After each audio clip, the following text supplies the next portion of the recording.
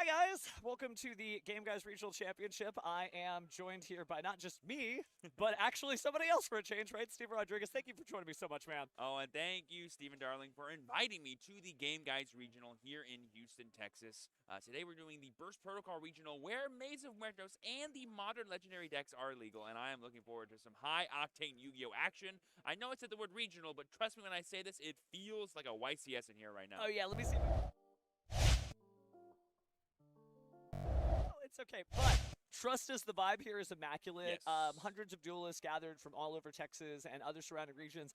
YCS champions are here. That's Actually, right. World Championship competitors are here, which is insane. And NWCQ winners are here. Yeah, and the format, honestly, it's still in flux. This is kind of a really good, like, practice ground for the Team YCS that's going to be next month, because it's basically going to be about the same when you think about the card pool. Yeah. You've got Mesa Muertos, you've got the legendary modern decks like we talked about in Burst Protocol. Do. And I don't know that anyone's figured out what you're supposed to do this format. There's so many different choices you can make right now. Yeah, it definitely feels like super wide open. We saw, especially during the 300th, when Burst Protocol was first legal, like a rise in Radiant Typhoon, because the Vavaroon Link 2 is just so powerful and not only kind of advancing the consistency of Radiant Typhoon, but allowing it to bridge with other archetypes like Tri-Brigade or even Yummy. It's just been like a really exciting, I think, kind of developmental format, like you said, where people are trying things out. We've been seeing stuff like Sky Striker being really good. We've been seeing breakers, cards like Forbidden Droplet, Forbidden Crown being super powerful additions in some decks to kind of just break apart strategies and win people games by just being sheer powerful cards. I think the lineups have also changed too in terms of like support cards that people use, because you used to see the 3 Fualos in the main, maybe some other general support cards, but most of the time Perulia was just at like maybe 1 or 2 cards. Now you're seeing it at like 3 and 3. People really respect the Radiant Typhoon. They really respect the K9 Vanquishal and stuff like that. Oh, yeah, we didn't even mention that deck. Yeah, which is still like live. And if you look at recent regional results, there's weird stuff going on. You and I were talking before the stream started about the Enneacraft deck that recently got top 8. That is messed up, dude. You're speaking my language. If we see some ships out there in good old Texas, I'll be sure to get them spotted for you guys. UFO spotting is live and well here in Houston. I cannot wait to see it. Yeah, I was going to say we're close to NASA, but I don't think they have those type of spaceships in their arsenal. Hey, they're in here, though, if you're playing Enneacraft. Yeah, but honestly, right now, we are just waiting for round 1 to begin. Head judge announcements. Local time here is 9:57 a.m., and so once we get to 10, head judge will go ahead and do it. A lot of great staff here, again, from all over the country. Some people traveled like 10-plus hours to be here. Unbelievable. Which I could understand. I would walk like 3 days in the desert to get to Game Guys. It's a cool venue. It's a very cool venue. Yeah, people are playing for more than just Worlds points here, or sorry, World Championship Qualifier points here. They're playing for status. If you win the Game Guys Regional, that means something in every shop you go into here in Texas, and that's going to be super awesome. Catch it in 4K. God dang right. God dang right. But yeah, as we look into the future of today's tournament, is there anything you hope we see? Weird stuff? There's a lot of great Dark Magician support out there, but what I'm hoping to see is the zombies, man. Hey! We gotta get the Pumpkin out. Maze of Muertos represent. I'm still a big Draco Tail fan, so like anytime I get to see like branded Draco Tail or branded Draco Tail Magistus, I'm just gonna be super happy all day. So it's probably an easy call to make how happy I'm gonna be, because that deck is still really strong. But if I had to pick like sort of an off-meta pick that I'm really excited to see and hopefully do well at a regional level, it's going to be Sky Strikers. I think that deck is just actually off-meta pick, Sky Strikers. Well, now, I mean, compared to Yummy, compared to Mitsurugi, compared to all this stuff we've been seeing for a while now, Sky Striker not that big of a deal. But resolving Engage still makes me feel really happy, and whenever I get to say Sky Striker Ace Engage on stream, it makes me really happy. So it's good stuff. And I mean, like, Troll and Lockbird is pretty much the lowest visibility I think we've seen. Well, first off, it's at 2. That's huge. And second off, there's not a lot of decks that just benefit from having Troll and Lockbird already in there. Like, Radiant Typhoon doesn't get a benefit because it's a wind monster, right? And honestly, so many decks can play around it right now, especially like the Radiant Typhoon, which is like you would think is a deck that you naturally want included in. But with stuff like Crocea and everything being quick play spells, it's super easy just to resolve all of your effects in like the standby phase of your turn and get all your searches off that way to really play around that card. So honestly, I've been seeing a lot of people put Droll in the side deck coming into the events, and so it might not even be a game 1 consideration for some players. Yeah, think about like other types of things. Blue Eyes is, and I know I'm an anime fan, but Blue Eyes still benefits from things like maxing out your effect veilers, maxing out Droll and Lockbird. So there are some decks that have like an inherent advantage, and there's also decks that just kind of play around stuff. Like we've seen, there are some Lunalight duelists out there. Yeah, there are. And Lunalight's there's some people like, oh, I'm not going to prepare for Lunalight because it's not a real deck until it shows up. Yeah. And then just 38-38, you're gone. Yeah, as formats develop, there's always like this really interesting give and take when like one-for-one interactions like Effect Veiler don't seem that viable, but are important at keeping powerful combo decks like Lunalight at bay. So if this was the tournament where people are choosing to cut down on Effect Veiler, cut down on Infinite Imperm, cut down maybe even on counts of Ash Blossom or whatever, Ghost Spell or whatever, in favor of cards like Ash Blossom, Perulias, or the Charmies, we could see those powerful combo decks just go, oh, I don't care if you draw 10 cards. I have double Liger Dancer. Good luck. Bye. It's funny, too, because I've heard a lot of duelists. Some of the chatter is, Nibiru doesn't do anything this format. Sure. And that's true because, like, depending on what you're playing against, Mitsurugi's like, cool, thanks for tributing all my monsters. Nice. Sure. But I still think people are going to run into that. We're going to see some upsets here, and, we're getting closer and closer to the NEWCQ season. Sure. Obviously, there's a lot of people here who are trying to get World Championship qualifying points as well. We've seen what those duelists look like when they get to the top stage, but it is nice to be here in kind of the grassroots and see, like, just another Saturday. This is their battleground. This is for some people where they're working on their craft / they're trying to earn their spot. It'll be interesting to see how much of a fight they put up, or if they're maybe holding back some of their tech, just doing the best they can so that way when the big tournament comes around, they know how to prepare for themselves. Yeah, gosh. I think the weirdest thing for me watching this format is the introduction of the Dark Magician cards not being in a Dark Magician deck. Yeah. Every other deck in the world except my ever-faithful companion. But it is true that, like, what that does with the Azamina, just having other body to either link summon or fusion summon off because it is a spellcaster as well, so it activates some of your White Forest cards. We may even see White Forest. That might be the closest I get to a Dark Magician deck, but looks like pairings are getting posted, though. Ooh. I'm going to see if the BRB camera works one more time, chat. I'm sorry if this goes nowhere.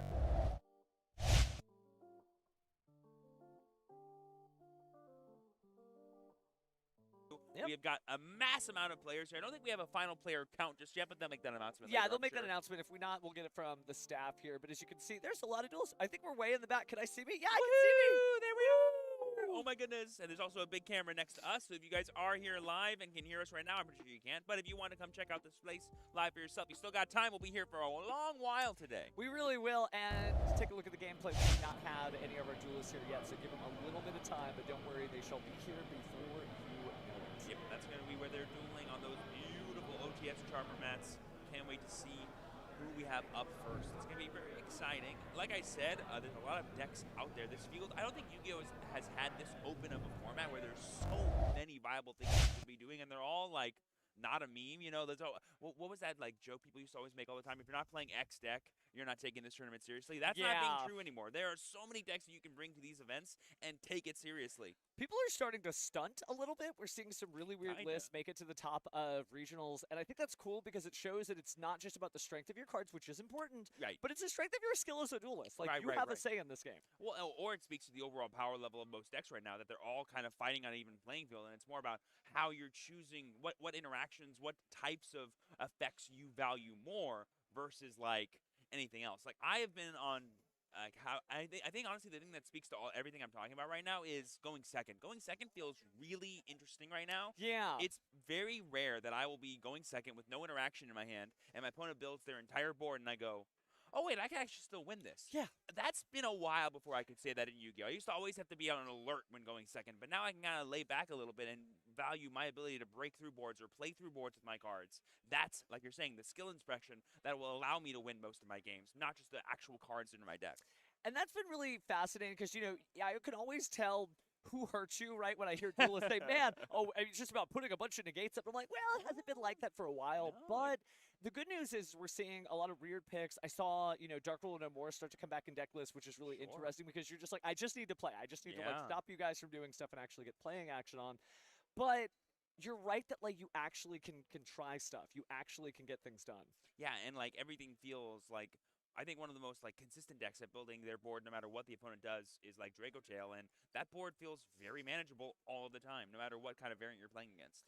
Yeah, so we got a little bit of time here before things start, but it's exciting to see this whole cast of characters. I'm going to go switch over to the BRB screen because all of the duelists are seated down. And just making sure that everybody is good to go here. But yeah, it's going to be a good time again. many hundreds of players, but we are making sure that we fix the shaky cam. So don't worry, friends. If you saw that before, it is going to be fixed. We love it. So.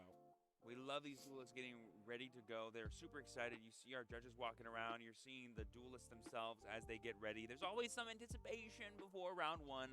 I believe we have not announced how many numbers of rounds there are today. Not but this yet. event is going to be pure Swiss, no top cut. So every win counts. Every loss counts even worse. But soon, friends, soon. The exciting part, too, about prepping for an event like this is kind of just like the anticipation of like what's going to be showing up because, like we said, we're at a regional. We're at a regional that's one of the biggest in the state, in probably the whole entire country. And being able to kind of have the best players or have the players that are fighting to become the next best players here. Everyone's, hungry. Everyone's ready to go. You can just feel it in the air as we watch these players set up for round one. We're in for some good Yu-Gi-Oh today, Steven, I bet. We really are, and Texas has a really big scene. We don't have a lot of events like this other than Game Guys where there's streams, so sometimes Texas doesn't get to cast how loud and proud its duels are. But if you hear the names that come out of the Texas scene, it's wild to think about. Aditya Darop, right? He's here at this tournament, and two-time world championship competitor just from Plano, Texas. Cam Neal, I'm not sure if he's here today, but Cam, obviously an ultimate duelist. He's won 2 YCSs, so that's also great. Homegrown Texas boy from Dallas area. The Pascal brothers, right? One recently appearing, Carl, at the YCS Richmond, and last year, his brother managing to get an incredible win at YCS Houston. Both of them, Houston, right? So Texas has a really big Yu-Gi-Oh scene, and I think a lot of people don't know about. Oh, there goes Aditya right now. Ooh. Being stopped by the judge. Uh-oh. Don't worry, he's not in trouble. He's just being asked, hey, do you want to play on the best stage in the house? We'll see. We love it. Yeah, it's going to be really, really exciting. I saw some interesting deck lists already that people were talking about. I'm not going to give away the goo just yet, but just know that we are in for some fun surprises here if certain people get to be added to the stream today, if they do well enough. And it's going to be hard. I mean, every duelist, they want to be like, can X2 make it? Can X2 top, etc. I think, depending on what the numbers we get, we will need some kind of readout of that top cut, but I think usually it should be top 32, so. Yeah, it always depends on the number of rounds, the number of players. And late entries. There's so many considerations to be made when it comes to what score matters, but as far as I've always said, the score never matters, but the plan is always the same. Win your duels. Every duel counts. Treat every duel like it's the one that'll make or break your top cut experience. And I think you'll be doing a lot better than you think. Yeah, one of my favorite duelists, Jarrell Winston, was a very legendary Yu-Gi-Oh judge, but he was also in the World Championship with Exodia and made top 8. It was Deep Draw Exodia. Nice. A lot of duelists would ask him, like, how are you going to plan to do this? How are you going to plan to do this? And he just said, one duel at a time. Don't think about the match. Don't think about the top cut. Don't think about, what your rating is. Just look at the duel in front of you. That one duel at a time, that's going to serve you well. Yep, and then when you kind of broaden that out, you're going to look at it one event at a time. For some people, this could be like their first regional. For some people, it could be their 50th. But I promise you, if you think about it the same, you'll have a much better shot of coming to these things and getting the performance you want. You define your success. You define whether or not this actual event's going to become a win. And it all starts right now in round one for these players. Well, we did get some updates. It is going to be 273 players today. 9 rounds of Swiss, and top 32 makes it. How exciting. So X2 could make it. Even X3 could make it technically. There might be a bubble or two depending on how many double losses end up happening for new time rules. The forbidden words, double loss. It does happen sometimes. It's important to remember to, keep a reasonable pace of play. We're getting some announcements from our head judge here. Not sure if you can hear that at home. The announcements are coming out. Our head judge for this event is named Edgar. They are an absolute rock star, and we're looking forward to the great work they're going to be doing. Edgar Prieto, no stranger to the international judging scene. I think he actually has judged both in the Europe and in the Americas and in Latin America. We love that. Real all-rounder for our head judge today. It's always important to listen to these player meetings to make sure you understand as a player your superpowers during an event, like calling over a judge, like understanding how much time you have, like where the clock is for you to track your own time. These are all things that are outside of the game, but very important to determining the outcome. Are you a duelist that likes to face the clock when you're at a tournament, or do you like to keep it out of sight, out of mind? Well, usually at events nowadays, like the clock's always, like you can look at it, like it's like to the side of you now. There's so it's somewhere like in the room, like it's never directly in front of you or directly behind you anymore, but if there was a choice, I like being directly in front of it so I can see it. But I also have been known to so my opponent cannot see it. Oh, Because I'm just like, well, I mean, the you got to turn strat. around. Oh man, well, make sure if you got Steven Rodriguez on your pairing slip, you sit down as fast as possible, huh? I'm like, if I'm there early enough, I'm like, that's the better seat. I'm gonna take it. Sorry. I'm kind of like out of sight, out of mind. I'll just take a peek at it when I'm side decking to be like, oh, I got 11 minutes. Maybe I should go fast. Like I'm not taking it thinking to myself, oh yeah, let's make sure they can't get it. But when I sit down, I'm like, oh yeah, they can't get it. Huh, interesting. Must be nice. Must That's a be nice. W. I've already started the round with a W. I am curious to see who we'll get for our first match, but it's going to be pretty soon. Once we finish up these head judge announcements, we will go ahead and have our players. I don't think they're pulled. I'm just going to go check real fast into our gameplay room. Can't imagine that they're in there, but... I think I saw two people walking over there, but I'm not sure who they were. Oh, they are getting stuff set up now. So Do you love it? Yeah.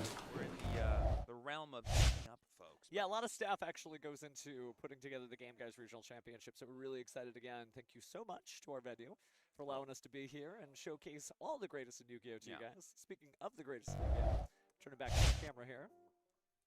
As those players listen to the finals of the player meeting before they get started with round one. I know every single one of them, what they're thinking right now is, stop talking so I can play, stop talking so I can play. Trust me, this is important information. Yeah, you really need to know this, and it's one of these things where I try to remind the best and brightest duelists in the world. It's good that you know how to play the game at the highest level, but you also know how to play the game's tournaments at the highest level. And that comes from paying attention, reading the tournament policy guidelines, knowing what you're doing. Looks like production is making sure we got everything. We love it. Do they have like a planar leveler there?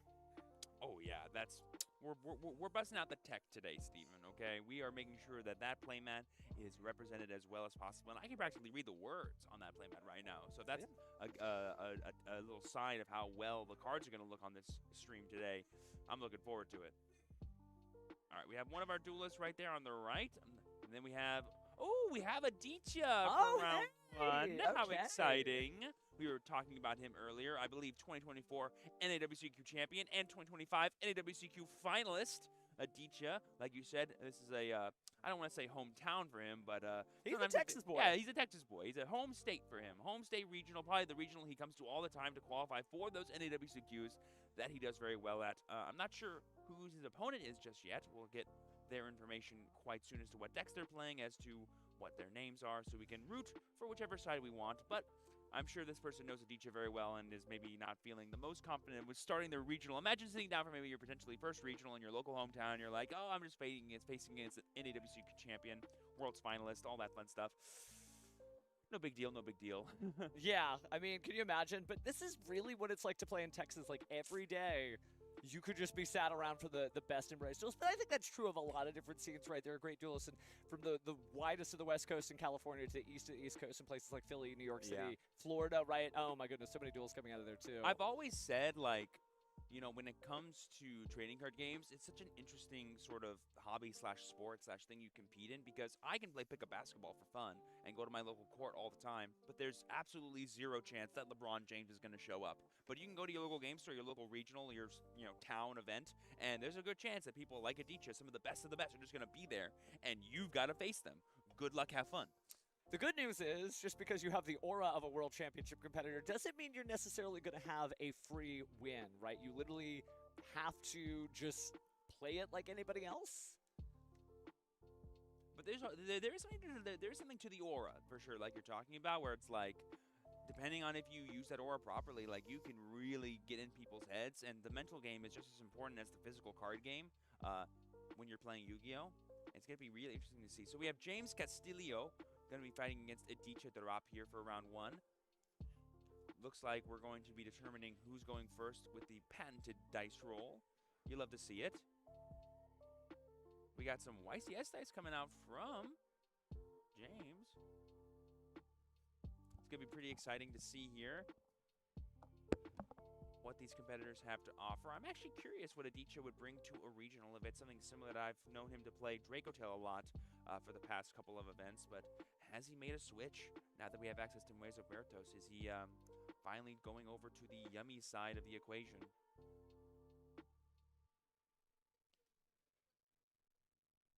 And just for reference at home, everybody, I believe our camera says that James is on the right, but his hands are on the left. So the cards you're actually going to be seeing on the left side of the board are James's cards. The cards you're going to see on the right side of the board are Aditya's cards for this round 1. We might get that fixed up. It'll be literally a simple switch once we get over there. But they're just getting started. For anyone wondering, our stream match does have a separate clock, so there's nothing really too serious to worry about when it comes to going to time. But for the rest of the event, they're going to be playing at a perfectly reasonable time here.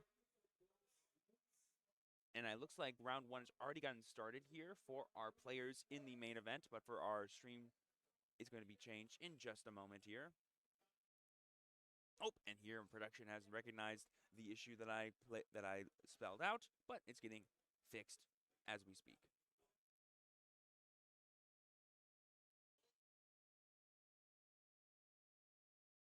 Yes, it's always so exciting, y'all, getting the technical difficulties live on camera for you. To remind you that this is a live event that we are trying our best to capture in perpetuity for all of you watching at home.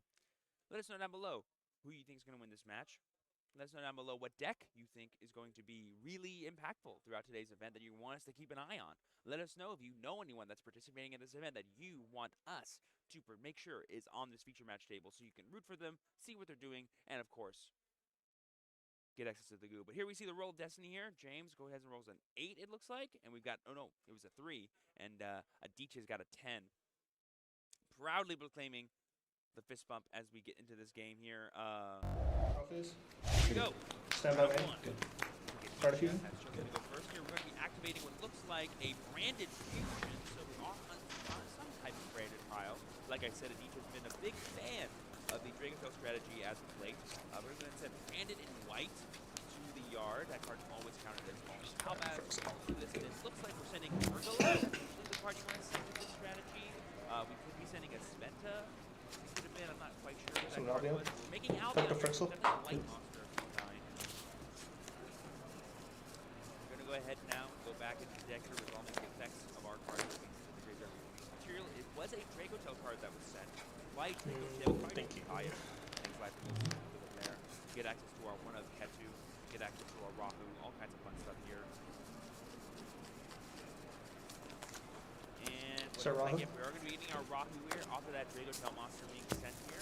This will be a give access to another future summon. If we did send Lucaeus, we could get our Thalion made here, add that Lucaeus back to our hand, and get access to Thymina. That is usually what you want to do, is access to that card as quickly as possible on your turn 1 Draco Tail. Right now, Dream's just chilling back, going, oh, that's a nice hand there. We're doing some fun stuff here. We see the Rahu. I'm not sure what monsters were fused off there, but I'm seeing Thalion. There's a world where Chainlink Thalion targeting Frixel oh my gosh, it's been revealed Fallen White Dragon, and then Chainlink to Lucaeus. One of the deck building archetypes that came out alongside Enneagraft during the Phantom Revenge cycle there. Really awesome to see. Could be interesting to see how this matchup shapes up. We have 2 fusion archetypes technically going back to back here. We're going to be adding back the branded in white here, it looks like. I believe that's going to be off the effect of one of the monsters here. It looks like we're setting Draco Tail Flame there with the effect of one of the Draco Tail monsters that we have being sent. So our yard right now is... Normal summon? Effect of Frixel, target Lucaeus. The Phyrexial normal summon to get access to Lucaeus. This is basically the same thing I was talking about earlier, but it gives access to extra material in our hand by the Phyrexial being an extra card. Search for 5 mana. Later. Here we have the effect of Lucaeus. You're getting that search. I don't believe we have a Thymina in rotation yet, so we're going to be adding that to hand as a team here. We're definitely doing everything we want to be doing here as the branded Draco Tail player. Super excited to see here. I haven't seen any sign of the Magician's cards in the Magician's deck, but it should be super interesting to see how this shapes up as we get into here. You kind of only need a couple of things to make the board everything you want it to be. That's usually a combination of 2 trap cards plus Ulamel and some monster. But with the branded stuff, there's a lot of fun things you can kind of cook if you're left uninterrupted. So let's see what Aditya here wants to do. I'm seeing addition of another spell card here. We'll go ahead and special summon branded in white. Summon incredible Ecclesia. White dragon branded in white. That's the spell card. We're going to be out the Ecclesia. Incredible. This is going to use that one of Contact. going to link off. Some Albalendis. No, we're going to make Alba Lenidus contact with the I will go to the end of the main That's phase. super awesome. Getting it to the graveyard, getting Albion to the End graveyard. phase, I'll trigger Albion the Branded Dragon and the Tiny Blade. Alright, so with Dichi here going back into the deck here, I think this is going to be a trigger off. I'll add a White Dragon to my hand, and then I will set the Fallen Maybe another Fallen of Virtues. the White Dragon here, getting back, getting access to the Fable, Fallen of the Virtues here. For just extra forms of interaction. That Alba Lene is actually I'll pass it on. really hard to have in play right now. We still have access to the highest. Stand by. Yep. Man. Yep. Get even more follow in the next turn. I believe we just popped it there as James Ghost over and Snow Rabbit. Or that could be a Hack a Hands card. Oh yeah, that's Put the Ipto in him. Yep, we're gonna go ahead and use that card spec here. Do you know what it is? Absolutely not. Reveals, it's going to shuffle back, and it's going to special summon Heck of Hands from deck. Alright, you mind if I just like read all these? Yeah, go for it. Like, Yeah. If you play a card, like I assume I need to read it. Yeah. Please, I don't know what any of these. Yeah, it's going to... Summon that again from the deck. Okay. You gotta be It's ready fine. for these Results. Sure. These are all illusions, right? Back into the deck here. The one in hand was an illusion. Okay. The main target is like Greyus, like Gygus. Depends on what kind of go there will be. Maybe. Greyus. We're gonna go ahead and try to get more cards out of our opponent's hand potentially here with the Heck of Hands cards. It should be pretty exciting to see here. I know we have a known Dracotail Flame, a known Fallen and Virtual. Anything else? Play around. Besides that, there's not Thinking. much else that is known. Sorry, this is the Fimina, of course, which could be a very powerful way for a DJ to disrupt while building the important process. Jumping back in, Adichie definitely taking the time to read those cards as he's known to do. But it's true that we haven't seen a lot of Heck of Hands. The last time I saw Heck of Hands Fallen get top Virtues 8 was a target? recent Awesome. Oklahoma Regional. But beyond that, Nobody it's sure about pretty much like a battle? Phantom Death, right? Phantom Revenge. Love it. Thank you. And there we see the Fallen and the Virtues here. We're going to be sending off the Ecclesia, the Black Dragon, to the graveyard here. But ooh, we're going to be responding with the Heck of Hands Tartaros. It'll basically allow him to basically bounce one of Adichie's cards or fusion summon his own Heck of Hands monster, basically using the same material. We're going to be targeting that flame, forcing it out as James. It will be negated still by Adichie if we resolve the full effect, but do we have a way to stop the flame? We don't, it looks like. We're going to be putting back the Rahu, it looks like, for Aditya. That does Getting seem like that one of the issues with the Heck of Hands deck is that you have so many names from Heck of Hands that you need to include that you don't have a lot of room for other cards. Yeah. So while things like Ash Blossom, Majora's Spring, Ghost Spell, and Haunted Mansion would be huge, you just don't draw them as often because it's so chopped with all this stuff. But Branded Fusion. James is like, anything you can do, I can do better. I believe all the Heck Hands are dark monsters. No, there are some light ones, actually, which means we could get some full value out of this Branded Fusion, depending on what the branded package we're running.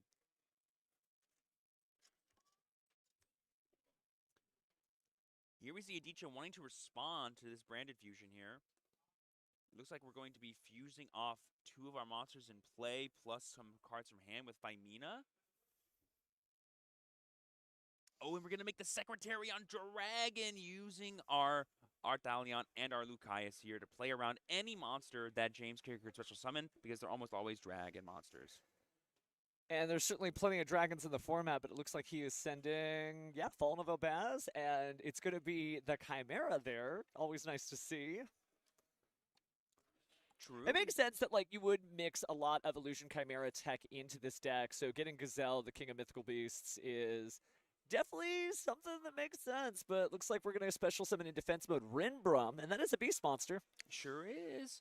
It's not going to be interacted with the Secretarian Dragon, and it will have the ability to, I believe, negate while it's in play, and then tribute itself to summon Fallen of Albaz. But no, sorry, that's the effect it makes when it's in the graveyard. It has, I believe, just a negate on board, and then if it's sent to the graveyard, you get Albaz regular, which is pretty cool. We're going to go ahead and set Dracotail Sting here using the Lucaeus effect as Aditya. It won't be able to be activated this turn, but it would be great follow-up for disrupting the graveyard effects of James. Well, Adichie's taking a second to think. I mean, this is a tough spot if you're James here. We are going to be getting that Nightmare Apprentice, like you said, having access to potentially those illusion cards. Basically, any Fiend Fusion archetype naturally gets to play these cards and get value out of them. Sorry, illusion archetype. Forgive me. It is weird to see illusions actually getting prominently played. There was a time where there was only like 10 illusion cards, period, in existence, and now we have so many, not all of them having that sort of signature illusion vibe to them that they can't be destroyed in battle. I believe that Nightmare Apprentice can be destroyed by battle. Yeah, not all of them have that effect, but usually the ones that we're the most familiar with definitely do. Like Candle Wax, that's a card that I'm all too familiar with. Oh, what a funny card to use. But I don't see any Candle Wax dripping here as James goes ahead and takes out another Heck of Hands monster. That's going to be Yadel.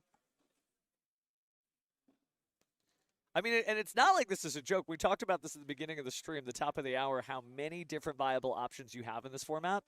But again, I don't think we expected to start the day with Heck of Hands, and I don't know that Adichie did either. Yeah, I think what James is trying to do is get access to the hidden Heck of Hands by using his monster here to search to put the Yadel back in the deck and search for the spell or trap card. I think he's going to want the hidden Heck Hands, which that card is, which is going to be another form of fusion summoning, I believe.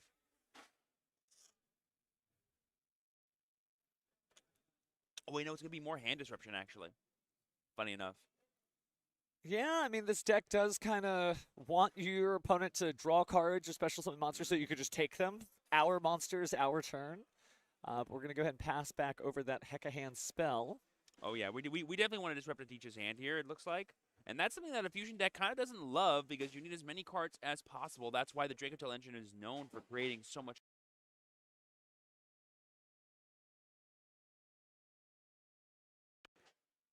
Definitely difficult there. You know, one of the cards that I don't think anybody's thinking about right now, but it does show my little anime vibes always at the forefront of my mind is Light Force Sword, if I remember right. Like, just being able to, like, take a card out of somebody's hand in the middle of a fusion summon is almost devastating. And considering that the Heck of Hands archetype actually does that, you do get that vibe of being able to disrupt your opponent in weird ways. But now, as we see, you know, with Incredible Ecclesia, the Virtuous there, this isn't really just a fusion deck. It's also a synchro deck. Right.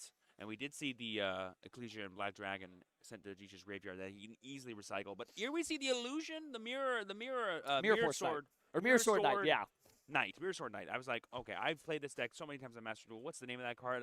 Whenever I summon it, they always concede because they can't read it. But this card represents a lot of damage that Adichie needs to play around. We're going to use the Ecclesia here to special summon, or we can special summon Fallen Albaz and then fuse off using the Sword Knight. That'd be pretty cool. But it is a quick effect to tribute itself and summon. Looks like we're jumping in there with that exact effect, so we're going to tribute to special summon one of those Chimera mentioning monsters. Could be Berfomet, sometimes it's Gazelle, sometimes you don't have any names and it's just Cornfield Coatl. It's probably going to be Berfomet here. Get access to both the Fusion Spell and the Chimera. Basically, the way the Chimera deck is going to work out, if you can fuse off Gazelle, you're going to do just fine because that, like I said, represents so much advantage. But here we see the Fallen of Albaz being summoned here from Adichie. Interesting that James chose to not respond to the Fallen of Albaz effect. And we're going to go ahead and fuse off their Rinbrum and our own Fallen of Albaz to make Mirror Jade as Adichie, the king of the branded archetype. And there we see the Chimera Fusion being added to hand as well as the Gazelle, king of the Mythical Beast stand. I guess because James knew he had the Rinbrum in play, there was no reason to not just chain the Sword Knight and get access to the Berfomet effect as quick as possible. It's still going to be difficult. We just talked about how we disrupt fusion summons, and if you use the Mirror Jade there to remove some of those materials off the field, it could be difficult for James to be able to get something further out there. But if there's one thing I know the Chimera deck is good at doing, it is dealing damage. If Chimera, the Illusion Beast, comes out at any point and is made with the right amount of fusion materials, that could spell the end for Adichie this turn. So he needs to be kind of careful. The damage output is here. I think the temptation is there. I mean, Adichie's thinking about it. He may end up sending a monster to the graveyard with Mirror Jade, but maybe not. We could see, I don't know, like the Fiend Berfomet Fusion monster coming down here, but we're going to respond to Chimera Fusion using Mirror Jade to go ahead and banish the Berfomet.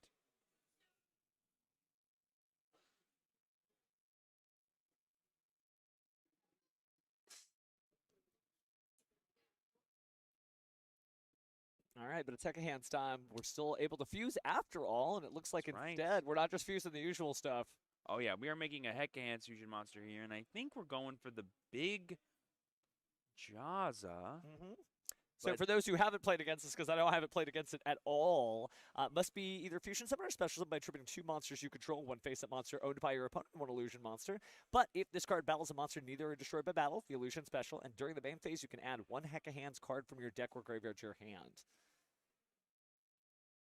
Still debating here what the fusion target's going to be, and I think we're actually going to choose... Oh, we are going for the Chimera. Yeah, we are going to be going for, I believe that's the Fiend Method. Basically, that on Fusion Summon gets you, lets you send any card from your deck to the graveyard. Well, any Beast, Illusion, or Fiend. Certainly, I've used that a lot in Duel Links to send Invader of Darkness, which is not a bad idea, technically, because if you're playing against Radiant Typhoon in this format, like the Invader of Darkness special still works. Yeah, there's all kinds of fun cards you can just choose to dump into your graveyard. But it looks like we're going to be sending off the Godos for the, the Gygus for the Heck of Hands. Just getting that in the yard, and oh my goodness, we see a gigantic scoop here. So that's it, Aditya conceding? I don't know if that was Aditya that conceded or James. I'm not sure what Aditya saw if he was choosing to concede. It probably was James just going, I don't have anything left, so I may as well just scoop it up here. If I had to guess from board state. But I'm not sure what... We'll know based off of who chooses to go first in the second game here. That's sometimes the unfortunate thing about not being able to hear the players. True. I don't know who chose the scoop there, but whoever did is choosing to make sure they have as much time as possible to continue this game 1. My assumption is that it's James, because playing through the board that Aditya set up looks pretty hard, because we still had a Fallen and the Virtuous to deal with, which is a lot of interruption still. And basically, if you chose to get rid of the Burpiment that was in play, it doesn't also count itself as Chimera the Mythical Beast anymore, so you can't add back Chimera Fusion, and probably just James had no other way to Fusion Summon after that, if I had to guess. Well, we'll find out soon enough, but Aditya just lost his side deck. Saw a little shake of his head as he looked at one of those cards. I'm not sure if it was talking back to him or not, but... Aditya is very much an involved player, always reading his opponent's cards, maybe even forgetting sometimes what he read, and then going back into his side deck and going, well, that's not going to work. Oh, no, actually, no, I could do this with it. Like, he's always thinking. He's never thinking to himself in autopilot, basically. He's always going, every single decision I make here counts. Let's make sure it's the right one. So confirmed, Aditya did win the first game, so he is up a game. I think it was a pretty safe assumption, but like I said, I mean, it just happened You never know. You could be like, fast. you know what? I think I'd like to try this again. I'd like to establish a new winning percentile against this opponent. Yeah, the part that got me was Aditya picked up his cards before James did, and I was like, usually that's the person who concedes. Is the person like, I'm just going to pick it up. But I guess James was like, I concede, and he's like, okay.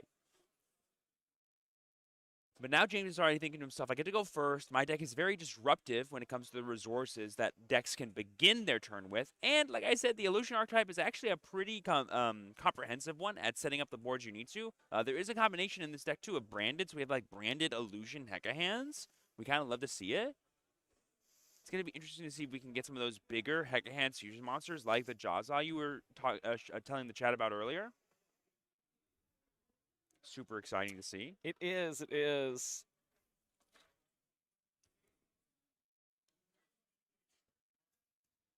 But our man on the inside, the judge is there to keep things going as these players are running out of about the 3 minutes to side deck there. And it's interesting to think what you would side deck against Heck of Hands. Obviously, you know, being able to disrupt graveyard access against Illusion Chimera certainly works. Yep, so here we have the Imtel being used to special summon from the deck, the Barros, like we saw in Game 1.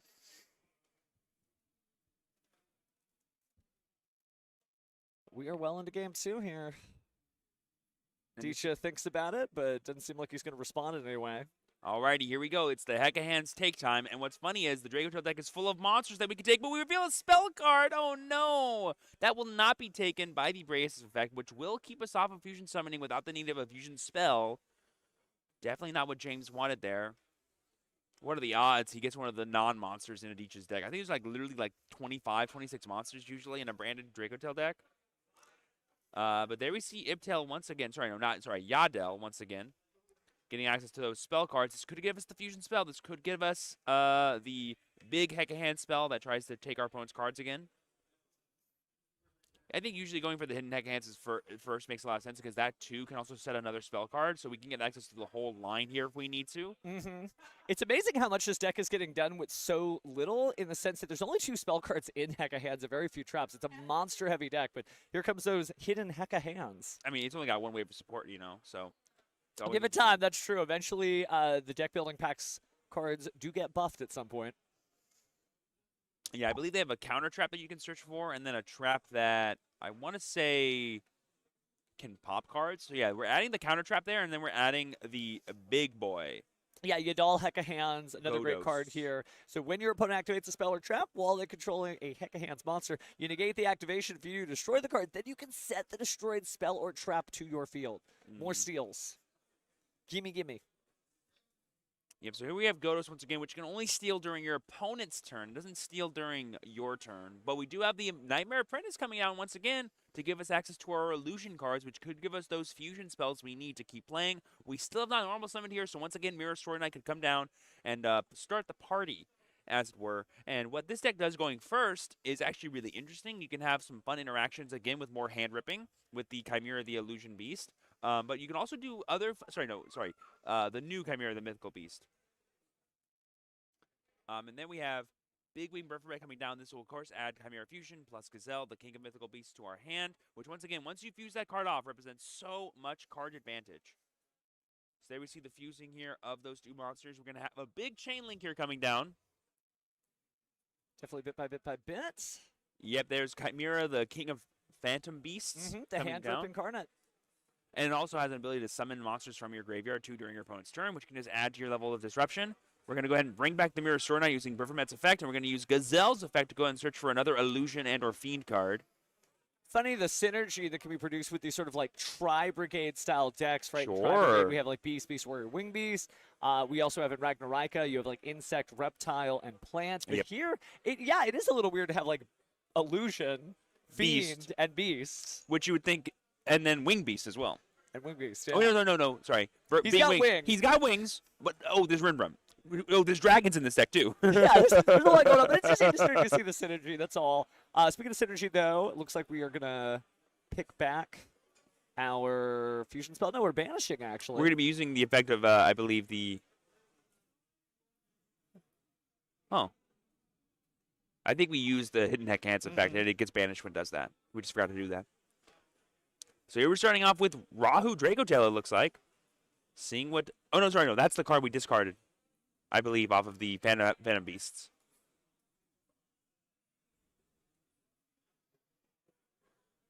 And here we're just showing the 2 revealed Hecka Hands that we have. We have Gygus, and I believe we have Godos, which both monsters can summon themselves during your opponent's turn and take your cards during your turn. Worth noting.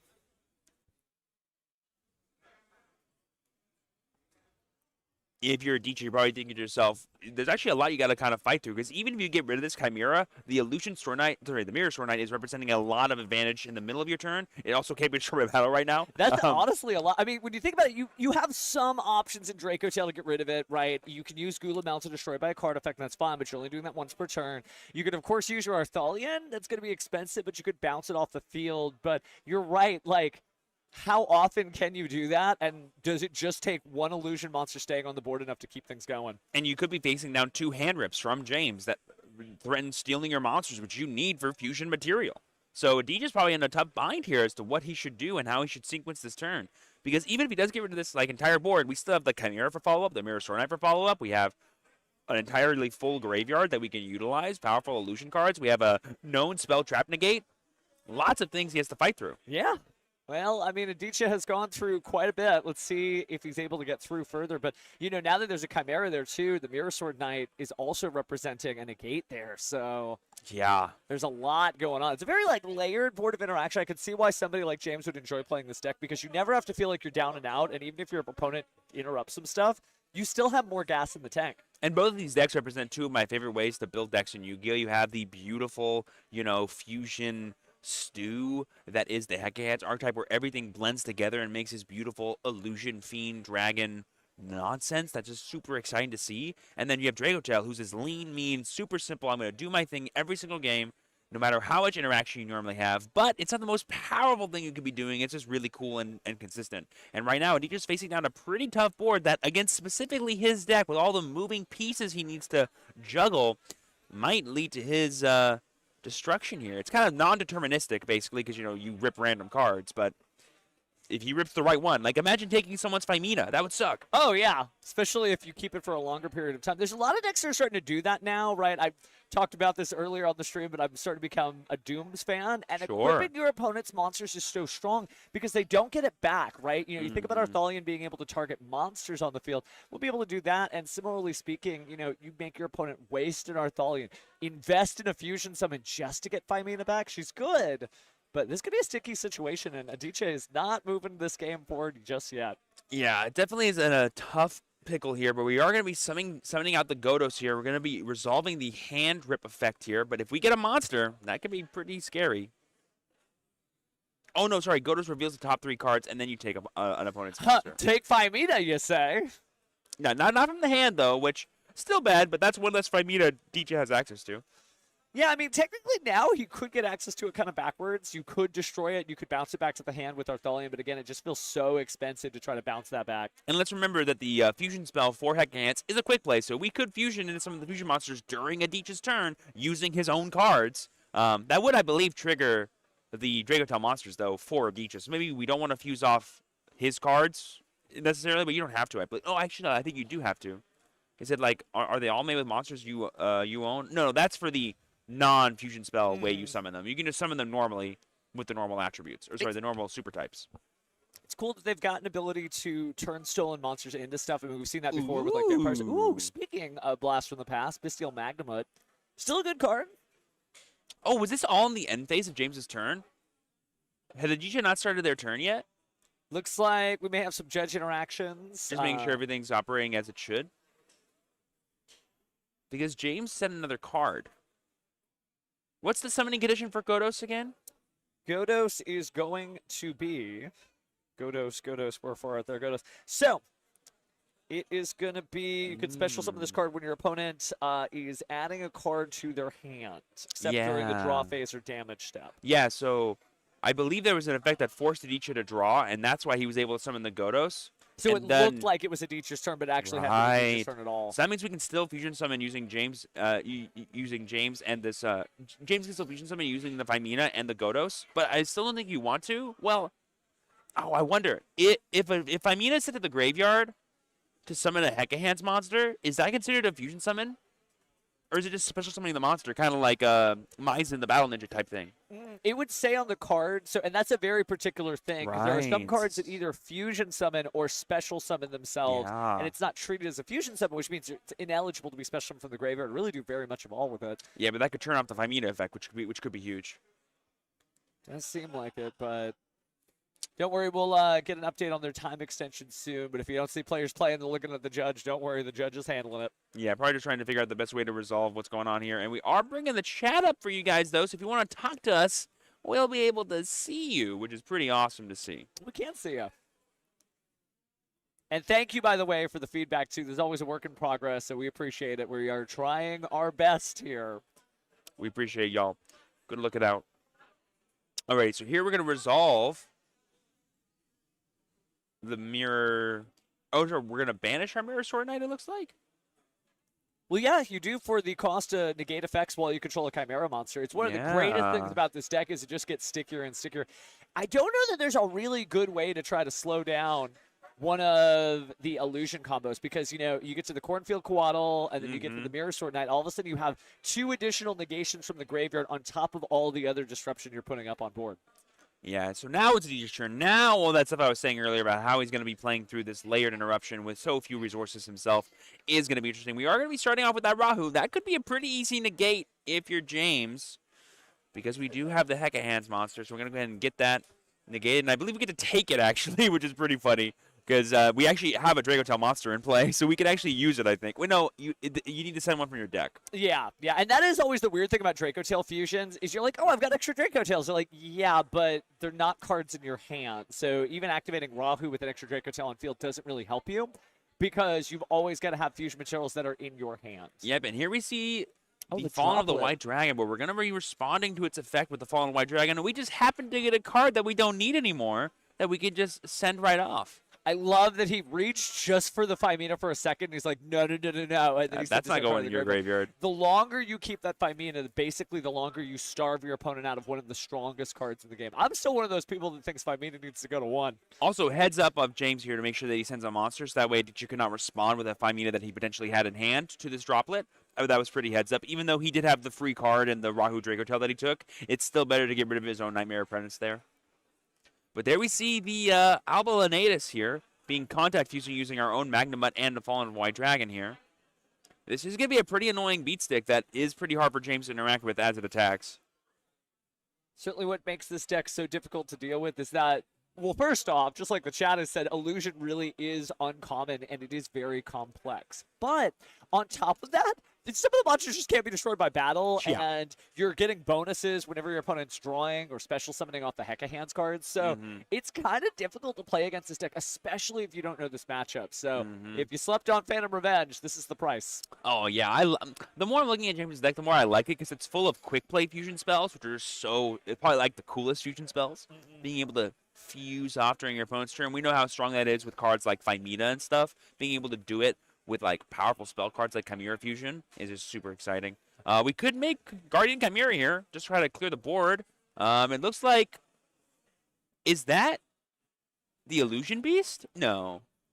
I mean, I thought it was a Hamakiri just from the leg. But No. there we go. It is Guardian Chimera is what we're fusing out. Yeah. Oh, you know what? I'm pretty sure Dracotail Phimina needs to be fused off using a Dracotail effect. I was wrong the entire time.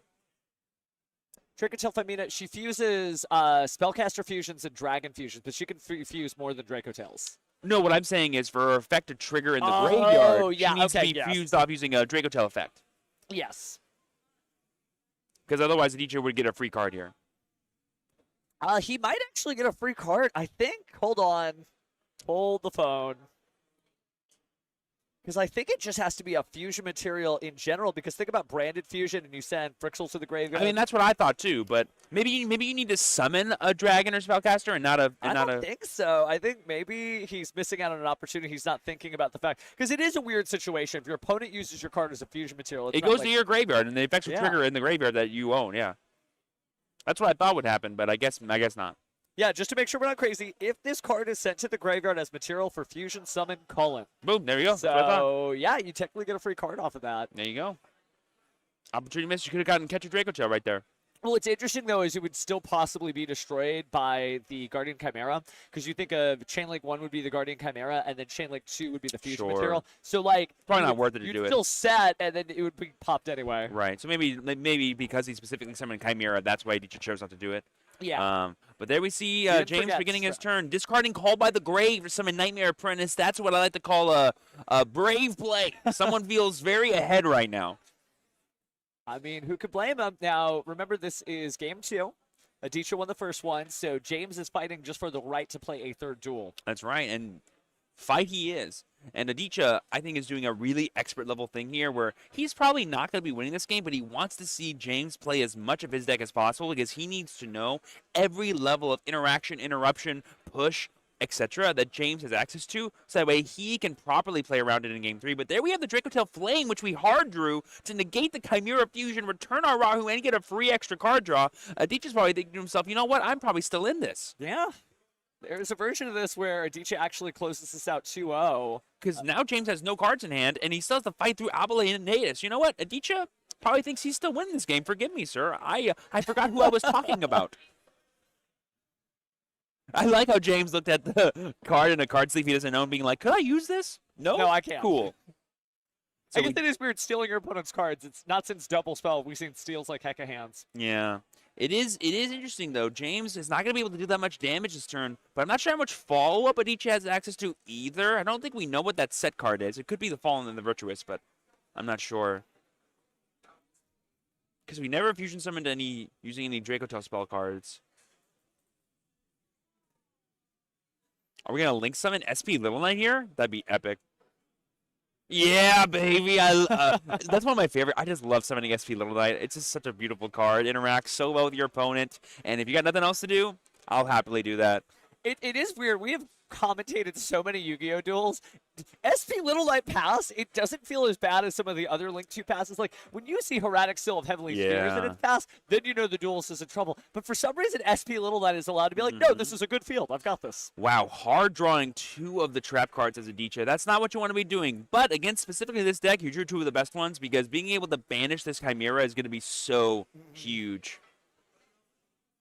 But they could chain, technically, if there was an eligible card to I summon. believe you can only use the effect in the graveyard during your opponent's turn. Oh, I think you're right, yeah. That's the one bummer about those cards is they only have that secondary effect during your opponent's turn, which you don't normally mind, but in this situation, it's not great that you can't respond to that double DD Crow. So he did lose the Chimera Fusion. Depends on how many he runs. Some duels are only running the one, and they really lean on it hard. So if he's got another, that'll be more gas in the tank. It depends how dedicated he is to the illusion stuff. I mean, looking at that very shiny Nightmare Apprentice, I'd say he's pretty dedicated. Dude, that's 2 Fiminas being stripped from a Dicha. That's kind of a big wow. deal, and we have confirmation that his Ketu is not currently in his hand. So he needs to hard draw it if he wants to really kind of break this board. But we're going to be getting Branded Fusion added to hand here. This is going to be pretty huge in terms of the push that Adichia needs to kind of break through this board. The only thing we know about is the SP Little Knight. I don't believe there's any other form of interaction we have to worry about as Adichia here. So all we got to do is find the damage, which normally the regular Draco Tail deck is actually bad at doing. It's bad at gathering a bunch of damage. But the branded version, I don't know, could maybe get there. But we've already gone through a lot of our, haymakers in the form of Alba Linnaeus, so it might be hard to get those extra summons we need. But we're starting off with Branded Fusion here. Did he hard draw the Branded Fusion just back in the game that easy? No, I believe literally Godos lets you add a card from your deck to your hand. Oh, okay, there you go. I could be wrong, but I'm pretty sure. And that's to force them to do that so all your other effects work. Yeah. Okay. Or no, maybe he added it off of oh gosh, what's that card called? The Fallen into the White Dragon. Well, looks like we are going to use that SP Little Lights, banishing the Albion the Branded Dragon before its fusion effect completes, and that means he's going to have to banish the materials from the graveyard, but he does have the materials, Yep. so it looks like it's going to be Albion and Bestial Magnamut. This could be Lubellion, maybe? I mean, story-wise, you would think so, right? But it looks Oh, like it's it's a KO. Star Source. Okay, so we're going to, the materials are right. I can go ahead and get rid of 2 cards here. But the big important thing is we get access to the K2 Draco Tail, which is so huge by fusing off into the Albion. Strong stuff, clears out the illusions, so you don't have to worry about not being able to destroy them by battle, and you do have a monster, so activate Ketsu Draco Tail. And this just goes to show once again why Adichia is one of the best to ever do it. I had him just playing the game to get more information. No, he's playing the game to win, Steven. That's, Yeah. Apparently. Not trying to suss out what his opponent's on, just trying to get that Oh, back. our Thalion bounce back by Mina to your own hand is so dirty. We talked about it. It's expensive, but not when your field already looks like this. That's not a desperation move. He might be closing it out right now as he summons Blazing, or Cartuzia the Virtuous. Incredible Ecclesia the Virtuous, excuse me. Oh my goodness. We are locked into fusion summoning, but that's more than enough damage. it. Adichia takes game 2 and wins round 1 in a beautiful fashion against Dames Castillo playing Hecka Hands. But honestly, though, that game 2 was awesome to see. It was really fun to kind of understand more about what the Hecka Hands is trying to do and how they're trying to interact. They're not so much trying to interact with the board. They're trying to interact with your hand so they can build their better board. And then the illusion subtype within there, being access to extra forms of consistency / extra forms of pushes, is really cool. And, oh, here we see the players talking more about what the decks are doing. I love that, It's the best time when the duel is over. That's when the oxygen comes back into your lungs. You're like, hey, that was pretty good. What were you doing with that? I'm gonna just try this. Oh, that's cool, man. And I'm not going to lie. If I have Adichia sitting across from me, I'm going to be talking to him about my deck, being like, can you give me any tips to make this any better? Can you talk to me a little bit about your thought process and what you thought and what you were worried about so that way I know where the strong points of this deck are? That's pretty cool to see. Well, speaking of talking about the thought process, you're going to get a chance to ask Aditra some questions here in just a moment. Talk to the winning duelist himself. So in a moment, we'll have him come over here. Exciting stuff, though. Again, thank you for joining us. If you're just here, this is Game Guys Regionals for the Burst Protocol season. And we're only in round 1. of total round 9. So if you enjoyed yourself. It's already exciting. Yeah, it's already dope. Dude. I mean, there's so many like cool decks that are out there in the format. I think Hecka Hands is definitely one of them. No shade on James, other than I guess the shade of the beautiful Hecka Hand trees there. Yeah. But the jokes aside, like this is a good and viable deck, and I think this is probably the best time to play it because most of Malice is still out there, and there are people who are main deck in Dimensional Fissure, but for the most part, you've got a graveyard. Yeah. And it definitely feels like one of those archetypes where, like, the closer we get to even more Hecka Hand support, it's just, like, right there to being, like, super annoying for decks to deal with. Like, anything that interacts with the hand has to have a pretty close lens on it for how strong it's allowed to be because it could be very wildly powerful. Absolutely, absolutely. I mean, anytime you mess with your opponent's hands, think about, like, the dark days of Yu-Gi-Oh!, right? Graceful Charity into Delinquent Duo, Confiscation, Forceful Sentry, Normal Summon Yatagarasu Attack, right? Right. We know that hand rips are powerful. There are some other hand rip decks out there, like Gotham's, right? The X-Sabers are back with a vengeance, thanks to Legendary Modern decks. But it didn't pay off this time. I think there was a lot of the working viable strategy here, but I'm going to go ahead and cut the camera to us. Because in a moment here, I'm going to have to give up my seat to a much better duelist than I am. It's just really cool, though, to see, like the grassroots stuff. You always see the lists, like posted up, top 8, Hecka Hands, etc., or whatever.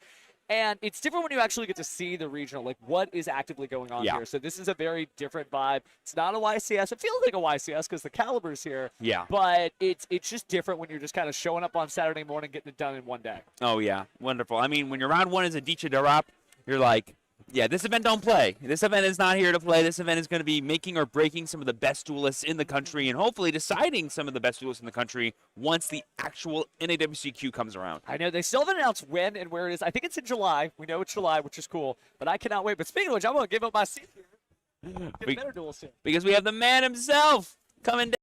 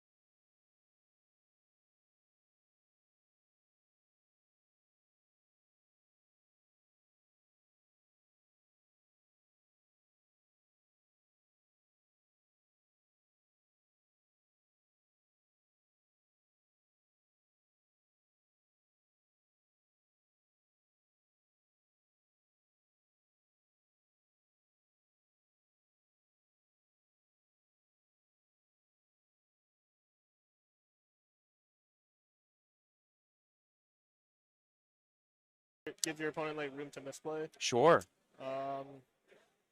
Yeah, like I think on my end phase, he forgot to activate the Gazelle in Graveyard to summon back. I see. And so that gave me like a pivotal option because I sided out one of my Draco Tail traps and I opened the other two. So I noticed, yeah. So I was like, all right, this is. You're like, this is why we really do this rough. going second. Yeah. I'm just like, this is really rough. But because he forgot about that, it like made my sting like a lot more valid. Sure.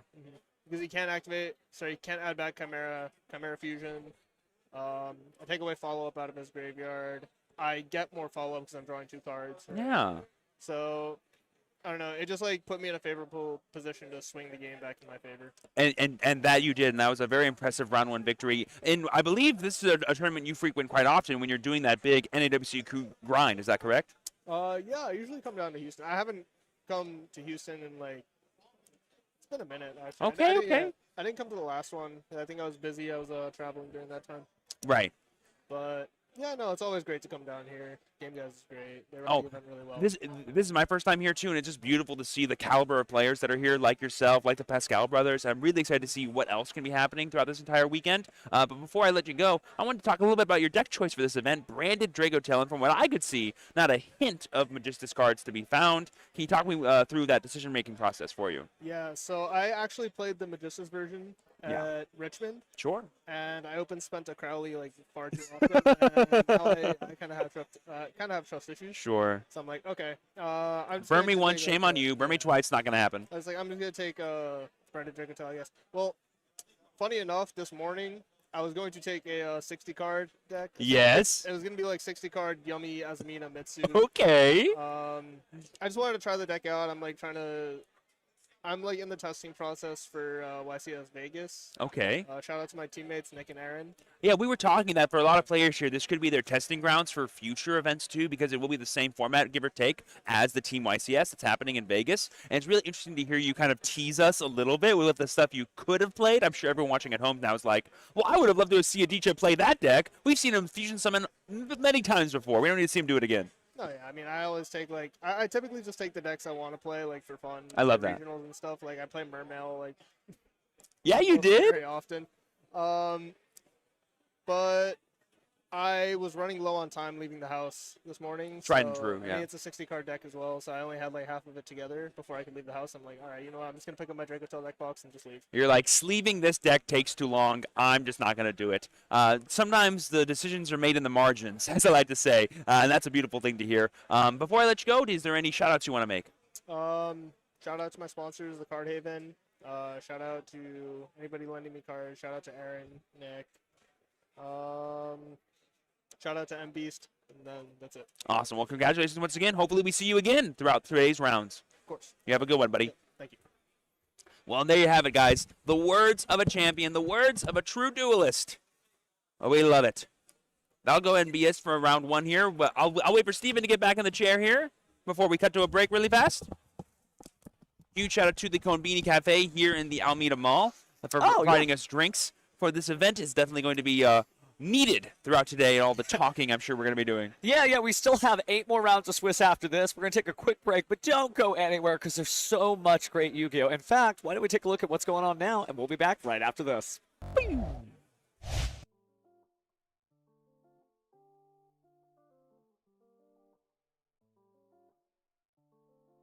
Over there. Yeah. Yes. Thank you. The way it's Konbini Cafe. Konbini, which is actually just Japanese for convenience. Dude, this is so bizarre. Yeah. Thank you, my friend. Good luck to you. Thanks.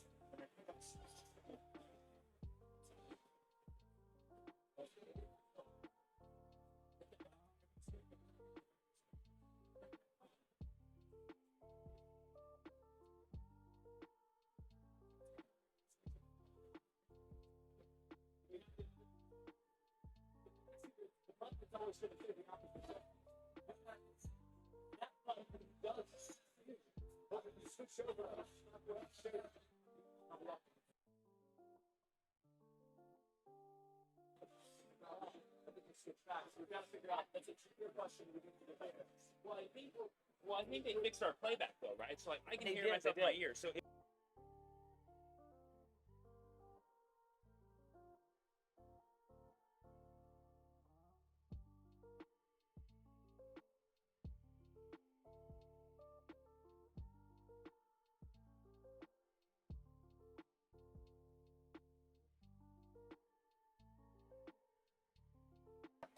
Yeah, when that is Somebody hit a button.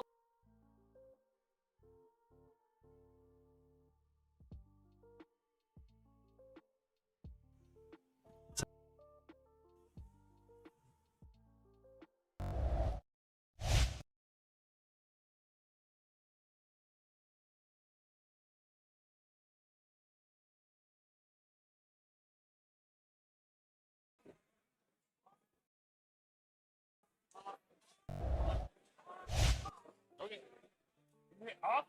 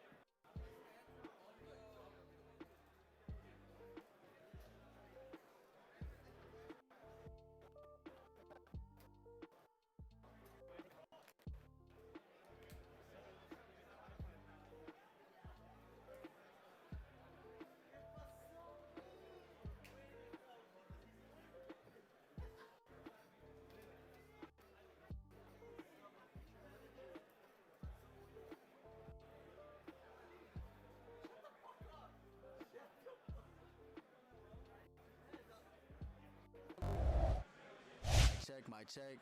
Yeah, that should be on right now. Go up a little bit on the audio monitor. Oh, no, sorry. Like, scroll up. There we go. Player two. Can I see you real quick? Yeah, go. One second. That one. Filters. Technically, this is live because I didn't pull up the preview, but whatever.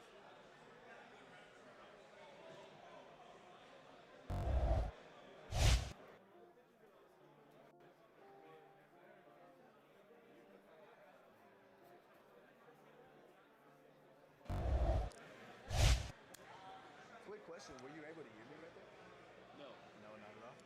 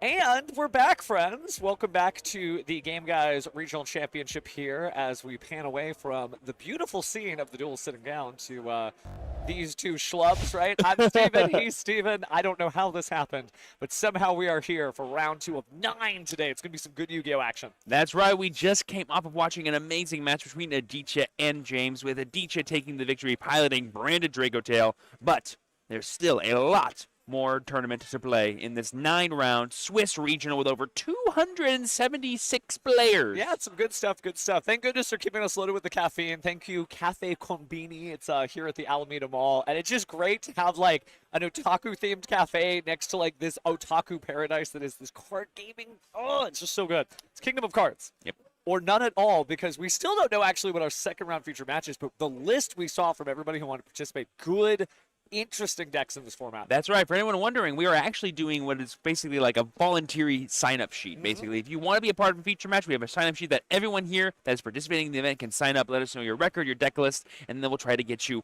on. If you know anyone that's here, be sure to bug them on socials and tell him to show up on this feature match table. If you're undefeated, or you have a really good record, or you have just a really cool deck you want to show off, please put yourself on there. We want to showcase the local scene here as much as possible. And we're trying to put as many duelists as we can. We can't get everybody, so if you're like, my friend wasn't on here, this is rigged. Well, we're trying our best. We're trying our best. But there is some really good stuff so far. We get to see some Sky Strikers are out there, so you make it your wish. We might get some Sky Striker gameplay. There are still some anime hopefuls out there, right? I'm trying to think. I haven't seen anybody rocking Dark Magician stuff out. And I didn't see any thought that was Zombos. gonna be, yeah, oh, the No Zombinos. No Zombos. I didn't see no Zombos out there. Call the Haunted went to collect. You know what I mean? He went to voicemail. Well, it's a little difficult to play the Call of the Haunted strat right now, considering that Radiant Typhoon's out there. Yeah, it's one of the best archetypes. archetypes. So it looks like our players are ready, though. Everybody's sitting down. Ooh, so we do have them. We just haven't had their names nor what decks they're on quite yet, but it'll be very exciting to see. Oh, I'm actually being handed something. Oh. It's going to be very exciting to see here what these players are going to be up to. I do see that beautiful Stratos Field Center in the middle there. That's nice to see, as well as the Vampire Sucker. Ooh, maybe we got a zombie player over there. That would be cool to actually Vampire see. Sucker could be something. I hope our players can see. It's going to be nice to have this round start alongside the main event, too, so that way we don't hold anything up. Beautiful. We love an event that is seamless. Getting a few announcements from our head judge about the winner's responsibility to turn in a match slip. Remember, Right. if you win, it's got to be you that turns it in. Right. It's like you said, it's not enough just to win the game of Yu-Gi-Oh! You have to win the tournaments of Yu-Gi-Oh! Too, and that involves making sure that they know you won. Because if they don't, they're going to mock you as a double loss and or as a no-show. You don't want either of those.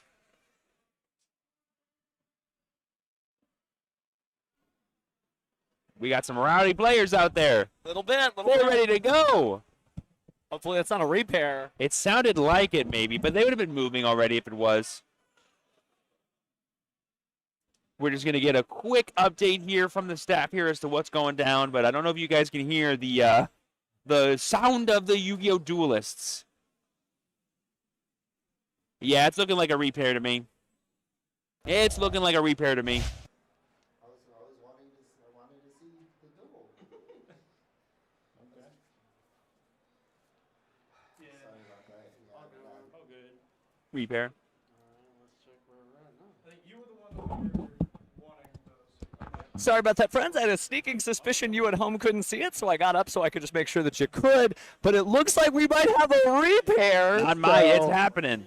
It is happening. It is happening. We'll tell you what, let's go ahead and switch back to our side of things, if I can. Yeah, so for those wondering, basically the way a repair works Sorry, is friend. essentially some of the rounds were not reported correctly for round one, and players let the tournament organizers know, and they're like, guys, I know we were about to start round two, but unfortunately, y'all might not be playing the same people. So we have to repair the round, give you potentially new opponents, and then go from there. We still have the same players that we're hopefully interested in marked, so that way our stream judge can go, secure them. It just might take a little bit longer now as we head into this round. Like I said, our number one thing is to make sure that this round goes off without a hitch, and you guys can watch it unfold here live from Houston. Yeah, I had to let production know in the back that unfortunately it is a repair. That means we're going to have to redo all the information, repull all players, redo all that stuff. But that's fine because that means we just get another bite at the dueling apple.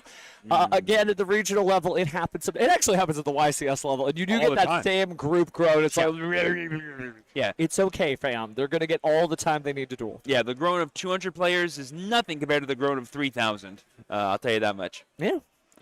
But that said, we are still here watching all the duels. I think actually we should get to that. I'm going to switch over to the other screen. real Yeah, quick and see. look at them. Look at them all running around. But they've already been repaired instantly, so they have their new tables. They just got to find them now. That's like the easy part about repairs. Everything else is already kind of solved for you. So there's no waiting for like a whole new slew of information. Depends on how many like missed inputs there were. The one thing you never want to be is the guy that is revealed to be the person that had their Oh, stuff it's your wrong. fault? Let's just say you become public enemy number one very quickly, because sometimes like the repair happens like in the middle of you getting your opening hand, and like that opening hand is awesome and super sick, and then you're like, wait, I have to leave, and then you get like a terrible opening hand in the repaired round. I feel like it always happens to somebody.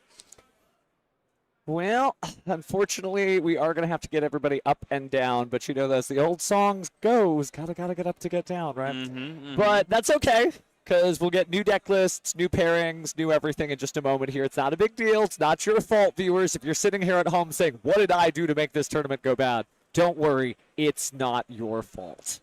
Yeah. But soon we're going to be able to see some great stuff here. And it's really great to be able to showcase, again, the local talent here. I know there's some international duelists in the chat watching. We'll be able to see the chat soon. We're flying blind right now, though, so. But it's cool. You can actually see us way in the back. See my hands? I'm on. If you go to, like, the 80th percentile of the screen, go to the far right, you'll see some waving. Hello. Hello. We're to the side of the screen. But it's a big venue. It's actually a really big venue. And it's in store. So Yes. for the portion you can't see, it is like an otaku paradise on the other thing. They've got Yep. statues, figures, Card gachapon sleeves, machines. cards, every card you can imagine for every card game you can dream of, but especially Yu-Gi-Oh! Especially Yu-Gi-Oh! Definitely had some really interesting stuff I hadn't seen in a while, too. Oh, yeah. Need to go pick up some more pins for the YCS level. Of course you do. Of course you do. All right, so it looks like I do see a judge coming down with deck lists. Yep, and we have our second player going to join. I think basically like the person that we asked for just stayed in their one seat, and then Okay. their new opponents coming to them makes things way easier, way simpler, which would be very nice. Well, I'm going to go ahead and switch over to gameplay now. Because now we might have our players I ready do to. believe they're over there, so we're ready to switching rock. on. So here we have our left opponent, who, depending on what deck I think they're playing, if they're playing the deck I hope they're playing, the deck that I picked out for this round, we could be in for quite the treat. And ooh, we have the Neos mat coming up from our player. Do we have a hero duelist on our Dude, hands? I haven't seen Heroes since Mesa Muertos be played at the regional level, so this is going to be really exciting They because do they have- did get new cards. Those new Dusk Crow, the brand new Mass Hero support is definitely interesting. I love how he put the Stratos there next to the elemental hero Divine Neos. Interesting. And I think that's from the OCG, the Japanese side of the card game, and it's got just some great stuff, right? I see Master Koga, Contrast Hero Chaos, and that's actually the story of new heroes. Contrast Hero Chaos was practically unsummonable before, and now it actually can be summoned. So it's gonna be, it's going to be good times, and a targeting negate that's a quick effect feels pretty nice. Not too shabby, if I say so myself. Doesn't destroy, doesn't negate the activation, so that actually is really clutch as a hero duelist, because there's some cards that say you can only activate this card once per turn, but if you're only negating the effect, kind of similar to Ash Blossom, you're stuck where you're at. And I'm kind of getting a soft confirmation as to what the player on the left is playing. I believe that is the player that I asked for this round. So Did you literally pick an episode out of GX? No, I didn't go that far. But I definitely did. I actually, you know what? I potentially did, depending on what's in their deck. I potentially did. There could be some men floating. Wink, wink, nudge, nudge. Of the men variety. Well, we shall see soon. Of the legendary variety. At least they're all smiles. That's the most important part. Even after repair, there's like, yeah. And I swear to goodness that I felt like the duelist on the left was like, I was smart. I didn't get out of my chair. Yes. For the people at home, guess what the deck is, if you can, from the hints that I've given you. It is a legendary deck, one that is quite famous. I think say. his die might be telling the story that No. I guess that is just Critias and Hermos, so it doesn't really spoil anything. No, those are just some Durgans. There's lots of dragons in Yu-Gi-Oh, Steven. Even Fallen Valbaz is a dragon. What? But he's a man. I know. Give it time. The Dinomorphia cards always trip me out because I'm like, those are not dinosaurs. No. Those are monsters. Those are demons. They're dinosaur type cards. Dinosaurs are their type, right? They're not dinosaurs. I mean, technically birds are dinosaurs. Who am I to say what one zoologist would say about something else? I'm not. I play card games. That's all I've got. Well, biological imperatives aside, we're going to go ahead and roll. It looks like the left duelist got the bigger numbers. That's usually what it takes to win a dice roll here. Looks like they're proudly proclaiming they are going first. Ooh, and I think I got a bit of a sneaky sneak here. We definitely have some kind of Primite deck. And oop, there it is. You guys can clearly sell. That is Blue Eyes White Dragon. Good old Servando Gomez playing Blue Eyes. And you're right, we have Pedro Verdesco playing Hero. Yeah, this is going to be a good time. This is completely the episode of Kaiba Man versus Jaden. And so they thought I was the anime duelist. It's you. One of the few times Jaden lost. Yeah, well, we'll see. Let's see if it continues. Pedro makes it out of this one alive, but we're starting off big here, big investment. So discarding the Blue Eyes Jet Dragon for Wishes with Eyes of Blue. I still think this deck's really good in a format where Yummy is a thing because summoning two monsters at the same time, that's something that Blue Eyes Spirit Dragon can stop, and activating the effects in the graveyard is also something Blue Eyes Spirit Dragon can stop. So there's a lot of different ways to say no. And I mean, against the Hero deck in particular, which is a deck that is not known for playing much interaction, it feels like the Blue Eyes deck is going to be able to pop off. And if you've ever been on Master Duel before, you know that if this deck is left unfettered, it can do some heinous things. Going to go ahead and get that Sage here to search for the Maiden of White here to get that True Light immediately activated from our deck and turn on our main engine of summoning the Blue Eyes White Dragon. You got to say it every time. Every time. Okay, I will keep that in mind as we keep going here. But it looks like we're going to Link summon the Spirit with Eyes of Blue. Yeah. And if you played against this deck, you know what's going to happen next. Of course, he's getting the field spell Mausoleum of Void. Did I see a Kawaki Draco in the main deck? Oh, yeah, you did. That's insane. You and I know a particular duelist who loves summoning that card off of Hieratic Seal of Heavenly Spheres all too often. Yeah, I learned it from him, and honestly, it's a good look. It's a good look. We're talking about Stephen Kangas, folks, patented Kaiba impersonator himself. We miss you, Steve, wherever you're at out there. But speaking of a signature move, there's the Blue Eyes White Dragon. It's coming from his hand, though, which is not the best place for it to be coming from. Kind of hard drawing one of those cards that you kind of need in your deck. Well, it looks like the Ash Blossom and Joyous Spring was used to stop the powerful effect of the field spell, but he already had the Blue Eyes in his hand, and he didn't have to access the Primite Lordly Load, which would have prevented him from activating the effects of Special Summon monsters for the rest of the turn. I see, and we have different artworks for our Blue Eyes here. We have the 10th anniversary plus the quarter century one coming out. Love that. We're going to go ahead and bring back out the Sage with Eyes of Blue here. And it looks like Pedro is taking off their playmat because, unfortunately, we do need to have the zones, Pedro. It turns out link summoning matters. Maybe. Sorry. I mean, it's not just that infinite permanence. Do you know what always makes Yeah. me laugh is the NAWCQ for 2024, I believe the top cut mat was infinite permanence. Sure. The infinite permanence mat doesn't have zones. Really? It's kind of adorable if you think about it. It is. It is. All right. So jumping back in now, looks like we've got a good set of materials on field. Servando sort of calculating in his head what he wants to do next. But I think we're going to go for a Synchro Summon here using Sage with Eyes of Bloom. Spirit feels like a very good way to start here, but we're going to use the effect of Wishes first. Oh, and that's smart too, not missing an opportunity. This tells a lot about the Blue Eyes duelist. If you're using Blue Eyes Ultimate Dragon, you are a Dragon Master Magia Master. But it looks like he's just going to use Neo Blue Eyes Ultimate Dragon. Yep, and then this will give us access to Tyrant. But this might just be the Synchro Summon here so we can get the Neo's protection effect in the graveyard here. Makes sense to me too. We can always go for a Tyrant later on in the duel if we need to kind of get some extra interaction / extra damage through. Yeah, Ultimate Fusion does a lot of work there, and being able to recycle your trap cards is also important. So you may want to hold off to summon that until he has that powerful effect at the ready. Ooh, double Spirit. Thanks to the True Light effect to summon back our Blue Eyes White Dragon. Well, this can be crazy because technically you can tribute off one of these to make... Oh, no, but he's not. Is this a Link Summon into Spheres? No way. No way. What are Two we level doing? 9s? No, we're just using... Oh, he's doing the tag out. So he activated both Yeah. effects. So he can do the Crimson Dragon, just what I was going to get into. So you target your Blue Eyes alternative Ultimate Dragon. And then now you bring out the Stardust Siffer Dragon, which means that the Stardust Siffer Dragon's ability to make monsters that are destroyed, not destroyed that first time, Yes. means that you're going to get to keep your big old Blue Eyes, as Yeah. it would be destroyed ordinarily with the effect of the Blue Eye Spirit Dragon. And then Good stuff. I believe you still get to tag out into regular Spirit, even though it doesn't go to the graveyard, correct? Uh, Because is it all one effect in the gain summon or no? So it's two separate effects. Yeah, okay. But what's really cool here is that there are two separate Blue Eye Spirit Dragons that would be trying to Yeah. destroy the Blue Eyes Ultimate Spirit Dragon and the Stardust Siffer Dragon. Its effect is continuous, so it's just applied. So it's not like you burn up your one destruction here. You actually will keep both of these monsters on the field, so really heads up Blue Eyes field. How did we summon that Blue Eyes back? I think maybe with True Light, or might have been with the Primite Lordly Load. I guess, yeah, we haven't summoned using that effect yet, huh? And you don't really need to use either of the activate effects of Special 1 monsters right now because the Blue Eyes Ultimate Spirit Dragon actually only negates the activate effects of cards on the field. So, at this point, if your opponent was going to Nibiru, they probably would have Nibiru'd already. So, it's dangerous, though. Can you imagine if you held Nibiru for just that right moment? It's like, he used Primate Lordly Load. Got him. That would have been crazy. All right, so here's Pedro here trying to figure out the best way they can go about it. I believe their turn's already begun.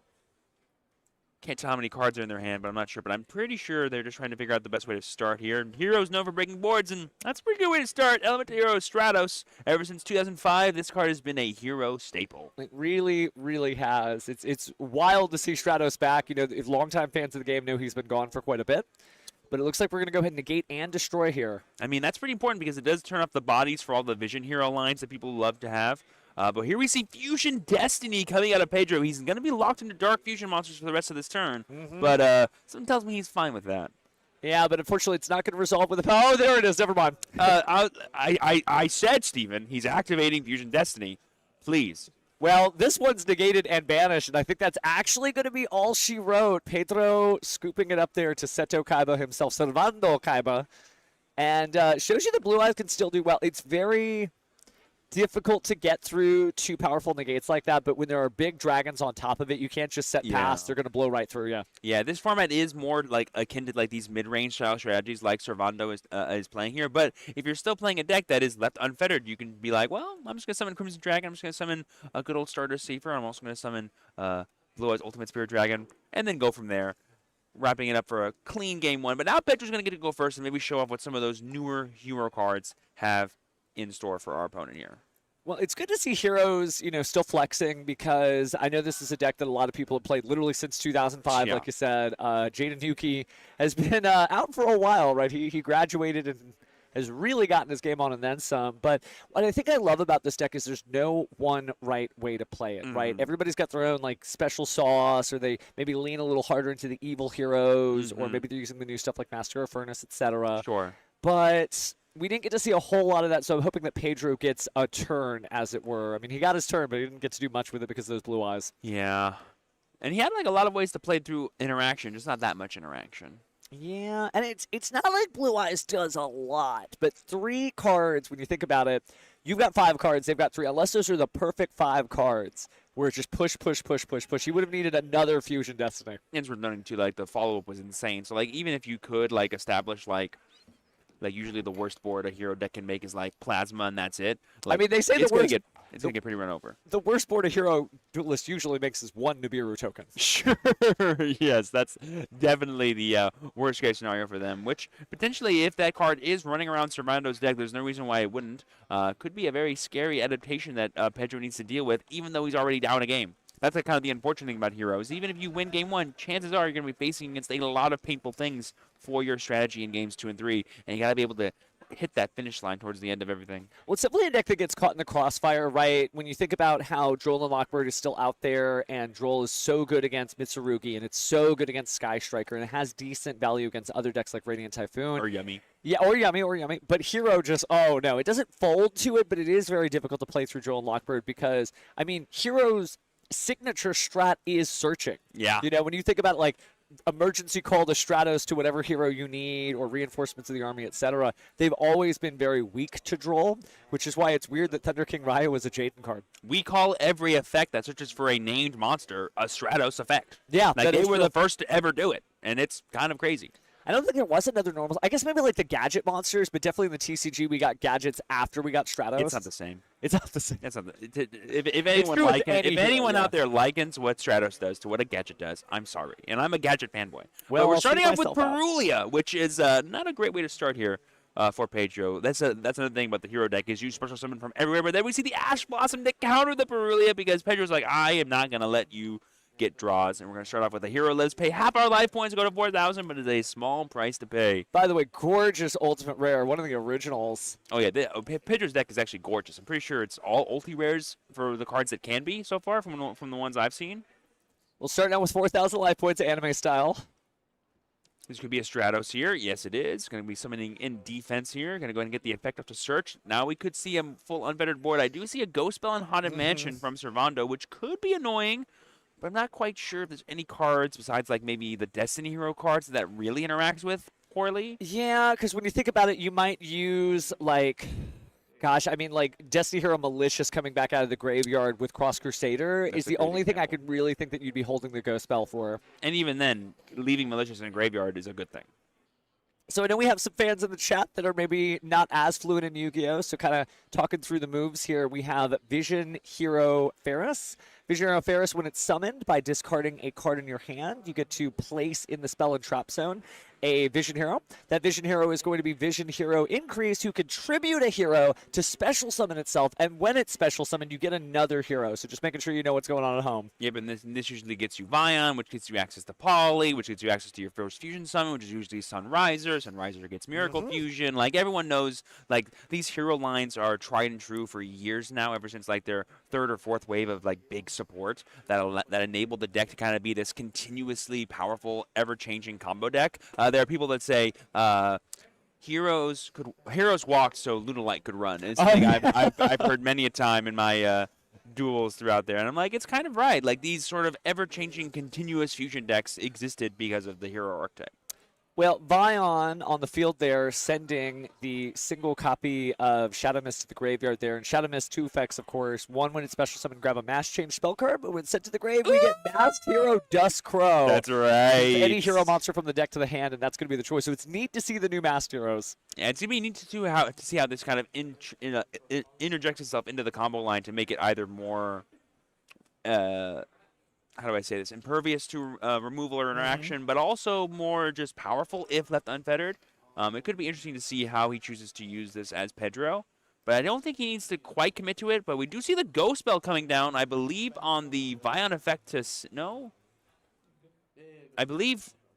Maybe not. We took it back. I don't think we could legally bell there because sending a card to the graveyard is not the same thing as... adding a card from the graveyard back to hand, maybe? Yeah, that was an Ash Blossom call on a Ghost Spell, so we need to go ahead and wind that back, which is fine. Right. Procedural error minor, no big deal. It is a Ghost Girl, just the wrong one. It is a Ghost Girl. Yeah, but we did get the Poly, like I said earlier, that Vion lets you do. We are going to be summoning the Cross Crusader here, extra hero, by linking off the Increase and the Vion. And now we're going to use the effect of Malicious. Sorry, like you said, Cross Crusader or Summon Malicious is going to be belled here, so it's not going to actually happen. Perfect prediction there, but it just seemed like the very obvious one. Even if you don't know what hero's doing, you know your opponent probably doesn't need another monster, but the issue is you can still just banish for the Malicious anyway. Special summon it back, so he stunted him just a little, but only by 1 card. Yep, and now we're using the Cross Crusader's other effect to tribute a Dark Hero to go ahead and bring out another monster. And that gives us another form of Malicious that we can use as well. We're going to be adding the Liquid Man. Good old Liquid Soldier, Liquid. Yeah, Liquid. Sorry, just making another Konami game joke here. Love it. I love it.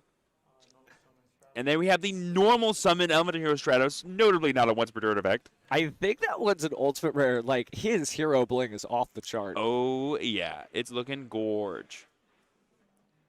It looks like we're adding another copy of Malicious? No. Yeah. The Master Hero?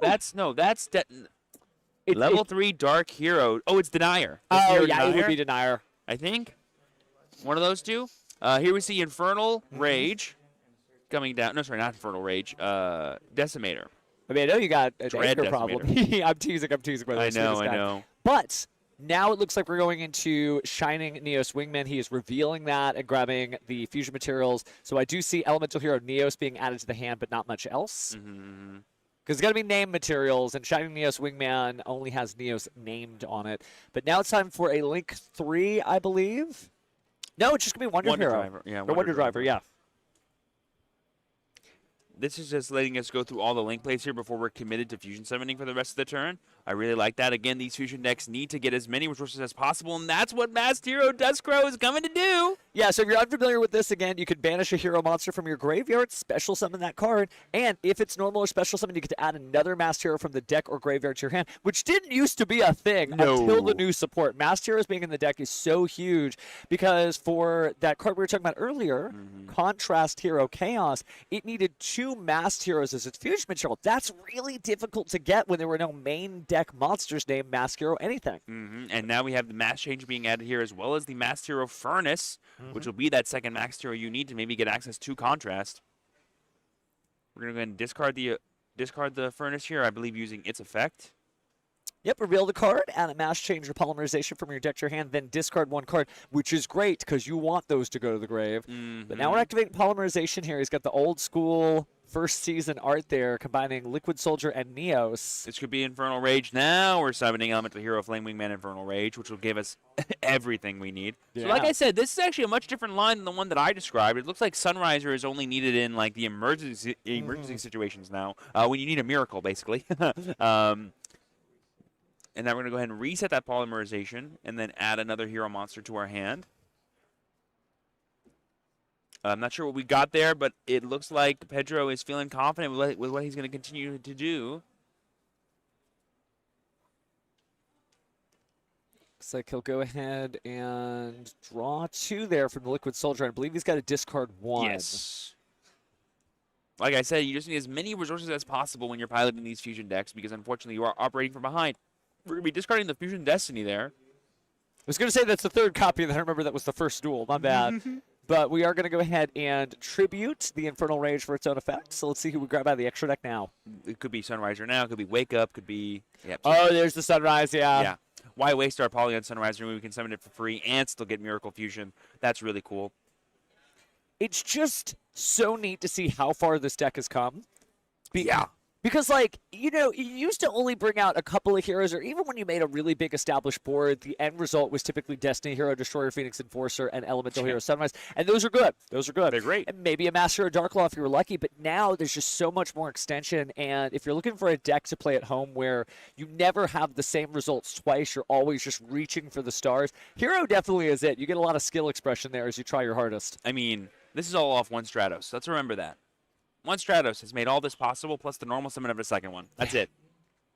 And there we see that Destroyer Phoenix Enforcer, hard made with Polymerization. Not something you see every day, but beautiful to see nonetheless. This war will probably end on something like Favorite Contact Set plus Dark Law plus. Oh, wow, Dark Law. Okay, so let's talk about Dark Law since it may be a minute for some hero duelists. Now, all cards your opponent controls that would go to the graveyard are banished instead. And if they add a card from their deck to the hand, that's also going to banish one card randomly from their hand. So that's difficult for Blue Eyes to play through because now you can't send cards to the graveyard for cost, and that means you can't use the Maiden of White. I love how in round 1 we had a fusion deck versus a fusion deck. One deck fusion summoning a bunch and one deck kind of hand ripping, and now we have all that encapsulated in one deck as the hero archetype. Yeah. And then we see that contrast here you were talking about. Yeah, so putting it all together, yeah, he's got to read it too because this is not something you see every day. I know it by heart because my whole life has just been trying to get this card on the field easy, and now in the year 2026, it is very easy. So it's also going to be a light and dark monster on the field. It's got that dual attribute, but the most important part of its effect is literally just that you can target a card on the field as a quick effect and negate its effects. And so when you put all that together, you've got that quick effect negate. You have the double destruction and recursion of Destroyer, Phoenix, Enforcer. He gets to target 2 cards on the field, 1 on your own field, 1 on the opponent's field. Blow those up, but if he's destroyed, he gets to come back. You got Dark Law, and you've got all the other great stuff. There may even be a mass change face down. There's a known favorite contact face down. Oh, that's right. So you can bring out Shining Neos Wingman to be able to destroy cards based on the number of different attributes on the field. So good stuff, good stuff. And now we have Neo Kaiser Seahorse coming down. Not the best starter you want to see from Servando here, given how much he has to play through during this turn. And it's not the best starter because it's not going to go to the graveyard. Yeah. That's going to be difficult. Yeah. You can link it off, but that's good. That needs to go to the banishment. Yeah, there we go. He's pointing out the Dark Law now. Yeah. And so I think that it's not going to be able to. And even if its effect did work, let's say there wasn't some sort of game glitch from the fact that the card text doesn't let it work, you would still be banishing that card. You're not even sending it to the graveyard, so it's not helpful here. Yes. Now, Spirit is still going to give us access to something which is pretty important. Well, like our Mausoleum of Light, which would give us the extra normal we need to continue playing. Yeah, but you can't even send a Blue Eyes to the graveyard here because you would just be banishing it instead. But I believe you just have the normal summon as well, right? Let's see if he even gets to keep it, though, because now Dark Law's effect is being activated, so he's going to randomly banish a card from the hand. That could be anything. It's going to get banished face up. I love we're doing the old school stuff under the table, Servando, just mixing it up, place the cards out, and we're just going to do 1, 2, 3, 4. So that's 4, so it's going to be that card, and it's... Oh, we don't need to know. I don't even need to know. It doesn't matter. Whatever it is, it's banished. Looks like just spell cards in the hand from here. I think I saw a Triple Tactics Talent. No, that can be pretty powerful. We had now activated an effect rather than have the continuous Macrocosmos effect. It is Talent, Mausoleum, and Roar of the Blue-Eyed Dragons in hand. And the problem is, depending on the activation order, one of those could get negated by the Contrast Hero Chaos. Right, because he just negates cards. It doesn't matter what it is. Yeah, it's a great card, too. You could use it to turn off continuous effects. Reminds me of sort of like the Jack Atlas play, right? You've got, I want to say, Hot Red Dragon Archfiend Abyss. Is able to sort of quick effect negate. This, I think, is decent because you're basically baiting the opponent out. There's no way they're going to let that resolve. So, yeah, Contrast Hero Chaos. Pedro says, no, we're not going to take anything. And we're just going to scoop it up as Servando here. That is game 2 going to Pedro, a.k.a. Jaden Yuki. It turns out that if that best-of-3 match happened in the anime, things might have gone a little differently, okay? We still got ourselves one last game. This is really cool to see, though, because I'm always upselling that Blue Eyes still works. It is a very consistent deck. It's something that people love. It's getting more support in the future, like the other Blue Eyes cards that are floating out there in the ether. We don't know when they're coming to the TCG, but let's just say Seto Kaiba's got a long career ahead of him. Oh, yeah, and I just noticed, too, that we have the OCG Dark Claw sleeves over there for Pedro. We are kitted out when it comes to our hero strategy here, and that is super nice to see. But we saw how well everything went for Servando in Game 1. But something that's really important about Game 3 is now we get to enter the side deck for Pedro, which is where a lot of the really powerful interaction lives for the hero archetype. Because as you know, the deck is full of engine requirements as well as really powerful extenders and starters that kind of bloat up your deck. But in Games 2 and 3, you can take out the ones that are not going to be needed. My guess is there might be some packages that are more valuable than others. Like we could see the Destiny Hero package get slimmed down a lot. We could see some of the fusion spells get slimmed down a lot because being able to go second gives you those extra draw cards, so on and so forth. So that way we can really try to interact with Servando and keep them off that powerful turn 1 board we saw them establish in Game 1. Even if it was one negate fewer, there's probably a world where Pedro can totally play through everything Servando has because you saw the amount of extension that Heroes has in that Game 2 and how powerful it is. I feel like I don't want to say that's all Heroes have, but it is what they're known for, right? Extension. they're not quite a grind game deck. It can feel like it because if they get another turn, they can just start the combo from scratch, right? One Stratos leads to everything. But it is interesting to see them go up against Blue Eyes, who is known as a grindy deck. I feel like before we got Draco Tail, Blue Eyes was probably the grindiest deck we had in that format. And then Draco Tail came out and showed us what for. Yeah. They're like, you think you can create advantage? Check this out. And then we got Radiant Typhoon. Yeah. And you're like, talk about advantage. Hold my quick play spell cards. Now, it will be interesting to see what interactions Pedro chooses to prioritize. We saw Ash Blossom in both games from him. That's still going to be very powerful against the powerful Wishes cards that exist in Servando's deck. I would like to see cards like Symbol Charmies. I would like to see cards like Droll and Lockbird. I'd like to see cards like, basically, that just kind of like keep Servando off. Like, oh, I'm not trying to actually 1-for-1 you every time you do something. I'm trying to make sure that you have a half board so that way I can break it during my turn. And yeah, I got to say that Droll and Lockbird would be a great choice because we talked about this earlier and we were just kind of vamping at the beginning. But the truth of the matter is, Droll and Lockbird is a starter for Blue Eyes. True. Because their whole combo opens wide open from Droll and Lockbird. I'll tell you, from having played Blue Eyes, it is such a relief to see Droll. It's also a, like being a level 1 spellcaster is, nothing to scoff at. There's definitely a lot of value to being that stat line in this current format, especially with the Maze of Muertos cards. Yeah. And how cool that is. So there's an argument that's a starter for not just Blue Eyes, funny enough. And, now that you pointed out, Servando has a very large stack there. You can't quite see it from the card angles here, but he is running a 54-card deck. But I kind of like that in Blue Eyes because you bury the stuff you don't want to draw, and if you have all these extra cards that can act as starters, like Maiden of White, like Sage with Eyes of Blue, but also the other cards like Effect Veiler or Droll and Lockbird if he's choosing to run it, it does feel good. You can do the same thing. Conversely, a deck that is known for being oversized, actually Pedro's running only a 43-card hero deck, so just all stuff, nothing extra. It is really just meant to be the tightest line into heroes possible. He is a lean, mean, crime-fighting machine. Just what you want to see.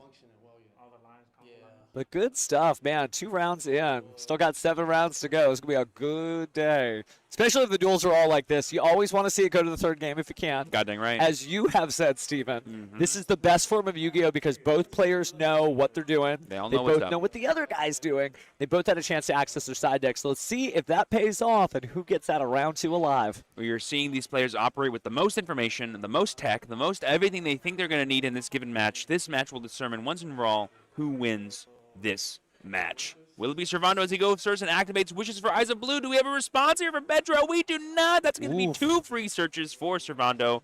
1 spell and 1 monster. We're going to get Sage. And we're going to get... question mark? Probably Roar, maybe? Roar feels pretty good. It gives you 2 ways to push. It's 2 pushes beyond Ash Blossom and Joyous Spring. Yep. And you don't have room for things like any of the Dominus cards in a hero deck. Because if you had any of the Dominus cards, how are you going to use the rest of your attributes, which it's all elements, right? Yeah. And here we see that Sage coming down here, but we could see Purge or something like that coming from Servando, so it's worth noting the Dominus cards can be playing a factor. Now that they got reprinted in Maze of Muertos, they're more readily available for all players. We're going to add the Maiden, use the Maiden of Beckett True Light. We've seen this before. We know this song and dance. This gives us access to our Blue Eyes. This gives us access to more of our powerful spell traps. We love it so much. We did get to see some powerful spells and traps as Servando was flipping through his deck. I saw Solemn Warning at the very bottom. Ooh. So just a fair warning out there. Pedro is going to have to play through some going first cards. And I do love that, he's done a great job of just navigating this. He still tried to play through the Blue Eyes board to see how his opponent would interact, but Pedro does have his work cut out for him as he's staring down. Pretty much just whatever it is that Servando is able to put out here, right? No interactions. This is our 3rd Blue Eyes art, by the way. Because we had the manga art, we had the movie art, now we have the original from the show. And because we're playing all 3, that kind of leads me to believe that Servando, I know we were joking that he's basically Kaiba Man, but he might be playing Kaiba Man the Legend in his deck too. Dude, Kaiba Man the Legend's such a great card. Ooh, and there we have the Ghost spell coming down, I believe, to stop the effect of True Light to summon. Or it could have been, we used the Maiden of White, so I think it was actually for Maiden of White trying to come out of the graveyard. Because we summoned the Blue Eyes, summon back out, yes. But I don't think that's going to be too much of a slight against Servando. Trying to be fair, trying to be impartial, but it is true that Blue Eyes could just keep going, and I think that's what makes the Blue Eyes start so strong. You start with the level 1 tuner effect. If it gets negated, it doesn't matter, because then you go ahead and link summon to Spirit with Eyes of Blue, and there's our Mausoleum. Thinking about if we want to send another Blue Eyes here. I can't hurt. I mean, we definitely need to get access to Spirit no matter what before we continue here because. Yeah, but he's down a tuner. Yeah, it might be tough for Servando to continue playing. We're going to go ahead and use the wishes here to get the Neo Blue Eyes Ultimate Dragon into the graveyard for some extra protection. Being able to negate targeting effects and destroy them feels pretty good. You do have some non-targeting effects in heroes, though, so it may not be the pure panacea. Are we gonna look or are we gonna draw? That's definitely a draw, too. Okay. That's definitely a draw, too, if I've ever seen one, which honestly is probably all they need for their side because they might have powerful going first interaction they want to use. Man, if he gets to like a Primite Lordly load right now, that may be all he needs. Grabs a Primite Drill Beam. That'd be really crazy.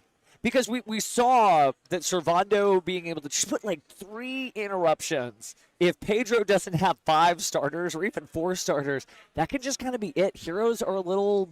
They need to resolve. It's a deck that needs to kind of get luck. But as Jaden Yuki always says, luck's a part of skill. Yeah. So we're going to go ahead and fuse these off or contact fuse them off into Tyrant because we have the equipped monster there. Equip and combine. It's Blue Eyes Tyrant Dragon. And then we're going to use the effect of Spirit to bring back the Blue Eyes White Dragon we just sent to the graveyard. Is this a rank 8 line? Maybe you could do... Illusion of Chaos! Hold on a second. Is there Magician Souls in this deck or something? Maybe. I mean, I don't think we're going to get Dragon Master Magia. Dude, imagine summoning D-Mod. Oh, you could actually do Dark D-Mod. Magician of Destruction. That'd be so funny. In a Kaiba deck, no less. It kind of feels like Blasphemy, doesn't it? But I'm cool with it. They work together every now and again. I'm cool with it. I saw Season 4 and Season 1 and Season 2. They actually work together fairly often. We are getting souls here, and we could be putting back the Illusion of Chaos here to get access to a souls target if we don't already have one. So one of the things you can do if you were using Yep. Blue Eyes Ultimate Dragon, just this original, you could use Ultimate Fusion and the Illusion of Chaos monster in order to make Sure. Dragon Master Magia. But Sure. it doesn't seem what we're doing here because, of course, unless you got all 3 Blue Eyes, you can do it from all 3 Blue Eyes as well. I mean, with the souls here, we can get 2 more draws out of our deck to get even deeper into our engine. Like you said, 1 Primate Drill Beam, and we can have a lot of interaction for Pedro's turn. And it looks like we're just going to be sending 2 cards. Oh, those could be the cards we want to send off souls here. They're like, these don't do anything for me. Yeah, Let me go just get setting rid to of them. see. Oh, he is? Okay, so the field spell? And one Just more? one draw? Just one Okay. draw. That maybe, I mean, if it's a Primite Drill Beam, holy moly. Well, then why are we sending those 2 cards then, I guess? I don't know. Maybe to That's- feint the opponent into doing something at the end of main phase, because that's typically the look people give at the end of main phase. They'll set their cards and they're about to pass. Sure, but there it is. It looks like Servando is going to choose to enter the end phase, and this board is not really doing anything. It's just a bunch of bodies that could lead to some good follow-up on the next turn, but as we saw, Pedro can just poop out a bunch of heroes if he needs to and go for game. I'll tell you, that ghost spell at Starting what? off with the Harpies Feather Duster, with the True Light in play to get rid of all the monsters if it goes to the graveyard. Reading Solemn Warning. Unfortunately, that is not Solemn Judgment, so you No, cannot it is stop not. Harpies Feather Duster. It's funny because that's a common mistake that duelists make sometimes. Is they think that Solemn Warning can negate because it's like a spell, trap, or monster effect that includes something. They're like, oh, well, you activate a spell. They're like, no, dude, a spell that activates a monster effect. Oh, but we're going to droplet there, too. So, yeah, that's going to be it. And he's negating the effect of the Blue Eyes Tyrant Dragon, who's typically unaffected by traps, which means it wouldn't be Yeah. destroyed. But now it is because of Forbidden Droplet. Good stuff, Pedro. Man, we basically activated Dark Hole and Harpies Feather Duster with 1 card, but then Blue Eyes Jet Dragon will trigger because a card was destroyed for us to summon itself to the field. And this could be an annoying monster for Pedro to try to fight through. It's a pretty sticky card. We're going to start off with Foolish Burrow here. Going to go ahead and dump the Shadow Mist from our deck to the graveyard and get access to another search here. This could give us the Dust Crow that we saw in game 2. And can turn on the rest of our Masked Hero cards, which could be pretty useful here depending on which ones we have access to. Well, here's the thing about Jet Dragon. He's a lot stronger when he's flying with friends. Sure. And considering the fact that he doesn't protect himself from destruction, he Yeah. just prevents every other card you control from being destroyed. Given that Servando only has the 1, the strongest effect really that Blue Eyes Jet Dragon has is just when it battles, it's going to bounce 1 card off the field. So it is a difficult position Servando's in. I don't know that he even has any cards in his hand from what I see on the camera. So he's just he's got a Jet Dragon and a Dream, basically. He's hoping Pedro cannot count to too high of damage this turn because Jet Dragon will be able to kind of blink the worst attack, and basically Pedro has to attack with something that's at least 2,000 power or more that he can just send back. So he can essentially negate 3,100 points worth of damage. heads up for Pedro main decking or at least side decking into his Forbidden Droplets. Either or. Forbidden Droplets so good this format because, it always has that parity against Draco Tail. You activate your spell like Harpy's Feather Duster, and then you use that additional advantage for basically a free negate at half the attack. Yeah. Because it's supposed to be an expensive card, but it's not when you use it right. And so I think that Pedro, if he makes it out of this duel alive, is going to have a good record going on because his deck is just well equipped to navigate things. Yep, and this looks like a Cross Crusader line to me, which will give us access to a lot of value here. We're going to be using the effect of Cross Crusader to bring back the Malicious. We're going to use the Malicious here, tributing off with the Cross Crusader to get even more value. Basically 2 free extra bodies that can turn into even more bodies once we send our second copy of Malicious to the graveyard after we summon it using the first copy. But it looks like we're not going to summon off the Cross Crusader. We're just going to summon from the graveyard instead. So from hand, the Dusk Crow. So time to grab our additional Masked Hero cards. It's so wild because I remember I went to a regional the weekend that Masked Heroes came out, I think 2015. Sorry, Grandpa's getting old. But it felt good, but these extra Masked Hero cards just let the Masked Hero engine really come alive, and I'm excited to see if duelists start to use some of the other Masked Heroes that are still out there.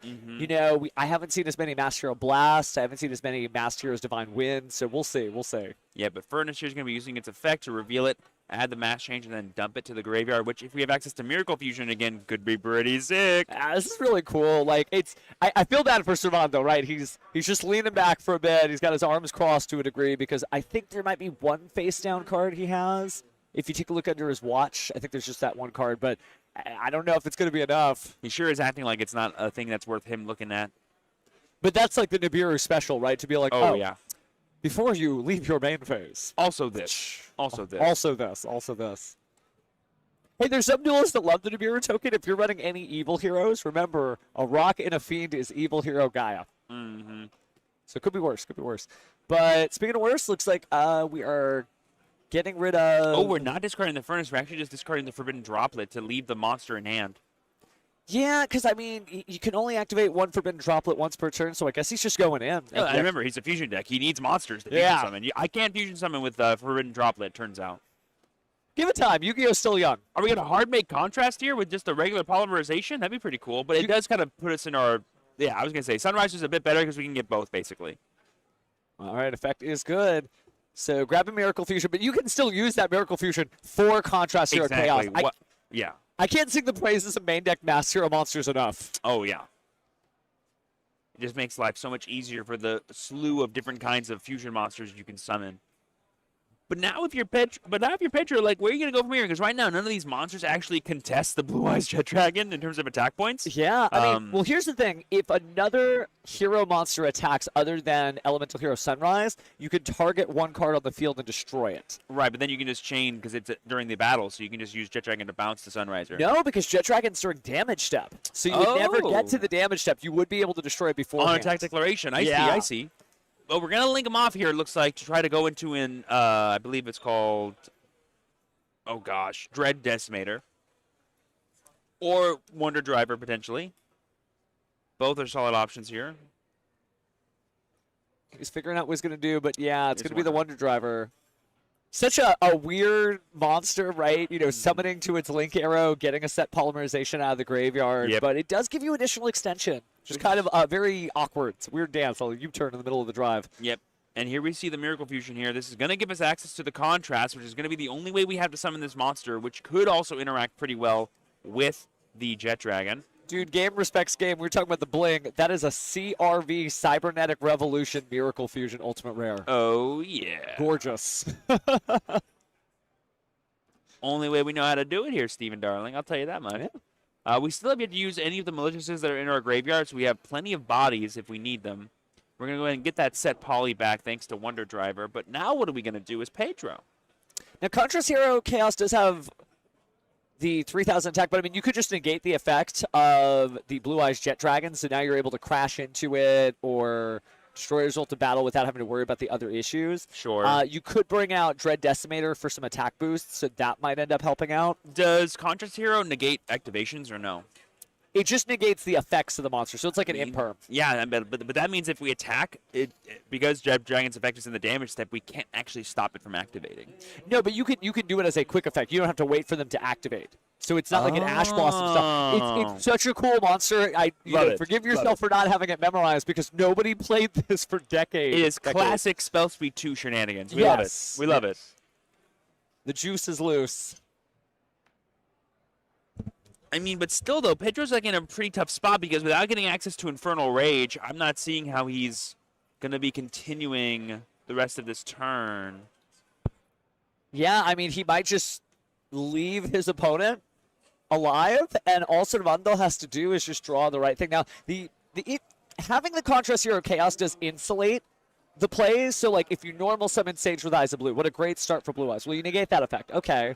Well, then I'm going to go ahead and make Spirit with Eyes of Blue, but maybe there's an Ash Blossom or something to stop that too. But yeah, we are going to go ahead and negate the Contrast Hero, or use the Contrast Hero Chaos to negate the Blue Eyes Jet Dragon. Are we just going to crash with our Contrast Hero? That doesn't seem that great, but it could be worth it to keep Servando's board empty. But if at any time Servando has access to a Destruction effect, he can just bring the Jet Dragon back from the graveyard. Could you imagine if there's something like... Oh, I forgot we have Neo Blue Eyes Ultimate Dragon to stop targeting effects. Ooh. Well, you know who didn't forget Servando as he activates that to destroy the Contrast Hero Chaos for trying to do that. I can't believe that we both missed that. Oh, that is so Pedro rough. missed it too. He walked right into it. So now you're going to negate and destroy that monster. That really is going to offset this. But just Jet Dragon by itself, I don't think represents anything that Servando can do. But we do have another copy of Mass Shanks here targeting it to... We won't dodge the Neo Blue Eyes, unfortunately, but... Yeah, it'll still leave the Blue Eyes Jet Dragon on the field because the effect will be negated, but it won't destroy the monster, so now we have at least the Dark Claw, but you don't have a bigger monster to get through this, but maybe we do now with Polymerization. Mm-hmm. This will give us access to Phoenix Enforcer, I believe. Yeah, I think so. And Phoenix Enforcer is at least going to reduce the attack of the opposing monster, but its effect is not negated. Mm-hmm. Oh, man, it's a little tricky. Well, Phoenix Enforcer can also just destroy the Jet Dragon. Like you said, Jet Dragon does not protect itself. That's fair. And You so could we don't get even rid of need the to enter the battle Wonder phase. And we can just destroy our own Phoenix Enforcer that comes back during the standby phase. But like I said, Pedro's using a lot of resources here just to answer this Jet Dragon. And if Servando has any play next turn, the amount of follow-up he has in his graveyard is gigantic. So I think we are going to go ahead and use the effect. So we're both going to destroy that, and then he's going to activate the effect there of the Destroyer Phoenix Enforcer to come back during the next standby phase. Yep, and we're going to deal some damage here with the Wonder Driver. We got to remember that we did not activate a Hero Lives this game, so Pedro is still that full 8,000 life points. And we're only going to deal 1,900 here with the Wonder Driver, bringing Servando down to 6,100 life points. One card in hand, nothing in play, but a graveyard full of Blue Eyes goodness. Yes. He gets the Draw of Destiny. What is it? It's a pass. No, okay, no, we're just going to the standby. Right. But then summoning back to the Wonder Driver column is actually pretty cool because we get Poly back again. That's pretty fun. You know, even though that seems like such an obvious... Oh, no, we get Miracle Fusion. Yeah, that's right. Any fusion any or quick play normal spell, yeah. Woo! So good. So I feel like that's a really obvious play, but you just don't see it all the time because I don't know that you see a lot of games keep going after Destroyer Phoenix Enforcer shows up. Oh, and unfortunately, I saw the card Servando drew. He has a Blue Eyes White Dragon in hand and a Primite Lordly Load. Normally one of the most powerful spell cards ever from this deck. We have a quick effect Destruction with the Phoenix Enforcer that unfortunately defeats that continuous spell card. He's going to activate that. You cannot let your opponent have any advantage here. The effect, unfortunately, does not activate because it needs to be in play. But I believe a card is being destroyed, so Jet Dragon does come back. I don't believe it says monster. I believe any card. Yeah, well, you got Blue Eyes in the graveyard. That's all you need. A little bit of interaction with the judge, though. Just making sure that it works that way.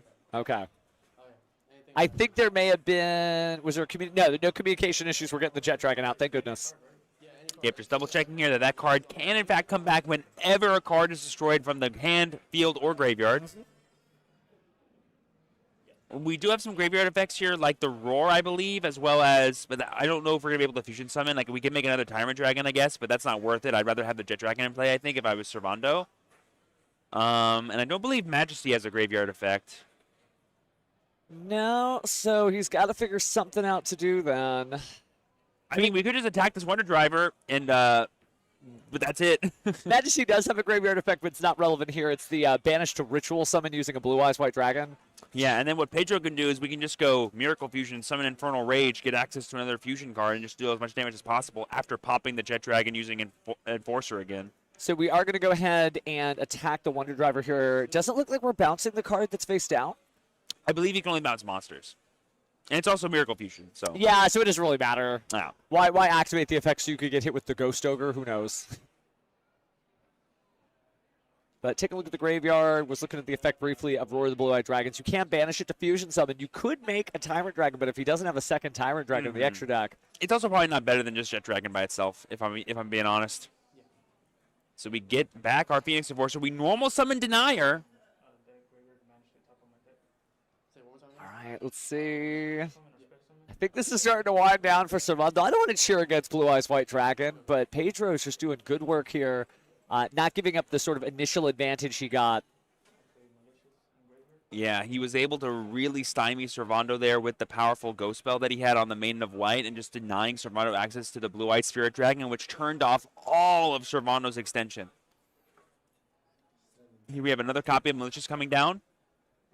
I feel like we're getting into full combo territory here. I mean, 2 heroes. I mean, we're already out Cross Crusader and Wonder Driver, so using Miracle Fusion on these guys doesn't seem that useful. But we haven't used Infernal Divisor yet, that we did see earlier to grab the Neo, so that may be the direction this is going. But we're starting off with the Miracle Fusion, and we're going to chain to that the effect of Destroy our Phoenix Force and destroy our Miracle Fusion to keep the damage we need in play. Like I said, Pedro needs to prioritize damage because the more turns he gives Servando, the worse it'll be for him. He does not want this to turn into a grind game. He wants to end the game now by going for Wake Up Your Elemental Hero, one of the coolest newer cards that came out last year for this archetype. Got to do big amounts of damage there and be able to bring out another hero for your troubles. So I think this may be it, actually. It's not currently on the board, but, well, I mean, actually it is. I think it's only 6,100 life points left on Servando's side. Yeah, I mean, we already have, like, north of 5K. I think we already have the damage we need right now. Yeah, we're counting through it. Because Denier's, like, what, 16 or something? Here's the battle phase. That's 800, 24, yeah. 20, and 8. And there's the handshake. Wow. A hero always wins in the end. That's Pedro right. makes it out alive of this. But really good stuff to Servando. Blue Eyes obviously put up a great fight there. Yeah. And he just didn't quite get, I mean, that is, we call it Brick Eyes White Dragon. At some point, you're going to draw Blue Eyes, but I think there was still a little bit of meat left on the bones in terms of making a fusion summon of the Blue Eyes Tyrant Dragon. I don't think that was going to do anything. Yeah. I don't think that was going to change anything, so But I think he did everything. It was an option, to say the least. And that Jet Dragon was definitely an annoying thing for Pedro to fight through. Had Servando top deck something like Maiden of White or top deck something like another Sage, it could have been a maybe different story for him. But not having access to True Light, not having access to any more graveyard effects that were doing anything, Pedro really did a great job of stymieing the Blue Eyes White Dragon deck and making it to where its follow-up was non-existent. Well, almost time to talk. It'll be nice to talk heroes, right? Somebody who has been playing a lot of heroes. Got that right, you did. It was, I used to go to every premiere event at the time, the equivalent, in Jade and Yuki cosplay, trying to trade people for hero cards. Like, I could not flag myself down as needing those cards enough. Yep, and huge shout out to both these players for now. Pedro being 2-0, I believe, in our regional. A great start to the event. Keep it up, my friend, and let the heroes truly win at the end of the day. Yeah. And Servando, don't be afraid. X1 is more than good enough to top 4 this event and get you some very good Worlds points and some awesome street cred. Yeah, top 32 is going to make it. So I think even like an X3 might squeak on in. We'll have to find out at the end of the day. We'll stick around to announce all that information at the end, but we're still just hanging out here, round 2 of 9. I definitely love like the new Mass Hero stuff, just kind of turning on like another sub-engine within the Heroes deck itself, just be able to constantly extend. Like the Heroes deck is my favorite form of Yu-Gi-Oh, but all within its own archetype, even though it's not all of its own archetype. Like, you know what I mean? Like there's the Hero umbrella, and then there's the Destiny Heroes, the Elemental Heroes, the Mass Heroes, the Vision Heroes, and they all kind of work together, but they're all doing their own unique way of doing it, which is pretty exciting. Kind of a weird euphemism to use, but all ducks are birds, but not all birds are ducks, in the sense that we have all these different hero families working together. But it's nice. I mean, Pedro put on a masterclass. Vision, Destiny, Masked, Elemental Hero. Didn't see any evil. Have to ask him about that myself. I mean, I really do like the new Evil Hero stuff that came out last year in Supreme Darkness, but it's a lot to stack on top of it, right? You only have... I was there when they cut it down to 15 cards for your extra deck, and I'm like, oh, no, that's not enough. How do I do this? 40. I need all of the cards. Just let my binder be my extra deck, please. That'd be so helpful. I used to show like the full on like 40, 50, 60 card stack. Oh yeah. And it was fun. But I'll tell you, the game has just come such a long way. So let's go ahead and switch things over here. Because in a second, hi guys, we're still alive here. We'll be talking to Pedro to find out a little bit more about why he made the hero decision he did, but just really good stuff. Just waiting for him. Yep. He'll come around. Sorry, bye, Steven. Later. There can only be one. But yeah, Pedro. Good stuff. You just wanted to sit here. We'll talk some elemental heroes, evil heroes, vision heroes, all the heroes on the sub, but make sure you get your headset on first. And then you'll need to tuck that microphone down. There we go. Beautiful, beautiful. So, good game, by the way. Thank you, thank you. When we came to the tournament, were we already sleeving up heroes, or was this like a last-second decision to jump in? It was a last-second decision. I was between either this or Blue Eyes, but I couldn't bring myself to play Blue Eyes. Just can't play Golden Second. Well, you brought yourself to beat Blue Eyes, which Yeah. was nice. I gotta say, you know, as someone I played heroes for so many years, it feels good to have main deck mask heroes, doesn't it? Yes, sir. The contrast hero chaos is really Yeah. good. Talk to me about what you were feeling when you targeted the Blue Eyes Jet Dragon. Did you remember the Neo Blue Eyes was down there, or was that a little surprise? Nah, I kept checking his graveyard because I knew it was there, and I was trying to not break my head, but it really did something. It kind of made me play a little bit awkward, and I played to the best of I could. I mean, it wasn't as good as I wanted it to be, but it made me do an awkward play and kind of just end on DPE and whatever I had in hand and hope for the best, you know? That was good stuff. It was good stuff. I didn't see any evil heroes in there. Was that like a choice to be like, nah, I don't got time for any of these guys? I do not believe in evil heroes. I think they're just not that good. It's true that, like, it's a different direction for the deck. It's Yes. not like it adds something that you're not already doing. It's just a choice you make. I like it because I'll tell you, when you end on the Nibiru token, it is funny to do, like, Dark Fusion. Oh, cool, a Rocket of Fiend. Thanks, friends. But, yeah, it's fine. It's fine. Well, so you've still got 7 rounds to go, but you're 2-0 right now, right? Yes, sir. Good start, good start. Are there any decks you, as a hero duelist in this format, you just don't want to run into? Yes, sir, there is. Sky Striker. Sky Striker? What do you play on Sky Striker for? Engage, and they just keep searching like Widow Anchor, and it's so easy to push. Like, the end board is just like a Dark Law, DPE, and a Chaos Negate with a trap set. It's kind of just easy to bait out, and they keep plussing and activating Engage again and again. And I see. So eventually you'll the lose the recursion, race there. yes, Yeah, they'll yes. still be on The top. grind Makes is- makes yeah. sense. We still did great. We'll go ahead and turn you back over. Is there any shout-outs you want to give to maybe the team, friends back home? Shout out to friends, family, everybody that theorizes with me about the meta. I don't really have a lot of time to play right now, but I just talk here and there with the guys I see at locals. Shout out to Omega Gaming. Okay. That's pretty much it. Well, good stuff, Pedro. Thank you, thank Go you. and do good, and you got 7 rounds left. Make them some good ones. Hero always wins in the end. All right, we'll tag in Steven back in here. Some cool stuff, dude. Some really cool stuff. It's just great to see the heroes are still doing it. I love that, like, I don't know if you caught that. His other choice today was going to be to play Sky Blue Striker. Eyes. Oh, Blue Eyes. Blue Eyes, yeah. Ooh. So, like, he's afraid of Sky Striker Right. because the resource race, right? As he should be. But he almost showed up with Blue Eyes, and instead he got to beat Blue Eyes. So what a treat there. Love it. So we still have 7 rounds. Looks like, as I see, they just called time on the round, so it'll be a second. Perfect timing. But yeah, I guess we'll just take a break, and then we'll come back and get some round 3 action. See you soon. All right, see ya.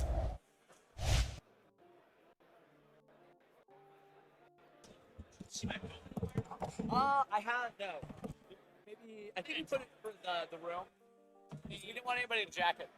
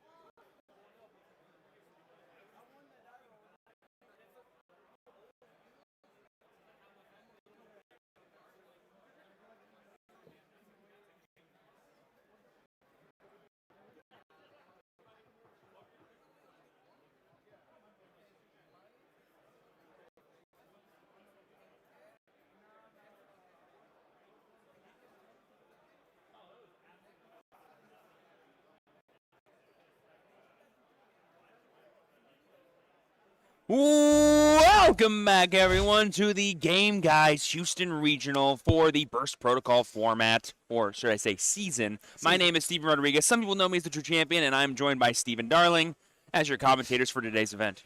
It's a good time, honestly, just watching everybody kind of get excited here. Again, we are going into round 3 of 9, which means there's still a lot of the tournament life ahead of these duelists, and plenty of people signed up for the featured match station. We can't get them all on, but we made some choices. Right now, the judges are out there deciding, talking with everybody, but it's just a good vibe here, dude. Great Saturday. Yep, I saw a little bit of how some of the duelists are performing. We're seeing a lot of things doing well, like Radiant Typhoon, like Branded Draco Tail, like Mitsurugi, things we're expecting to see, but also, as we know from the stream, things like Hero, things like Blue Eyes can kind of get in there and kind of show off just how powerful they can be as well in this wide open format we were talking about earlier. What's really weird is I still didn't see any Dark Magician stuff on that list. I'm like, where are they? I this know. was supposed to be the day. There was Magician Souls in that Blue Eyes deck, but that was it. We just summoned Souls and didn't do anything with it. Does that really count?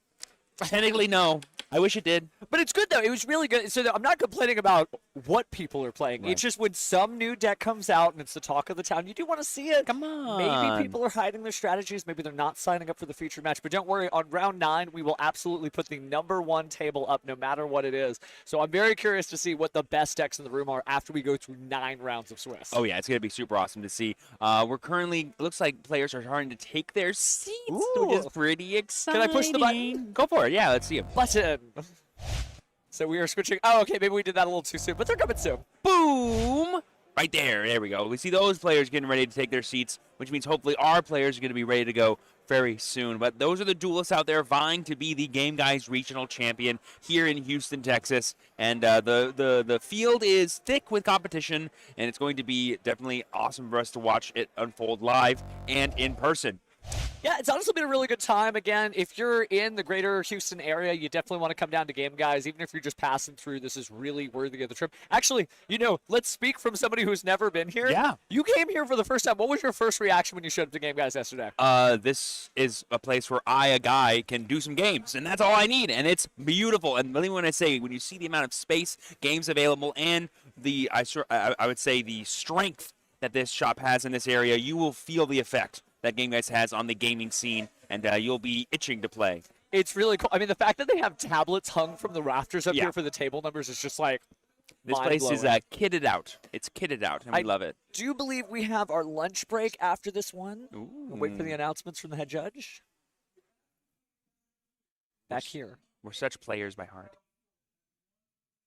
1:10. So 1:10 p.m. is when that next. Wait, that doesn't make any When it sense. starts. When the lunch break starts. Yeah. So it'll start right before round 4 starts. Okay. Yeah.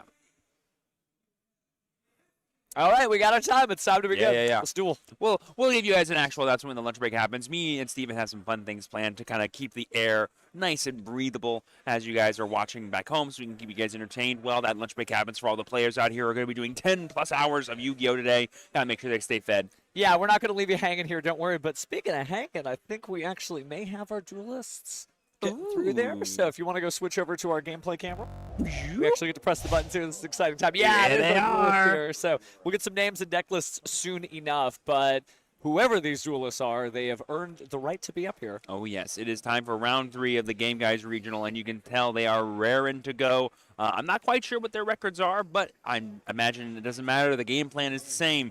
Whoever's in front of you, beat them. Yeah, there's only probably going to be one undefeated duelist today. So X1 is still viable. So we're going to feature some duelists who are still kind of on the bubble. On the bubble is very early in round 3. When you're 1-1, it doesn't really matter that much because you could be the #1 guy in the room at that. But we are featuring, looks like Alan Padrana on the left side here. And we'll find out soon enough who's on the right. Yeah, but there should be some fun stuff for us to sort of show off in this round if this matchup is the one that I think it is. It'll be very exciting for y'all to see some of the cool synergies that exist in this format from some of the top decks that are performing, some maybe alternate ways to play them that people are not used to seeing. But there it is. We have confirmation that he is indeed playing Radiant Typhoon. Ooh, nice. The MST dot deck. MST now negates, and I'm super happy about it.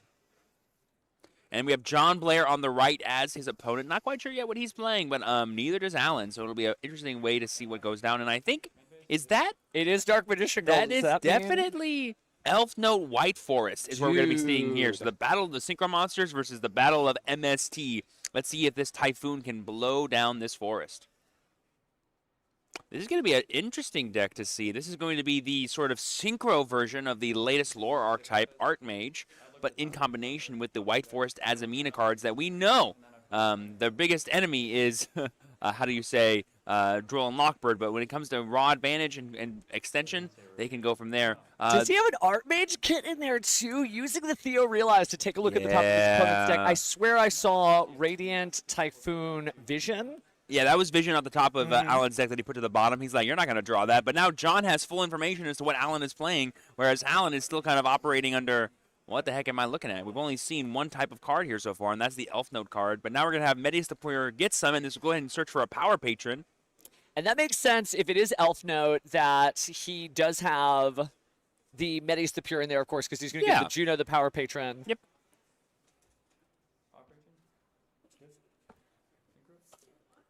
But let's see the synchro stuff. It's a little difficult to make synchro lines here. Sometimes people just go straight into the Armades. We actually got the Elf Note Power Patron there to go ahead and bring out this Librarian. Oh, that makes sense. Yeah, if you're not running the Fiendsmith line, you can just go into Hyper Librarian, and this TG going to draw you some cards. Let's just say a White Forest deck has been known to synchro summon there, Steven. So I imagine this TG Hyper Librarian, every time a monster is synchro summoned, he's going to be getting you some cards. Or is it synchro summon, right? Not social summon for him? Yeah, it's going to be synchro summon specifically. Great. Yeah, in the wrong deck, that draws you everything. It's the reason why we will never see Level Eater again. Yep, and there we see the Elf Note Tinia coming down here. This will go ahead and get us access to more of our Elf Note cards. Like the Elf Note Welcome Home spell card. This will go ahead and probably enable potentially the bridge into the White Forest cards if we don't already have some in our hand. I always forget when the line kind of ends towards the White Forest stuff here, but no, we're just going to keep going with Elf Note Fortuna there. Sorry, no. Elf Note... Lucina. And he's doing a good job of keeping the middle monster zone open. So if you're unfamiliar with Elf Notes, what they do is very unique in Yu-Gi-Oh! They occupy the middle monster zone. So a lot of the Elf Note monsters can be special summons in the middle monster zone, and then we'll get you additional card advantage. As you see, we're going to go ahead and dry up a trap here. The Elf Notes, in terms of the storyline, this is actually... sort of the Archmage side quest. Sure. Because, it is Litera, the Archmage, the sort of like bard of the group. She goes home and she makes a plea to the Elf Notes, like, hey, man, help my friends out. And they say, no, we've got our own problems over here. Yeah. So there we see the Rhapsody of Madness here. Going to go ahead and use its effect to get rid of our Lucina to bring back the Elf Note Power Patron. We're going to go ahead and get a Synchro Summon here off, because I believe that Power Patron is indeed a tuner monster. And I think that is Seraphim Sterilizia? Yeah. It's cool to see it, actually. Yeah, we're going to get the draw up Librarian here. Elf Notes have been really popular. A lot of Elf Note Fiendsmith decks have been just kind of wandering around. We haven't seen any real tops that I'm aware of. Maybe there's a regional list out there that I missed, but it's still a really good deck. And I think why it's such a good deck is it just piles on the advantage, especially with this TG Hyper Librarian, like nobody's business. And you get card protection and targeting protection for your cards in your middle monster zone. So it'll be really interesting to see what he decides to end on that's going to be in the middle monster zone. But he already synced it off for Rashilia. Yeah, so here's the bridge that I was talking about, where you can use the Power Patron plus the Librarian to make the Rashila, which will give us access to the White Forest cards by sending the Welcome Home to the graveyard, to go ahead and give us access to potentially, that looks like Illusion? No, Tails. That's Tails of the White Forest, I think. Which will give us access to any of our... No, it was Witch of the White Forest, the field spell. Even better. Now, if you use the field spell's effect, if I recall correctly, it does lock you out of dark monsters in certain locations. So that could be a little difficult if you're trying to get a level 6 or higher dark spellcaster from the field. But this may not actually be a dark magician like hybrid. No. I think it may just be Elf Note, like pure White Forest at this point. Yeah, I think we're more worried about just getting as many synchros off this game rather than trying to bridge into any other kind of archetypes that exist right now. Because once the White Forest engine begins, you can bridge into the Azamina stuff, which being locked out of dark monsters might matter for stuff like the Diabells of the world, but I don't think we necessarily care about that, because being able to summon Diabells, the White Forest Witch, will be pretty good at recycling things like our Welcome Homes, like our powerful spell cards. But we're just going to resolve the rest of this LZ here. I'm not sure what monster we searched for, though. Did we get Sylvie or something? Did not catch it, but it looks like we're going to go ahead and synchro summon off here. So 6 plus 2 is 8. This is probably going to be the Diabell if I had to guess. Queen of the White Forest. This card is just one of the craziest cards ever. It can tag out. It can recycle cards. It's just so good. Definitely an exceptional card, and kind of reminds me of like almost the proto form Dark Magician and Destruction, right? It's a level 8, big body, gets some stuff done, grabs an initial spell card, helps you recycle all of your plays too. Adding back the Welcome Home for next turn's follow-up as well is going to be pretty sick here. And is that... Oh, that is Diabells, yeah, the White yeah. Witch. Yeah, Diabell's the White Witch, exactly. So we're going to go ahead and send off the tails from our field to the graveyard to go ahead and summon that monster. It will get set back because it was being destroyed by the effect of a card.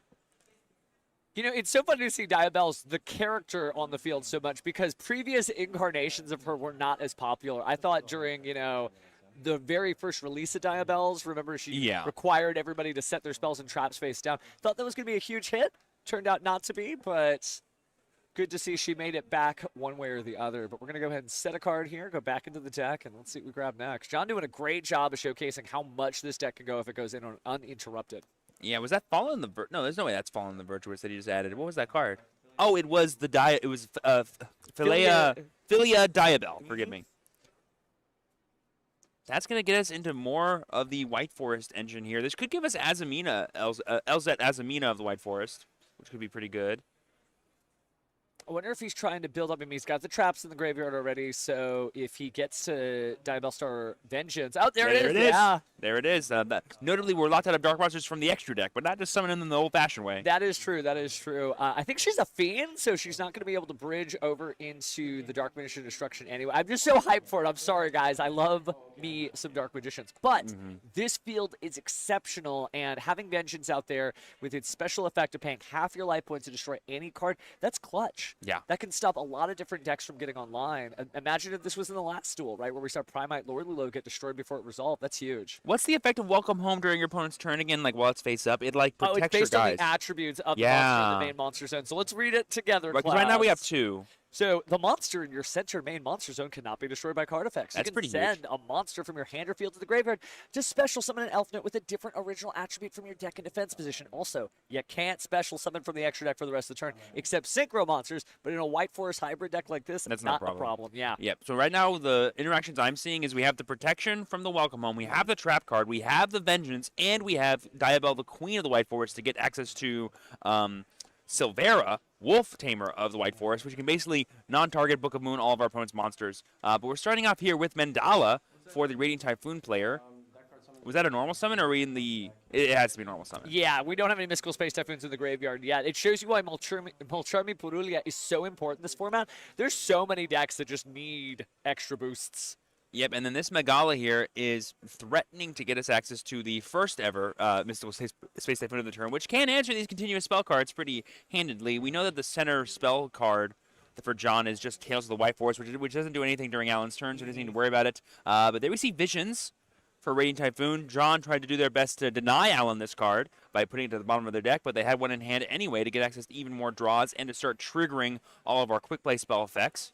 Kind of the Radiant Typhoon special. I just had another card that was a quick play spell card to activate. But it's true that, you know, considering that this is a Radiant Typhoon matchup, you know, Elf Note is going to have to worry about, you know, the spells and traps, right? John's spells and traps are not invulnerable. He doesn't have anything to negate anything. So if you have a Mystical Space Typhoon, you can just start to pick apart the spell and trap zone piece by piece by piece. Yep, and I did see the Crocia in Alan's hand. So after this vision resolves, we're going to get even more advantage that John potentially needs to worry about.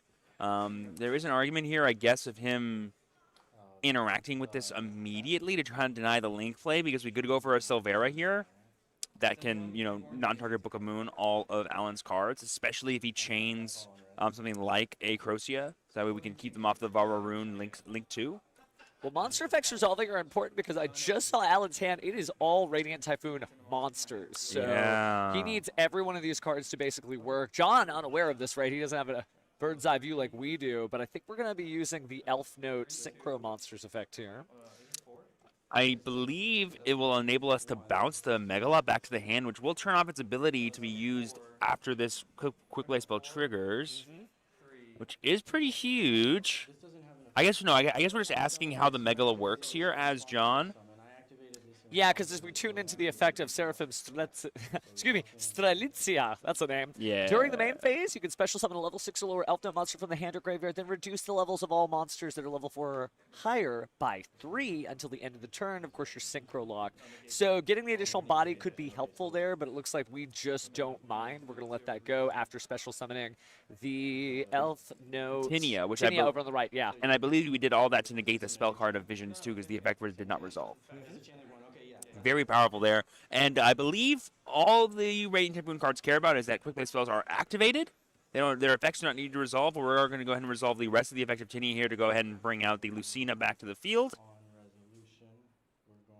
So gorgeous Lucina there, but it is going to be met with an even more gorgeous Corsair. Wow. Right, because we did in fact activate a quick play spell. We'll be able to use the Corsair's effect in hand to summon itself to the field. And you're right, that is a beautiful Starlight that's going to be able to search for even more cards and get us access to even more quick plays, activate the rest of our cards, and maybe even trigger the Megala as well.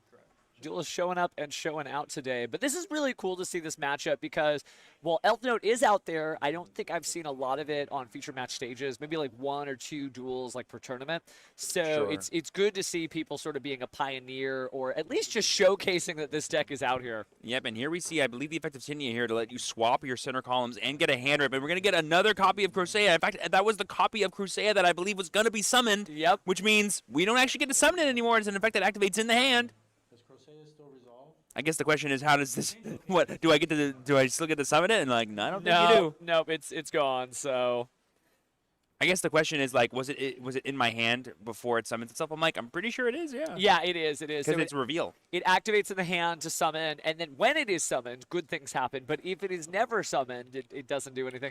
And there's some like tricky cards like that too. Like great examples are really any deck that can play Dimensional Fissure but still get its effects, like Mitsurugi. It's weird to tribute a Mitsurugi, banish it, and then still get its effect. So I can understand the sort of loading time. But man, speaking of loading in, Yep. So there we see the Phonics being summoned off of the Megala's effect here because we still get to resolve that part of the chain, no problem.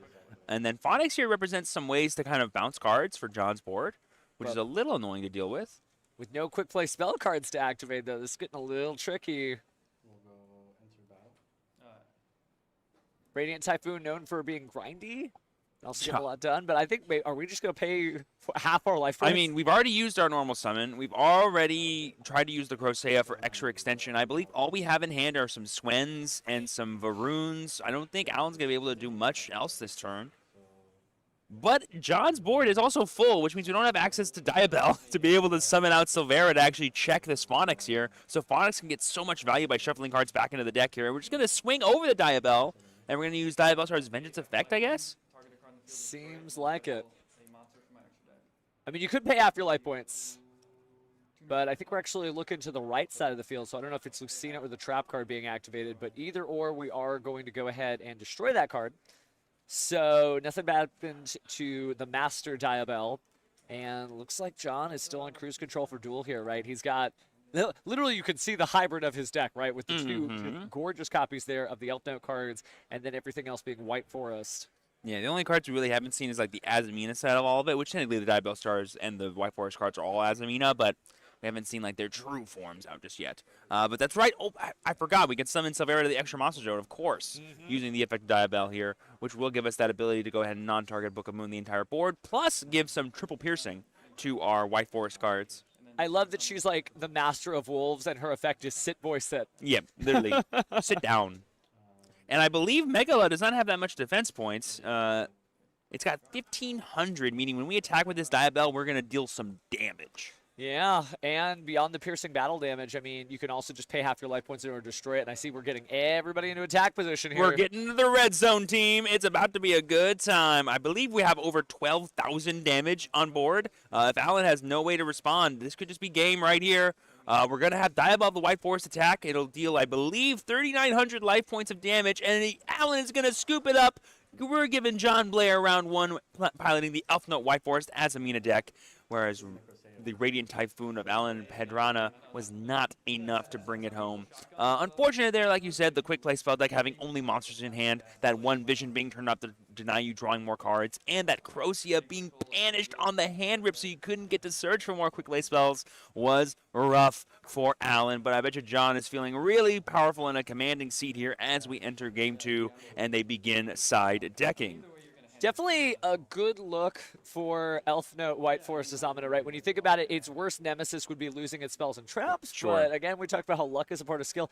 You have to duel the duelist in front of you. I see so many people online, and no shade on them, but this is an example of that. They'll be like, no, there's no way it could be beaten. The Radiant Typhoon guy's going to come in, he's going to destroy all your spells and traps, he's going to just completely end you. It didn't happen, though, because you can't play against this hypothetical opponent, this worst-case scenario in your mind. You have to play against the duelist in front of you. And as we see, Alan just didn't draw the outs. Yep, duels won in theory don't count. Only duels won on the rubber mats count. And that's what we're here to witness at the Game Guys Regional in Houston, Texas. Round 3, Alan Pedrana down a game versus John Blair. Piloting Elf No White Forest Azamina, a deck that you and I did not have on our radar for what we expect to see, but that is the point of these regional tournaments. This is where people test, this is where people grind, and this is where the duelists who are committed to entering the World's Finals with the decks they love are going to do it. Oh, absolutely. You know, a lot of these decks for the Medius the Pure storyline are going to get a bunch of support in Blazing Dominion. So, I mean, that set's coming out in, what, May? Yeah, now's the time. This is a good time to, like, learn these cards. Trade for them now before everybody's like, hey, man, you got an Elf Note? You got an Elf Note? Now is the time to get the Elf Notes. And I'm also just a huge fan of the White Forest deck. I mean, I'm a fan of any deck that basically goes, I'm going to interact with cards in a really interesting way, i.e. my own spells and trap cards, and by doing so, I get a bunch of advantage. Super cool. In fact, both these decks have a tendency to destroy their own spells and trap cards so they can trigger their own effects, because believe it or not every single deck has spells and traps for Radiant Typhoon to destroy. So thanks to the new Vawa Rune Link 2, you can just put your own guys in the spell and trap zone and destroy them that way with your MSDs and get actual value out of them. It's interesting that, you know, Alan has to deal with the set spells and traps. If he has another sort of incident of not drawing any Mystical Space Typhoons, he's kind of in trouble because the extra ability to special summon your monsters, right, is not just a quick play spell card, it's your opponent having no spells and traps. Right. And that just may not be the case other than that very first turn for Alan. So let's see what he ends up drawing here.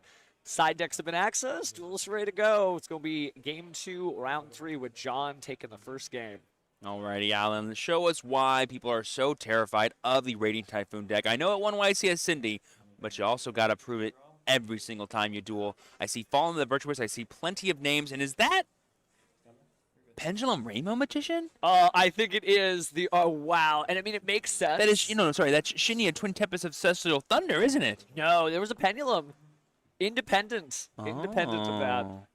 Oh, sorry, Perform Without 5 Rainbow Magician. Yeah. That's the card I'm thinking of. I think the last time I saw that was in like the Holo Live competition. Yeah, it's got like a really cool card. Yeah, it's if you have 0 cards, it has one effect. If they have 4 set cards, I need to look that up though because you do not see that. But it's not one-sided. Like it affects both you and your opponent. It does affect both you and your opponent. But because you're playing the MST deck, you can always get rid of a bad pendulum monster that you don't need anymore. That's actually some really cool tech here. As we begin our turn by summoning the Eldam and going ahead to get our search here. By the way, we use the Noble Knight's Shield Bearer here to go ahead and search for that because it is a powerful way to get access to the warrior side of the Radiant Typhoon cards as we get this Swen added to their hand thanks to our Eldam. So I pulled up the text of 5 Rainbow Magician. It's 2 continuous effects as a pendulum. Get this.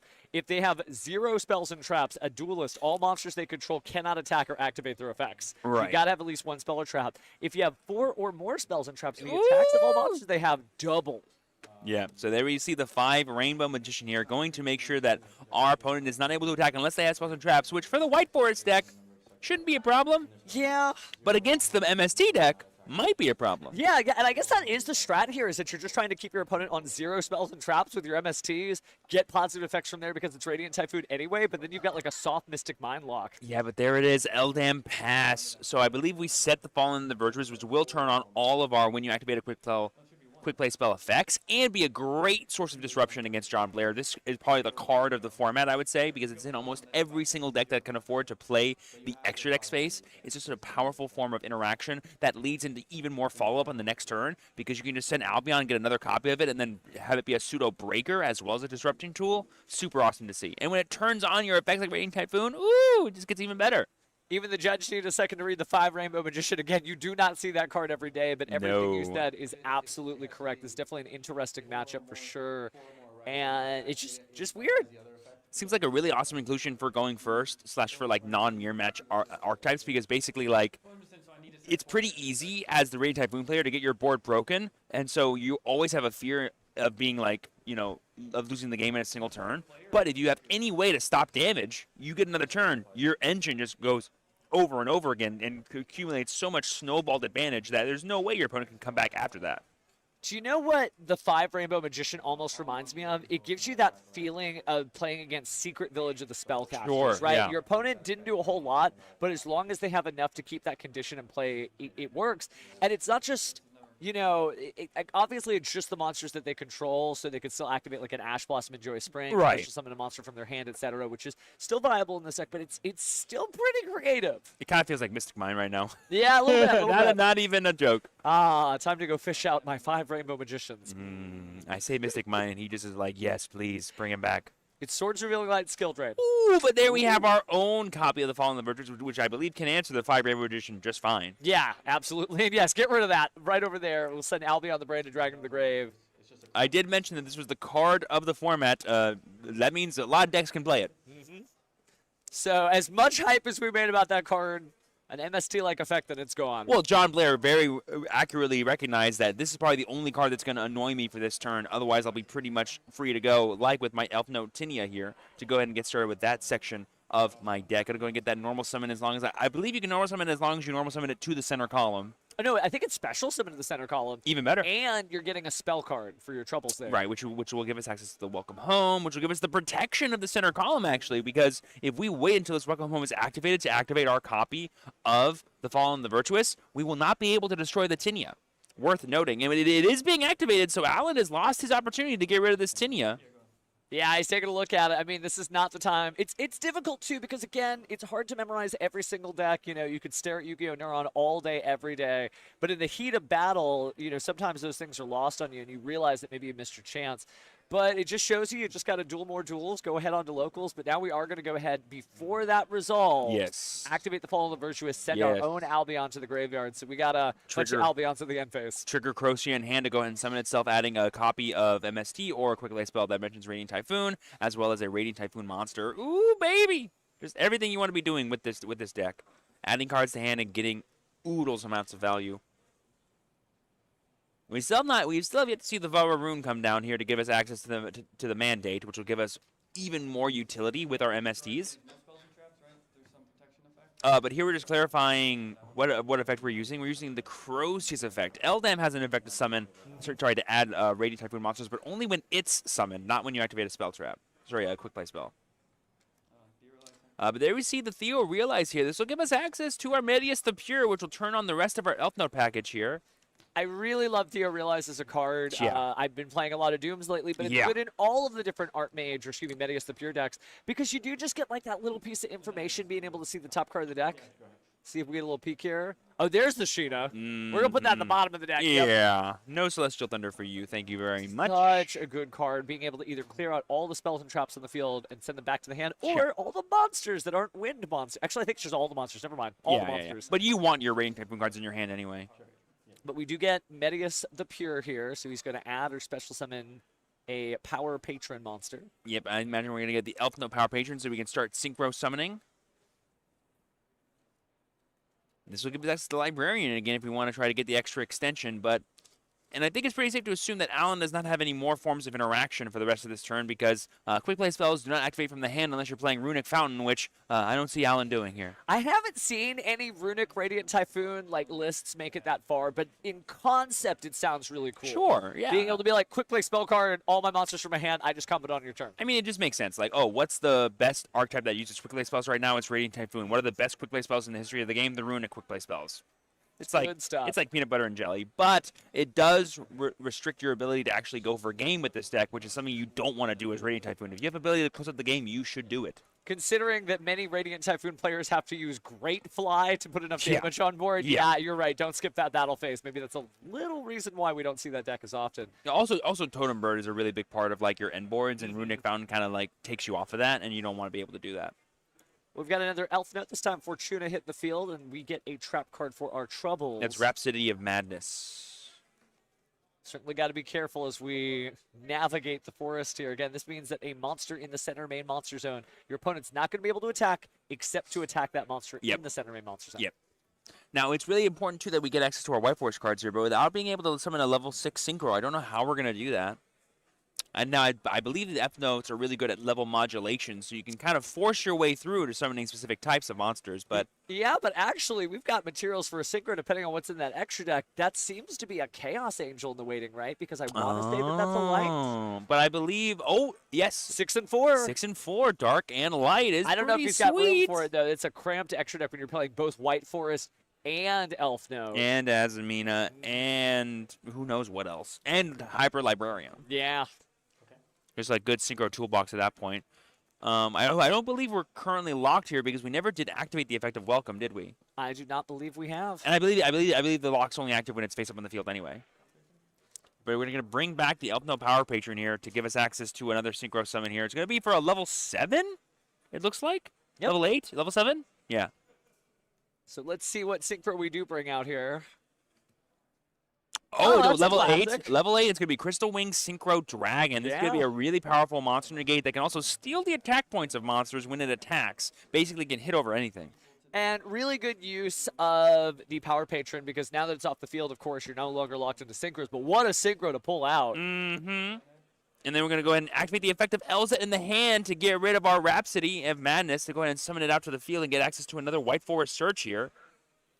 Or did we set that Theo Realize and get rid of that? It was saying that Theo Realize. Theo Realize, very interesting. A lot of people play Elf Note Fiendsmith, and you can banish Theo Realize from the graveyard to change the type and attribute of a monster on the field. Love it. So that lets you, of course, make a light Fiend and go into the full Fiendsmith combo, since that's what they're all about. As long as we got Fiendsmith Requiem, it's a good time. But that's not what he's doing here. He's just tossing it in the graveyard, grabbing Elzet of the White Forest. Yep, and I think the reason why John went for this Crystal Wing Synchro Dragon was to insulate the rest of his combo from Nibiru, because now he's going to start popping off. And there we see the Roost. No, that's Sylvie coming down here. I don't believe we've normal summoned yet. So, yeah, we're going to go ahead and get that normal summon off to get access to even more White Forest monsters. And we're going to go ahead and summon the Rashila, my guess, the level 6 White Forest Synchro here. Yep, there she is. This will give us access to even more of our White Forest cards. Like bringing back Elza to the board, too, so we can get access to a level 8 Synchro summon. We're going to send from our hand to the graveyard Tales of the White Forest. Leaving up the Witch of the White Forest field spell to potentially be used later. By the way, if we do summon Diabell again, we will be able to activate Welcome Home again, which I believe, because it was destroyed, we'll get to resolve its effect if we got to activate it a second time. Yeah. And there we see the Tails of the White Forest here allowing us to get that extra White Forest monster we may need here. This is very difficult on Alan's side. Again, this is a very monster-heavy hand, not as many quick play spells. You imagine, this deck is almost all quick play spell cards. You're going to draw it, but for whatever reason, it's not happening. There we see Elzet, the Azamina of the White Forest here, which is the tuner monster we need to go into Diabell, Queen of the White Forest. This will add back, like I said, a spell card from our graveyard to our hand. It can add back any spell card. It does not need to be a White Forest one. And there's a world where... Did we add a card and just say I'm activating it? I'm not sure what card it was. It looks like we're adding... Didn't quite see it. It was just off camera. It looked like another copy of Tails to my eye. It's just good to have the additional card advantage. There's so many things that you need to either discard or send from the field to the graveyard for the White Forest engine. Even if you can't use the additional beneficial effect. Right. A card is a card is a card. Yes. And there we see...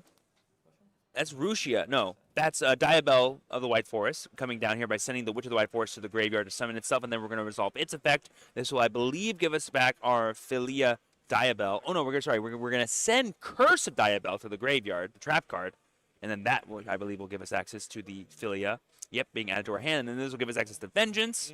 And like we saw in Game 1, that's everything John wants and more. And this is our going second board. We have access to basically the same exact thing we did in Game 1, plus a Crystal Wing Synchro Dragon.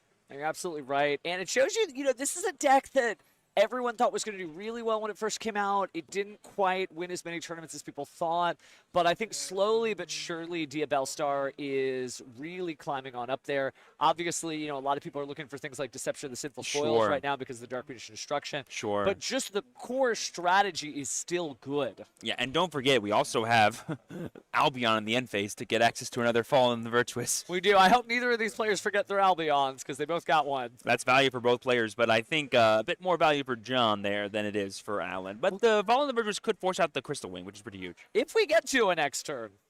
Right, I forgot. It's John's second turn, so he can attack. Yeah. But how much damage are we looking at here? We're not currently doing any piercing. We do have access to the Cydia. You're looking at no damage. He's just going to go ahead and bonk on down. But we can negate. But we negated with Crystal Wing. I forgot we had that.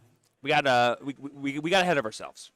My goodness. I mean, it's a great card. I really do think that Sheena is a really strong, almost unreal card, but the timing of it's difficult. Again, when you've got the Crystal Wing Synchro Dragon, obviously they can negate, destroy it. Alan down one game. Facing, my Poplar of the White Forest coming down here. Going to get rid of that Crocia, and now it's damage o'clock. Yeah, we're also paying half the life points to get rid of the Megala. Yeah.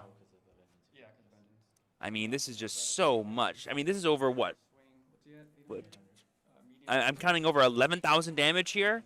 Yeah, I think here come the numbers. 3K, 28, and there it is. And that's the handshake. John Blair is your winner, piloting Elfno White Forest Azamina against Alan Pedrana, piloting Radiant Typhoon. We started the turn off with the Fallen the Virtuous to make sure that we could play around the 5 Rainbow Magician, and then we just comboed off from there and got the damage we needed to win.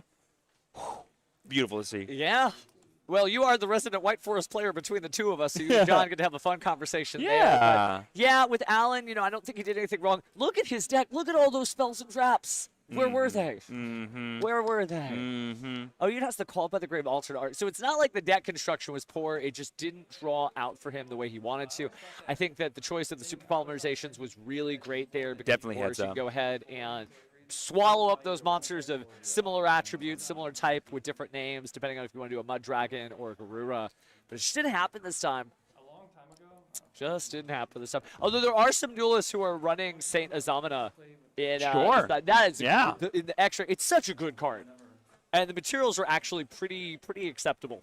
Yeah, and funny enough, it's like actually awkward to summon in the Azamina deck of all things. But wow, what a really awesome game to see for our round 3. Definitely some fun, more diversity in this wide open format, and one of the the pillars of the format being taken down by said diverse deck in Elf Notes. Yeah, I mean, Radiant Typhoon is certainly no slouch, right? Sure. And a lot of people have thought it was going to be the deck. It rocked out Genesis for a while, but obviously it's really good in advanced format.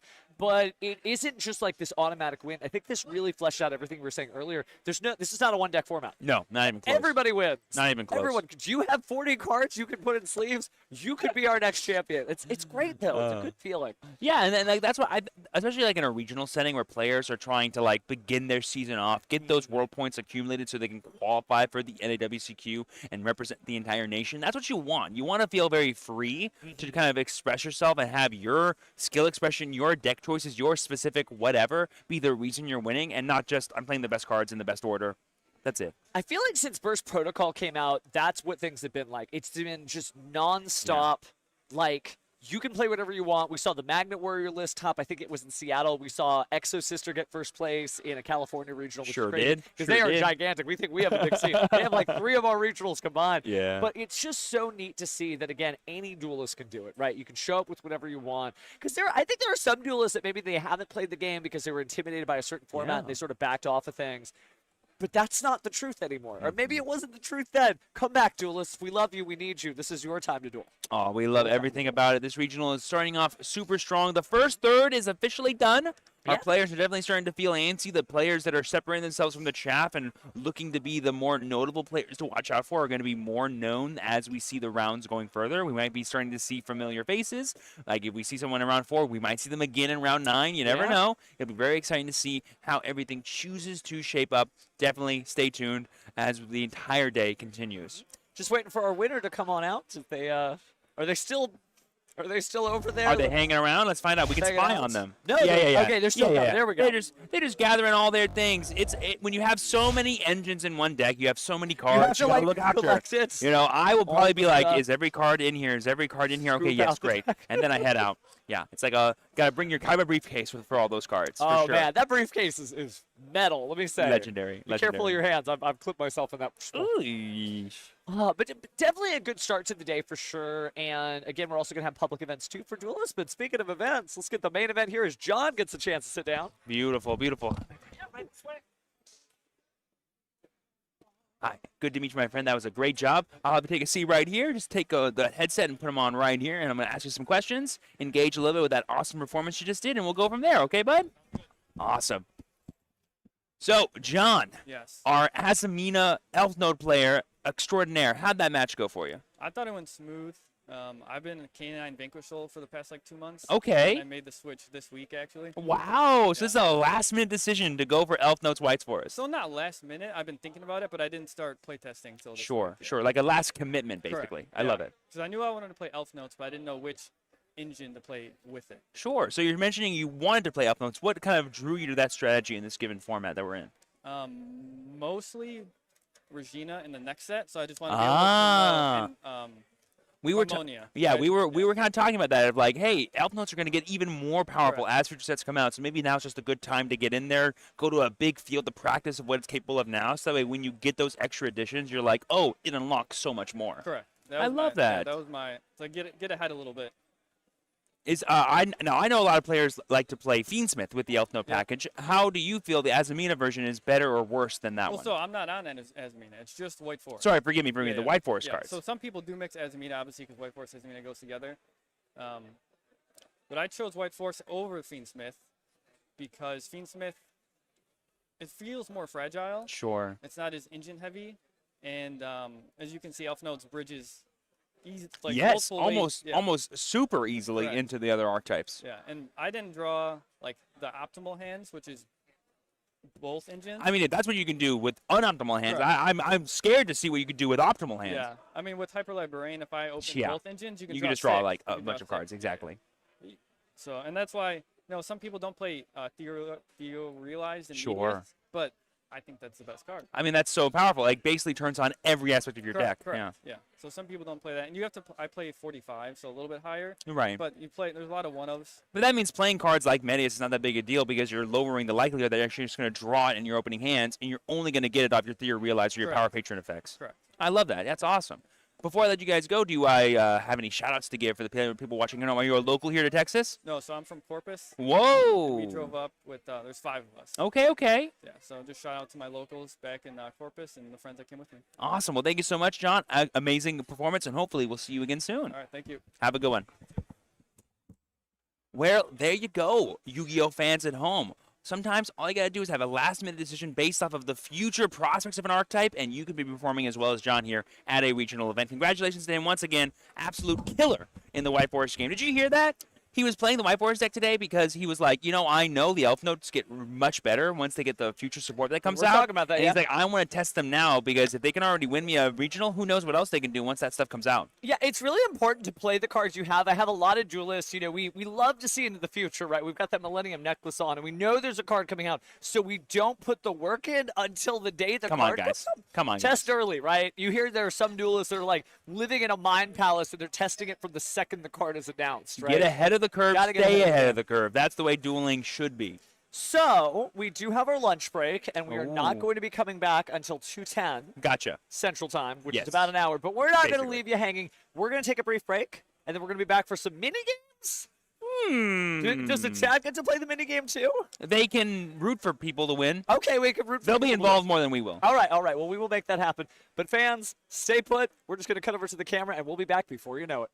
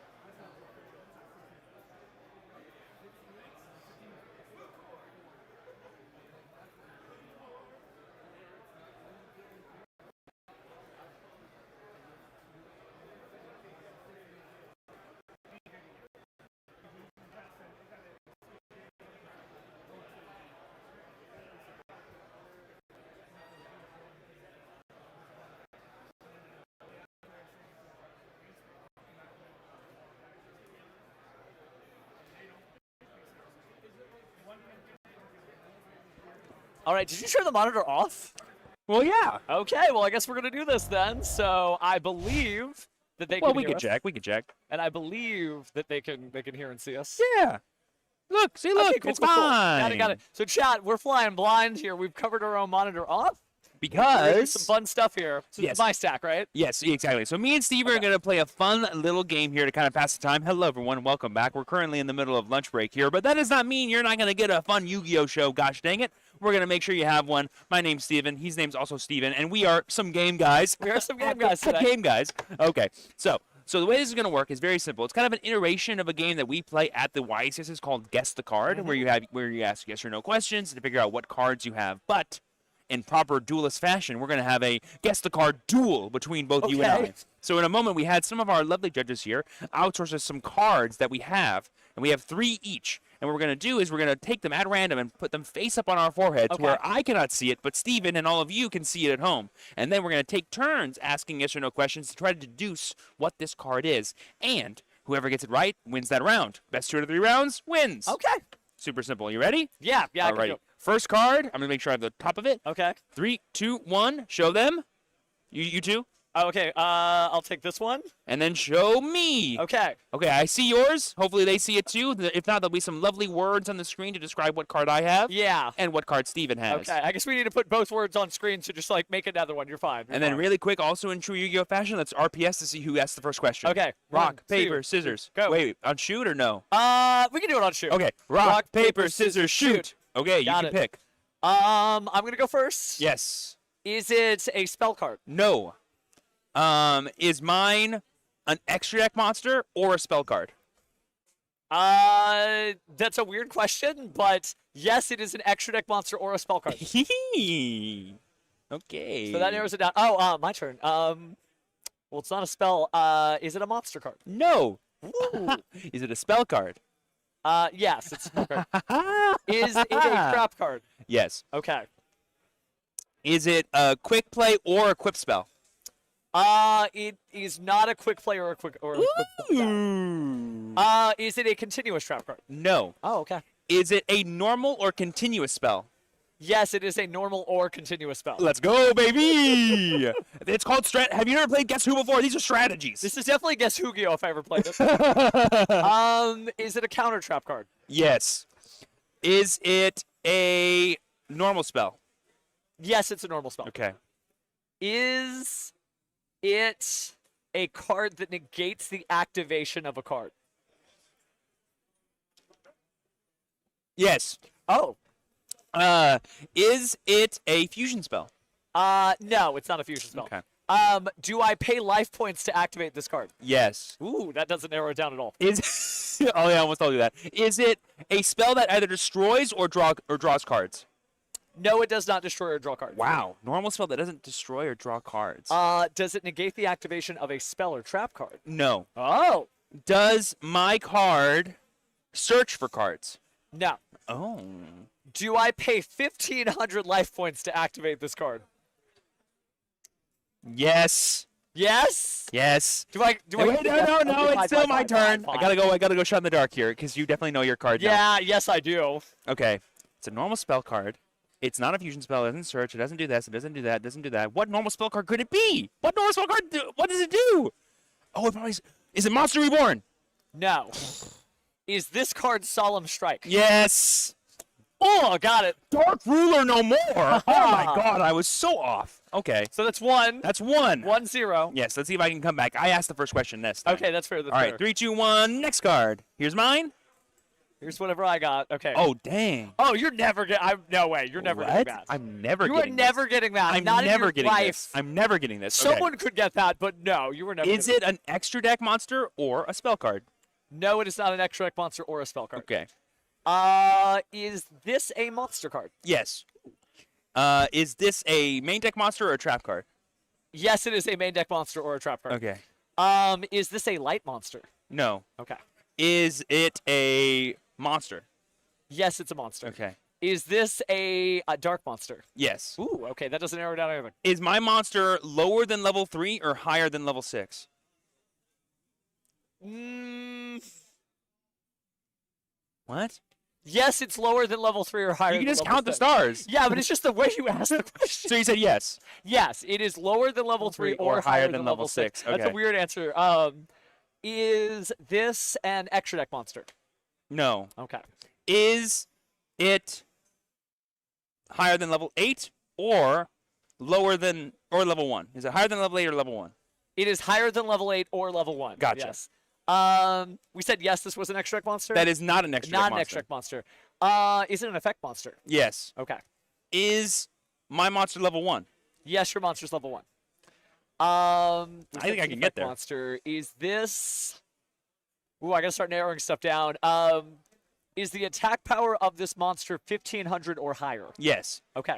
Is this monster currently on the ban list? No, Okay, no. okay. I'm about to give something away from that. So it's we said it wasn't 1500 or higher. It is. Oh, it is 1500 or higher. Is it 3000 or higher? No. Okay. Okay. I don't know this card apparently, but I think I do. Okay. Is this an old card? Yeah, it's pretty old. It's pretty old.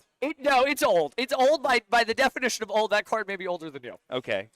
So it's a dark monster with more than 1500 attack or 3000 or less. Okay. So it has to be 20 effect. And it's an effect monster. Is this monster a dragon monster? Yes. Oh. Okay, go ahead. Yeah. Is my monster a fiend monster? No, it's not a fiend. Okay. It's an effect monster. Okay? Does it have 8 stars? No. Okay. Is mine a light or wind monster? Yes, it's a light or wind monster. Okay, level 1 wind or level 1 white. Okay.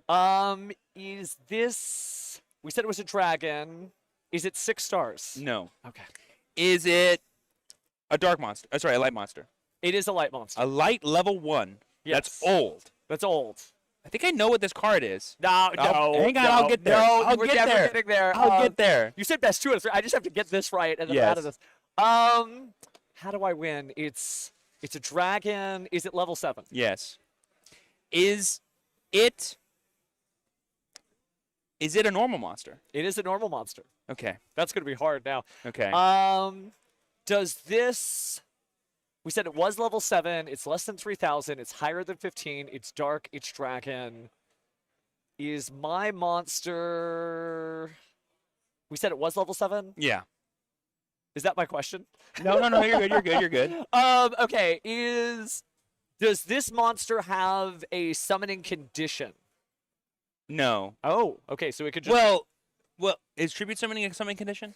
No, Then because no. I'm asking like a procedure, like banish this or that. No, Okay, no. Gotcha, go I ahead. see what you're saying. Is it okay? This is gonna be a weird combination of questions, but is it fairy type or spellcaster? It is fairy type or spellcaster. Okay. So that's actually, you're getting closer now. I think I know what this card is. I just don't know the name of this stupid card. I know exactly. I can picture it. Don't call that card stupid. You were going to offend some people. Sorry. Okay. Did this card come out in the Lost Millennium or before? No. Okay. No. Oh, that's a hint. Does this card? This is gonna be a super specific question, but is this card used to summon the Sleeping Giant card?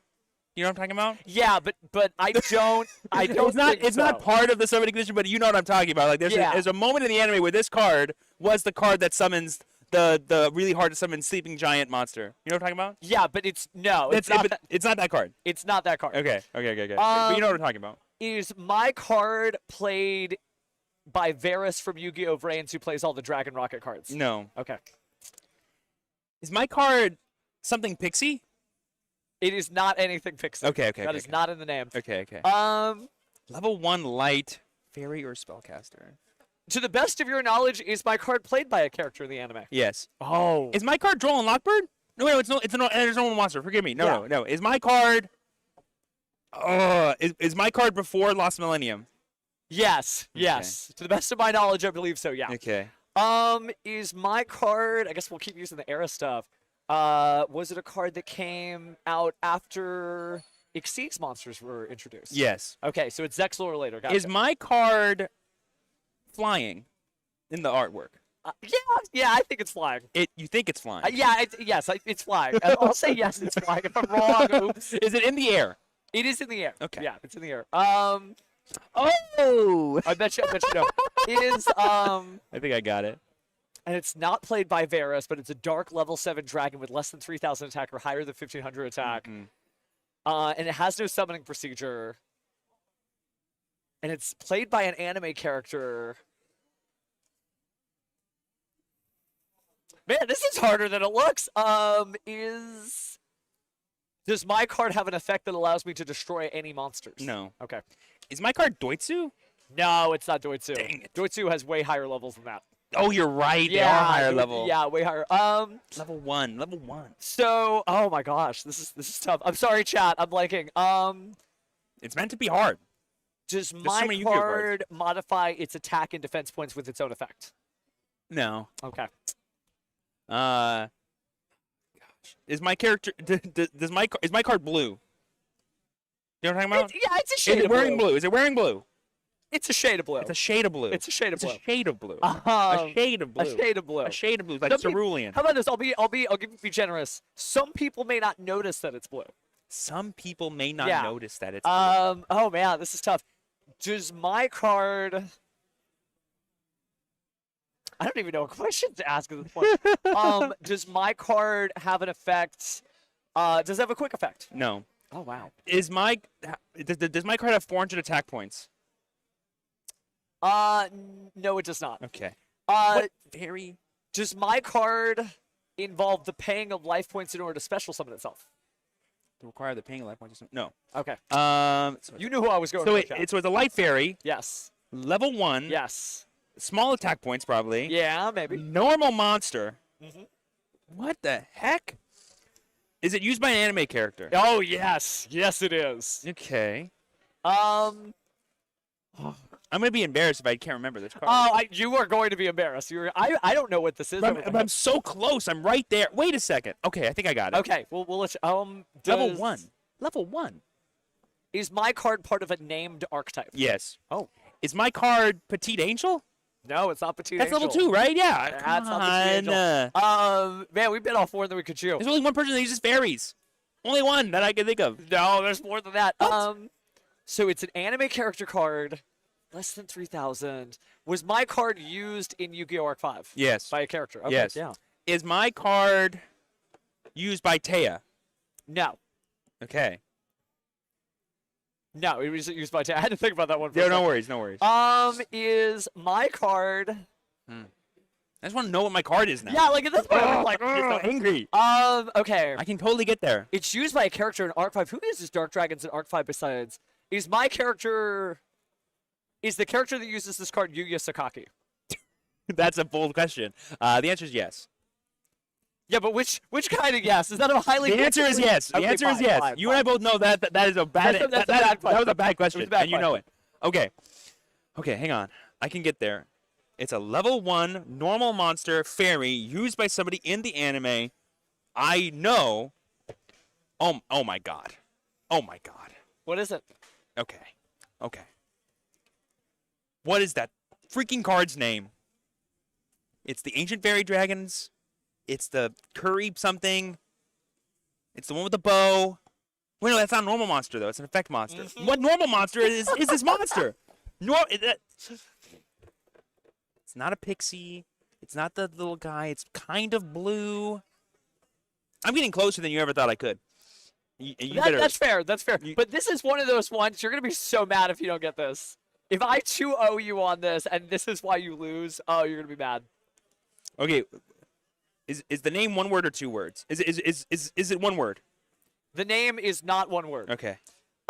Is my card used by Yuri? No. Okay. Is my no card questions. 2 words? It is 2 words. Okay. Something like sprite, Oh. something fairy, something petite, something. Like, that's what it is. Like that's what they were all called. And we said this was an effect monster, right? Yeah. Is my monster a pendulum monster? Yeah. Oh, now you're in trouble. You got this question, Is my and that's it. Okay, hold on. Hold on. Is my card Oh, Jesus. Something. Two words, light monster, level 1, Fairy, used in the anime, anime. not by Taya. Not by Taya, but it's a normal monster. Mhm. Normal monster. You're gonna be so Level mad. 1, normal monster. Level 1, normal monster. Normal monster. Because now I know what's going on, man. Like, I know this card. Have I? No, I can't ask a question. I just have to guess because you'll definitely get yours. I'm searching my mind palace so hard right now. Oh, I'm sure it's in there somewhere. Is my card? I know that's level 4. I know that's level 4, and I can't say that stupid card. I can't believe this one took so long. Yeah, that one. Honestly, I can't believe I got that many free questions. Okay. Chad, I'm sure you're screaming it at me. I know you are. Yeah, we've hit in the chat, by the way. We're flying blind. I We know can't you're see it. screaming at me. I know you're disappointed in me. I'm disappointed in myself. Because what I'm about to say, I know is incorrect. But I have to say it because my brain can't say anything, and the show must go on. Lose or not. Is my card Ava? No, it's not. I know it's not Ava, but I'm stuck on Ava. So, is my card Odd Eyes Pendulum Dragon? Sure is. Yes! Look at Moki! Oh, someone in the anime, I was so focused on a main character. I forgot this little nubbin is a fairy. Oh, I can't believe I took this long on this one. Okay. I love Odd Eyes Pendulum Dragon. So, I've already 2-0'd you. We could play this We with should the chat. just do the third one. You want to do the third for one? funsies, Okay, for for funsies. Okay. Because the chat, I mean, they'll just, I don't know how we would, like, I would just, like, look at it and be Yeah, like, we just hold it. We'd be like, message, no, it's not that. Nah, Okay, this- fine. Sorry, chat. they're already playing at home. And I want some kind of redemption. Because, Okay, fine. Dang it. I Can we got just you Dark Ruler no more. No, both of us. Okay, both. I got Dark Ruler no more and Moki Moki, bro. Okay, I'm ready. All right, this is mine. It's mine. Okay. This one, it's going to be really funny. I'll go first because Okay. I'm shameful. Okay. Is mine an extra deck monster or a spell card? It is not an extra deck monster or a spell card. Ooh. Is mine a spell card? Yeah. Okay. Is mine a trap card? No. Oh. Is mine an equip spell or a field spell? No. Okay. Is mine a normal monster or a tuner monster? No, it is not a normal monster or a tuner monster. Okay. Is mine a? I said a equip or a field. So is mine a quick play or a continuous spell? No. Okay. Is mine a tune monster or a pendulum monster? It is not a tune monster or a pendulum monster. Okay, so it's just an effect monster. Confirming, is mine a normal or a normal spell? Yeah. Okay. All right. Is my monster level 3 or lower or level 6 or higher? It is level 3 or lower or level 6 or higher. Copy. Is the words or are the words LP or life points written anywhere on this card? No. Okay, cool. Is it level 1 or higher than level 8? It is level 1 or higher than level 8. Heck yeah. Does my spell card involve the changing of control of a monster? Yes. Ooh. Is my card 1,000 attack points or less or 2,000 attack points or more? Yes. Hmm. Does my card alter the control of 2 or more monsters at the same time? No. Is my monster level 8 or higher? No. I get another level 1? Why do I get such tiny monsters? Does my card impose any restrictions on the controller of the card of what he may do with the card he took control of? No.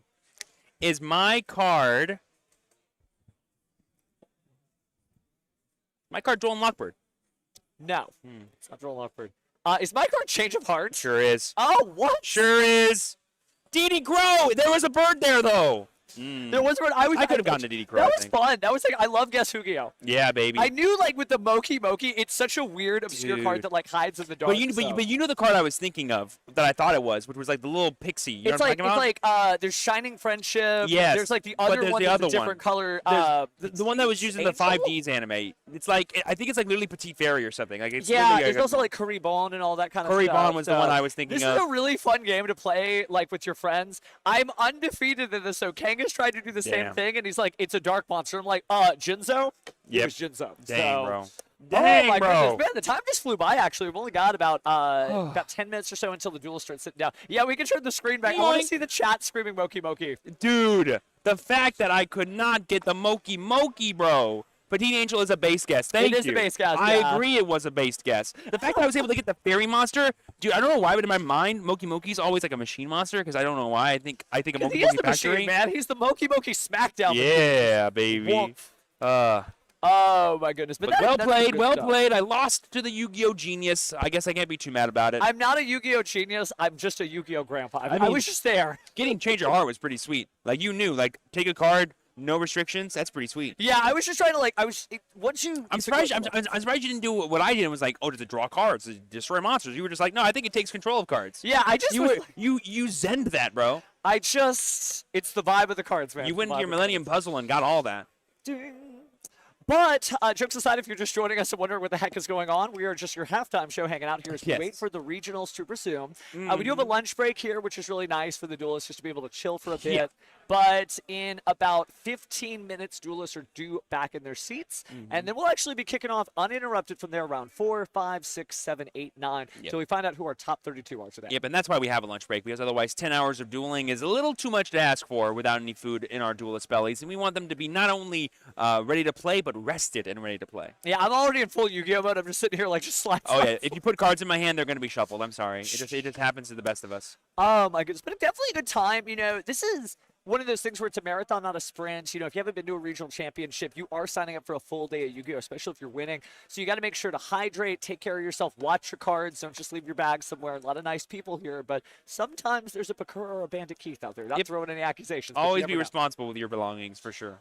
Oh wow, that's funny. That's difficult, dude. That is. Difficult. It's not easy, especially when there's over 40,000 cards at this point. 14. 14,000. 14,000. That's 14. a lot. That's a lot. That's still so many. I got all 3 right. Just took a while. God dang right you did. God dang right you did. Good times, good times. One of my favorite things I love what they do is on some of the other streams we've had in the YCS, they'll pull it way in and they're Guess the card. "Do you know what this is?" Yeah, but by the Do picture, you know what it is? by the picture, it's so much easier. Like having to know the stats of a card, or the name of a card, or the effects of cards. Way harder. Yeah, it is. It is. Well, I guess we can take a quick break. If you guys don't mind, we'll be back in about 10-ish minutes. Yeah. So we're going to just make sure we get our next feature matches lined up and then figure out where the rest of this tournament will take us. But until then, stay tuned.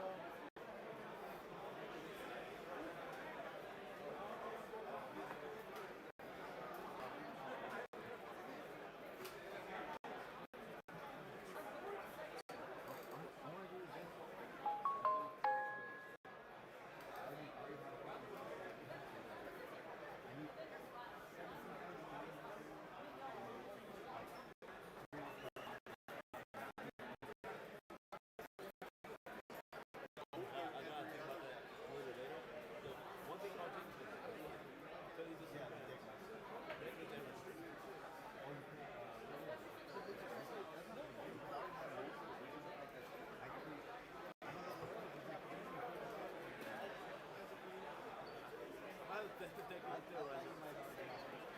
have some, but a lot of stuff.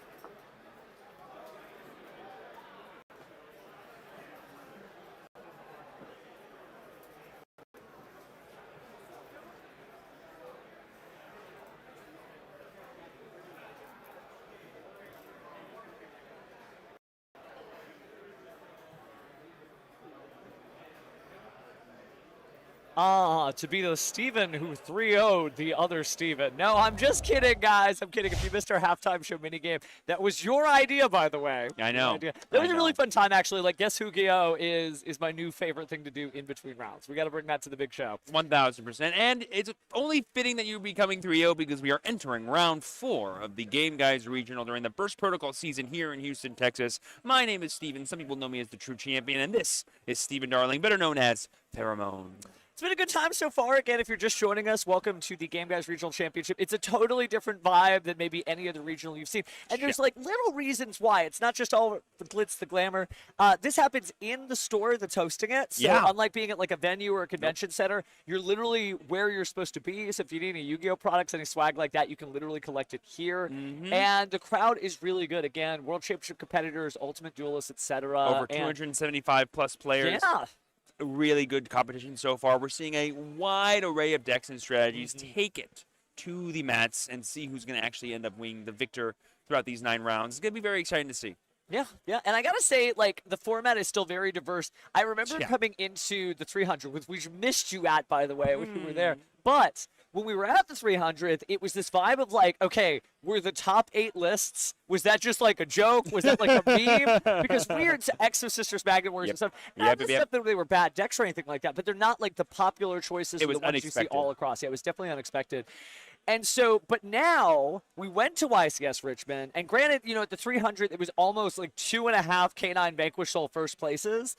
But we're not just seeing K9 Vanquish Soul everywhere, right? There's a lot of different decks out there, and that's really cool. That's a good feeling as a duelist where you can just rock out whatever it is that you want to play, and you actually do really stand a chance of topping. Oh, yeah, 100%. And, you know, with the Maze of Muertos kind of throwing a little bit of a wrench into Burst Protocol, kind of unlocking some more sort of archetypes that the Yummy strategy can take advantage of, we still have yet to see some of the fun things that people have been cooking up in this format that I know is really exciting to see. But the event's still young. We still have more than over half of it to go, so I can't wait to see what our players have lined up for us as they get their pairings in a couple of minutes here. Yeah, taking a look at our field over here, you can see everybody just sitting on down. I love the fact that we've got like the venue camera. You can see us in the back.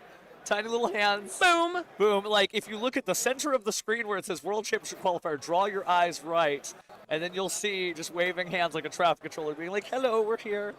And we are here for it because this is a really cool scene and just great vibes. You know, even though it is high-level competition, nobody's being a jerk about it. It's always good. No judge calls and stuff like that. We're all duelists here, just having a fun time playing some Yu-Gi-Oh! People are not complaining. They are now have a full belly from lunch. I see Aditya there getting ready to take his seat against who his opponent is. Hopefully his opponent that's gonna maybe bring him down a peg. Be like, hey, you're just another duelist just like me. Let's see if I can take you down. So this is a weird thing to say, but I go to locals with Adichie, right? Because we're at the Card Haven over in Louisville, Texas. Great shop, by the way. But like Adichie, despite his record, doesn't instantly win every locals, right? No. He's still practicing, he's still training, he's still doing stuff. So think of it. Picture yourself as a duelist. You sit against somebody as good and as historically recorded as him. It doesn't mean he's automatically going to win. Believe in the heart of the cards, or at least whatever your side deck has in it. But yeah, just overall a good day. Can't wait for everyone to sit down and see what's going on. But don't worry, we'll have duelists here before you know it. It just doesn't look like we've got them just yet. Yeah, we went ahead and put our names in for the ones that we were like looking forward to seeing here. It's gonna be pretty fun, I think, for y'all to watch this next round if we got who I thought we were. And it's gonna be just an exciting time, I think, showing off some of the local talent here in Houston, Texas. Yeah, everything's good. Looks like we're going to go ahead and announce that we are starting round 4. So I imagine we are pulling our feature match.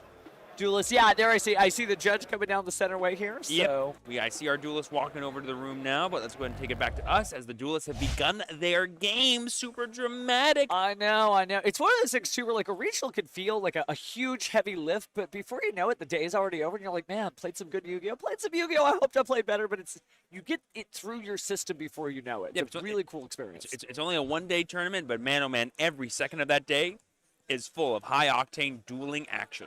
Yeah, we've got a regional coming up in Fort Worth, Texas. I'm excited to compete. I still haven't figured out my deck. I'm just like, is it Pumpkin time? Is it Dark Magician time? Nah, you're going to be on Dark Magician and you know it. It's going to be so impossible for you. Look at what you're wearing right now. It's impossible for you. Secret Pumpkin is the best. Secret Pumpkin. It's a cool deck. I just haven't figured out the stuff. Like, obviously, you can figure out, like, Zombie World and Necro Banshee, but it just feels like a generic zombie deck. You're not really living the Call of the Haunted lifestyle. But we'll see. But speaking of lifestyle, you ready to jump on into the duels? Let's take a look. Let's punch it on in. And our duelists are there. Yes. It is not Alan Perdana or John Blair quite yet. Those were our last round competitors that we got to see piloting Radiant Typhoon and Elf Note White Forest, respectively. But it's going to be interesting to see what our two duelists have to offer. I already know potentially what one of them is playing and how excited I am to showcase that archetype to y'all. But until then, we just have to wait as they set up and decide who's going to go first in this ever-faithful dice roll. We have some gigantic metal dice coming out from our player on the right there. Just kind of showing some dominance here. If I'm going to roll these, and then when you pick them up, you're like, whoa, those are heavy. Always a fun little dynamic to have. It looks like the duelists are just getting ready there. The calm before the storm. But let's see the high roll. Oh, yeah, you can tell. Is that a 2? That was, I believe, 4 plus a 4, which is like 8. And then I have at least a 6 and a 4 there. So I think it's 10. So I think the player on the left won. We'll get to see soon enough here. Feels good, though. You almost like the lunch break's kind of something that might stutter your momentum. Sure. Right, you eat, and all of a sudden you just want to digest and take a nap, but it's not time to sleep. It's time to duel, and I think we got ourselves our first Yummy deck here. But before we even leave the draw phase, are we going to do any Mulcharmies? It looks like we're trying to activate the effect of Marshmallow here, but it looks like our duelists weren't started yet, but now they are officially starting here. We have the Marshmallow summon, and we're going to chain on Resolution the effect of Fuelos before we get that very first Link summon from the extra deck into the Yummy Statue. We're going to get the draw off of our Fuelos from that. And now, as our Yummy opponent, we're kind of forced here to kind of take a bit of a backpedal now, because if we go as hard as we possibly can by summoning from the extra deck, we're going to give over so many cards to a blind opponent. We have no idea how many cards we're giving them, what archetype we're going to be giving them into, if they're a good or bad thing to draw this many cards. Obviously, it's always a good thing to draw cards, but you never know. I mean, maybe he's playing Infernity. Yeah, fair enough. Let's go ahead and use the effect of Yummy here to summon itself out, because we do control a Link 1 from the hand. This will also give us a search from the deck for another Yummy card. And what a Yummy collection he's got, by the way. You know, high rarity bling for sure, especially on the Justice Hunter stuff. Clearly, this duelist went in. Speaking of going in, though, we're going to go and shuffle the deck. Yeah, so we have Jonathan Pullen and Thomas Connor as our duelists for this round. Jonathan is piloting the Yummy deck, and we're just going to go ahead and set 3 cards and pass. The Yummy Surprise is probably the only known interaction that we have here from Jonathan's side. That Fuwa did a pretty good job of stymieing Jonathan's ability to contend, to continuously extend. And we're starting our turn with Thomas activating Infinite Impermanence to go ahead and negate the Snatchy's effect while it's in play. That's going to be pretty useful for turning off some of the interaction that Jonathan did have access to in this half board. And oh my gosh, we have Pure Erase Map. Is this a mirror match here between 2 Yummy opponents? And we have Dominus Purge coming down. I believe we still lose half of our life points, though. Or is it only on resolution of the I card think effect? it's only on resolution. It's add, and then you lose half your life. Honestly, not the biggest deal in the world. We have two yummy opponents here as the Marshmallow reveals to both of us coming down here. But that's going to be a pretty nice way for Thomas to get into his engine, and because Jonathan controls cards, there's going to be no Fuelos on the other side to contest what he's going to do. So we could see the full Yummy combo going off here, even though that pure erase map did kind of stymie us a little bit.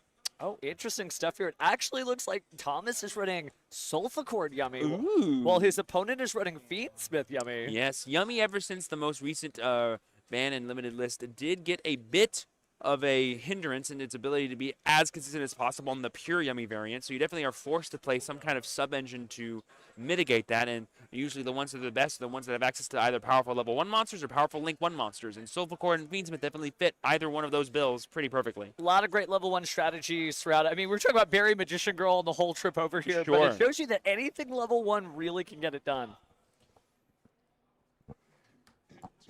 And speaking about getting it done, got our Yummy Amusement Mignon. Good attempt to activate that effect, but looks like Yummy Surprise has a surprise for you. Let's go and target that field spell and bounce it before its effect even resolves. And we get to add back our Yummy Cupsy back to our hand so we can use it on the following turn, while also putting back Snatchy to reuse it, even though we only have the 1 copy now. But we also have our own Yummy Cupsy from Thomas's side, and Jonathan has used most of their interaction, and I'm not sure there's much else they can do. This Yummy Cupsy represents a lot of potential damage for Thomas, but will it be enough to close this game out this turn? I'm not sure. We do have the Surprise plus Marshmallow combo to get access to more level 1s. Our Snatchy was returned to the deck, so we can summon it again. And I'm just going to reactivate that Mignon there, activate the Yummy Surprise to bring back the Marshmallow. Marshmallow, bring back Surprise, the patented combo we've been seeing. Ever since this card came out. We got to link 1 back into Snatchy, and then are we going to go for the Synchro, using the link 1 as a tuner?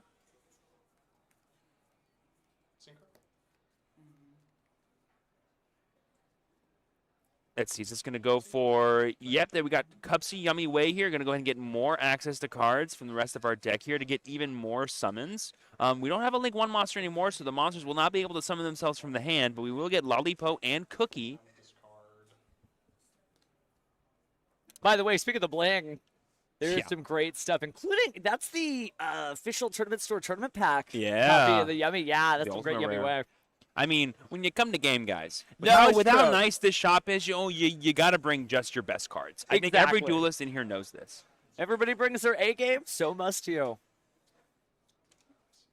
But it looks like we do have updated deck types. We haven't seen any of the Fiendsmith stuff, but that does make sense if you look at Jonathan's deck. I mean, think about the Dominus Purge there. You're locked out of the other attributes, but Light is still ripe for the taking. Yep. Here we go. We went ahead and summoned out the Cookie Yummy here to the field.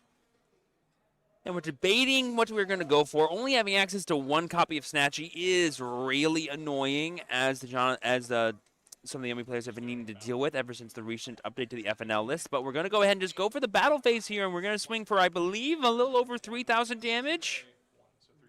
Yeah, so it's 2K plus 22, which is, I believe, 42. So we're going to be a total of 38 left over for Jonathan here. Certainly a strong start there, and it's difficult too, right? Because you know how good the Yummy deck is when you play it yourself.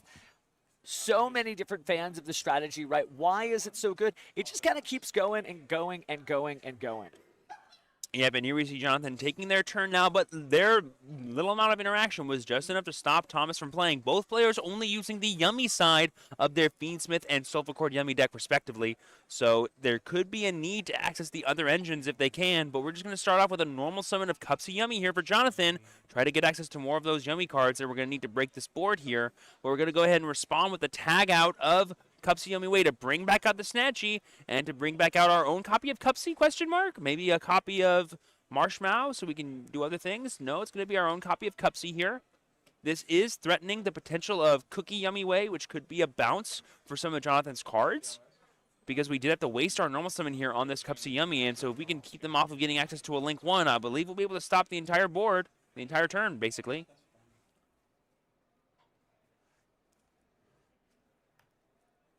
Ooh, but there we see the Akroki coming down here for Thomas as well, using the effect of the Snatchy here to increase the attack points of all of our monsters. Yeah, that's right. We didn't have the increase in attack points just yet from the Mignon. So we only got the full 3,000 to Jonathan last turn. Definitely big numbers. That's always what's so weird about Yummy is that as long as we have Yummy Amusement Mignon in the format, you're always going to have like this Zerg rush of tiny little monsters hitting you hard. Yeah, but we are going to let Jonathan go for the Snatchy of his own. I feel like at this point it's not that big of a deal because we already have the Mignon on Jonathan's board. So holding our Yummy Surprise to clear the entire board is probably the best case scenario because the Yummy monsters are not quick effects to summon themselves. We're going to bounce back Cookie, bounce back our own Snatchy, and bounce back our opponent's Snatchy using this Surprise. Not a bad idea. Keeps the level 1 off the field, or link 1 off the field, Yeah. so they can't special summon the Yummies. And without another Yummy on the field, you can't use the quick effect to try to synchro summon. Mm-hmm. And we did lose 100 life points here by trying to activate the Yummy Snatchy's effect there. Well, it makes Sorry, no, sense. we're going to use the effect here to synchro summon it because we've already targeted with the Surprise, but the cards are still going to get bounced anyway while we get access to our own synchro summon. Exactly. Kind of like that Forbidden Droplet interaction we saw earlier. It just gives you even more advantage because you don't really have to lose your cards. Mm-hmm. And then we get the Lollipo Yummy Way coming down here, who will have a separate effect when it gets summoned after everything resolves. We're just going to choose to pass on using that, though. Yeah, we still are forced here to use the Snatchy effect to try to place a new field spell if we have one, which we do have the Akroki coming down.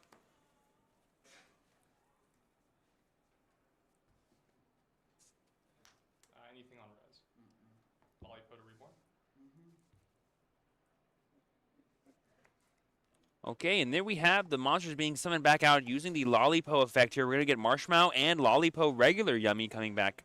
Or maybe not the Marshmallow, but like being able to recycle the Surprise is like everything you want to be doing during your opponent's turn, I think.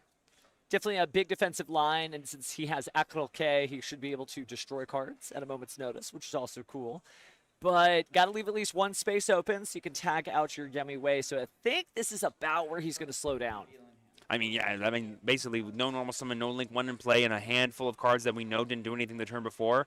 I'm not quite sure what Jonathan can do in regards to this powerful Yummy board that's being established right here. We're going to go ahead and tag out back into the Cookie and the Snatchy from the graveyard. We're going to go ahead and special the Marshmallow, which will give us more access to link 1 plays. But the Cookie's going to be able to destroy it. Yeah, it's going to be difficult. Because we chained our effect to tag out to the effect of the Marshmallow to summon itself. I love how he just picked up his own copy of Akroke instead of reading his opponent's, right? Sure. So just target pop Marshmallow. So it looks like we're only going to be able to target and destroy. I wonder if that had anything to do with missing the timing as a win effect. Sure. Yeah, you gotta grab the... I think it's because of the replacement effect for the destruction of a Croaky. Trying to get rid of that instead, maybe, but I don't think we're allowed to target it. We'll go chain. Debating here if we want to use Snatchy's effect, it looks like. That's fine. That was all. Seems so. So Jonathan able to pull something out of the deck here. So what are we going to grab? Just going to be special summoning the Lollipo Yummy. Mm-hmm. But without access to our own Synchro or Link monster in play, the effect is not going to be that useful. Taking a look at the graveyard for just a moment. Thinking about maybe linking it off, but what's the choice here?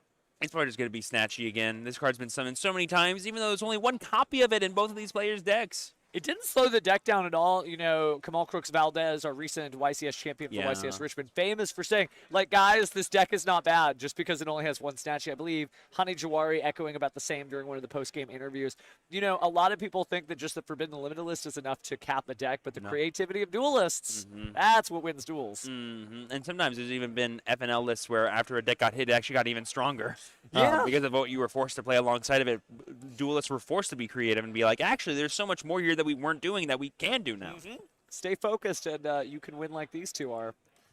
But doesn't look great for Jonathan right now. Again, we're still in the first game. Looks like we're going to pay some life points here in order to link off. Or no, actually, maybe no quick effect. Yeah, no, this is the kind of gameplay loop that Yummy wants to be going for here, where we just constantly can cycle through our different cards. We're going to go ahead and use the effect here of a Croaky on summon of the Synchro monster alongside the Cups of Yummy Ways effect to go ahead and search. We're going to chain. It looks like our effective Snatchy to pay 100 more life points here in quick Synchro summon. Love Thomas using the Neuron upside down. Sure. Certainly a duels are like, nah, the duel just got to be pointing the right way. I still got this. We're going to go ahead and use the Lollipo and the Snatchy as material here to go ahead and go into Cookie Yummy Way, who we have not used yet. And this will be able to respond on a new chain once the Cupsy Yummy Way resolves here. Going to go ahead and grab another copy of Cupsy and what appears to be a copy of Lollipo. Discarding the Fualos that was in our hand that was probably dead because we had so many cards and we went first in this game. Not going to help us right now. But the Cookie Yummy Way is going to attempt to put the Cupsy back into the deck, and without enough names in the graveyard, there's nothing to tag out into, and we do have the Ghost Spell on response to the tag out effect. Forgive me. We did have the names. We just chose the Ghost Spell in response to keep the card in the extra deck. Different plot, same ending.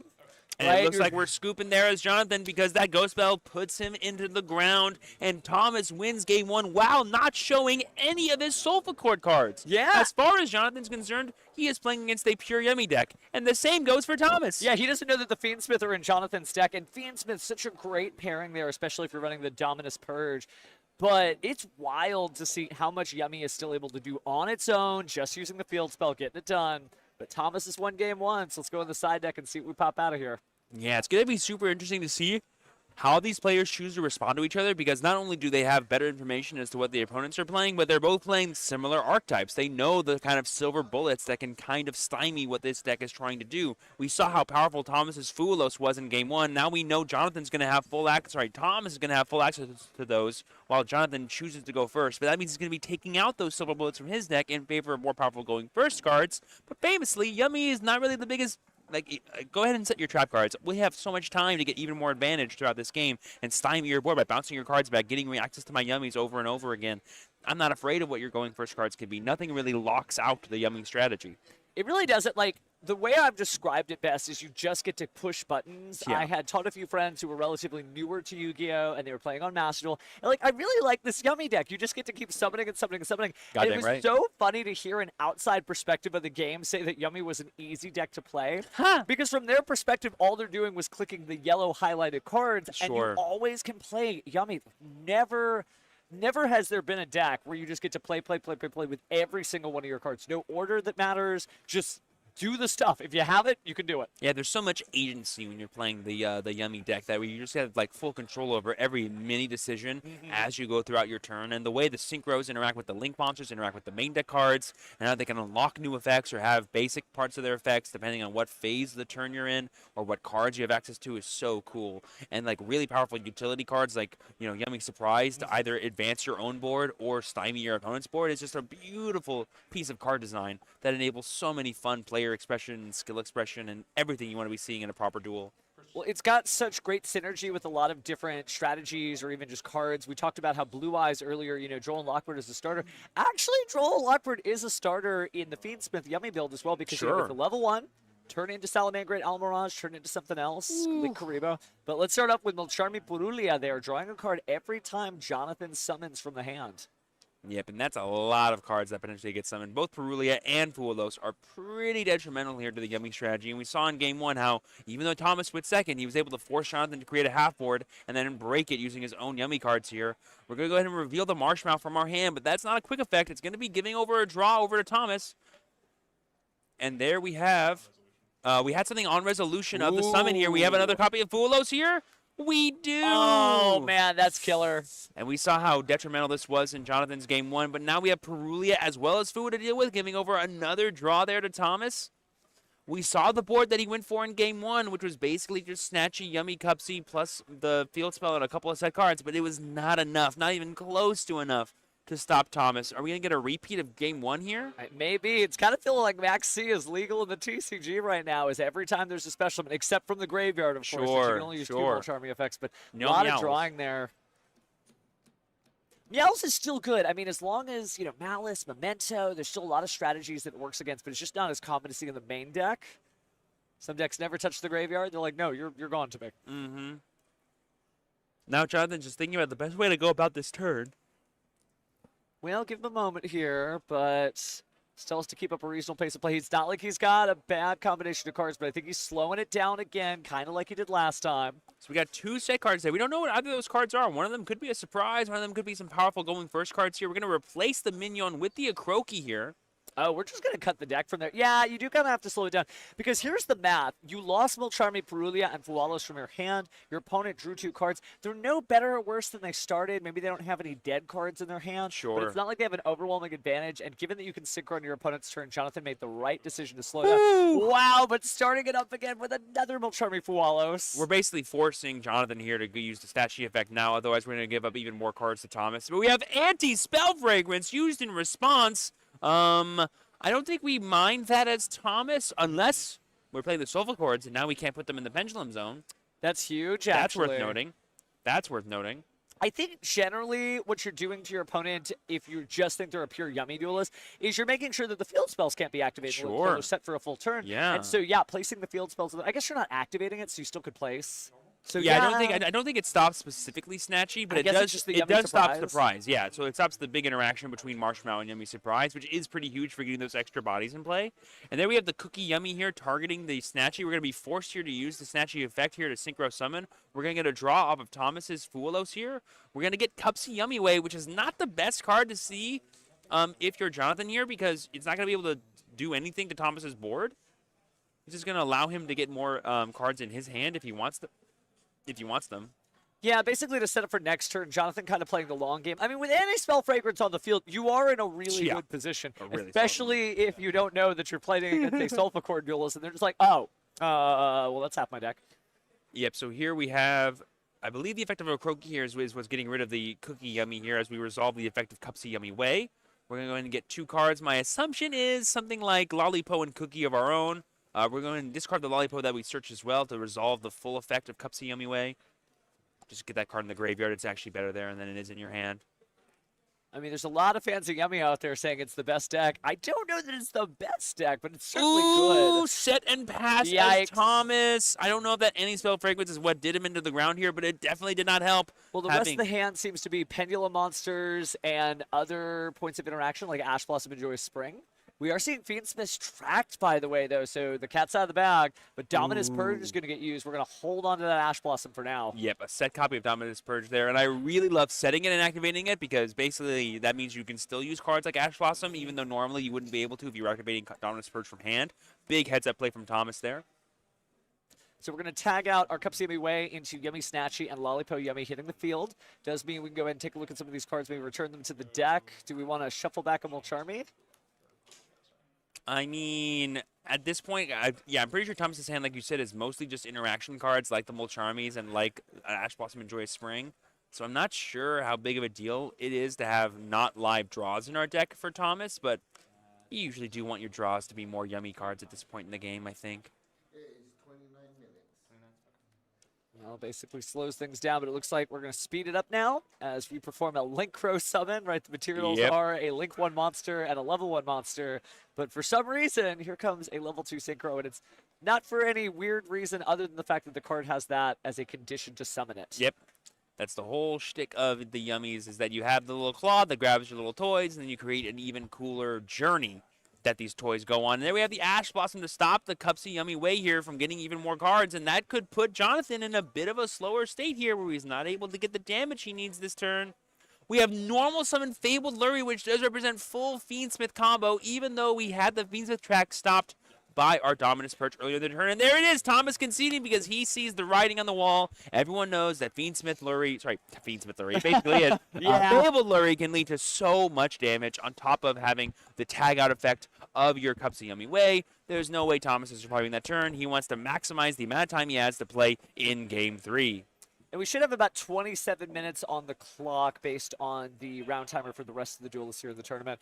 And really heads up, too, by the way. You can see Thomas smile immediately once he saw that Lurry, just being like, you know what? I'm out. Peace. Yeah. And both these players playing with very beautiful decks. Oh, yeah, dude. These guys are in it to win it.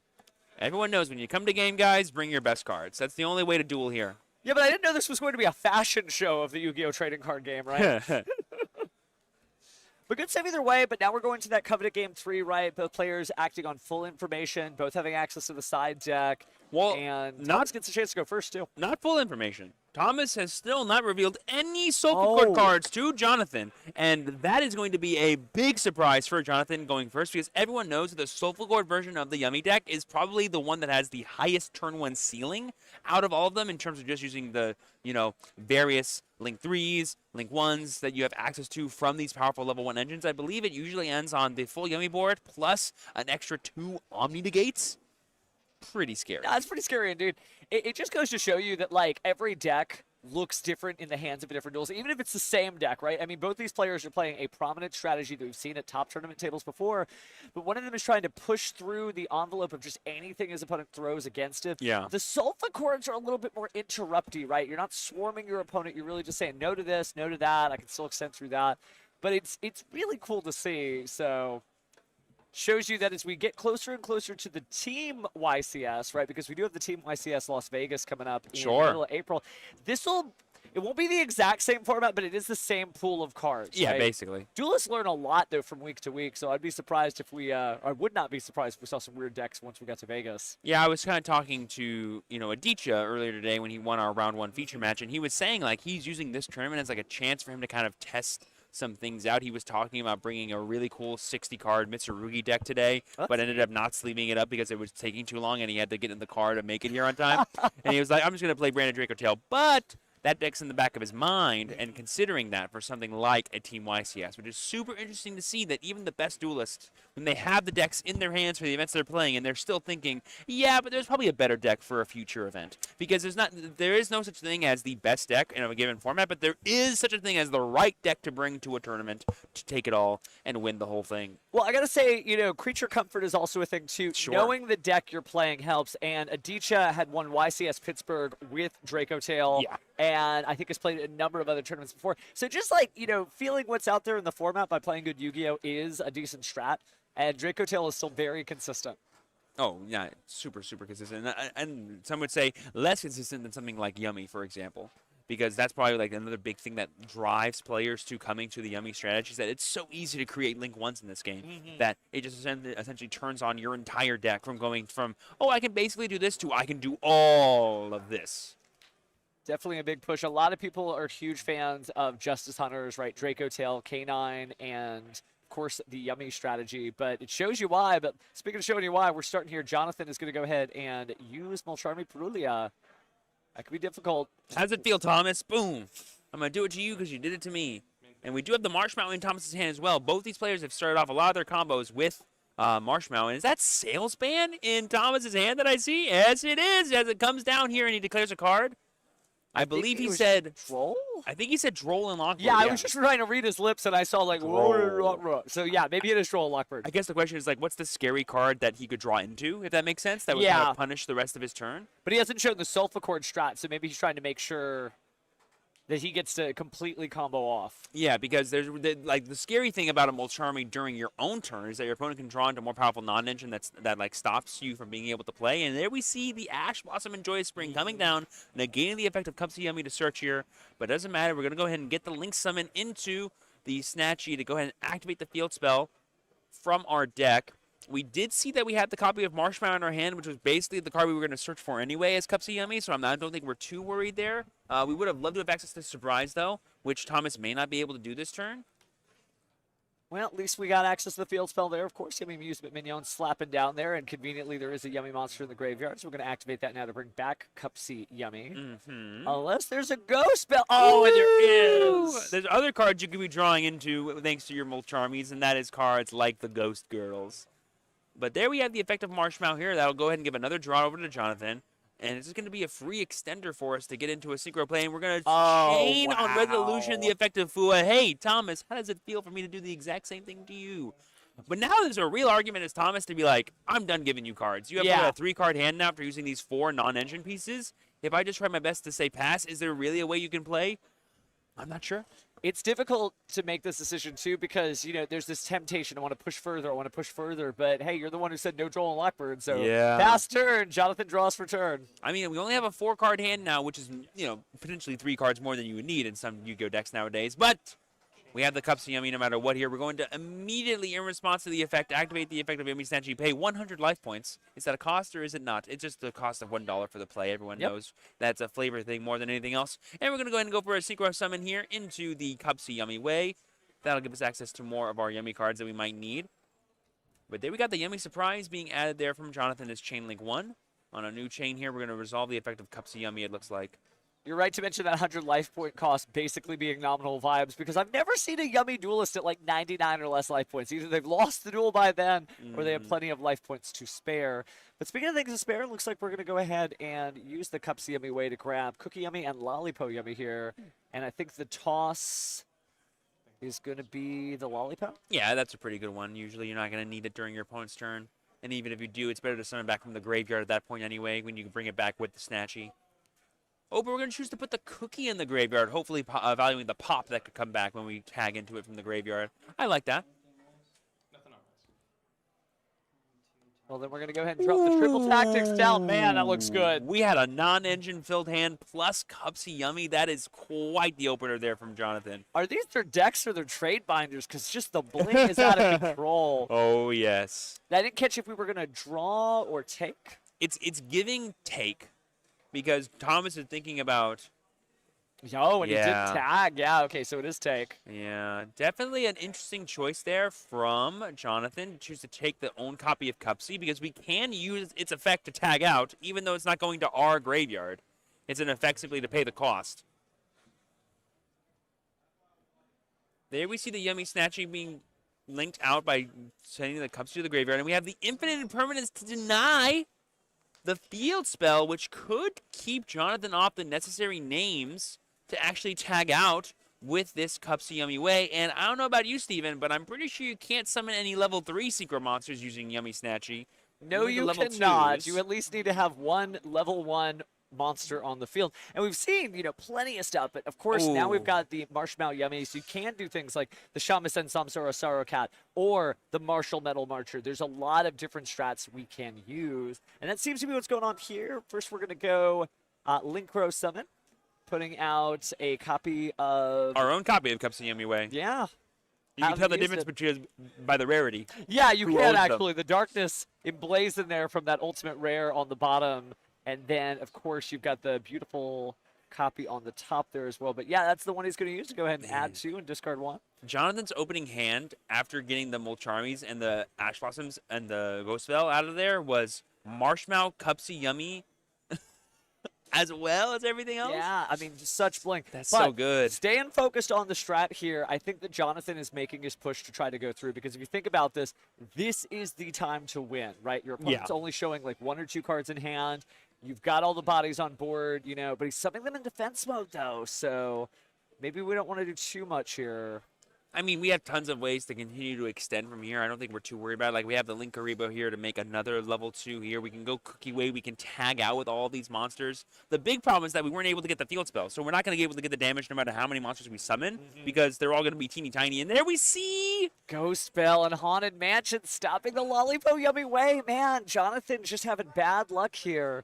Can see it a little bit in his hands, the nervousness, but he is going to go ahead and tag out and still summon those monsters anyway. But like I said, though, we're not going to get access to the field spell, so these guys are going to stay pretty weak and not be able to get the damage to end the turn. Yeah. And Thomas, depending on what his follow-up is, which I believe is at least going to be full Yummy Graveyard, but the Snatchy is getting banished here by the Lollipop, which is super huge. We're not going to be able to access it ever again. That's a big silver bullet thing and kind of the big impact that the FNL list had on this deck, is once you get rid of that Snatchy permanently, they cannot get it back.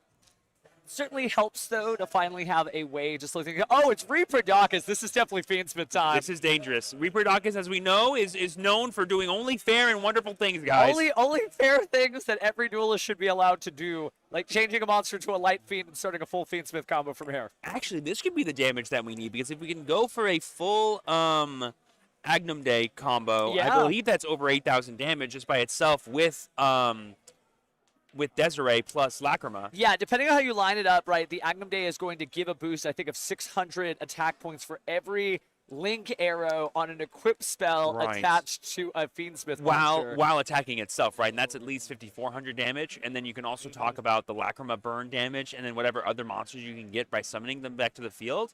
Like, there's a lot you could do here, and we have the Nickel Grip Princess coming down here. The patented combo here, going to be bringing back that engraver, going to be going put back the Lacrima. But it looks like we're going for the rank 6 play here and not for the... Well, I guess we could still make sequence here, or we could just go straight into... We definitely want to make sequence first. There is an argument for just attacking and making a Triple D Wave High King Caesar. Yeah. This looks like battle. I think that's what Jonathan's choosing to do here. He knows he can't get the damage, so he's going to go for the further disruption just to put the nail in Thomas's coffin, so that way they can win the game on the next turn. There was probably a line, though, to get the damage. I'm almost positive if you go, like, sequence plus make the level 6 Lacrima, but it might not be in his deck. Well, you also may want to cut your losses off before they happen. I don't think Nibiru the Primal Being is in the hand, but if you've just got that, it's kind of nice to just feel like, yeah, let's just end this on these terms. Yep, we went ahead and attacked here by using the Yummy Surprise here. Bring back Marshmallow, bring back Yummy Surprise. Main phase 2, going to go ahead and make the level 6 there. Sorry, the rank 6 here. Going to be that Wave High King Caesar, most likely. And then we have the Yummy Surprise added back to hand, so we have tons of ways to interact with the board. We have Tag Out from the from the Cups of Yummy Way. And we're going to be making, what, SP Little Knight maybe? SP would be a good call. There it is. Yeah, there it is. When in doubt. Get even more banishes from the graveyard of really impactful cards, and then we're just going to set that Yummy Surprise. I mean, this is a pretty good board here if you're Jonathan. Yeah, you have the ability to stop 2 special summons. You can tag out your Yummy Way, and if anything else happens, you got SP Little Line, and whatever that set card is, which I believe is Yummy Surprise, right? Yep, here we're just double-checking a couple of things to make sure everything is good. I'm pretty sure Marshmallow can be summoned during the battle phase and still activate all of its effects. It doesn't need to be summoned during the main phase, so I think everything's copacetic there, but let's see.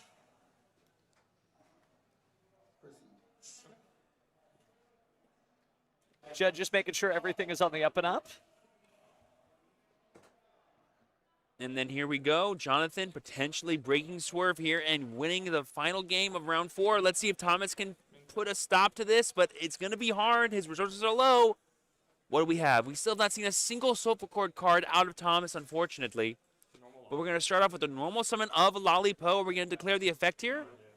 It's going to be probably a pretty easy SP Little Knight in response, though, just to keep all the monsters off of Thomas's board. Jonathan will tag out, potentially summoning back the monster that he targeted with Lollipo's effect here, just to go ahead and basically negate that effect, but not really, just make sure it fizzles. Yeah, definitely difficult here. But yeah, it looks like we're going to go ahead and use that and just say goodbye to it. Yep, Cookie Yummy is going to go ahead and get rid of Lollipo. And we're going to use the effective Snatch here to place the field spell on Summon. Going to go ahead and get the Mignon. Thomas still has his own copy of Mignon for some extra extension, but like I said, we have a Caesar to deal with as well as an SP Little Knight. It might not be enough, but we have the Yummy Surprise here to summon, but that's going to be met with the swiftness. And there it is! The handshake. Jonathan, shaky at first, but manages to get through. By the time his Fiendsmith engine came out in this match, it was the one that cinched him the game and gave him the ability to break the swerve after losing Game 1. Congratulations, Jonathan Pullen, for being the Yummy Master in round 4 of the game, guys. First Protocol Regional. I opened the sales ban, but That salesman call was pretty rough from Thomas there for sure. Calling Drone Lockbird makes a lot of sense, but man, oh man, you just enabled so many other powerful non-engine cards to put you into the ground by going -1 essentially in your own hand. Yeah, but I mean, you got to live the dream, right? At some point you have to try it. Now, again, both these duelists still doing well in the tournament, still likely eligible for the top cut. I believe they were X1 apiece at the time. Yeah. So Thomas down to X2. Jonathan is at X1 as we start to close out round 4. Still going to be a little bit of time here. We'll have a chance to talk to Jonathan about everything. But yeah, he did make it. Good stuff, though. Just good looking out. Kept this cool. I could tell he was a little nervous. We'll talk to him about that, how it feels to finally get out of that duel. But he's looking all right. We still got 5 more rounds to go. I mean, I don't care if you're an NAWCQ world champion, whatever it is. The second you're on stream, I'm going to get a little nervous. 100%. Yeah, it's just one of those things where, like, I always feel like the stream is a better ride. Certainly, the viewers are there, but the other thing is a closed room with just you and the judge and nobody else to play around. Sure. We've actually got him in a soundproof room over at the side, so we're not with the general population of our duelists. Right. But yeah, it's certainly a good look though to be able to be in that circumstance and still just play the game out and just get through. Yeah, we love it, and it's definitely like a really interesting environment here at the game, guys. In Houston, basically, it's full of duelists, but also full of a lot of locals. Like, I can feel the people in this room being like, "This is my home court. I come here every single week to play Yu-Gi-Oh. I'm not gonna lose in my own house." Can you imagine being able to just come here every day? Oh, I would. I would if I could. I'm in Dallas. I'm not in Houston, but gosh, if you're in Houston, it's a good time down here Nice. for sure. But the duelists, if we just take a quick look at the crowd cam, you'll see everybody's just kind of hanging out as we start to finish up stuff. We still got a little bit of timer on the round. You can always tell because see where it says 1 East card aim over there, right? Didn't say the name. It's a timer that's in a circle there, and I think there's about 15 minutes left. But don't worry, we will be back soon enough. But we haven't gone anywhere just yet. We're just waiting for our duelists to come out here, and then we'll be able to talk with them. Yeah, we can have a talk with the winner of the Yummy mirror match, but also not really. But as far as Jonathan's concerned, it was a mirror match. I'm sure we can talk to him about, like, hey, you played against Yummy Sulfacord. He'll be like, I did? Yeah. Huh, could have fooled me. It just goes to show you that, you know, you can lean on just one side of the deck, right? If you're like Elf Note, Fiendsmith, you can win just with the Elf Note, you can win just with the Fiendsmith. But the real power of those kinds of, like, you know, multi-engine based decks is that they all bridge into each other and make the overall strategy of the deck that much more powerful. Increases the ceiling, as it were. Yeah, and you know, I feel like Fiendsmith is when we started prominently playing 2 decks and never stopped playing 2 decks because, you know, at that time we had Dimensional Barrier in the format, and if you were in a deck that was just Fusion, Xyz, Synchro, Pendulum, even Ritual, you got one of those called, that was it. So people started mashing 2 deck types together where it was Fiendsmith, Ryzeal, or even at the time, just, I saw Fiendsmith, Rescue Ace, etc. But that strat still works for other reasons. Sure. Because even though you're not going to get locked out from just like one side of the field or the other, you still need to play through powerful cards like Ghost Bell and Haunted Mansion. Yeah, and the real trick is like, little 5-card entries like that are so powerful. But you don't need to hear it from me. Let's hear it from the man himself, Jonathan, as he comes over for his interview. Come right over here, my friend.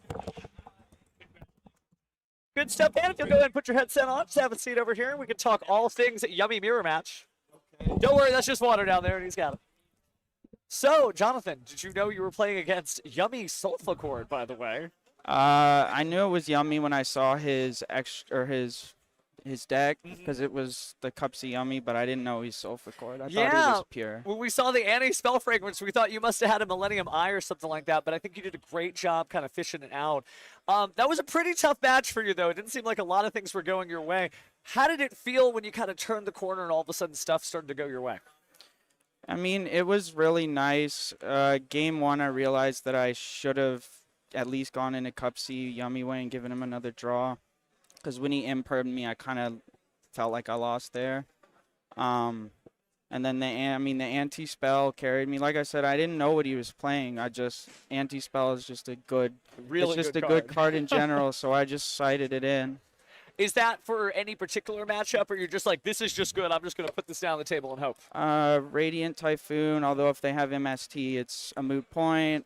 Draco Tail. Oh, yeah, definitely. I mean, Yummy Fiendsmith, which is what I was playing. Yeah, there's a lot of different Yummy choices you can make. Some people are on, like, the Yummy Azamana Dark Magician pile and stuff like that. What made you decide Yummy Fiendsmith was the right choice? Well, I mean, I've liked Fiendsmith. If I'm being totally honest, I ordered a Gaze, and it did not arrive in time. It does happen sometimes. So that's why I was playing the Fiendsmith, but it's actually working out pretty well. So I've been enjoying it. So that's an interesting question. Are you going to stick with the Yummy Fiendsmith at your next big tournament, even though you got the Gaze coming in the mail? I'm not sure, to be honest. I mean, normally my main issue with the Fiendsmith is that my hand is just full of Fiendsmith cards. But I didn't have that issue at all. So it was easy. I mean, the games weren't easy, but, like, it was easy to get through my lines. The deck wasn't giving you any trouble. Yes. Right? Yeah. Well, we'll let you get back to it, right? There's still plenty of rounds left, but do you want to give any shout-outs to friends at home, anybody watching? Yeah, shout out my boy Nick. Shout out my boy New Ryan. Shout out my girlfriend Victoria. She's the best. And shout out my cat, Mr. Benny. Aw. He's the best. Thanks, Mr. Benny. If you're watching this, he's got you covered. But good stuff, man. Good luck in the rest of the tournament. We'll hopefully see you soon. Okay. Speaking of seeing folks, yeah, you're good. You're good. Go ahead and set that down. Tag back somebody in here. You missed him shouting out the cat, man. We got to get you on a chair here. But no, really cool and interesting to see that like he was actually going to play the Dark Magician Yummy pile, and the gaze of Tamias just did not come in the mail fast enough for this tournament. So, but he's happy with his Yummy Fiendsmith. So sometimes you just play the cards you have and you still make it win. Yeah, that's wonderful. Wonderful to hear, and wonderful to see someone showing off again another deck that just exists in this format and is perfectly viable. Yummy Fiendsmith, or Yummy Dark Magician, or Yummy Soulful Cord, Yummy whatever flavor you feel like that day. There's a Dark Magician deck out there somewhere. I'm just gonna check all 273 odd deck lists or whatever until I find that guy. Yeah, they're probably just the people that don't want to be featured because they're like, we can't reveal the goo. We can't let people gotta know hide the that stuff." secrets. This is for me and not for anyone else. Well, speaking of anyone else, we'll take a quick break, but don't worry, we'll be back very soon. And again, we'll be coming into round 5 with 4 more rounds after that. It's going to be 9 rounds total today. Don't go away. We'll be right back after this.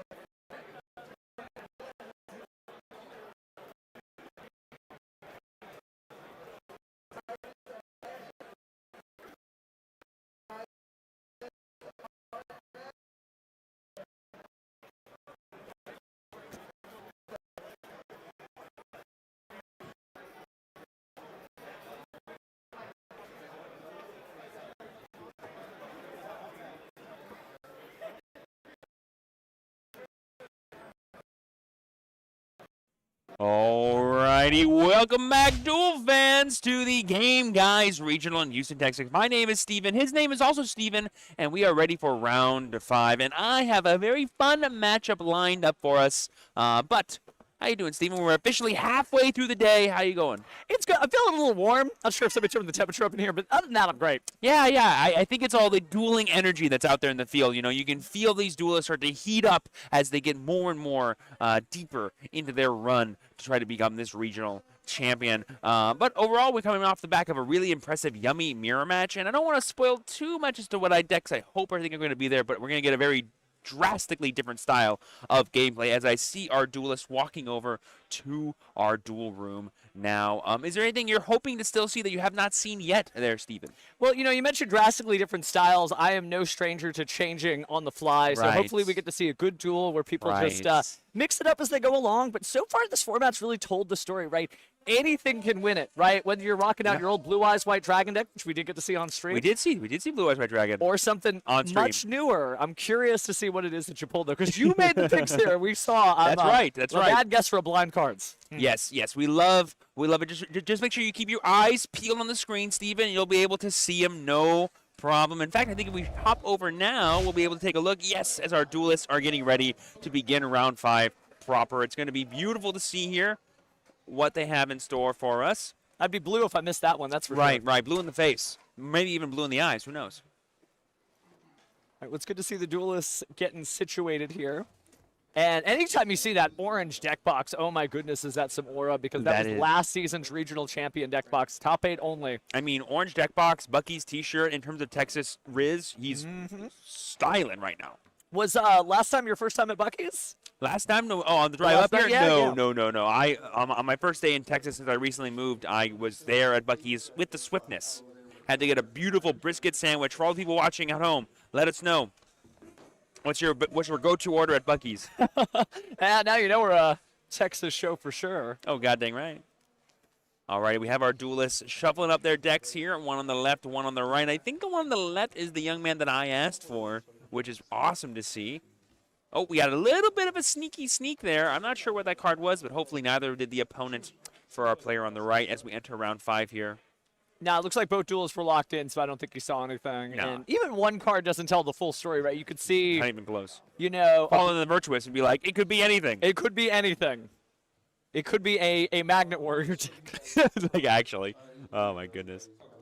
Super funny. If you would have told me Magnet Warriors would have made top 8 at the 300th YCS, man, oh, man. Oh, it's so wild. I mean, everything is getting support bit by bit by bit, so...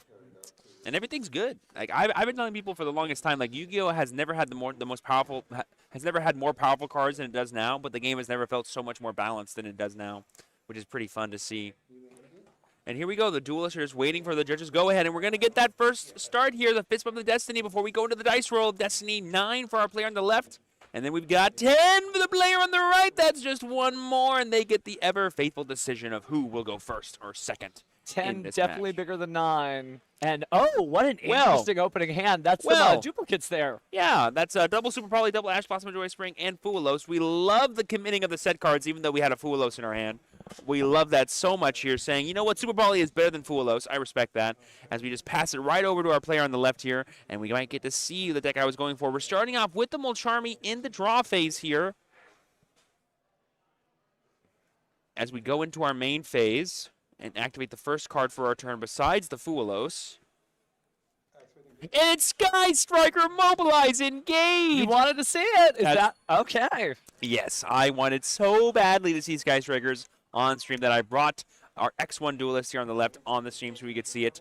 We have a chain to the Sky Striker Mobilize Engage in the Radiant Typhoon Visions, as well as another chain in the Sky Striker Ace Mobilize Linkage.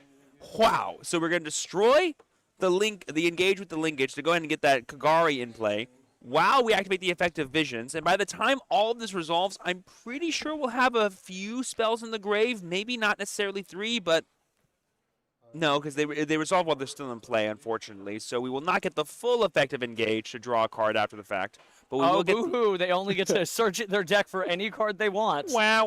But we will get to activate the effect of Kagari to bring back that engage. And now that we have 3 spells, we will get the full Pot of Greed-like effect of activate 1, get 2.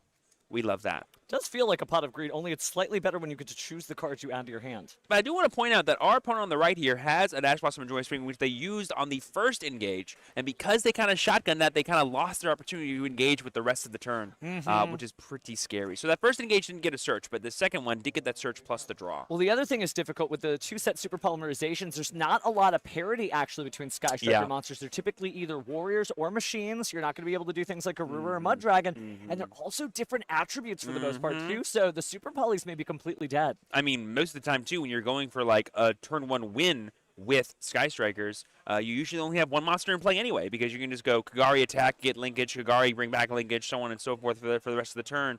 But we've already used our Kagari effect this turn, so we're probably not going to be able to get the damage we need to go for a push that actually wins the game. But we are going to normal summon Sky Striker Ace Ray.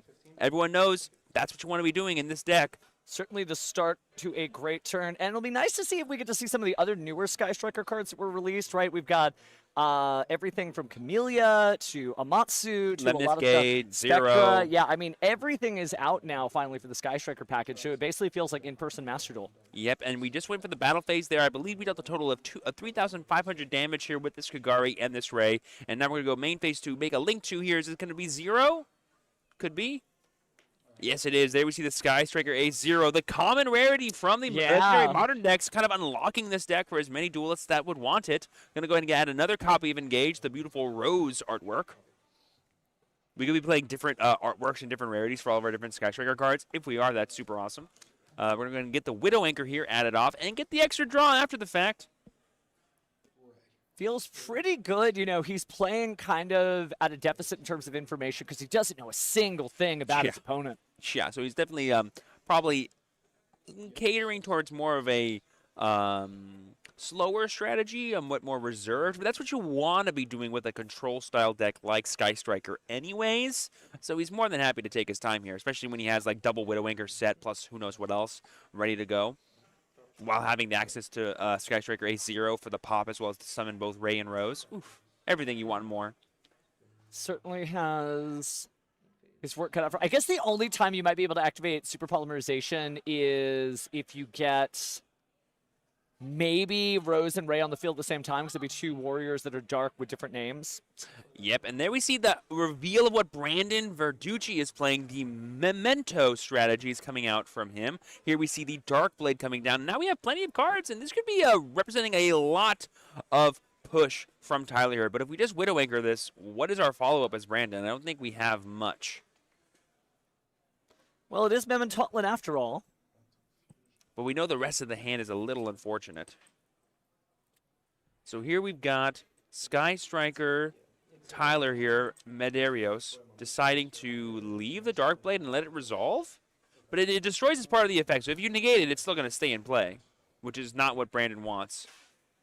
But I guess the question is Tyler going to be able to do anything else once he takes this monster and fills up his main monster zone? You could do super polymerization here, same attribute, different types, but I guess I believe 0 is a light monster. Oh, that's right. Okay. And a machine, like you said, not a warrior. Like, funny enough, Brandon's deck is also full of a bunch of different attributes and types. That is the Mementotlan, right? You got to take the L if they don't match there. Super polymerization's still great, but we're using the Mystical Space Typhoon that's going to give away a little information. It might make Tyler play into the super polymerization because he thinks it's gone. Yeah. Because Retributing here, I think that's a good use case for Ash Blossom and Joy Spring, though. Yeah, we chose not to take the Dark Blade. We're instead just trying to activate the effect of Sky Striker Ace 0 here, but we're going to get met with Ash Blossom and Joy Spring to gain that effect. But then we have the Fallen, the Virtuous coming down here to send the Albion from our extract to the graveyard to go ahead and destroy the Dark Blade. And now Brandon is left with a Super Poly and a Foolos in their hand. That's not going to cut it there, Chief, I don't think. It certainly is not, so...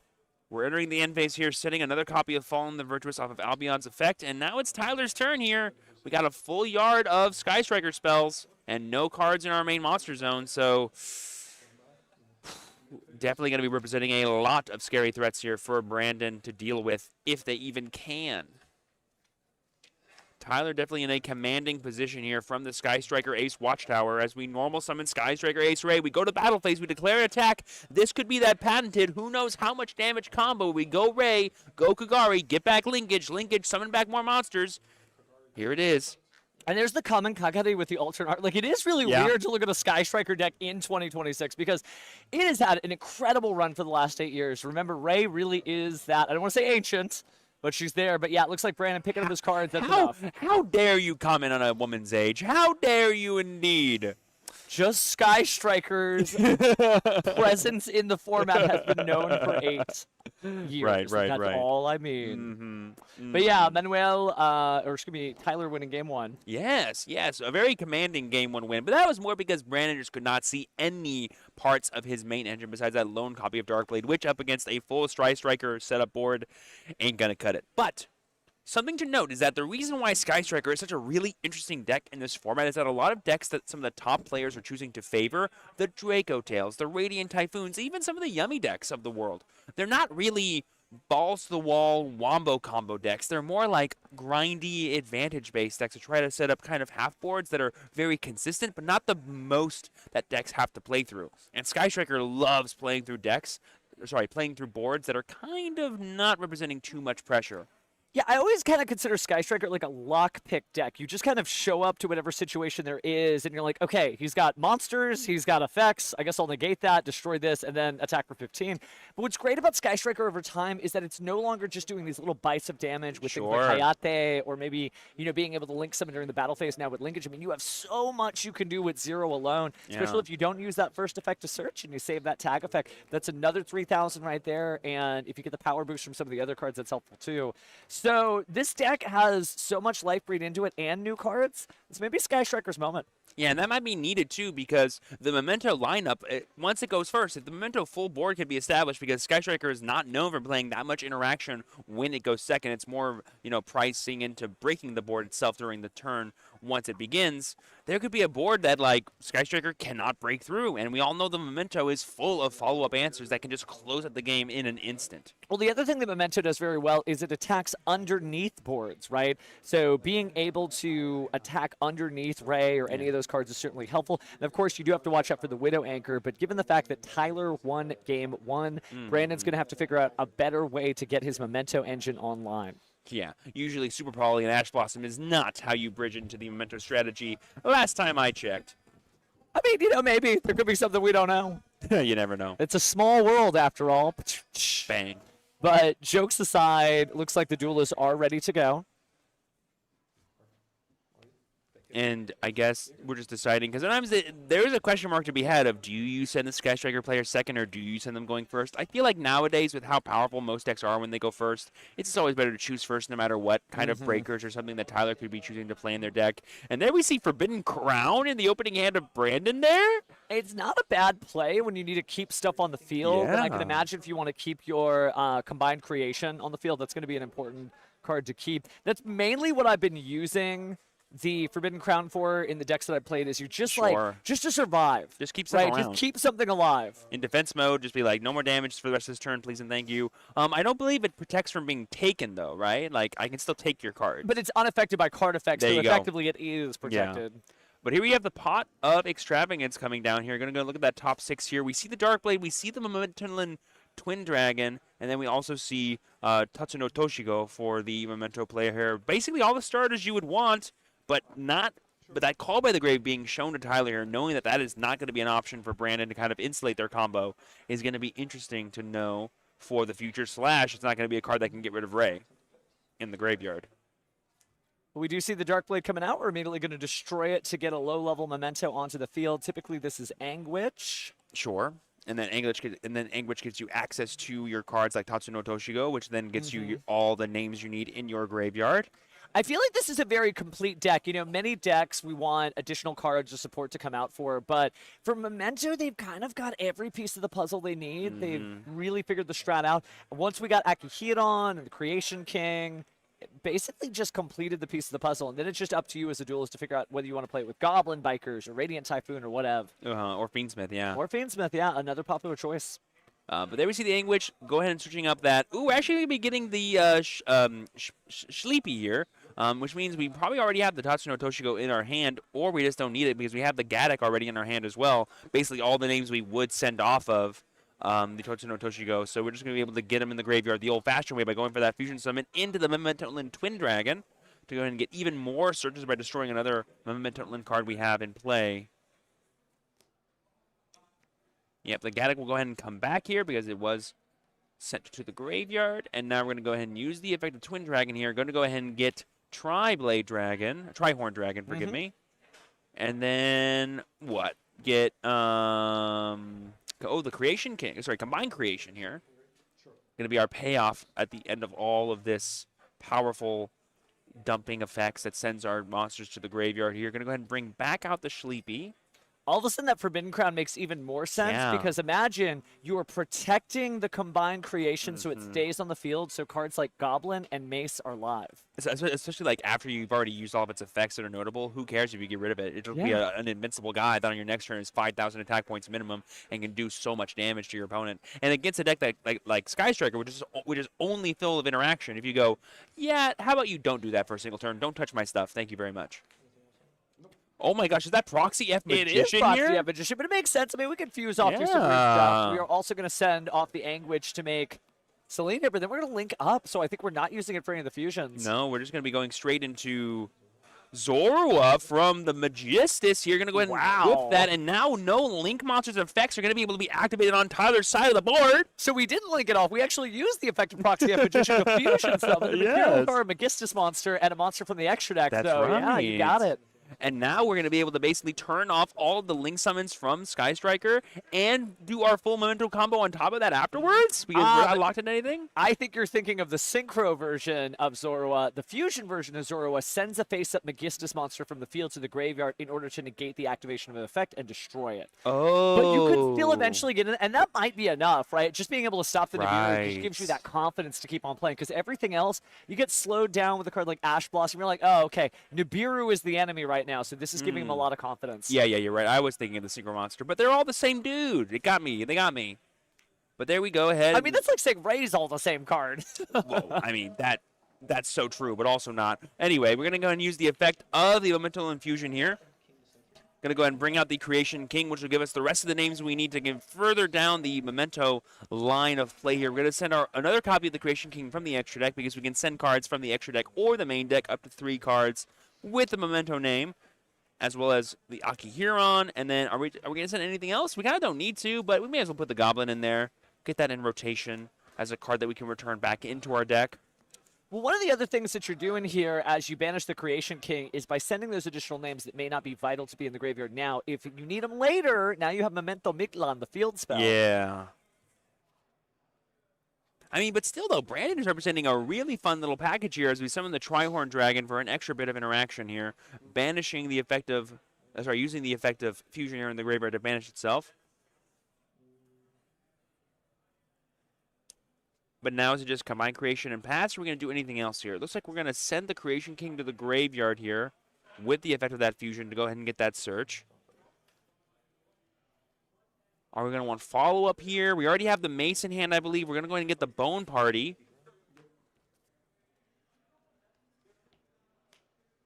Bringing back the Akihiron because a monster was destroyed on our board, and bringing back the Goblin as well. We can use its effect to put 2 more names into the graveyard if we need to.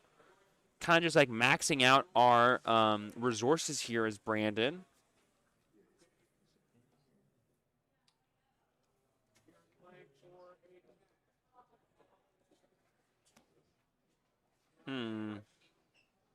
I mean, what else did you want to do here besides summon Combine Creation? Like, I'm not sure what these bodies are going to do, and now that you've already summoned Akihiron from the graveyard, you won't be able to utilize its other effects later in the turn. But you may not be thinking about that as he's just getting set up for his initial plays here. Sure. It's definitely like, I mean, you're definitely doing more than enough here on this opening turn and this opening salvo that kind of Tyler is to fight through using the limited resources that Sky Striker begins the turn with. You do kind of need to take some time before you can build up that a mass of spell cards that turns on the rest of your abilities that really give you the advantage you need to kind of go over a lot of these archetypes.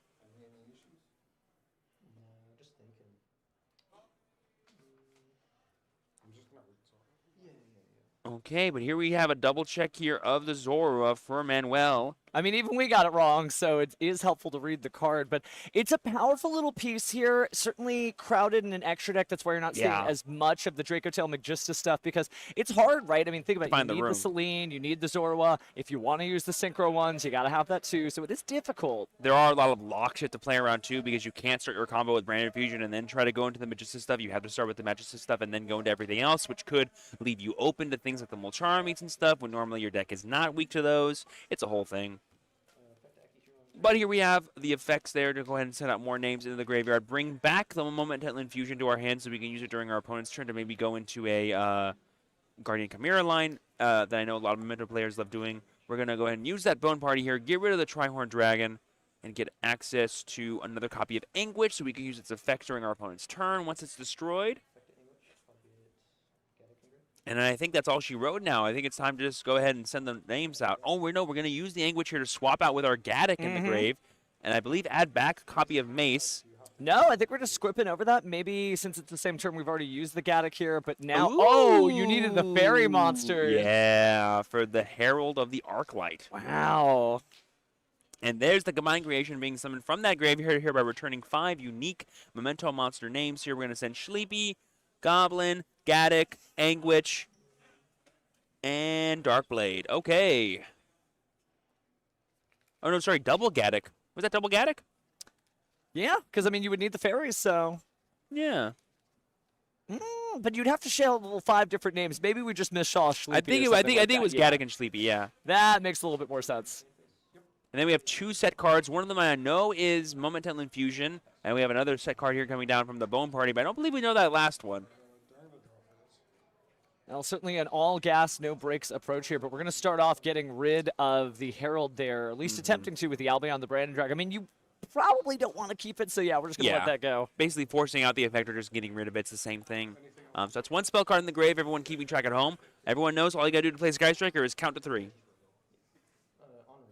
And now it looks like we're going to be triggering the effect of Combined Creation here, or just announcing one of the effects here to go ahead and get the send. We do have the Mace, by the way, in hand, so we do have a take. Definitely. Oh, it's the crown. We know the crown is being set, but Manuel does not know that.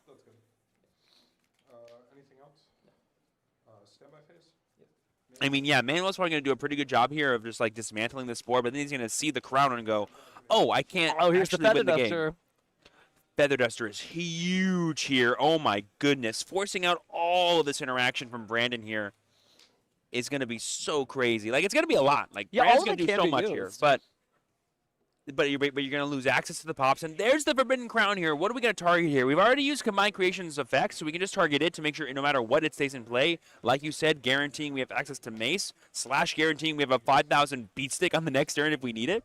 Yeah, I mean, it's just a really interesting card. I feel like it's kind of underexplored. It's something I don't know that I would run multiples of unless I was running a Dark Lord deck where you could search it and recur it multiple times. But I'm fascinated with Forbidden Crown. I feel like it's still very underexplored. And almost just like when Forbidden Droplet first came out, you know, people were like kind of figuring out. Now they're super pro with it. I think this card still has life left in it. Oh, 1,000%. It's actually been a pretty popular inclusion in the Sky Striker deck of all things. Yeah, makes sense. Keep right. It's just another really powerful way to kind of like insulate your own board because all you got to do is Sky Striker is usually just make it to the next turn and you can get so much snowballed advantage against your opponent. But now it's going to be kind of preventing Manuel from winning this turn / dismantling this board properly because now we have Twin Dragon, Anguish, Creation King, Zorua, and an uninteractable creation, Combined Creation. That's pretty rough to see if I'm on Manuel's side. Well, you know, we've seen Forbidden Crown used offensively, but this does feel like the best defensive use of it. Of course, you can use it offensively if your opponent has multiple monsters. Right. There's like one weakling that you want to attack. Yes. But not like against Vanquish Soul, for example. Yeah, actually. Target the rock, you can just like win the game through just attacking that. Yeah, because you can finally attack it. Yeah, the effects are negated, and it is 0. So, yeah, good luck, Vanquish Souls. And here we're going to get 3 more cards added to our hand here as Brandon, thanks to the copies of Anguish and Twin Dragon, respectively. And now we're going to activate the effect of Akihiron because we were able to destroy our Twin Dragon. That's going to give us even more follow-up here and, again, make it pretty impossible for Manuel to dismantle this board. We only have 2 spell cards in the graveyard and I think 3 cards left in our hand. 4 cards left in our hand. Are they going to be enough? Let's find out. Do you have He's got to slap down one. He's so, like, hesitant to play this one card, but it's Pot of Desires. I can understand the hesitation here because, like, if we have an Ash Blossom, it's, like, over. But I believe we know every single card in Brandon's hand, and we know Ash Blossom isn't one of them. Slash, what are the odds we, like, banish our Rose, banish our Rays? It could happen. It could happen. It definitely does. And depending on how Manuel built his deck, he maybe had ways to play around it. Necroface? No, just extra copies of stuff like Makes those. sense. Makes sense. All right, but it looks Necroface like we're would be going fun. to troll and Lockbird. That is critical. We did not know every card in hand. Forgive me. That was one I was not even aware of, and that is a big pain in the bee sting if you're Manuel. But now we're going into the Ray normal summon, which is everything we need to keep going, even though we have no striker spells in graveyard currently. We're going to attack the Anguich here, use the effect to tag out. We're going to use the effect of Zora there to go ahead and negate that effect, because I don't believe it needs to be in play. Yep. And they were just going to scoop it up, it looks like, as Manuel. The writing is on the wall. There's enough damage on Brandon's side to end the game. Brandon wins game 2 after losing a pretty decisive game 1 to not having any actual engine in his hand. But let's see. We can now finally see Manuel go first and show off what the striker deck is capable of with the newer cards it's recently gotten access to. We still haven't seen Camellia, which is actually a pretty interesting inclusion from the modern legendary decks. It's more useful against decks when you're going second because you can like steal their monsters and like without needing any Skystriker monsters go into Skystriker engine. But that is correct. It's understandable that it'll be useful as well throughout the game. Yeah, the conversation leading into this event, I think, was mostly that Skystriker Ace Camellia was basically just the best Yummy card ever printed. Sure. Right, because 2 different monsters, of course, you can make her go ahead and send the Skystriker Mecha Hornet drones to the graveyard, then make Skystriker Ace Kagari, get the Mecha Hornet drones back, and all of a sudden you've got a tuner and a Link 1 monster, which is full Yummy combo from there. But, he's thinking about taking out the Forbidden Crown, so maybe it just wasn't enough this last duel. It's a powerful card, but again... Much better going first. Much better going first. Yeah, it looks like he's going to drop not 1, but 2. Well, I mean, it is a really powerful going second card. I don't want to say it's not, but in this matchup specifically, it's only really good when you're going first to protect your own stuff because he's going to have no problem fighting through the Skystriker Ace monsters. Amen to that. Any other side deck choices here, Brandon, as we sort of do a little miniature deck profile here? He is thinking about the Called by the Grave as well. You could target Ray, but like I said, again, it's only really useful going first. And against the Skystriker deck specifically, they don't play that much hand interaction besides spell cards, and so Called by the Grave won't really be doing much for you. But looks like we're choosing to prioritize it over Forbidden Droplet, I think that was. I could see Droplet actually being kind of useful because, but I guess Zero does tribute itself off for cost, so maybe not. The Call by the Grave is almost better then because you want to make sure that you have the ability to stop that. So I don't know if that was the right call or not, but I guess we'll see. I mean, the way to think about it is like you're basically looking at a trap card. Is a trap card good going second against a deck like Skystriker? Not necessarily. So there's probably no reason to keep it in when you're going first, especially if you have like powerful going second tools like Ash Blossom and Drone Lockbird, which we already have in our main deck here, but I'm not sure what else we're considering to add here from the side deck. But like I said, though, that Game 3 in Yu-Gi-Oh! Is always the most exciting. Everyone knows what's up. Everyone is building the exact deck they think they need to take on whatever the other player is doing and win the game. And hopefully the best decisions are going to be made during this duel as well. Well, nobody has made any gaffes just yet, but with the pressure mounting, I mean, a lot of these duels do want to go make the top cut. And again, considering that only top 32 can make it, every round does count. Still going to have some X2s that make it. So you got a little room for error there, but you don't want to make any errors. Everyone wants to be the best duelist in the room. Only one way to do that, and it's to duel. Yep, if you're Manuel, your main priority on this go first turn is draw as many cards as possible, set up as many interaction spell cards, and summon Skystriker Ace 0. Believe me when I say, that's all you need to do to win some games in this format right now, and that is awesome to see. She had a great year last year, right? Skystriker still did plenty of great stuff. I believe somebody made it to top 4 of the World Championship last year with Skystriker in TCG. Oh, yeah, they did. But I guess we'll have to see if Ray has got some new life breathed into her, or if in this particular duel, it won't be about life, but death with the Memento and Memento Mictlan. Ray is never going anywhere. If there's one thing that's true in Yu-Gi-Oh! It's that Dark Magician is awesome, and Ray's not going anywhere. Oh, yeah. But we are fist bumping here. It's time to go into that coveted game 3, as you mentioned. Oh my goodness, what is Brandon? Brandon needs to go play some blackjack or something. He loves drawing the same cards, but we're starting off with the Radiant Typhoon Vision. We're going to let that one resolve. We're going to draw 2 and go ahead and discard a card from our hand. This is everything Skystriker wants to be doing. Oh my goodness, we're going to discard Hornet drones. You know your hand's good when you're discarding Hornet drones. It's so Wow. funny, too, because how many combo videos have you seen where they represent dead cards in the hand as multiple Ash Blossoms? It's time to see Yeah. that in real life here as Brandon it's has got 3 of happening a card. in real time. And there's the engage. You got to Ash Blossom that if you're Brandon. And I bet you Manuel's like, hey, no worries. Watch as we have another one in hand. Good old-fashioned non-once per turn. But we have the normal summon Ray. It may as well have been another copy of the engage, because now we're going to go into Kagari here. Going to go ahead and use the effect here to add back the engage. Be like, you stopped it once, but I know you can't stop it again. So let me just go ahead and resolve that card right now, because we know our opponent does not have Droll and Lockbird. We're going to use Upstart Goblin here. Gift our opponent the generous gift of 1,000 life points to unlock our 3rd spell in the graveyard. That card has never stopped being good since it first came out, but it's so wild to see it continue to be used for such dominant Sky Striker play here. But we're going to go ahead and use Engage. We got those 3 spells in the graveyard, so let's go ahead and add the Multi-roll module. Yep. I've seen some Sky Striker players choose to take multi-roll actually out of their decks, because funny enough, like it is technically a win condition for the deck, being able to help you insulate your spell cards and give you infinite value over your spell cards over the course of a single game. But it's sometimes a little slower. You'd rather just search for a card like Widow Anchor when you know you're going second. But maybe Manuel brings it in from the side deck in game 3 when he knows he's going first, to make sure that he can have as much resources as possible as they begin this, how do you say, grind game that I'm sure Manuel wants to be in. There we saw the linkage being added off of that engage as we drew another card. And then here is that linkage being used here. This could give us access to stuff like Azalea, stuff like Camellia, but it's probably just going to be 0 here. Yeah. 0 is just such a strong card to use. It's all you need. Wild how fast that reprint came out, too, when you think about it. In the Legendary Modern decks, it's already here. Yeah. Sky Striker, certainly no slouch, but Duelist Advance was only like 8 months ago. So Yeah. hugely accessible. If you want to get into Sky Striker, a very popular deck, now you can do so pretty easily. And now if you're Manuel, there's not much else you really need to do for this turn. There's another copy of Engage. That's all 3 copies in rotation. For my friends watching at home, we went ahead and drawn a total of 6 cards, if you think about it, off the course of these 3 cards. This ain't Genesis, is it? Oh, man. Anytime I hear the word draw a card, I'm just like having the best time of my life. And we know it's not Genesis because Sky Striker's unplayable in that format, Hey, don't say unfortunately. that. You can still, you know. You can normal summon Ray, and that's it. That's about it. Yeah, I still want to play Malice and Genesis just as a United We Stand Solidarity deck. We love it. We love it. Spam and battle. But speaking of battle, looks like we're going to set all of these cards.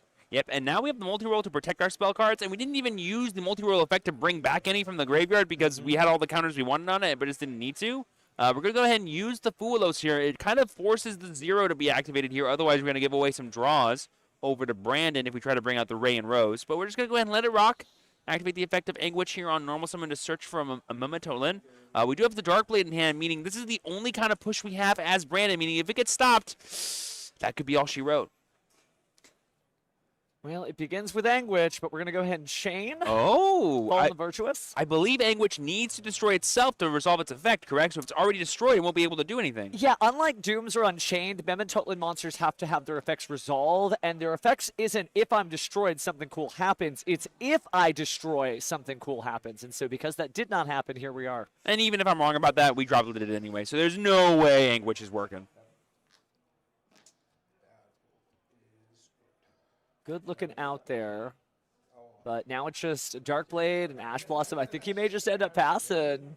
I mean, that's rough, and you've already used your normal summon for the turn. Yeah, I feel bad for Brandon. Basically, for 2 out of these 3 games, it felt like half of his hand was not even useful against a deck that is known for being able to beat decks that have 5 hands of engine cards sometimes. So it can feel a little rough when you're starting the game from behind, basically. That's always been it. This is not trying to be a slight against Memento because I love Memento. No, I love that deck. But the deck does have to run Memento cards, and that's probably the greatest weakness that it has. Sure. Like, it's full of starters and extenders, but that means if you get the wrong half of your deck in your hand, you're not going to be doing much. But speaking of doing much, we do have Sky Striker Ace Ray on the field. It's weird to have a monster in the main monster zone, Sure. especially when you're going to link monster out there, but we are going to bring out the Rose just to see it. I mean, this represents so much damage. We have so much damage in play as Manuel here. Big numbers. I mean, depending on if we have a linkage access right here, it could this could be it. If I remember right, 0 is what, 2,000 attacks? That's Yeah. already 5,000 on the field already. Yeah. And linkage, I believe, can be used even if we have monsters in the main monster zone. I could be wrong, but I'm pretty sure. Oh, and we're going to tribute. Just to get 2 more? Does he have multiple Rose and Ray? Not everybody is brave enough to do that. You do have to summon both of them. No, we're just going to tribute it to get rid of it and clear up our extra monster zone here. We're going to go ahead and attack with Rose, attack with Ray, deal that 3,000. We did gift 1,500 with the Upstart Goblin, so we need to do a bit more damage this turn. But I don't think we'll be able to get there because Kagari plus Linkage, to my understanding, is not going to be enough. But I could be wrong. I'm pretty sure Linkage you can activate even if you don't have monsters in the main monster zone. I could be wrong. Well, you could always send away Right, the cost. the monster, the main monster for the cost. Yeah, well, But you still have to perform a link summon. So without the link arrow pointing to your zone, Oh, that's right. I forgot you won't which be way able to Kagani is resolve. pointing. That Yeah. up left that it's so well known for. so you would have to destroy your own Kagri first, which you don't mind doing. People do that all the time, but I don't believe you'll be able to activate the linkage at present. Yeah, it looks like we're going straight to main phase 2 actually. So actually, Brandon still has a chance. Well, here. no. Okay, so it can be activated. Okay, we got it. Yeah. Wait, no.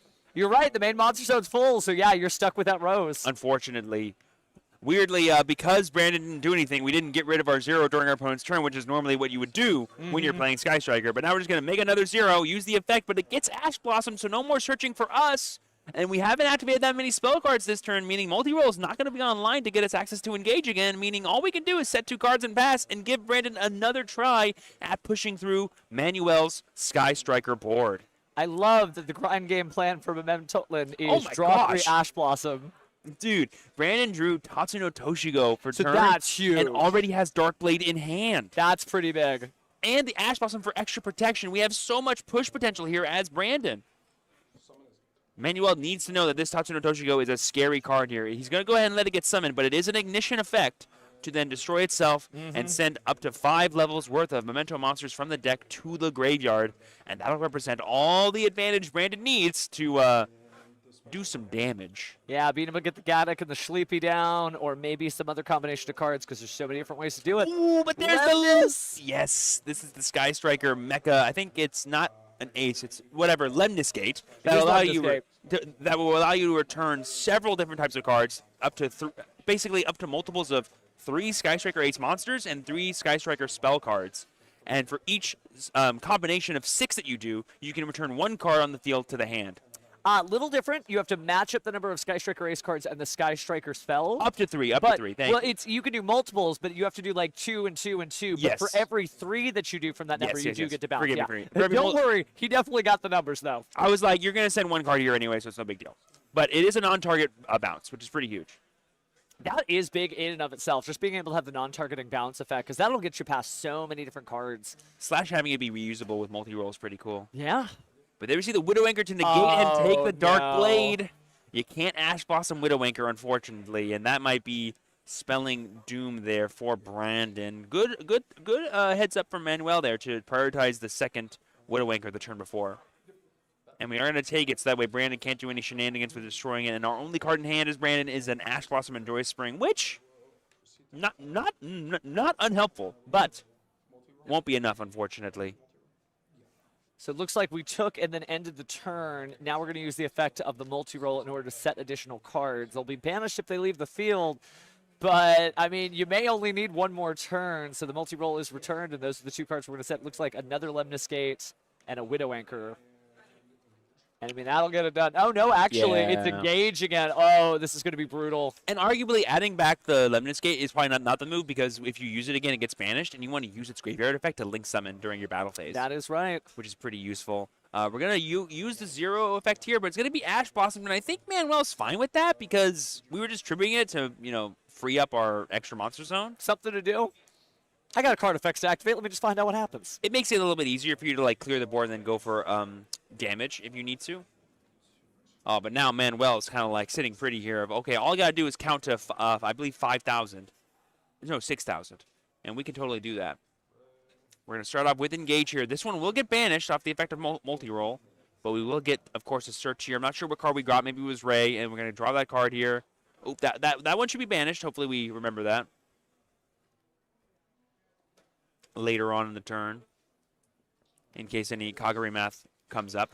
That We're could gonna, be important. Yep, that Widow Anchor also should be banished as well. We're going to go ahead and take the Dark Blade here. Normal Summon Ray. We're going to attack, and then if we blink, it doesn't matter if it's Kagura or not. It's going to be more than enough damage here. Manuel, Tyler, Medarios playing Sky Striker is your winner. Nice. And that's just awesome to see. Well, definitely a good showcase there. It shows you, man, you pick up a Legendary Modern deck, you actually can just slam through your opponent here. This is, again, round 5 of 9. Yes, and Manuel is currently X1 playing Sky Striker, which is a pretty awesome record to be at, especially if you want to continue throughout the rest of this round. It's going to be pretty nice to see if he can continue and make it to our top 4 at the end of the event.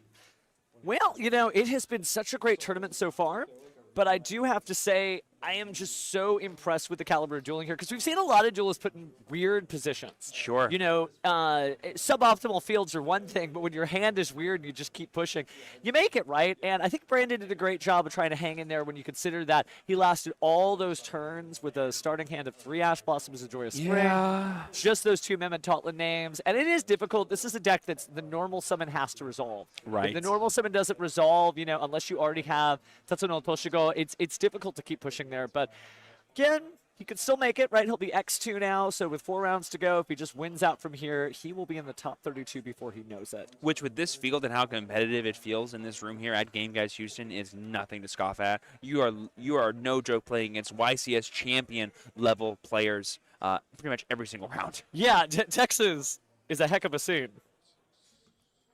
But things are continuing here. Again, thank you for everybody who can hear our voice, all those who are here at the venue, or maybe you're joining us from around the world. We appreciate you because everything we do for you, right? Oh, yes. This isn't just so we can hear our own voices. It's mainly so that you guys can understand what's going on and see some of the coolest duels we've got. There's some fun stuff going out there. I heard the rumor that it's looking like, based on the Swiss rounds and the number of wins from duelists, one of the top tables next round might be a boyfriend and girlfriend playing against each other. So today is March 14th, which I don't know if you know is a holiday in Japan called White Day. Yeah, it's like reverse Valentine's Day. So what you're saying is the girlfriend has the scoop on purpose, correct? No, because that would be, you know, that would be good. We're not going to violate the tournament policy guidelines. But the gift that the boyfriend has to give is a great duel, right? Yeah, don't get me wrong. If the boyfriend asks her to scoop, that's breaking the rules. Yes. But if she's like, oh, this is a gift for you, be like, yeah, that's great. Well, how nice of you. Good job. As long as you don't get any rewards for that. Right. But good times, good times. It's been a good event, and pretty soon we'll have our guys here. But switching on over, it's just been a good time. Yeah, it's been an Solid good absolutely wonderful time. We go ahead and have Yeah, I'm Manuel gonna take off here. Good my to see you, my friend. Yep. Yep. Manuel. Just go ahead. Oh, watch your wing there. Oh, is your tail okay? Okay, great, wonderful. And then I can have you come over here, my friend. Wonderful. You can take a seat right here. Put that headset on.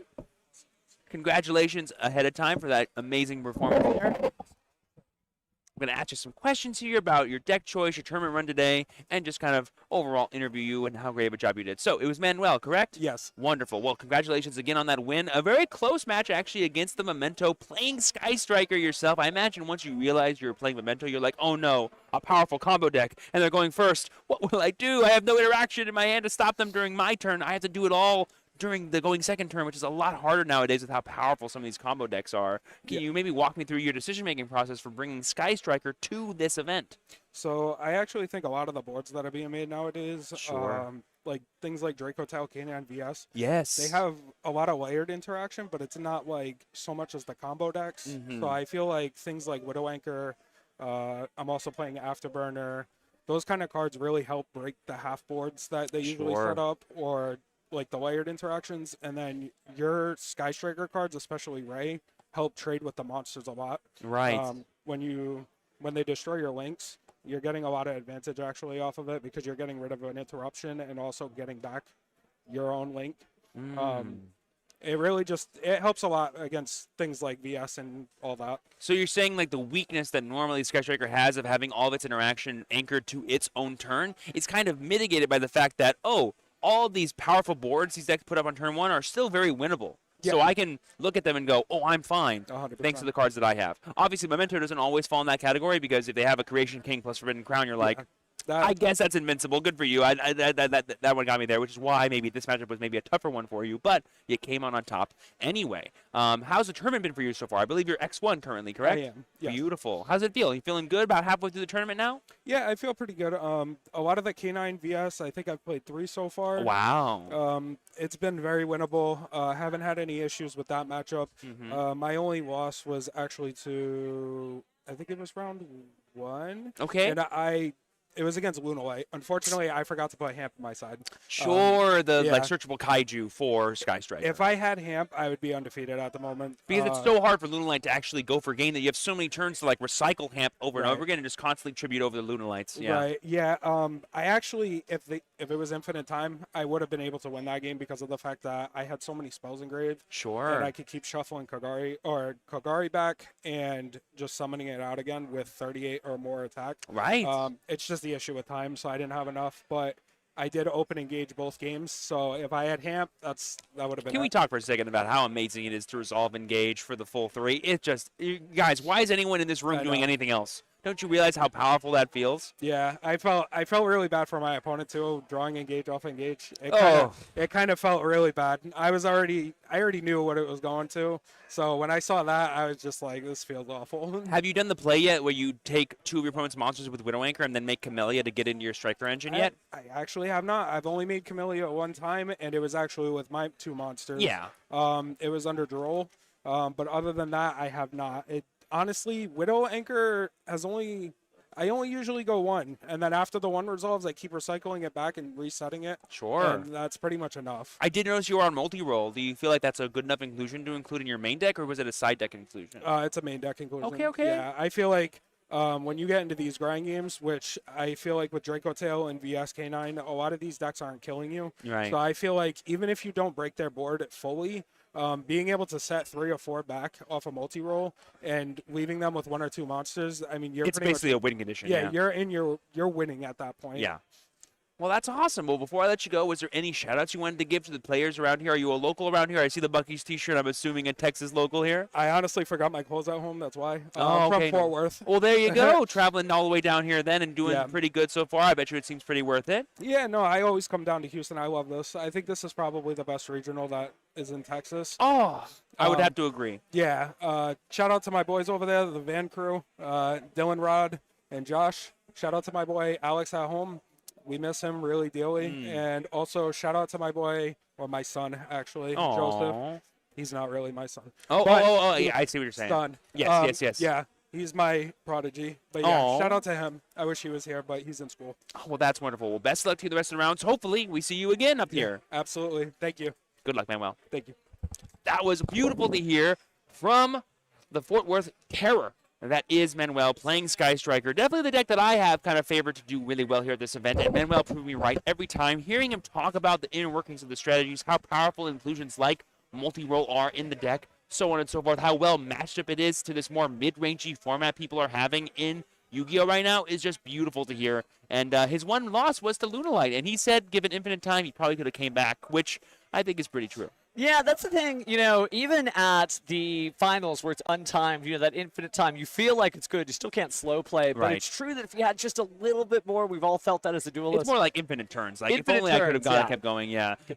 But unfortunately, 76 damage every single turn after the wipes your board is going to be a pretty fast clock. Yeah, just a little bit. I mean, Eagle Booster is a thing, right? Eagle you can Booster make it is a really good card. unaffected, but it's just difficult. You want to be able to play, but you can't. Forbidden Crown at home. Kind of the original, kind of the OG. So, we have gotten through 5 rounds. What do you feel you've learned about this format? What's new that's popping into your brain? Well, I wouldn't say I learned anything new, but it's been fully facilitated in my brain that anything is playable right now because these decks are presenting very winnable boards. Like, that's the way I would describe it. It's like, even if I'm not doing anything during my opponent's turn, I can draw my 6 card and go, wait a second, I've got this. How many times today have we seen someone go second and break serve and win that game anyway? That is almost unheard of in the Yu-Gi-Oh! Trading card game with how powerful going first is, but the powerful go second tools, as well as the way these decks are choosing to play right now by the best players in the world. It just leads to there being so many opportunities for individual player skill and individual card choices. Not necessarily card power, but card choices to lead to someone winning a game. I think if I had to pick, like, what did we learn in class? I think that the one thing that's been really surprising to me is that there's a lot of players who are just courageous enough to be like, I don't have the cards that I want to play with. I'm just going to play whatever, right? From Adichia, who didn't play Mitsurugi because he just didn't finish sleeving it, to Jonathan, who wasn't able to play the Dark Magician portion of Yummy. Duelists are not discouraged because historically there's a lot of years that I've been through where duelist is like, I don't have the cards, I'm not going to play the deck. But I love that this format is open enough. It's not just about what you want to play. It's that if you don't have those cards, you can still play and produce results. So that's exciting. It's a very adaptable format. And by the way, I was totally wrong. I learned today that Moki Moki is the fairy type monster. Of course, forgive me. Totally forgot about that. It's okay. You'll get me next time. I don't think I will. He's pretty broken. Whoops. Well, on that note, we still have a little bit of time left until we get to the next round. We're going to take a brief break, but don't go away. Don't go away. Please don't go away. You can just leave this on in the background, and then all of a sudden when you hear our wonderfully agitating voices, you'll know that it's time to duel again, and we'll be back with round 6 before you know it. See you guys soon.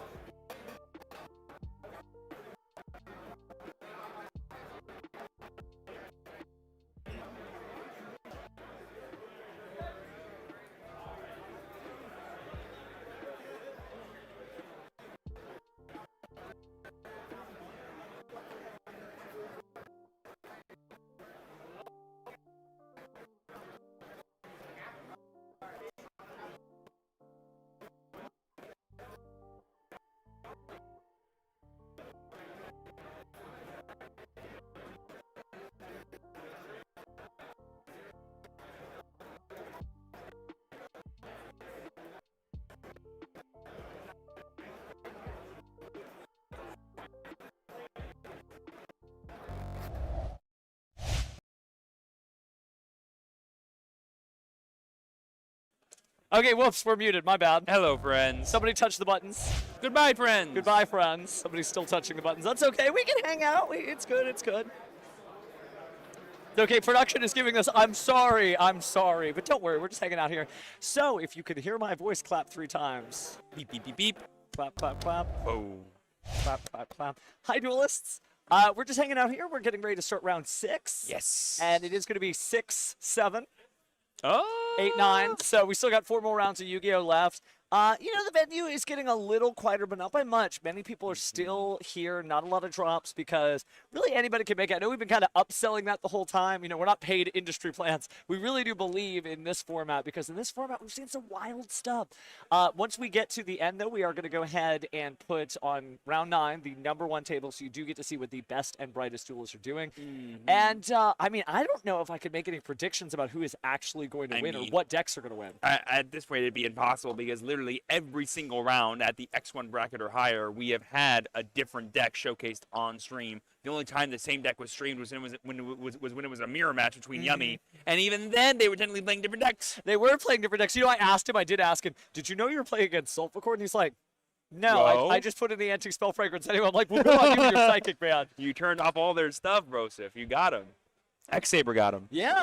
Got him. Man, I really hope we get to see some X-Sabers. We haven't seen any just yet, but it does show you that the most recent set, when you think about it, is the Legendary Modern decks. Yep. And we actually are seeing the impact. Even just in that Sky Striker duel, the extra cards help. Sometimes what makes the duelist isn't the cards, it's the access to the cards. Yeah, and he made it sound like Camellia did come in clutch for him earlier in the day. If not using non-Sky Striker monsters, just being a way to get access to engage through Droll and Lockbird is a really cool thing about that card. Yeah. Which is really interesting because you can send it off its own effect and then add it back from the graveyard using Kagari.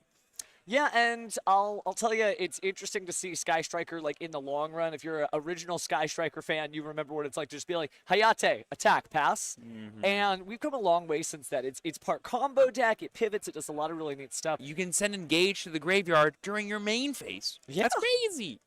And then Kagari just be like, oh, let me just take this off your hands. Right. But there's a lot of really cool stuff, I think, left in the format. There's still Magnet Warriors doing well in the tournament, which is really neat. They have top-8'd before, so there's a possibility there as well. No shock to me. I haven't seen, I'm trying to think of all the other decks that have been creeping on the format. I feel like there's 1 or 2 Exo-Sister players out there, but we just haven't been able And to of course, catch them. K9 Vanquish Soul. We haven't actually showcased the actually. big boogeyman of the format. I think the deck that people are always trying to teching themselves to beat, but it's really hard because that deck is just really consistent, really resilient, even after some of the FNL restrictions that have been placed on it with the K9 side of the deck. No, I still definitely lost to K9 Vanquish at locals, and it shows you that the deck has a lot of flex spots. I think the ratios are kind of right now. I think a lot of Vanquish Soul fans were happy with the last Fruit in the list. They got some of their points back, basically. Rosin, baby. Rosin. Stake out your of jail. soul, your nose is mine. Nice, But we love it. it's just interesting because, after we get through this, of course, right now I believe there's a Team YCS going on in either Latin or South America. I'll need to go and check on that. But the format's still fleshing out, but I love that we're in this point where there isn't going to be too many new cards. No. And I don't think there's going to be anything new in Rarity Collection because that's usually a reprint series there. Yeah. So with that in mind, this really is this week-to-week format. Where it's developing, yeah, you guys figured this out, so I'm going to do something new this time, so I'm going to do something new that time. And by the time we get to YCS Columbus, of course, we will have Blazing Dominion by then, but this is just it's an exciting year for Yu-Gi-Oh! Yeah, it's definitely going to be really interesting to see how this format continues to shape up. We're still going to see the dominating decks still dominate, but that's because the players that are choosing to play them and not so much the decks themselves. When someone like Adichie brings Branded Draco Tail, there's a chance Branded Draco Tail is going to do really good because Adichie's playing it. Kind of like a chicken and egg situation. Same goes for Vanquish Soul K9. So whether or not some decks prove themselves as better than others, despite who's playing them, will be a test of time, I think. Speaking of players, though, I think I can hear a little familiar audio. Why don't we go and switch over to gameplay? Boom. Gameplay. Uh-oh. Studios. Why can't we switch to gameplay? Well, can we do this one? No, it seems like somebody is behind the wheel messing with the studio mode and hasn't let us go to gameplay. I might have to get up, friends. I'll be right no back. worries. Go get our games secured. I will be here entertaining the people at home as they wait. It's exciting, waiting for the actual match. This is just building the anticipation, my friends. And boom, there we go. And oh my gosh, we cannot escape Sky Striker Ace 0. No matter where we go, she is following us with that beautiful field center. as our players on the left and players on the right are rolling to see who goes first. We have the beautiful goat dice coming out here. I believe that's a total of 3 for our player on the right, and that was at least 6 for the player on the left. So I believe they will have the choice of who's going first. And I was mentioning to chat, no matter where we go, we cannot escape Sky Striker Ace 0. Oh, I know. There she is. And we have the Sky Striker Ace token being revealed here on the left side of our player's playmat. Hopefully they are playing Sky Striker Hornet drones. We could see a return of Sky Striker. That could be pretty fun for me. Which is fine. What are the odds the first repeat deck of the entire event with Sky Striker, huh? Yeah, I mean, it could be. Looks like we are going to be having mermails on one side. Which is interesting. And then the opponent is going to be playing, yes, it is Sky Striker, so it is Sky Striker again. So the Battle of the Ocean versus the Battle of the Girlies. Well, let's see who will come out on top. We're going to go ahead and get the round started off here with the Fist Bump of Destiny. It looks like the Sky Striker player on the left here is the one who's going to be going first here. And I see Rhoda, which that's Ray, because everyone knows she's the best warrior in town. I mean, Stratos, man. Come on. Sorry, bro. Sorry, bro. Sorry, bro. Like, I'm a Hero fan as much as you are, and you know this. All right, but, see you in the parking lot after the event. But look let's at that build card. that. Look at that card. That Stratos ain't got nothing on Sky Striker Ace Ray. Okay. I think a lot of people are going to see you in the parking lot now. But jokes aside, let's jump on into battle. Not Yes. jump, Steven. Yes. As we do see the tribute of Sky Striker Ace Ray there, and we are going to go right into 0. Hang on. You can only have 1 Link monster in your Link zone at a time. Why is there 2? Ha ha ha. Very funny. Very funny. It is cool, though. I mean, 0 is such a neat-looking card. It does everything you need it to do. It searches Engage. It searches. People don't talk enough about it. It searches the card that searches everything else. Yeah, that is kind of enough, right? And it's your first spell in the graveyard, although technically the second there now. Oh, but we're just going to go ahead and activate the Engage here. I guess searching a singular card is fine. We don't need to have a pseudopod of greed every time we activate it. Okay, guys, calm down. I know you want more value. So do I. But there we get the multi-roll. Once again, seeing that card being chosen by the Striker players. Honestly, I've been taking it out of my Sky Striker list recently, and so have a lot of my friends, but maybe they're onto something. Maybe I should have more faith in the multi-roll win condition. Yeah, it's true that, like, multi-roll, it feels like a win-more card if you're just talking about card theory, but the ability to clear cards off the field can be important, whether you're getting rid of your Area 0 field spell, maybe you're taking a monster you've stolen from the opponent and sending it from the main monster zone to the graveyard. But, I mean, it's just a good grind game, so it's been doing good. It also feels really bad against the, MST archetype. Yes. Continuous spell. Hey, I mean, they're running Radiant Typhoon, though, too. I mean, we saw the Radiant That's true, Typhoon the Vision visions. in there because you do have so many quick play spell cards. Oh, yes. We're going to go ahead and get the Kagari here. Going to go ahead and add back that Engage here after the effective linkage here. We're going to go ahead and use a full power Engage here to search and get that extra draw. The value engine has been unlocked here for Sky Striker, and we do have the tokens, or sorry, the counters being added here to multi-roll, basically being able to reuse all these powerful spell cards in our graveyard. We're going to go ahead and add the Lemnis Gate here for just more powerful interaction that we can use during our opponent's turn. We're definitely going to have that multiple of 6 that we need in the graveyard here by the end of this turn. Just deciding what the graveyard should be. Yeah, that Engage will eventually go to the graveyard, but not yet. Give it time. It'll go back to the graveyard, back to the hand, back to the graveyard, back to the hand. Kakari's got a lot to say about that. And by the way, beautiful copy of Kakari. I love this too because, with so many different Sky Striker cards and so many different rarities, you get to see like what are people's favorites, how far are they along in their Sky Striker collection. Sure. Obviously, when you got a Ray that looks that good, I want to say that's Battles of Legend. Ooh, and then we're going to go for the Shizuku. And yeah, that was Battles of Legend, I think Terminal Revenge. Terminal Revenge, I think, for that one. I believe you are correct. The same one. I believe that was the same one that Magi came out in, yeah? Maybe I'm wrong? I think, I think it was Terminal Revenge. But then we have the Shizuku coming down here, going to get access to even more Sky Striker spell cards. We did not set the Lemnis Gate yet. We just revealed that to our opponent that we didn't. Probably should have waited to reveal the spell cards, I guess. Yeah, a little bit. But it looks like we're just going to set a couple here, and now we're using the effective multi-roll. Yep, and then we have the end phase effect of Shizuku, potentially. Good heads up here from our left player here doing the random setting of the multi-roll cards, because your opponent does not get to know which card gets set. They just know what cards could be there.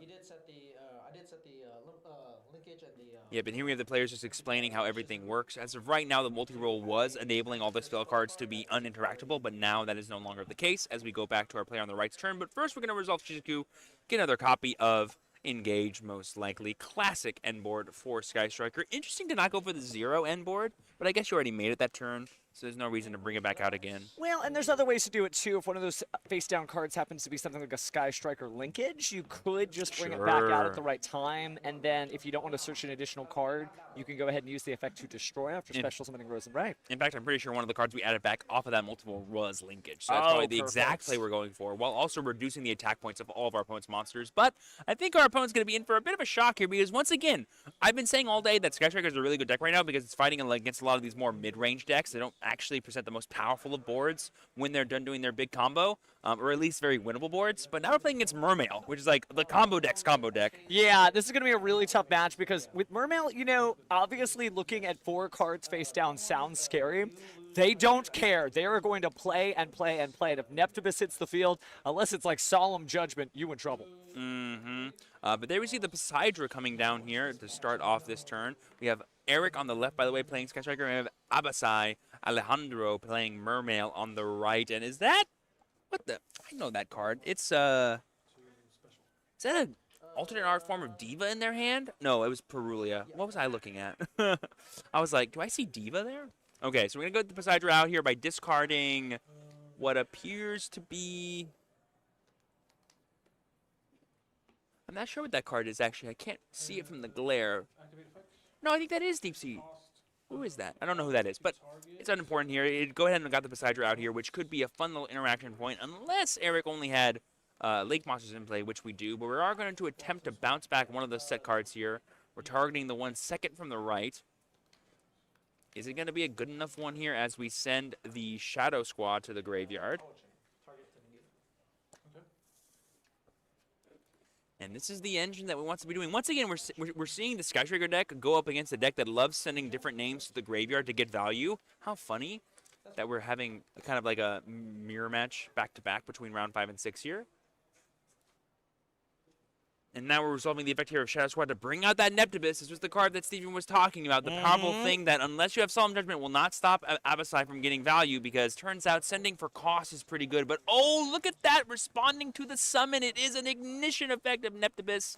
That's one way to turn it off without actually having any effects happen. It's certainly the way that makes Neptibus fair, because you just get that one window, right? If you stop it before its effect is activated, then you're fine. But if you wait a little, then its costs, the costs are what is going to get you. And Butterfly Fish was the card that I could not recognize from the glare. That is a very interesting inclusion in like the newer Mermail decks, thanks to being a search off of Deep Sea Diva. But there we see the Abyss Pike coming down, discarding what looked like a Gradle? Not a Gradle.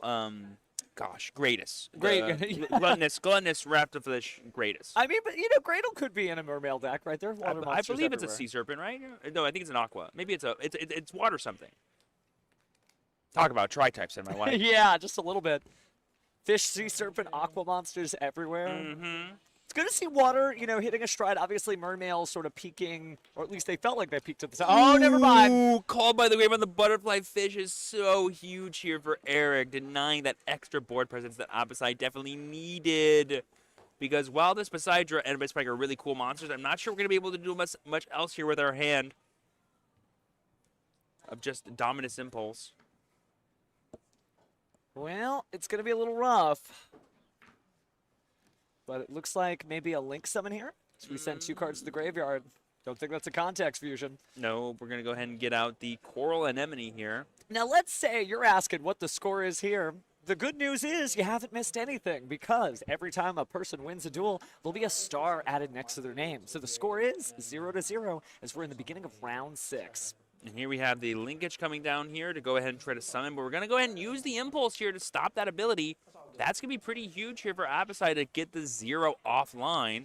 But we do have Ray in the graveyard, so if this Shizuku ever gets checked, we can always bring it back from the graveyard and get access to 0 that way. But we're bringing back the Neptibus using the effect of Coral Anemone. We have not used the effect yet, so we're going to go ahead and get the full value out of these cards now. And Eric is all out of spell cards there, Steven. Yeah, I know. That's the one issue with Sky Striker. It has almost infinite resources, but it only has 5 spell and trap zones. So you really don't get to do a whole lot more. And staring the Shizuku down, I mean, really the only thing you could hope for now is Eric is just letting the Shizuku go. Then all of a sudden you get back into Sky Striker Ace Ray, and then you contribute that for 0 and start to combo back from there. But it's a little bit difficult here. We're going to use the Deep Sea Minstrel that's in our hand as Abasai here to go ahead and get a hand rip of the Lemnis Gate, the Engage, and what looks like the Lemnis. Yeah, so Limnus Gate, Engage, and I think that's the Fallen and the Virtuous. Oh, it's not Engage, it's Linkage. It's Limnus Gate, Linkage, and the Fallen and the Virtuous. Okay. So we did not add back a copy of Engage with Shizuku. We added the Linkage to our hand. Interesting. Yeah, sure. Sounds scary enough. All right. It benches until the end phase. And I know I said there's probably no better feeling than activating Engage for 2, but using Neptunus to send off Dragoons is pretty close. pretty close. Pretty close indeed, huh? But looks like this may end up being everything Absai needs, because once you play through again, other than the Sky Striker Race Ray in the graveyard, there's not a whole lot left that can be done. There we see the infantry here going to be sent off here with the Abyss Tune. New chain. Oh, and it's Super Ancient Deep Sea King Coelacanth. I mean, that's why the powerful cards like Butterfly Fish and Gorius are in the deck here, just to give you access to so many Synchro Summons before you get into your bigger XZ Summon plays. About to be fishes as far as the eye can see. Abyss Shrine, forgive me. Abyss Shrine was the card that was sent there.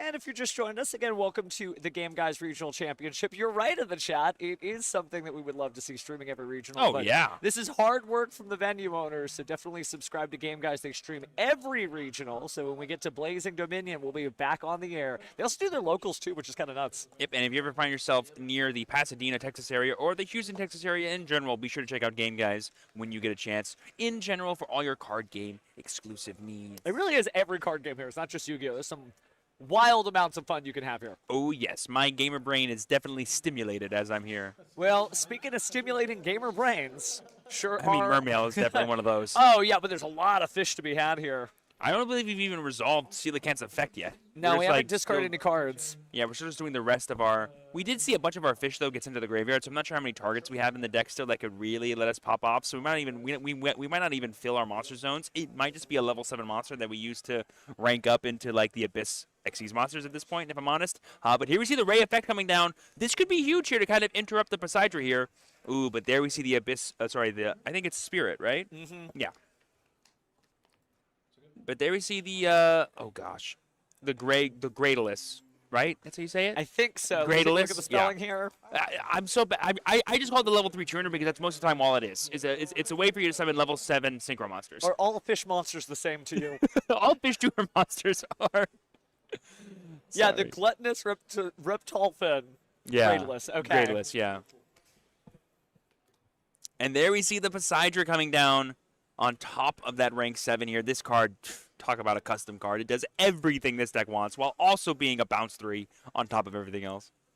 Just some really, really great stuff there. I mean, so many different decks have gotten a lot of support, but when you're one of those decks that is based around not a named type, but just kind of generally an archetype or a subtype, like in this case, water for the attribute and for the type, fish, sea serpent, aqua monster, it's a little bit all over the place, but like every card that comes out, period, is another piece to your puzzle. Speaking of pieces of the puzzle, we are going to use Sky Striker Race Ray's effect, Tribute, to go ahead and bring out the 0. Now 0 is tributing to bring out Rose and Ray and destroy one card non-targeting on the field. Yeah, it's pretty huge here, and Abasai is not responding to this, meaning he is free to get rid of whatever he wants, but I believe this Poseidra is protected, if I'm not mistaken. I don't think we'll be able to get rid of it. And even if we do, it'll bring back all the monsters anyway.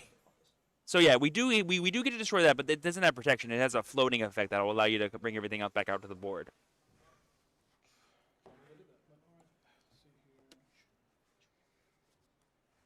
Well, quests keep on coming here as it's time for a little synchro summon, the White Aura Monoceros. Mm-hmm. Yep, and then I believe the gray list here will enable us to attack directly with this monster, I believe, or... No, summon itself back, that's what it does. And that lets you climb up into even more synchro monsters if you had a more full board, but Abasai unfortunately does not.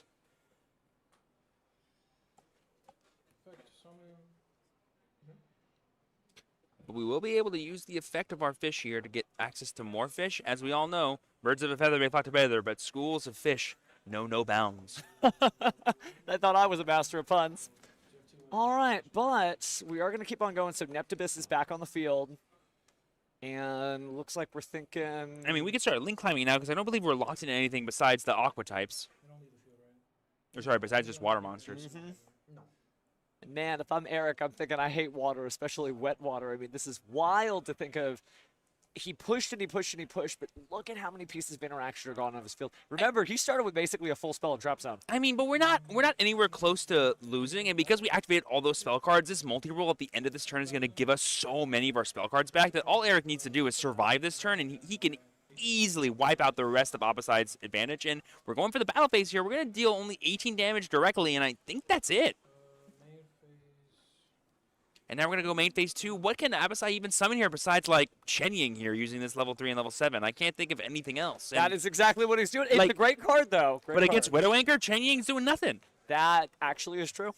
And then we have Hazard Lizardos to banish itself and just get the extra draw because Abasai's like, I need something here. Oh, but there's more than that. You banished a card, so technically you can use Chen Ying in order to banish the multi-roll and maybe one of the rays from the graveyard. Ooh, but we do have 2 now, though, so it's even more that's fair. protected. Yeah. And at the end phase, we get Albion, too. Yeah, we're just going to enter the end phase there.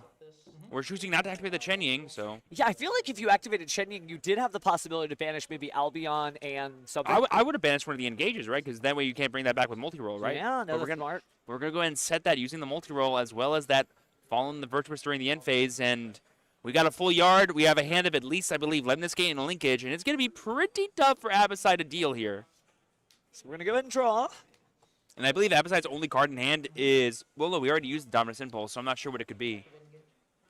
And we've burned about 20 minutes on the clock so far, about 32 minutes left overall, but it's crazy to think that this is turn 3.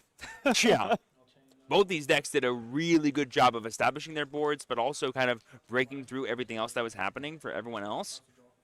It was Abystius in the hand. Oh, that's pretty cool. We went ahead and used, I think, the Shadow Squad there to get an extra draw. Sorry, no, the Abyss Shrine there to get the extra draw. Well, he's not out of the water yet, but it does look like Eric may not be in the worst position after all.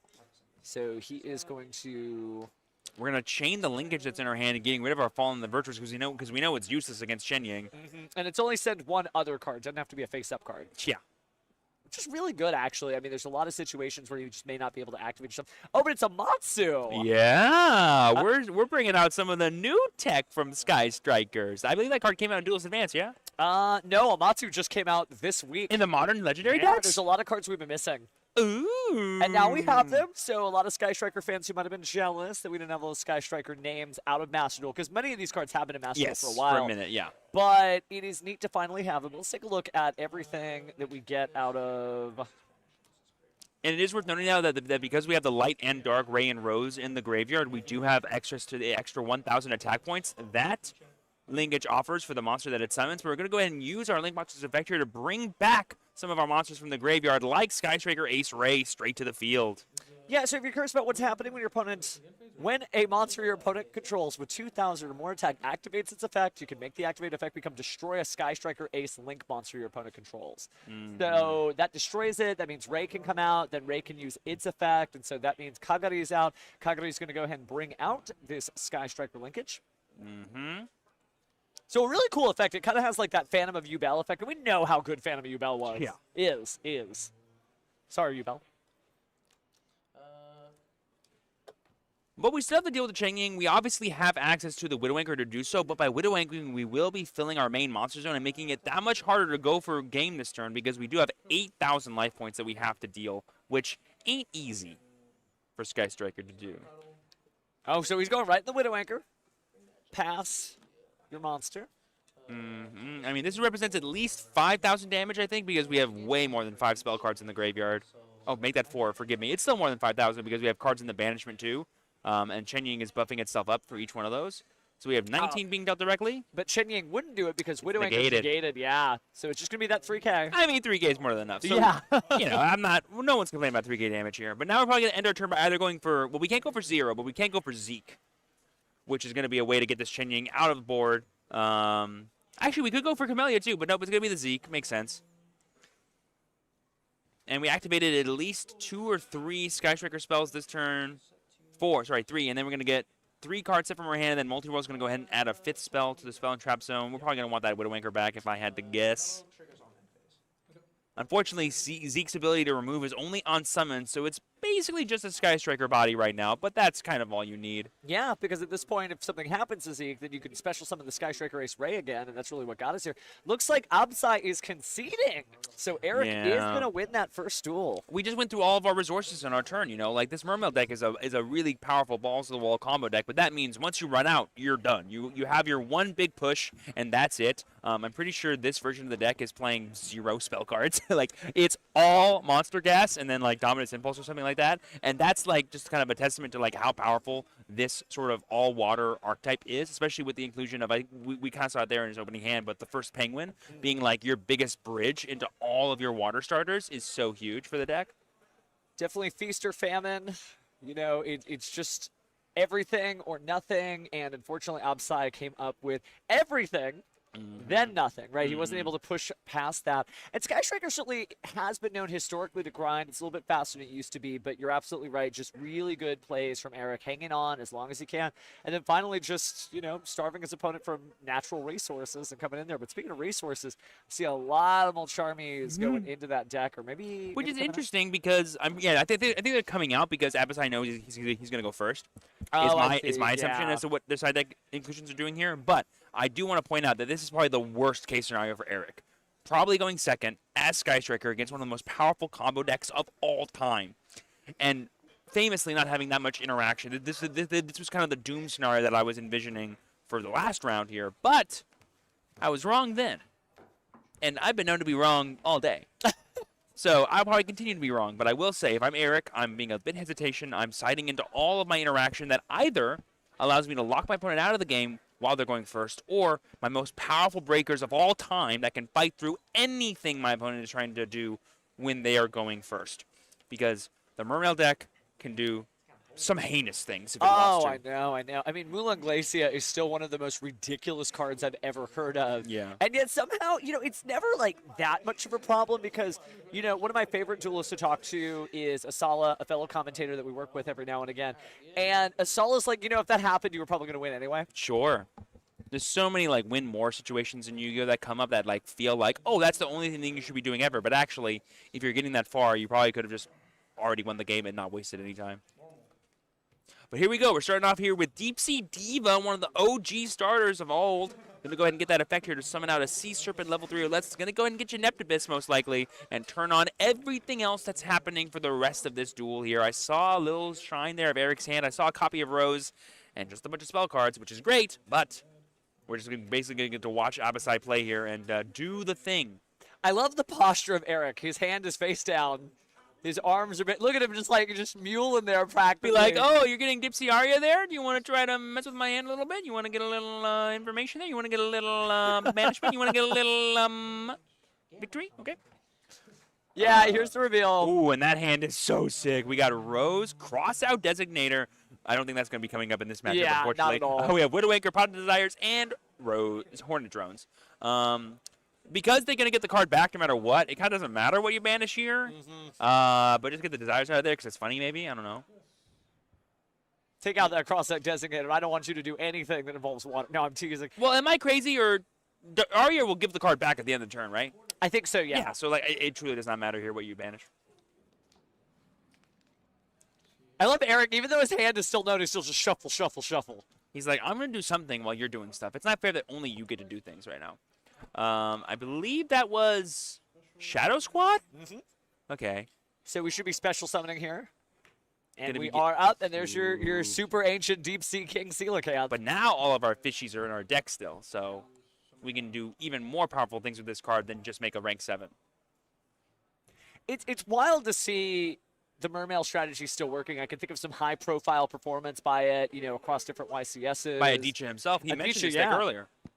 I think the last time Adichie did well with this was, I think, top 8 YCS Houston last year. So we're also in Houston, so water is certainly no stranger here.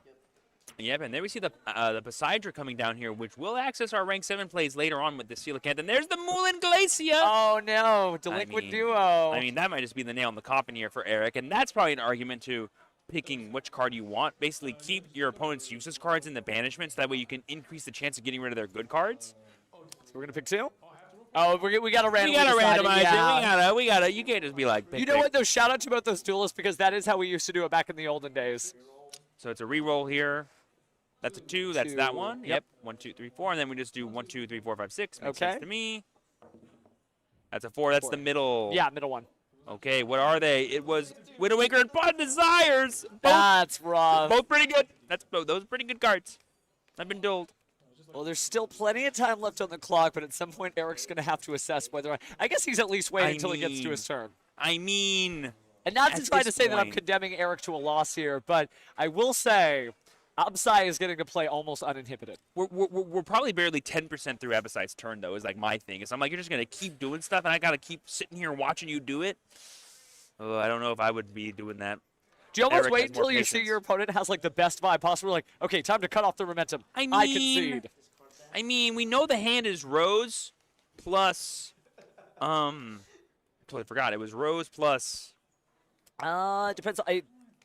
He's going to get the Hornet Drone back. So that's Right, one. so it's Rose, Hornet Drone, and then another spell card, but I don't think it was one that was a breaker by any means. No. Oh, it was Crossout Designator. Yeah, Crossout Designator is I not going to do mean- much against a Watcher deck. Yeah, we can literally summon Camellia, if anything, but not even really because we need a effect monster, but we can like use the token, make like a non-Kagari Link monster. But and then how do go you get it back for the next one? / how do you view whatever negate that Abasai's probably going to put up at the end of this board. Yeah, my goodness. Certainly going to be difficult here. So there we see the double Abyss Pike plus the Butterfly Fish coming down. That's the full power of the Deep Sea Coelacanth there. Going to go ahead and get that first Synchro 7 off. Moonlit Glacier is level 8, correct? Sorry, no, we're going to link 2 into Haggard Lizardos here. Just get that extra draw there. Makes sense to me, too.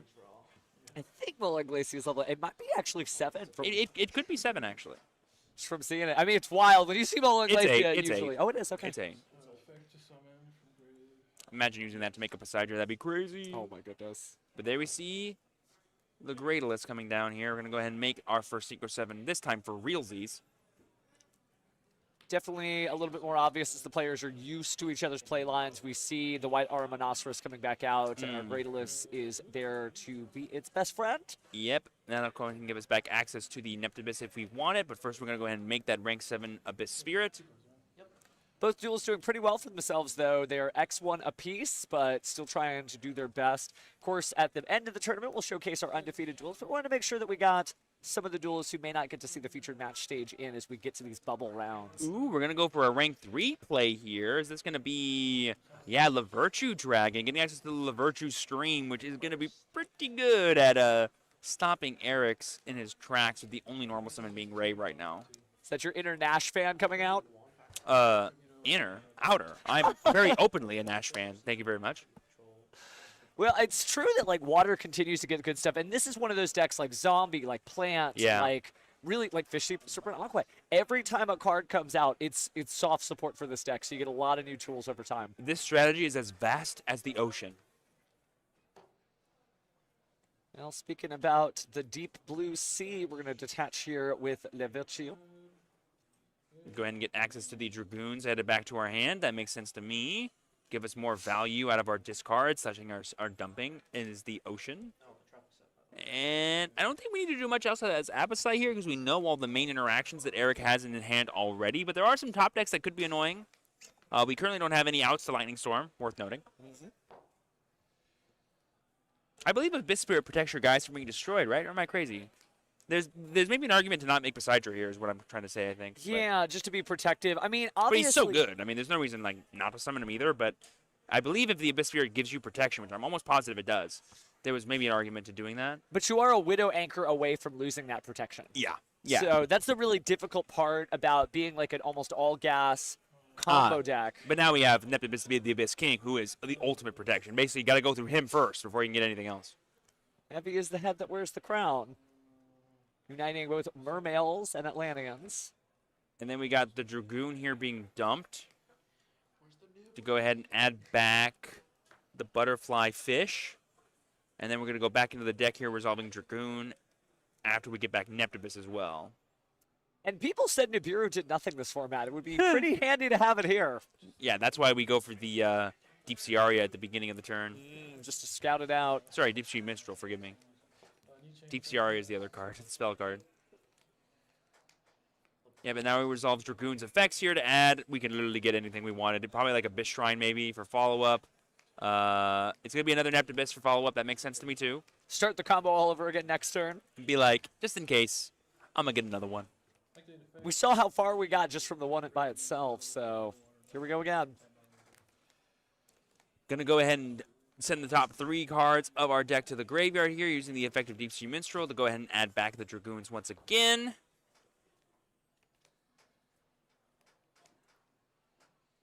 But now what are we going to do?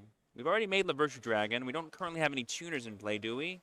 Or is Minstrel a tuner? I forget. It might be. I think it is because most of the Deep Sea Yeah. Diva adjacent cards are tuner monsters. Yeah, so this is potentially a level 7 synchro here. Oh, and it's Deep Sea Prima Donna, I believe. Very cool. Normally, the only reason I use this card is to use Synchro Overtake to add Deep Sea Diva from my deck to my hand.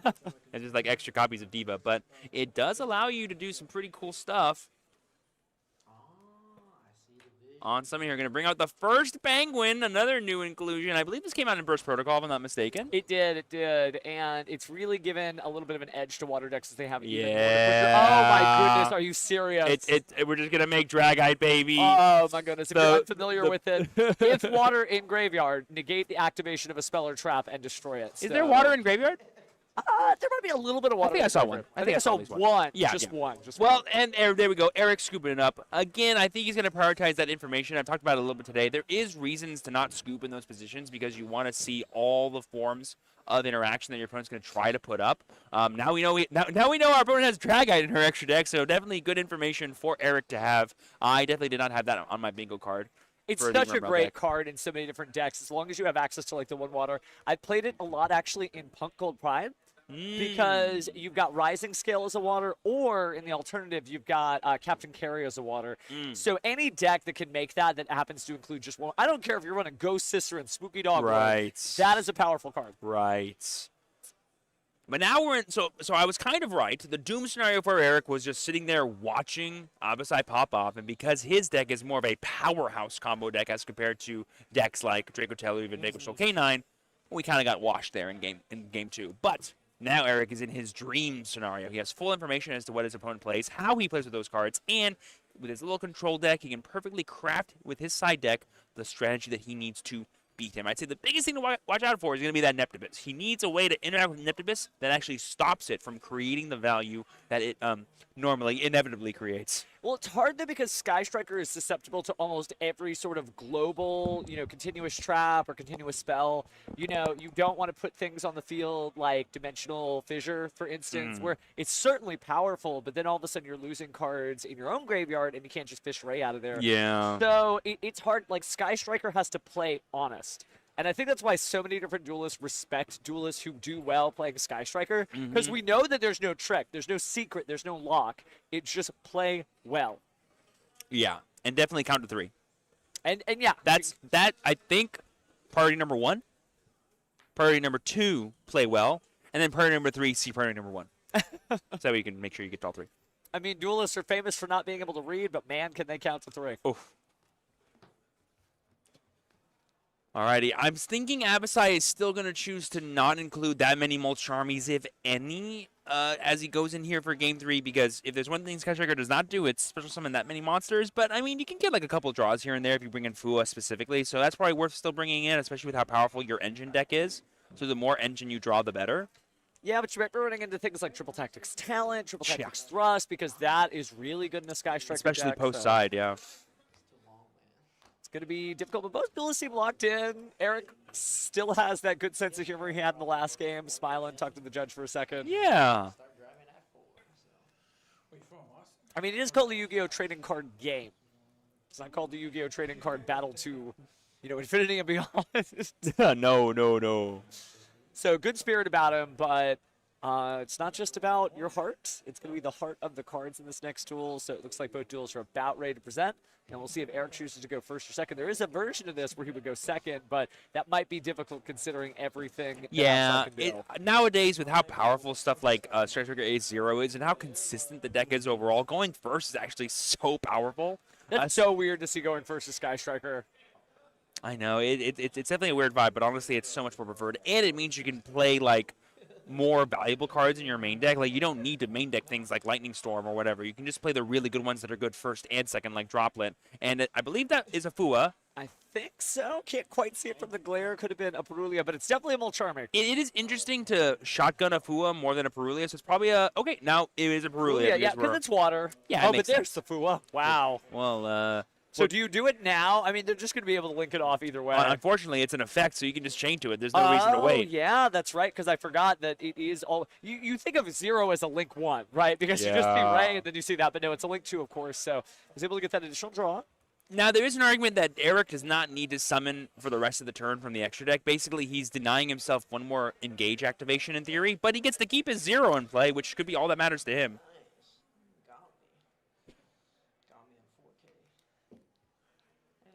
And there we see the engage here being added for Eric. That'll go ahead and get the party started here for him and his Sky Strikers.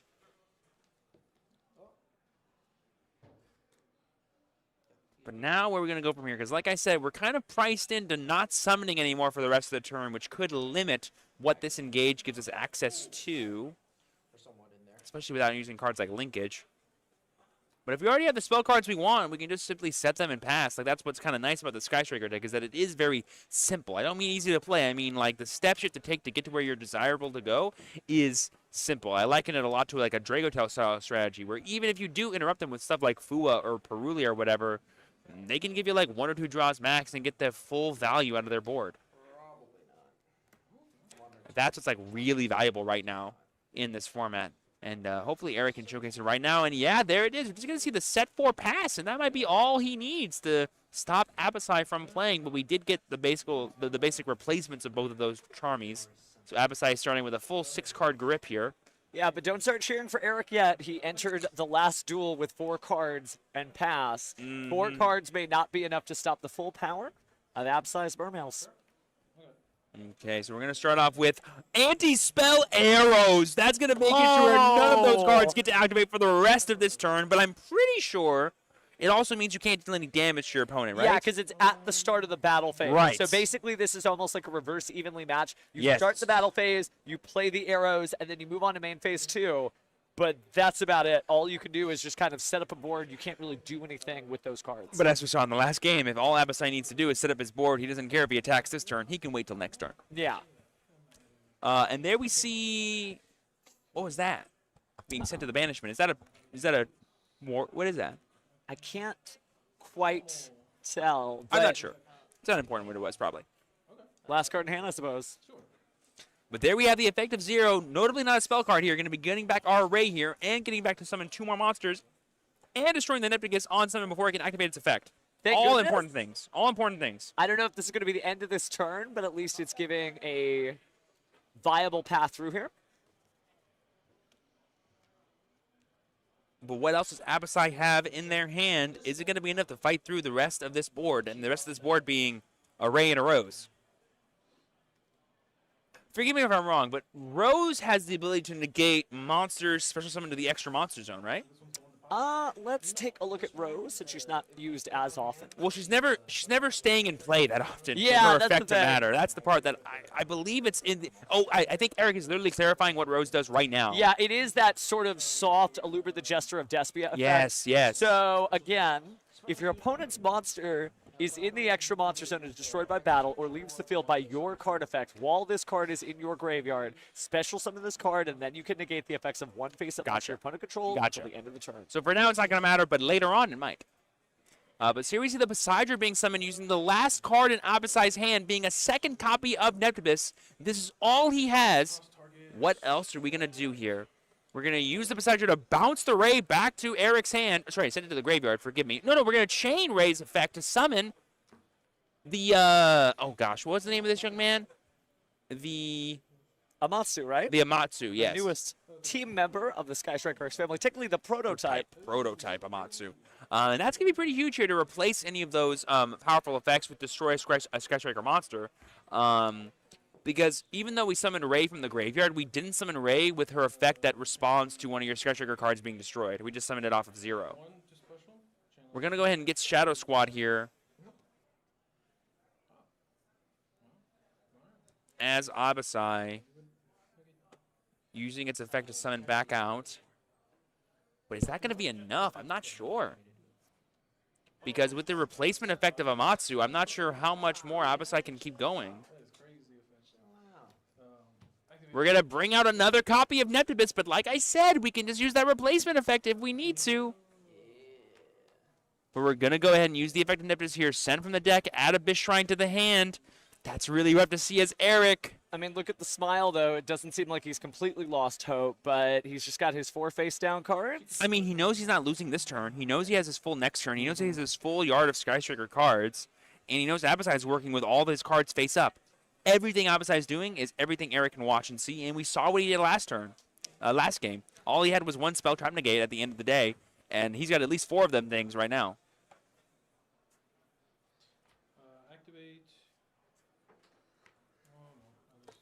So here, Shadow Squad. We're debating a Link Summon, maybe? No, we're using Shadow Squad pitch. I can't quite see from that was there, infantry though. to go ahead Oh, and it get is, rid of yeah. the Amatsu there.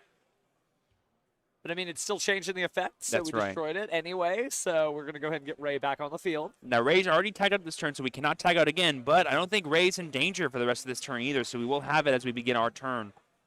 Next turn. We're going to go ahead and insert some of the Dragoons here using the Abyss Spirit effect. We're going to go ahead and use the effect of Abyss Shrine, sending a Dragoon and itself to the graveyard to go ahead and get another summon out of the deck. That will trigger Dragoons once again. We're going to get the Coelacanth here. I mean, this could be everything Abasai wants and more. Eric's still locked in. We haven't seen a peep from those face-down cards. I mean, the anti-magic arrows is going to make them pretty impossible to use unless they're trap cards. Well, I mean, you never know. There could be something weird there, but it's still wild to just see Sky Striker basically having to sit there and stare, right? Just use its 2 months. But again, this is main phase 2, so don't worry. While we're in game 3, this is not the end of this turn. And that's why I love game 3s in Yu-Gi-Oh! Is that's where like a funny card that would never ever in a million years be put in your main deck suddenly just turns everything around once it's added from the side deck. And here we have Abasai here using the effect of Poseidra finally to go ahead and start bouncing some cards and getting even more access to the rest of his deck. This could unlock, I think, Mulan Glacier. No, it's going to be sending off Dragoons. Is that it? Do we have another copy of Dragoons in the deck? I mean, I would assume we do. He's just double-checking what valid cards he can send. Man, Eric got that spot. He ain't worried at all. I mean, he basically gets to keep his entire monsters, which is all he really struggles to get as the Sky Striker deck. Funny enough, like, making sure you always have a thing to link off or a thing to summon is really important. So having them just stay in your hand here after being bounced by that Poseidra is kind of no big deal, especially since you can, like, take the Poseidra if you have any set copies of Widowmaker. And I forget, Magic Arrows is only for the rest of this turn, right? It doesn't carry over it's to only the for next the turn. rest of this turn. Okay, Could you good. imagine if it was even longer? Be like until the beginning of my next turn. No spell cards for the rest of the rest of the game. Thank you very much.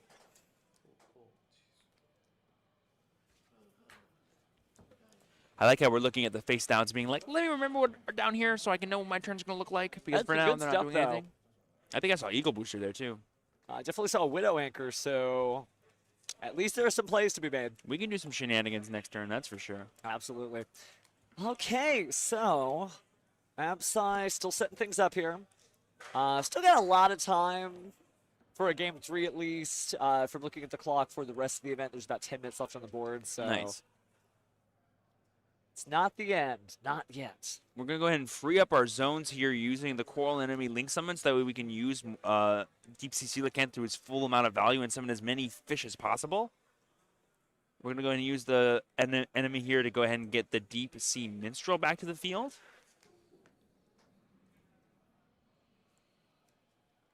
And then Shadow Squad will also bring back a Abyss Shrine. All the fish you can eat. I mean, we are a little closer to the bay than ever before. Okay, we're going to go ahead and see the top 3 cards. Perulia, Fuelos, a Molcharmy party going to the graveyard there. Yeah. As we use Minstrel to get our hand filled back up. Placed a card in the bottom of the deck, but now it's time for... Looks like a Synchro Summon? Link 3? Yeah, well... We have a down arrow as a Coral Enemy, so we could, but it's going to be a level 9 Dragon of the Ice Barrier. We're going to get a Banish on field, a random Banish from hand, and a Banish in graveyard. That'll get rid of the 0 or the Engage. Both are solid options, Okay, so actually. we're going to go for that. So we got Odds evens. that one. Is it Ray? If it's Ray, that's huge. Oh, I can't tell. I can't tell just from the text box alone. Oh, I don't know what that spell card is, but I knew that was Engage. Oh my goodness, We're so gonna much have to find value. out the hard way. So much value. And now we're going to use the Coelacanth here, discarding the last card that's in our hand here. I think an infantry. We're going to get Pike. No, sorry, we're going to get Pike, Butterfly Fish, and Graidalus here. Wow, Trishula, Yeah, Dragon of the Ice dude. Barrier being summoned in 2026 the hard way. Ooh, we love to see it. Yeah, because usually you only see that special summon as an after effect of Part of the other Ice Barrier Trishula- deck, yeah, the yeah. Ice Barrier stuff. So, shout outs to other water decks. There are multiple strategies now. It's just like a pile like this, but Outside doing good work here. So he's going to go ahead and send 2 cards to the graveyard. Let's see if it's. It's probably just going to be Monoceros again. Yeah, it's got to be another Synchro summon just based on what we're doing with our hands here. Or it's Aria? Sorry, Prima Donna, maybe?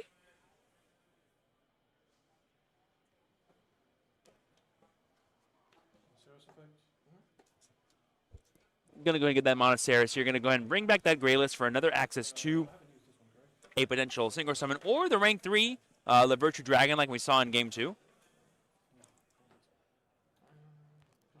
Got to put as much on the field as you can, knowing that eventually your opponent's going to get another turn. And Sky Striker does have it's a very different type of advantage engine than the water deck, right? The water deck has these big splashes. Yep. But Sky Striker is really able to chain cards. I search and then I draw, and I search and then I draw, and then I get back a card, and then I search and I draw. So Eric can catch up pretty fast even after the Trish, but Absai, knowing that, has to do the best job he can preparing. So 2 water monsters go to the graveyard. Make the Haggard Lizardos. Honestly, probably just trying to clear out the zones so he has more ways to summon like Link 3s and then have like the King point to only monsters that matter for the rest of the turn. Because the Neptibus the Abyss King can only protect what it's pointing to. And as much as Coelacanth and Monoceros are awesome, they're not really needed anymore. And against the deck full of targeting effects, you want to make sure your guys are protected. Absolutely. Man, that Anti-Magic Arrows, though, that's funny. Really good card. I mean, I've seen people theory craft it before, but it's great to actually see it in play. To see in round 6 of a regional, 2x1 duelists. Oh my gosh. That might be the difference. Are we summoning Perulia back to the field here? It's a water monster, man. It sure is. It's a level 4 water monster, too. Could be good when you get a level 3 tuner on the field. Maybe. Maybe a little bit. Nah, but we're not going for it. It's going to be the Minstrel. Using the Grayless effect here. Gonna bring back out the Neptibus. Gonna go ahead and get that Link 3 on, it looks like. No, another Synchro. Whoa! This is Mega Trishula, which non-target banishes 3 cards on the field. Yep, and if you only got 3 cards, that's all your cards. So he even had the backdoor. He normally manually made Trish. That's right. Grayless reduces its level by the monster that it's summoned, so we had 2 + 3 + 7 = 12. Yeah, that's incredible. Right? Or am I crazy? Did we do math wrong? 8 plus. What? No, I trust it. Yeah, we're good. We're good. For a second, I was like, why are we looking at Neptibus in the graveyard? Dude, did we just non-target banish the entire board for I Eric? can't believe, for me, the big moment here is making Trish and then making Super Trish. Super right? Trish. Trishula 0, I believe he's Oh, called. and Ice Shape Giver Agri? Just to make even more of our guys impervious to all the cards you could potentially draw. And it's chainable, too. Yes, it is. So that's going to be difficult to get through for Eric. I know it's been a great day for Sky Striker Duelists, but... We have the Ray. Normal Summon Ray is a good start. Different Ray, by the way. Yes, different artworks. We love it. All right. Gonna go to the Hayate here. We need access to engage very badly, it looks like. None of these cards interact with the cards that are currently in play, so Eric knows that he's safe for the rest of this turn here, it looks like. I believe the only graveyard effect we have is the Abyss Shrine here to draw cards, which, like, is fine, I guess. Let's try to draw. So now we're going to normal summon the Rose. No, I believe it's being specialed by its own effect, right? Oh, that. Excuse me, that's right. We didn't go to battle phase, actually. We're going to make... Oh, is that the combined maneuvers? Yeah. The brand new Sky Striker That is card. One of combined the ones we didn't maneuver have it. engage 0 Yeah. from the legendary modern decks. This is really cool to actually see the impact of this deck in real time. Yes, I told you Sky Striker was a good call this weekend. Besides reading this card 14 times, He's like, it does what? So let's do the same thing here. I'm going to go pick up. But there we go, guys. That is the concession there from Eric, it looks like. Making Opposite the winner. We were able to summon the combined engage, but it's not enough to beat the board anyway. So is that just for showcase to be like, hey, look, this card exists? Hey, guys, this is a card. I could have used it, but it's not going to be enough here to actually win the game. So Absai is your winner there. Water continues, so I'll get a chance to talk to him about why he decided to play that deck and some of the crazy plays in between. Oh, actually, I think time was called. But that might have been what happened. Time called because we are on the old time rules. That'd be a double loss. That we just got a message from our judge that Absai is the winner. Okay, great. So, thank goodness. Phew, for a second, I was like, are they on a different clock than us? I forgot because time was like just called for the main event. No, they are on a different clock, and don't worry, the judge is policing it. There's also a timer that while we can't see it, both players can see it. Exactly. So we're good to go. Beautiful. Just wanted to make sure that I was like, wait a second, what actually happened there? Because I can't hear what they're saying in case anyone can see. But yes, Absai is your winner there. Piloting Mermail. Turns out those blue cards are better than those blue cards. That is a for lot this of blue. round only. That was a lot of blue. Wow. What a game. No new Vistoria. Just remember, you can reduce the level of monsters with guard effects. That's right. We got you. Ain't no level 13 synchro summons here. But man, that anti-magic arrow. That was the MVP that game. That was insane. And why I love Game 3s in Yu-Gi-Oh! So much, because any other time that card's in your deck, most of the time it's a brick. It's a dead draw. It's not going to do anything for you. But when you need it against the one matchup where it matches up perfectly, it wins games. And I love any cards that I can play in my deck that just naturally increase my win percentage. I don't want to think. I don't want to try harder. Just give me a card that wins it for me. Is he taking those fish to go? Of course. Thank you. That is so cool, though, dude. Being able to see that water, obviously, still being able to make an impact, make a splash, if you will. Mm-hmm. But good stuff. And it shows you really how wide this format is. Sky Striker, obviously, Eric did a great job. But, oh, man, just killer stuff. Yeah, and two rounds in a row of seeing Sky Striker, I'm happy no matter which one wins or loses. I think it's one of the coolest decks you can play right now, and the fact that it is so scary, kind of on the other side, that you have to play tech like anti-magic arrows in your side deck just to beat it, is I think really cool. It's wild just to be like, you know what? I'm going to be able to play and you can't do anything to stop it. You just sit there and be nice, and I'm just going to put all the water cards in the field. That's really neat, actually, being able to see that. Mm-hmm. So I don't know if people unlock some new tech. Maybe they end up using it. But I think any mostly monster-based deck really can take advantage of that. Even Memento could probably use that new deck. Vanquishal has played it every now and then too, anti-magic arrows. It's like just a really powerful card that like enables so much value for you. Basically, like you get spell cards, your opponent doesn't. It's pretty cool. Yeah, especially if they need to resolve. But let's go ahead and tag out here.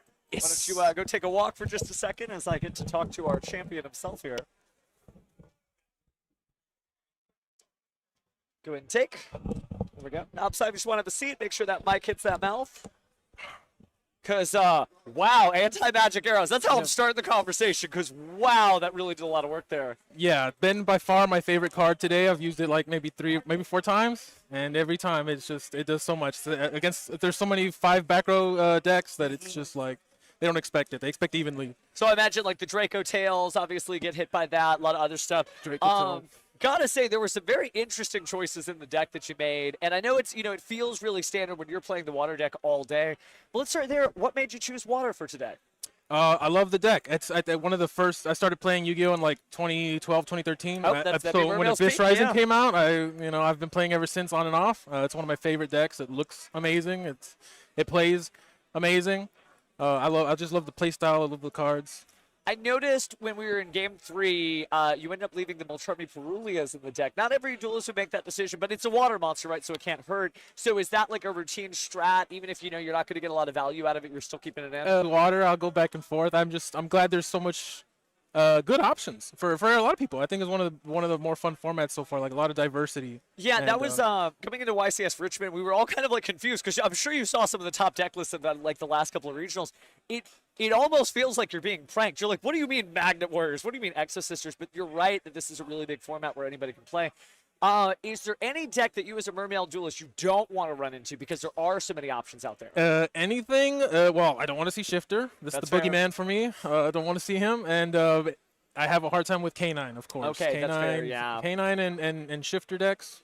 you know. But luckily, you know, a lot Radiant, Sky Striker, any hand trap or spell heavy. Oh, I love to see it. Makes sense, makes sense. Well, let's not take up too much of your time, so you still got some time for the actual duels. But do you want to give any shout-outs before you go? Yeah, I'd like to give out a shout out to the Mermeld community. You know, there's a couple of Discords I'm in, and they're all great, super helpful with me finishing up, like figuring out my deck list, like right before the regional. A lot of play tests, of course. Game Guys, one of the great locals to practice with. We have so many good players, and so yeah, I'm just glad to be here. All right, well, good stuff, man. Thank Go you. out and do good, and I guess we'll see you soon. All right. And good luck. Hey, that mat, that may be in reach. Speaking of people in reach, that's some good stuff, man. Did y'all talk about how crazy it is to summon Trishula in 2026? No, we mostly focused on the anti-magic arrows and all the other great stuff he did. But you're right. So the manual summon of Trish, followed by like the Manual summon of Zero? Manual summon. Oh my goodness. What is this format? It's so cool though. You get to just show up and be whoever you want. Yep, and I guess in this game, Trishula Zero was better than Sky Striker Ace Zero. Oh. Dang. The Sky Striker fan of me just died. You're telling me. But there's still 3 more great rounds of Yu-Gi-Oh! And maybe we'll see some more Sky. I feel like Sky Striker is like at an all-time premium right now. Very popular. I would agree. But don't worry, we've got pretty much the next pairings will be here soon, so we'll be back sooner than you know, friends. Don't go away. See you soon.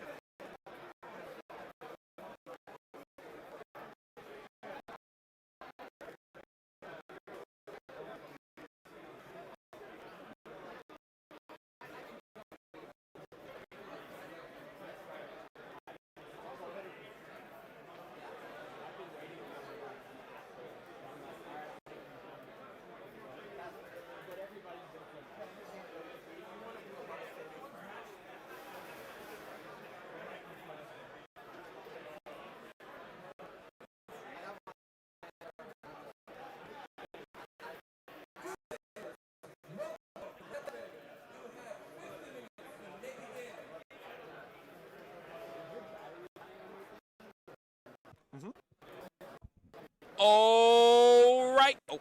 Oh.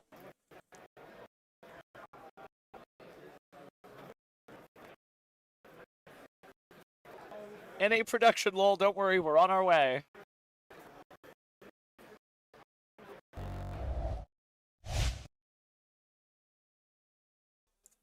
Hey, Duelist, how we doing? Sorry about that. NA, they left the Stevens unattended, so we're breaking everything. It's all our fault. Oh, we are back, aren't we? And like we said, guys, we will be back very soon because I think the round's already ready to go for you guys. In fact, I think I saw them bringing our duelists over here. So again, welcome to round 7, by the way. This is Game Guys Regionals in Houston, Pasadena, Texas area. And we only got 3 rounds left. Our very final match, round 9, is going to be the top table. So just number 1 versus number 1. But that doesn't mean we don't have good matches for you in between. Let's go ahead and switch on over. As you see, noted YCS Houston champion, now living in Houston, Pascal Monagat. The current reigning Houston champion as That's well. right. So definitely the man to beat as we're here. I believe he's currently undefeated as well. I'm not sure what he's playing. We saw Memento running around. We know he's a big fan of that deck. That could be what he's on. We'll find out very shortly. Yeah, but his opponent doesn't seem like a slouch either with those YCS sleeves. No. Good players versus good players. You got to love to see it. I was talking to Carl earlier, who is Pascal's brother, another notable duelist that's been running around the top tables of major events. They are brothers. They test together, and they are a force to be reckoned with. I do see the Sky Striker engaged sleeves there for Pascal, which could be what he's on. If he's also playing Sky Striker, let's just say this tournament's good eats for Steven Rodriguez. I'm just going to say that. I'm eating good when I watch Sky Striker being played. That's all I can say. Well, oh, my gosh, set 4 pass. Danger. What's going on here? Hello? Could be unexpected. We'll find out what's going on soon. And don't worry, friends. We'll have your deck list before you know it. We're just waiting on staff to provide those for us. But we know what this is. So we're going to start off with a before draw phase for Willows, just in case any chicanery happens. And you know what? We're just going to throw out 2 of them. Yeah, why not? Why not? Why not?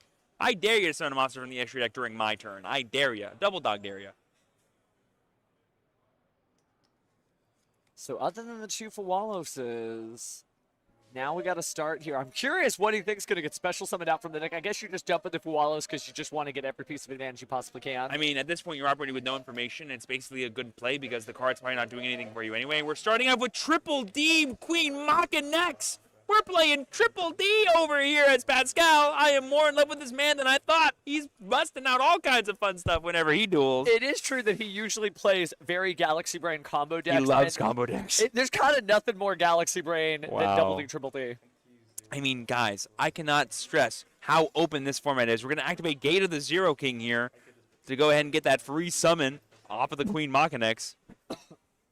Remember that we actually did get new support for this deck out of Burst That's Protocol. right, you know, we Doom did. Dimensions We was did. about the DDs, but we also got Triple D Alfred the Divine Sage King. But here we have the response to the Zero King by getting rid of it with the Fallen Virtuous and sending Albion to the graveyard, which will stop the full effect because it is still a continuous spell card. But there we see, I believe it's Double D, so SS Savant. And then we're going to go ahead and bring out the Copernicus from our hand. Now, normally the Savant is better as a scale, but it could be a way for us to get the extra summons we need to start link summoning into Gilgamesh. We're gonna go ahead and send Swirl Slime to the graveyard here. Just cool to see it. It's also cool to see a high caliber duelist like Pascal on another deck like this, because you just get to see what somebody of this caliber is capable of as we bring out our wise King Solomon. Yeah, because the DD Savant can make itself level 4. Going to go ahead and get that XZ summon here, and then we're going to go ahead and detach. And by the way, I'm just going to shoot my shot here. I'm pretty sure the opponent on the right is playing Sky Striker. I'm just going to say it. That's what I think is happening. And again, I'm eating good. 3 Sky Strikers in a row. I didn't plan it. It was by accident. Well, I have to say, there's probably going to be a lot of Sky Strikers roaming around considering the Legendary Modern decks make it more accessible. It is a good deck that people like, that is affordable and easy to access. You're getting right. Yeah, I think there's going to be a lot more Sky Strikers. Bring me X-Sabers. And that could be why Pascal went for it. There's the Widow Anchor. Oh, baby. But that will negate the Solomon, which could stop all of Pascal's pushes because we have no more cards in our hand. And the Queen Machinex will destroy itself at the end of the turn. Oh, no, we have 2 cards in our hand now because it's adding back. Wait, what's happening here? Taking a quick look. Yeah, so just clarifying how we summon the Solomon, and then we're activating Widow Anchor. It's not going to be taken because we don't have 3 spell cards. The Queen Machinex stays in play. Okay, I see what's going down here. Just going to be negate. But that could be why. Oh, and called by the grave on the Savant. Interesting. Went right into the extra deck there. We're going to climb there into King Titus. Once this card is sent to the graveyard, we will get the ability to search.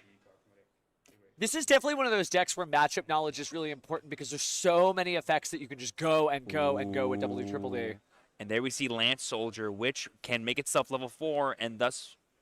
Wait, no, we're not link summoning here, are we? No, yeah, we're making Gilgamesh. Okay, I was going to say. But Lance Soldier can double its level. That's why it's level 4. You can summon Gilgamesh. And now we're going to use the effect of King Titus as he's sent to the graveyard. And now we can use Gilgamesh's effect to get ourselves our scales. Then we're going to send Necro Slime to the graveyard, giving us access to Genghis. Basically the ability to fusion summon using our double D monsters that are in the graveyard.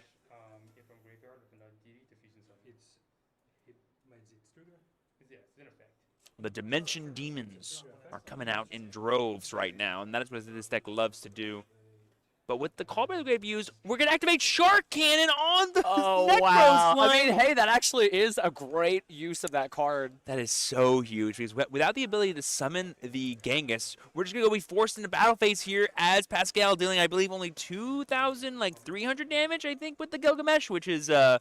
perfectly fine. And then at the end of our turn here, we're going to use the effect of Albion to reset the Fallen and the Virtuous. And obviously, we saw that our opponent on the right here, as Pascal, didn't have any ways to start their Sky Striker combo. So unless we top deck a Sky Striker Ace Monster or an Engage, there's no way we're going to be able to play. Well, that is the special, though. Just draw Engage. Just do it. Just draw Engage. Do it.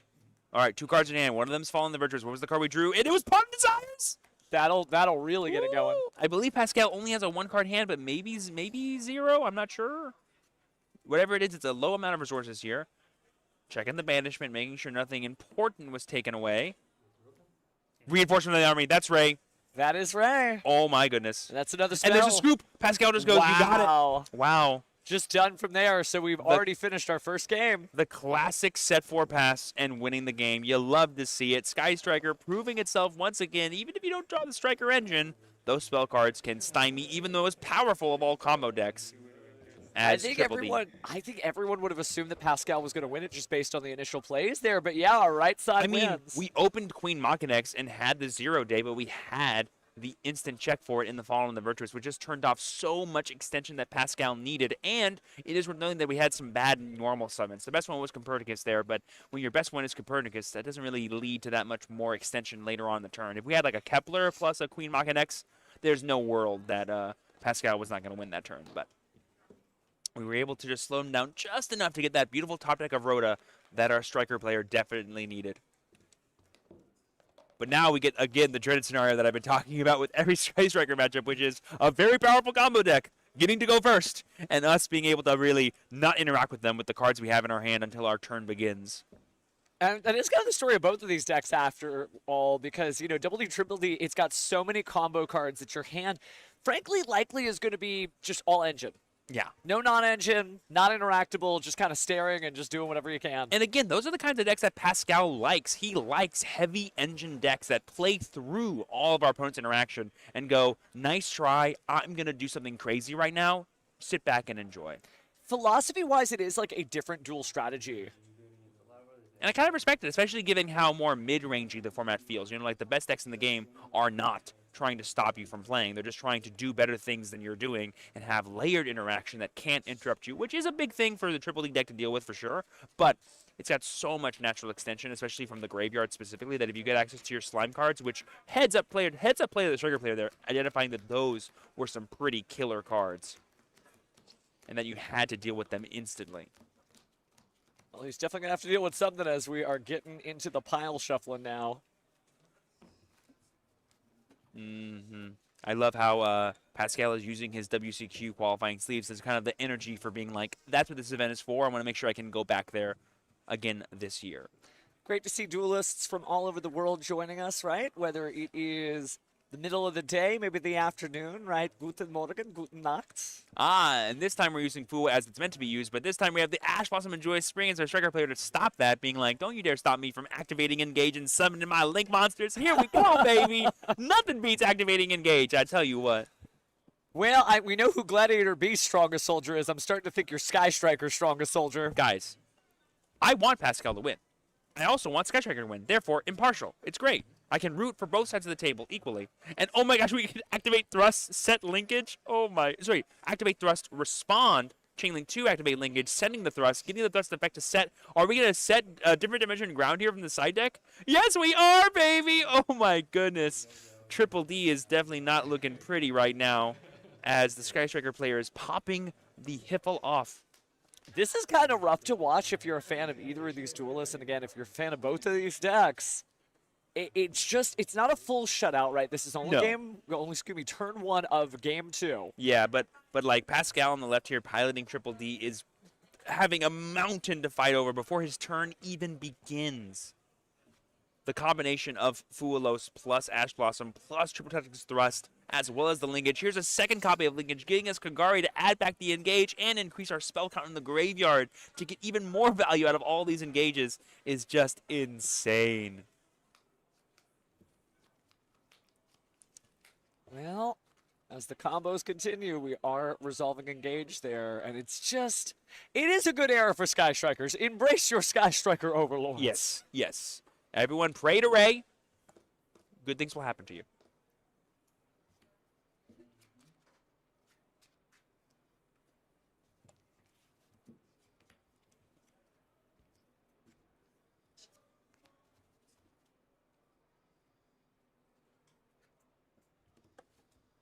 And here we see some very powerful stuff being shown here by Vincius, our Sky Striker player. Oh my goodness, if you're Pascal, what could be going through your mind here as we activate Shizuku? Now, something that's worth noting is we used a lot of cards in our hand that weren't spell cards to achieve all these things, but regardless, thanks to all the engage draws, we have plenty of interaction that we can set here as Vincius that he's going to have to fight through as Pascal, which is going to be pretty rough to see. Well, Vincius is doing his best there, but set 4 pass. Honestly, it got him through the last duel. Let's see if it gets him through this one. Set 4 pass plus Shizuku plus a known different dimension ground. I know the DDs are the different dimension demons, but don't forget who rules the different dimension. Okay, that is fair. And that's DD Warrior Lady, and she says, get out. Well, haven't seen any hide nor hair of her, but the banishment is close at hand as Pascal peeks into his hand.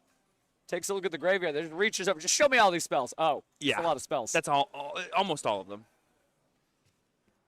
That's a good chunk of spell cards right there. That's a lot of green. Starting off with Savant Kepler, one of the best starters in the deck here. Going to go ahead and get one of those Dark Contract cards added to hand. Going to go ahead and add Dark Contract with the Gate.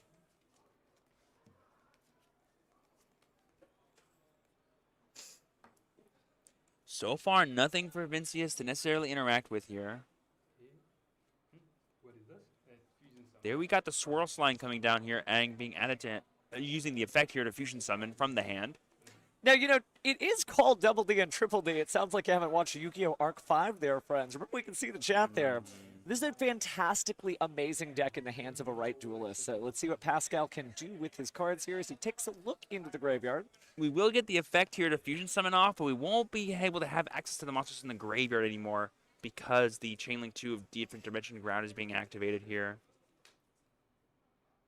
Oh, this is pretty rough to see here from Pascal here. How is he going to try to combat this? Oh, we're going to be sending Necro Slime as our fusion material, just sending it to the banishment immediately. And, ooh, that's one of the newer Triple Ds. I believe that's Divine Sage King, right? Yeah. That's going to be the new one that just came out of Burst Protocol. We were talking about it earlier. Very cool. I bet you it unlocks a world of strategies for this deck, but it kind of won't matter here for Pascal because we're going to use Widow Anchor here to negate and take it as Vincius here because he probably is very well aware that that was one of the final pushes Pascal had access to. Because we could activate the effect of, you know, Contract with the Gate, get Queen Machinex, but I believe Queen Machinex has to send to the graveyard after we use Contract with the Zero King, but I could be wrong. Well, let's let Pascal take the wheel as we bring out our next great card here. Is that Scale Surveyor? No. Oh, and there's a handshake. Wow, just from that, the forbidden crown being up there. Yeah. Wow, good stuff. Definitely a tough turn there for Pascal. Both game 1 and 2, it felt like he was definitely in there. But the part about that game 1 that I really liked was, again, it just showcases the power of the Sky Striker deck at being like, all that matters is I can set up interaction that then leads into even more follow-up on the next turn. Like, Vincius was never once thinking to himself, oh, I'm going to win the game on the next turn, but I'm going to make it to where Pascal runs out of gas so quickly. And now we're seeing kind of like the downside of playing cards, or playing decks like the Triple Ds, like the Mermails, like the Mementos, which is once you do that first big push, if that's not enough, that's kind of all you got. Yeah. But honestly, I think that Pascal obviously getting to X1 so far in the tournament shows that he was still undefeated up until now, yeah. Oh, he was undefeated. Yeah. Wow. Okay, so we're up into the undefeateds then. So he is X1 now with this deck. It shows you. I mean, look at him. He's having a good time. This is your YCS Houston champion. We're playing here. Triple D and YCS Houston. Sorry, YCS Houston. It feels like that while we're here. It does feel like YCS Houston. I mean, we have YCS Houston champion Pascal. We have NWCQ champion and YCS Pittsburgh champion Dietrich still in the running for this event. There's definitely some high caliber play going on, but it is still a regional, and that's where the fun can be had, and the decks that we're most excited to experiment with, like the Triple Ds, like the Mementos, like the Mermails, can be seen. But also, we saw 3 Sky Strikers in a row. By accident, 2 of those, but that was awesome. I mean, I did leave you unsupervised to pick all of the duelists. Are you playing favorites here? Well, last round, I picked the Mermail guy, and I was like, oh, how exciting. And then he just happened to play against Sky Striker. Just happened to be Sky Striker. And this round, I picked Pascal, and he just happened to play against Sky Striker. I can't control how the rounds get paired. I can't. I'm starting to think you can. I mean, I said at the beginning of this, the one deck I want to see is Sky Striker, and I feel so bad because you've been talking about Dark Magician, and we haven't seen one. I know. It's like Dark Magician doesn't exist. He pulled a really good escape act at his You're right. magic show. He's hiding under the magical He's hats. just waiting to show up at the right time like a good showman wants to do. Oh, my goodness. Where are they? Dark Magician. The other thing I haven't seen, if I could have found any zombies. Somewhere there's got to be some zombinos, but we haven't found them yet. In a moment here, we'll get to talk to our interviewee here. Looking forward to seeing him come out of the woodwork. Vince does some great work with the Sky Striker stuff. Putting on a clinic. It shows you how wild this format is when you've got a YCS champion showing up. And it's like, you know what? Let's just do the weird combo deck. Why not? You know, for him, this is just another day at locals practically. So. I know. Gosh, good stuff there. Hopefully you're having a good time at home. That we see you in the chat going back and forth. Keep it on the vibes, man. Just be good. Let's just lift each other up and enjoy the best 2 last rounds we have because we are in round 7. And so then we're going to do round 8, then we're going to do round 9. Round 9 is going to be the last table, the first place duelists going up against each other. But in round 8, we'll have to pick a cool bubble match. Maybe we'll find some Dark Magicians. I'm looking at all the deck lists. Based on the number of rounds we're having today, there's a chance that final first place table could be someone who's undefeated versus someone who's X1. Oh, that is having true, like a down pair round to have the person who's undefeated finally lose and have that person rise in the ranks as a result, based on their breakers, could be pretty exciting. Yeah, kind of like a David versus Goliath. Although calling somebody David because they're X1, maybe not so much. Yeah. Like Goliath versus slightly shorter Goliath. It's David and Goliath in vibes, but not David and Goliath in facts. Absolutely, absolutely. What a great time we've had here. I mean, it's been since 10 a.m. So for those of you who've been watching the whole day, thank you for sticking it out. Appreciate we you. even had a lunch break too, but we only got those 2 rounds left. So just some wild stuff as we wait for our duelists to come out here. But again, the Game Guys Regional Championship is just such a blast because the vibes are so different here than anywhere else. And I've been telling you about this for like 9 months. Please come down to Houston and well, I'm glad you made the trip because it's a good time, man. I'm super happy to be here. I mean, you could not tell by the energy, the professionalism, and just the skill of execution that's going on here that this is a local card shop that people come to every day to play card games. It feels like this event was made just for, this venue was made just for this event, but no, this is just a thing they happen to be doing as well. Yeah, no, there's some really, really cool stuff, though.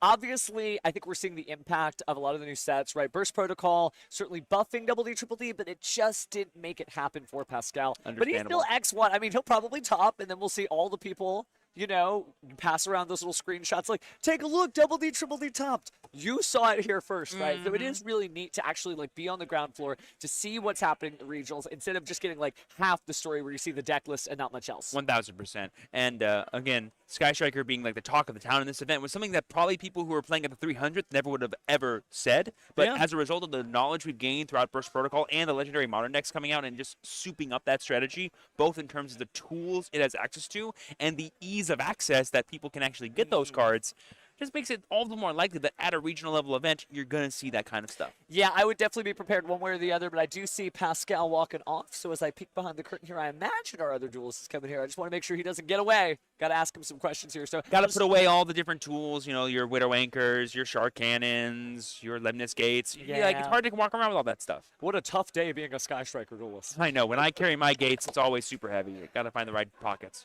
It's just neat to see that, like, people's favorite decks are working. We've seen Hero today. We've seen Blue Eyes today. We've seen, I think the odd man out, we haven't seen any K9 Vanquish Soul. Not a single They're game. out there. I know for a fact that there are players playing them, but we just have not run into them on the stream. Maybe we can try to find one for the next round, maybe. Showcase what that deck is still doing in this format and how powerful Normal Summoner Roy continues to be. Oh, my goodness. It is so good. It is so good. But we do have our duelists here, so if you want to trade... Oh, no, that's right. It's my turn to go, right? I mean, you can talk to him. Go for it. Yeah, sure. Okay, jump on in.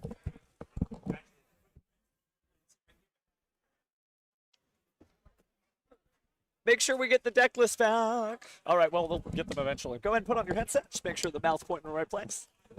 So that was an incredible duel. I'll have to say, we've seen a lot of Sky Striker players, but when you're just like set for a pass, that almost feels like a sign of weakness. But you just steamrolled through those double D, triple Ds like nobody's business. Yeah, I had a lot of interruptions, but I had no starter. But I know if I can get to the next turn, I could manage it because I had Shark Cannon and Anchor, and I can make the new Camellia. With any monsters. So I gotta say, Sky Striker obviously very popular right now because of the Legendary Modern decks. Were you already playing Sky Striker and waiting for the new cards, or have you just jumped into Sky Striker now? I played Sky Striker since day zero. So like 2018, right? Wow, that's a long time, man. Yeah, I had a really great season with the deck, and in my country, I'm known by playing Striker, so... You say in your country, where are you from? I'm from Brazil. Oh, Brazil! Isn't there a Team YCS going on this weekend? Yeah, it is. But you're here! I'm here because I'm working in South by Southwest. Okay, that makes sense. You went from Austin over here. Well, thank you for coming all this way.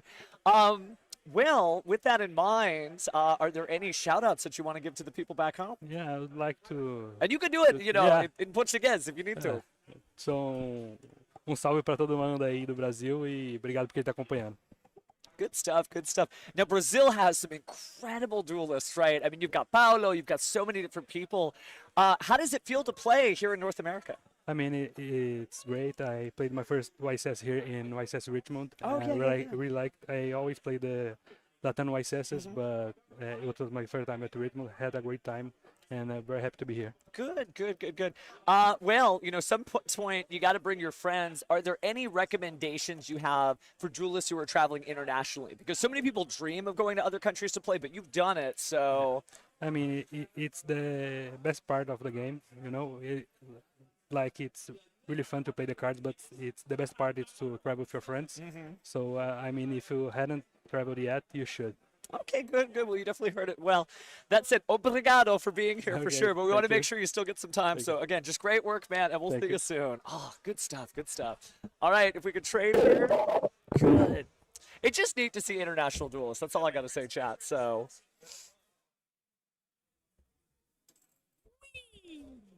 All right. Sorry, fans. After he got done fighting double Ds and triple D, it's the name of the card, fam. This is actually weird because we're having some words with the chat. It's not even Performage. It's Performage. Yeah. There's some weird stuff. You watch the anime a long time, you find out how to say all the names. They're all weirder than you think. We're all saying it wrong. Oh, yeah. Stuff happens. Oh, yeah. But he came from Brazil, man. All the way from here? Yeah, so he's up here working for South by Southwest. Adorable. And there's a Team YCS in Brazil. But instead of going back home, he just came from Austin to Houston, which is actually only a 2-hour drive. So really, really good stuff. How gorgeous. Well, that's awesome to hear. Yeah. And he's doing really well. I believe he's still undefeated, correct? Absolutely. Ooh, we could see him again in our final round then. We can. Yeah, as Game Guy's tradition for round 9, since we don't have a top cut, we usually just take the final table, the number 1 duelist in the world. And then we find out, which of those duelists is going to make it out being that first place guy and who isn't. But just really cool stuff. We had that near miss between the lovers quarrel, right, where it's going to be boyfriend and girlfriend fighting each other. Yeah. The community here is so teeming with life. Lots of different stories, lots of different stuff going on. And it feels very tight. Like, I feel like local players are fighting against local players. I feel like people know each other because they've been to this circuit before. I believe this regionals happened, I think, for the past, like, couple years now in this area. I want to say 3 years ago is when they Yeah. started. And I remember seeing the first time the photos of, like, all the gaming chairs and everything lined up. This venue, it's incredible. There's really nothing that feels like an arcade and playing Yu-Gi-Oh! At the same time. You have to be in another country, and in the USA, this is what we got. This is damn cool. Yu-Gi-Oh! Is a big deal, but it's especially a big deal here in the Game Guys arena. Yeah, goodness. And it does feel like an arena. Lots of people, as we describe the vibe. I'm just going to go ahead and pump over so you guys can actually see it. We've got a lot of duelists just kind of hanging out here. I think that's a freeze frame. Yep. That is a free. No, it's moving. It's just a little jittery because of the Okay, a little Wi-Fi. bit of lag there. But, you know, the day is starting to wind down. We are losing some of our duelists here as people, drop or they enter public events. Go ahead and switch that back over. Yeah, there's a bunch of public events going on. I was seeing a lot of Genesis pods firing, and there was a bunch of Materiactors running around. Materiactor Dragon Ruler specifically. Yeah, it's funny. Very cool. With the Materiactor, they have all those access to great normal monsters and stuff like that. I've always seen Baby Dragon running lists, and it's just like, why? And the different attributes, too. Which is pretty Yeah, helpful. because it just happens to be, like, you need different attributes. You need level 3s. So weird stuff, weird cards, getting it done. Oh, man. I wish we could have seen Dark Magician, but honestly, it's been a real treat for all the cool stuff we've got to see. Yeah, but we've seen practically a different deck every single round except for Sky Striker. That's the most represented deck we've had on stream. Again, I cannot trust it. I found the one time, and the rest of it has all been serendipity, or should I say sky-indipity, or should I say striker-indipity. All the things that mean it's not my fault. Okay, that's what I'm saying. First off, I'm teasing, by the way. But it is just funny to see, like, the immediate impact of the accessibility of cards when a good deck is friend. I am surprised we're not seeing as much Mitsurugi. Sure. It might still be out there. Obviously, a lot of bling in the Mitsurugi's package, right? Because so many of those cards were either like super rares or commons, some ultras, a couple of quarter-century secret rares. Now they're all like the chase is on to grab all those decks up and get them as blinged out as possible. Haven't seen any X Sabers or double X Sabers, so hopefully we get to see that soon. I think as we have one round left, unless one's undefeated. 2 rounds, we just didn't know. 2 rounds left. Imagine the undefeated table is like X Saber versus Mitsurugi. How funny that would be. We've had that before. So in like so many different formats. Like, it'll be Justice Hunters format, and the final 2 tables were Bestial Centurion versus Salamangreat. God dang right. And you're like, what? Yes. Okay, so... Or maybe K9 Big Soul, of course. That's one of the decks that I really want to try to feature before the end of the stream happens. Yeah. Just good stuff. Thank you guys for hanging out with us. Jokes about the anime titles of cards aside, it has just been a really good run, and it's really a treat to be able to broadcast regional championships and stuff like this because it's not everybody. Sometimes we get like locals and stuff like that. Yeah. Happen to have the stream set up, but this place is something else. This God is dang really right. something else. But Yeah. Strikers, we see in the chat, Strikers are Bay right now. It's wild, dude. Like, I remember Toss format. And Sky Strikers used to be my mortal nemesis because I was playing Mystic Mind, which means I was everyone's mortal nemesis. But in Archetype spell and trap removal, that was my weakness. You're like, they have jamming waves. Not fair. And now jamming waves is the least of your problems, right? They got a lot more going on than that. But it's just a really good time to see people playing a fan favorite deck, right? It got that beautiful animation series. And obviously we've seen, Fallen of Albaz stuff too. But it's just crazy. You know what? We didn't see any Charmer piles today. No. Because they are out there. I do see people on like Charmer Magistus Dark Magician or Charmer Magistus Shining Sarcophagus Dark Magician, which they call Spellcaster Slop. Yeah, it's probably hard to like justify playing those with those archetypes versus playing Magistus with like Draco Tail or something. Like you got to be really convinced that Charmers are the way to go. Otherwise, there's no reason not to combine the other two together. Yeah, I mean, there are some very famous duelists that are really pushing the Charmer stuff, but I can never tell if it's a joke or if they've actually committed it to a deck list. You never know. Until they sleeve up the cards and go to the event with it. Well, we got a little bit of time before we have our next round, so I guess we can hang out for a little bit and then take a break. Yeah. But then after that, we do have round 8, so I guess we're just chilling with you guys in the meantime. Sorry about that, fam. We got no duels to showcase. Yeah, that last round went a little faster than we were planning, but that's okay. You just have to hang out with us for a little bit before we take a bit of a break to actually get the next round to go. And I think we have a very clear game plan. Find K9 Vanquish Soul. And you don't got to tell me. I love me some normal summon Rosin win the game action. It is really, really good. I mean, one of the things that, while I was certainly looking for Dark Magician, it's a deck that you have to play those cards in the right deck, right? Sure. And honestly, we've been seeing a lot of the Yummy pile seems to be the best possible one. Sure. So it is one of those things where, you have to find something that grooves you, because there's a lot of people that have said that the Dark Magician destruction is pure cope. Like, just don't do it. It's not worth it. It's right, but it's just not. You're not going to instantly win just because you're playing the gaze of Tamias. So give it time. Give it time. And I'm also just a really gigantic fan of like any deck that can like make use of the Souls engine, but not just like as the Souls engine, but as an extender for something else. And the fact that you can bleed in the card advantage generated from Souls into full Yummy combo is kind of insane. Just a little bit. Gosh, I feel like, great question in the chat I just saw. What were the wildest 2 plays you feel like we've seen all day? I kind of already know your answer. Can I predict it? Read my mind. Okay. With my Millennium Eye, it's anti-magic arrows, right? No, that was a cool. That play was cool, but to me, for me, I always think of not necessarily plays that win the game, but plays that are so vibes. That to me is always the victor. And hard making Trishula into hard make Trishula 0 was epic. Same duel though. Same duel, and would have been impossible to happen without anti-magic arrows. So I definitely agree with you that like it's in the same vein. You were in the same area, but like the play in particular that I'm like that was sick was that for sure. I think for me actually it was the 2 turnarounds. So I can't pick a favorite individual move. It's more of the vibes. We had 2 duels that started off with people just doing set 4 pass and Sky Striker. Sure. And they managed to run it all the way back, and they didn't really have much. They had like a Widow Anchor, and they had a linkage on one of the duels, and they had practically nothing on the other one. I think maybe just 1 Widow Anchor. But, Jonathan, I want to say it was in round 4, being able to really bring it back and not even know that his opponent was on something different. That was the Yummy Mirror duelist. was so the good. Yummy Mirror I think was one of my favorites too. And Anti-Spell Fragrance, it is just a good card. Yeah. So, I mean, maybe and it like oopsied into like an even more powerful card in that specific matchup too. It really did. Yeah, he didn't know his opponent was on Sulfur-Cord. Sulfur-Cord's still very good. A lot of people have done some great work with the Yummy Sulfur-Cord deck. But yeah, I mean, it's interesting to see all the craziness. I mean, we've got to see Blue Eyes, we've got to see Hero, we've got to see a lot of different decks. There's still so many people who had signed up that we weren't able to put on the feature match streams. There's a lot of other decks out there too. I can't believe we didn't say actually summon Contrast Hero Chaos. That was pretty legendary. Yeah, the Contrast Hero Chaos. That's becoming more standard. So you're like, that's like a normal thing. It's cool not the first time you impressive. see it. It is impressive. I've been doing it for years. It's lame. How many times do you hard make Trish and hard make Trish 0? Never. Never happens. I've never done that. No. But that's because I don't play as much water as I should. No. You are a dark attribute duelist to your core, and you know that. Yeah, there's just something about the powers of light and darkness intertwined. Now I'm just spitting out Yami Yugi quotes at this point. Sorry, friends. I got a favorite. Interesting. Oh, my he has a bias, everybody. Maybe. You know what's funny? Right when the Dark Magician stuff came out, I did go immediately to locals, and I did play the Dark Magician stuff, but everyone's like, whoa, that's amazing. And then, didn't do as well as hoped. I think it's still good, but it does seem like until we get other Dark Magician support that's kind of known that we'll get later this year, that Dark Magician's deck isn't complete yet, but cards that can use Dark Magician strategy are doing really well. It's just more tools in the toolbox that is the Yu-Gi-Oh card pool, you know what I'm saying? And that's always an exciting thing to be adding to, because I've always said the only thing I've ever required from any game I play is that new cards get made, and then I will take those cards and do fun, awesome things with them. Yeah, for somebody who's not a digital gamer, you sure love DLC. Oh, yeah. Because, I mean, that's what the next booster pack is. You're like, the new patch came out. Download patch. And then get your cards. And get I love DLC, DIY, IRL. Name all the acronyms you want. I'm a big fan of all of them. Well, I love YGO. But, tell you what.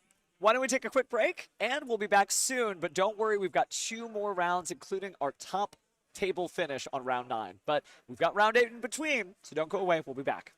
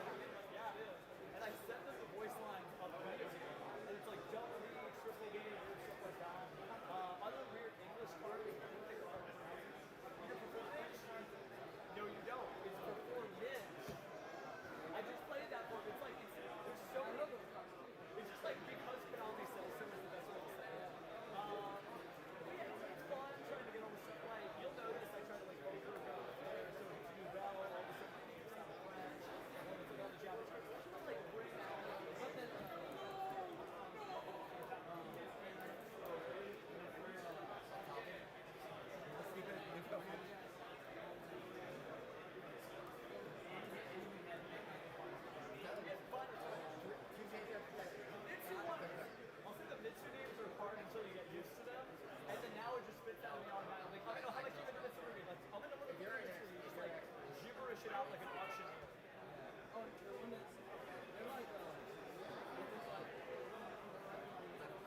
The Belmonica.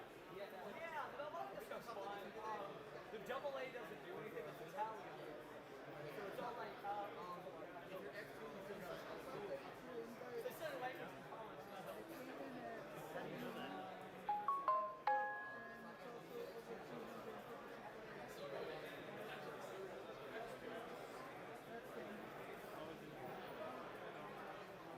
Your players, that's time in bell.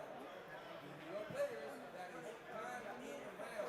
If you have a time extension, that time is starting right now. okay, let's find us some Belmonica.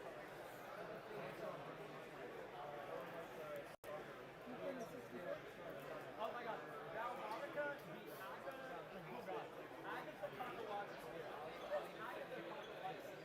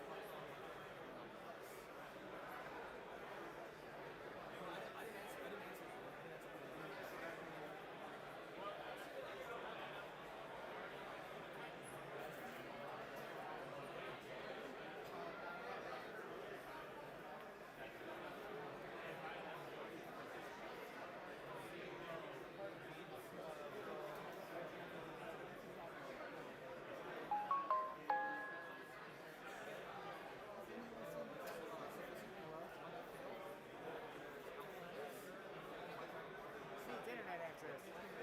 It needs internet access.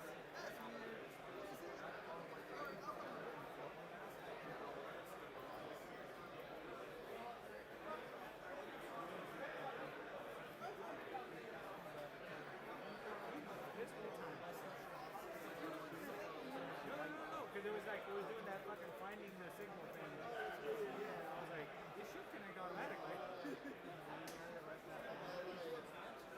So with this thing, we could stream from the laptop.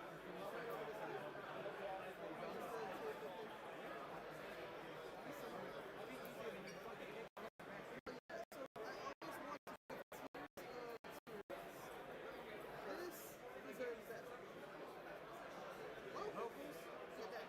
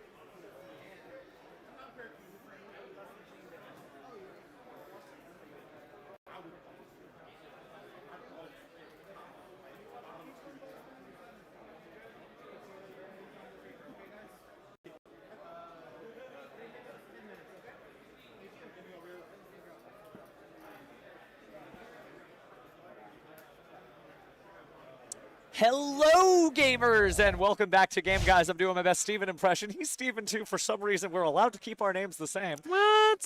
But we're in round 8. We have actually got, I think table 2 is coming our way here shortly, so give us just a moment here and we'll find out who our duelists are. It's going to be fun that we are getting down to the wire, so we're going to start featuring some of these top tables as the duelists start to battle it out to keep that top 8 spot, right? When you think about it, the top 4 tables, it feels safe. But if you lose that duel, you may end up messing up those tiebreakers and not getting in the top 8. But don't worry, top 32 is going to be our top cut. So plenty of X2s, maybe even an X3 are going to likely get their regional invite. Yep, like Steven said, this is the penultimate round, so you're making sure you see the penultimate duelists. This has been a really storied event showing the wide array of decks and players that are at Game Guys here in Houston, Texas, and hopefully we can now showcase the best of the best, the cream that is rising to the top. Yeah, I'm curious to see what has made it to the top because it has been noticeably absent. We have not seen any K9 Vanquishal or anything like no that. Malice either. No Malice, and I know that even legendary duelist Joshua Schmidt was playing Malice recently, a known hater of Malice cards. Whoa. Hey, he went 5-0 with them, by the way, Hey, so he did great. Two things can also be true. You can not like Malice and still win games with them. That's 1,000% a thing you are allowed to do. I'm telling you, like, Malice, honestly, if every name was put to 0, it would still top somehow. That deck is unbeatable. Even the ghosts of Malice can do it, right? But let's take a quick peek. I don't think our players are set up. I just want to double check over here. They are not. So maybe I hit the button a little fast. No worries. We're getting an ANC for this penultimate round, I tell you what. It'd be nice to finally see the Dark Magician. Is he a card? Did any Dark Magician support come out? Maybe no one in here could afford DMod. They wasted all their money on QCR, Yummy, and Sky Striker cards. That's fine. That doesn't sound like a waste to me, but it's still good stuff. No. They just used it on something else. That's true. And ran out. But I will say, we talked with some duelists earlier. They were going to use, I think it was Jonathan actually in particular, the Fiendsmith Yummy player, who was like, I was going to play it. It didn't show up. I think it's still out there. Yeah. I've been seeing a lot of people trading around for Barry Magician Girl, which is wild because such a wild card in the sense that it either gets you a Magician Girl or gets you a Magician Girl. But maybe we'll just save that for the next regional. Maybe there are regionals happening right now. Maybe you are watching this on a VOD later, and you're like, oh, I was a Dark Magician Duelist. Where was I? But good stuff. Sky Striker obviously doing great, though. You must be happy for sure. Yeah, very exciting to see and very excited to check it out. Let's go ahead and take a look at the players that are currently playing in this round 8, all the things that they're hoping for to becoming the champion of the Houston Regional here for the Burst Protocol season. Very exciting to see. And there we see them. Those are the players that are probably still X1 or better, playing it out to make sure that they have their name perfectly etched in the top 32 of this Game Guys Arena event. So it looks like it's going to be just a little bit of a delay for us to get the judges communicated. It'll take a second for us to get our players over here. So we're just kind of hanging out for the meantime, but just give it some time. It's an indeterminate amount of time, so we don't know when that's going to happen, but don't worry, we'll be here with a duel before you know it. Yep. So I guess production's having a little bit of fun too. Don't worry, production, we'll get there. Wherever you are, production. We promise fun is going to be had, even if it's only had between me and Steven. Don't you worry, it'll be an absolute blast for y'all to enjoy at home. Yeah, well, speaking of home, we do see some of the duelists heading home for the day. Right. It's one of those things where, you got to learn some lessons, though, in this format, but I don't know that there's any clear vision for what this is supposed to be. Imagine you're trying to look at the Team YCS numbers from Brazil.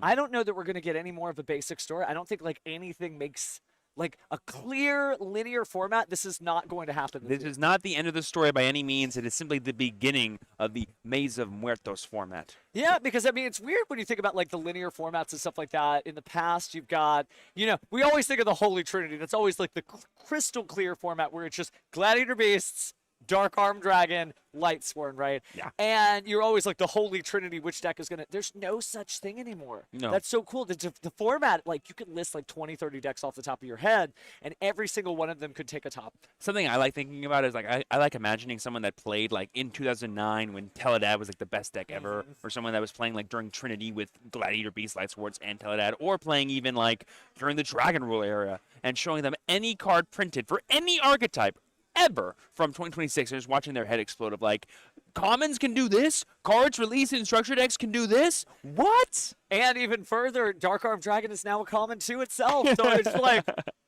But this was rent back then. Yeah, No right. longer. To answer some of the questions in the chat, you're absolutely right, Yama. The Team YCSs are 3 versus 3 duelists. You actually get to talk. We entered a 3v3 tournament right, we back did. in, I want to say February of last year it was? March of last year. March of last year. March. It was a really good time. Basically a year ago today. Yeah, and it's weird, too, because you're just allowed to freely talk, and you're like, hey, don't play that. Do that one instead. Yeah, do that one instead. And yeah, thank you for the advice, by the way. We got through those duels alive. I mean, I had to provide some support because I was losing all my games. Stop it. Stop it. Stop. I mean, not untrue, but stop it. Famously, anyone that knows me and knows my competitive record, when it comes to singles events like 1v1 formats, I am king. I am, get out of my way, you're about to lose. But in team events, I become useless. I don't know what it is. I think mentally I'm just like, I have my team, they got my back, therefore I can just relax. I don't need to take it that hard. Getting some notes from production. I think we might actually have our players here, so why don't we go ahead and switch over to gameplay. How exciting. Except that I can't switch over to gameplay because I see that button's there. So production, we got to switch. It'll be exciting to see this penultimate round in action once we can head over there. Place your bets in the chat below what you think is going to be playing, and once we see our players, definitely vote for who you think is going to win / do the best. It's always fun to kind of have that fun audience interaction / if you want to make a call for the entire event, just simply mark so, and we'll see if you're right in the future, because we only have 1 round left. Now is your best shot to be right. All right, there we go. Back in. Thanks, production. I thought we had our duelists, but we'll go ahead and get those edited now, as it seems like we should be moving the duelists over. So to explain what happened, it appears that our featured match selectees started a little early. So we are going to be jumping into the second game. I see. So we have to wait for the first game to finish, and then once we hop over, we'll be able to see the full match unfold.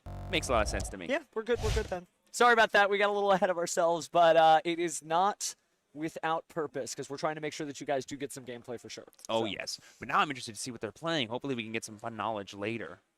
Gonna go and trade some deck lists here. Ooh, interesting. So there it is. There it is. Finally. Do you want to tell them? Well, maybe we can make it a surprise. I don't know. Like place your bets, guys. I will say at least one of these decks is one we have not featured today on stream, but is probably worth featuring, especially with how well it ended up performing at one of the 300th YCS in Richmond, Virginia. Oh, wow. By the way, the caliber of duelists we have, both of these are just... Of course we do. Wow. Yes. That's some good stuff. Yes. You'll see soon enough. We have some fun things going on here at the Game Guys Arena in Houston, Texas. Like I said, only the highest caliber of play is happening during this regional. It's about as hard as a YCS or even a WCQ to kind of take down, and that's nice to see. Basically, if you can do good here, you can do good anywhere. Well, as I look to the side, I did see our players, so I think now we're going to switch to gameplay. Now it's go. Hey, hold on. They're in there. I saw them walk myself. There they are. We go. We see the play mats. We see the deck boxes. It's a beautiful time here. So, your duelists are going to be none other than a Jawari brother, who is a Team YCS champion of the very Team YCS. No, actually, it was the one previous. They were Team YCS no, 2024. I think the one previous to that, I think it was 2023 for them. Oh, it was tier limits, right? Yeah. It was cashier format, the right after. No, well, I guess they also won too, because I remember they won multiple, unfortunately. Yeah, because I interviewed them when I was on hosting duties for that Team YCS. That's It was right. like That's voiceless right. voice stuff. So yeah, we do have Hassam for those in the chat who recognize him, and then we also have Bryce Sharp. Yes, on the left. And I don't want to give away quite yet what they're playing, but like I said, one of these decks is one we have not seen before, and the other one is one that I think we should have seen more of, given how powerful it actually is. So it'll be really awesome to see how everything shakes up in this penultimate round. Both these players, to my knowledge, are either at worst X1, but at best undefeated. We don't quite know yet as of right now. Yeah, I want to say we pulled these from table 2. So very likely that we got some undefeateds at this table here, fighting to win the entire thing. Some of the best duelists in the room, for sure. Some of the best to ever do it as well. And I'm really excited to talk about the archetype, because I totally forgot that this deck was still being played because of how kind of quote-unquote neutered it was from the last FNL list update. That can maybe give you a hint as to what archetype it was, but sometimes there's no giving up for certain types of players. Well, Hassam unfortunately dropped a card there as he was getting through shuffling, but it didn't give anything away. It was an effect, though. I promise you this isn't Blue Eyes. Well, it could be Blue Eyes. As far as Bryce is concerned, it could be.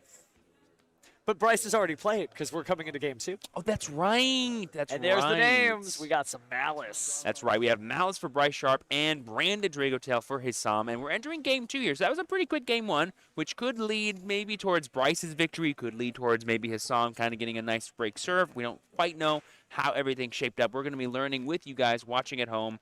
But definitely place your bets here. What's going to be happening in this penultimate round of Houston, Texas Regional, hosted by Game Guys. So because we did have the interruption here, let's go ahead and talk about it. As you see on the screen, Hisam did win game 1. Beautiful. So Dracotail was able to take it over Malice. Which honestly is pretty surprising given how bad that matchup is in the past.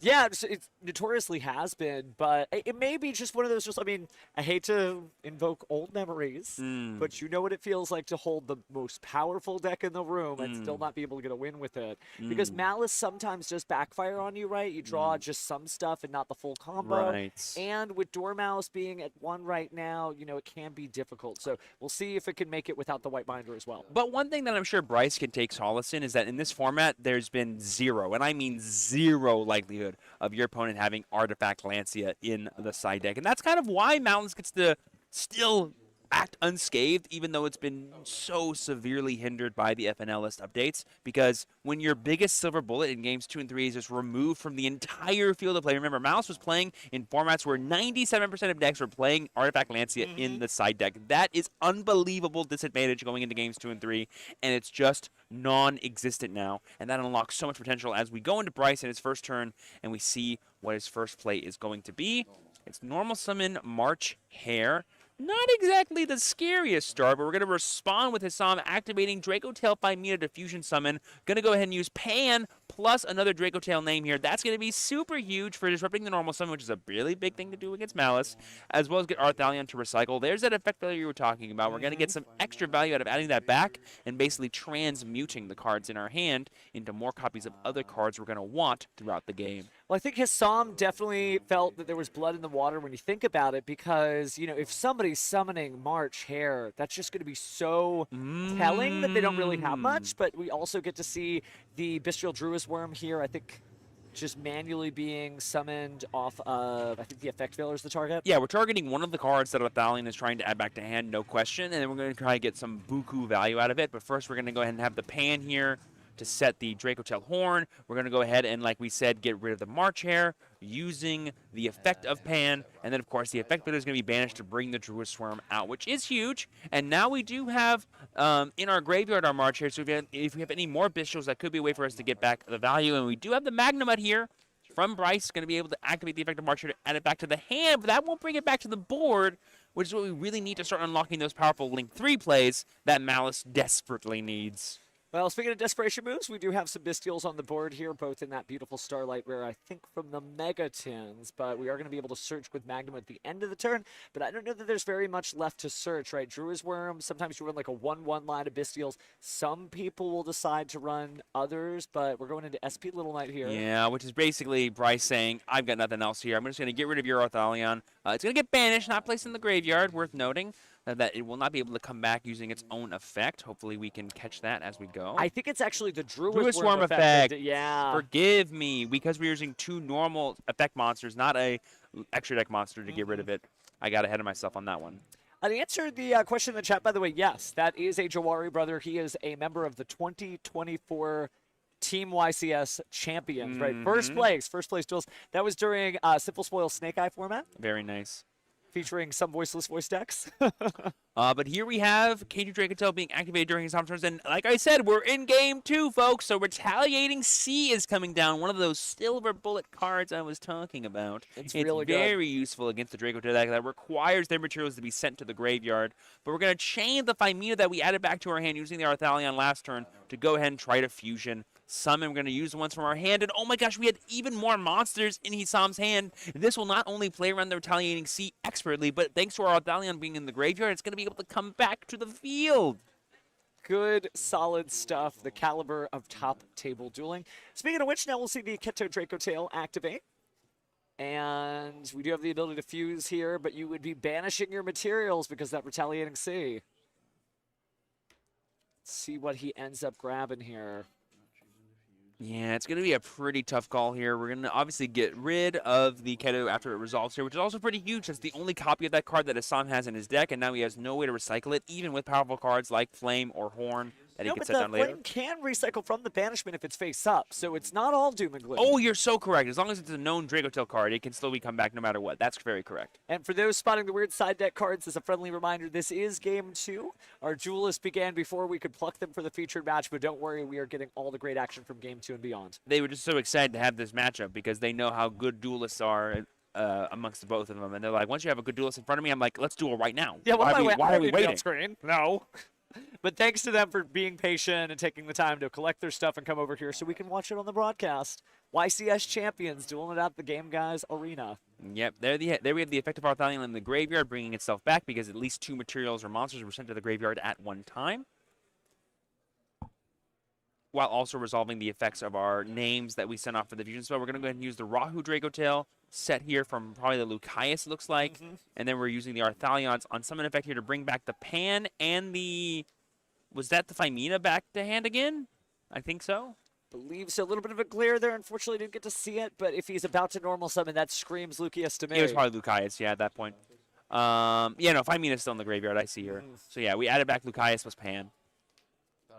Probably going to be trying to use that Pan to get rid of this Retaliating Sea, but without it being able to go to graveyard, that's probably not going to happen. We're going to go straight to battle phase here to play around SP for the rest of the turn, and of course get rid of the Retaliating Sea at the same time, whose effect is now gone because it needs to be in play in order for the lingering Macrocosmos-like effect to be activated. And with Max C being forbidden the TCG, we're not seeing anything come off the Retaliating Sea, but it goes to show you, honestly, there's a lot of great cards still left out there in terms of technical play, and for a Malice duelist, you really want to see Retaliating Sea because banishing things is all right. Yeah, 1,000%, but man, it's really tough here for Bryce that his only real starter was March Hare, which, if it was any other Malice name coupled with all those bishops he had in his hand, he would have been able to extend so fast and so far against Assam's opening board of just Phymena, but it's not enough here. Hassam is looking pretty good here, maybe able to take another victory, add a notch to his belt. Yep, we have the Rahu Dracotail set that we can still activate, and we have the Dracotail Horn here, which can contest all of those Link monsters that Bryce loves to summon. Unfortunately, Malice is one of the few decks that cannot play around that card, because you can't summon your Link monsters in defense mode. Well, let's see what happens next as we go ahead and bring out SP Little Knight off the Lucaeus. It sounds like anything you can do, I can do as well. Bryce doesn't seem very worried, though. I mean, we have a known March Hare in hand. We have probably lots of ways to extend. I see an Ash Blossom and Joyous Spring coming down here for the Rahu to stop that extra extension. I mean, if all we have to deal with is an SP, an Arthalion, and a set Horn, we're not too worried because we did not add back Phymena as his Psalm, so I don't see any other ways we have to continuously fusion summon during Bryce's turn. Well, he goes ahead and draws for turn. I think I just saw a Dimensional Fissure drawn. Powerful, but maybe a little too late here. Yeah. If we're going to go ahead and activate it, why not? Yeah, I mean, there's no reason not to, especially if, like, we do end up sending this March Hare to the banishment by linking it off. That'll give us more value for summoning later on in the turn. I think I did see a Druid Swarm that we added back. The pass, though. It's certainly strong. I mean, you're really cementing the inability of your opponent to access the graveyard, but when you've got enough bodies on the field, maybe it doesn't matter. Right, like we can just get the damage right now. We're representing 56. I believe we have only 6,300 life points. We normal summon the Molulu here, which can still fusion summon even though they get sent to the graveyard for the extra attack point boost. I think if we literally have Gulamel plus SP Little Knight plus Arthalion, that's more than enough damage. You can see the smile on Bryce and even his Psalm. Yeah. I feel like the oxygen is leaving his lungs, but still having a good time, right? You know, you're fighting a YCS champion. You might as well just see what you get. Oh, and we can even get Mysterion here, actually, because we know, or does Mululu have to summon a Dracotail fusion? No, I think it's just fusion summoning. Okay, okay. But no, you're locked into fusions after you use the effect. That's what it is. That's right. what it That's is. right. So the Rahu Dracotail is the only card that necessarily Right. makes a Dracotail fusion. Right. Because I think even Ketu Dracotail allows you to do a dragon or a spellcaster fusion. That's correct.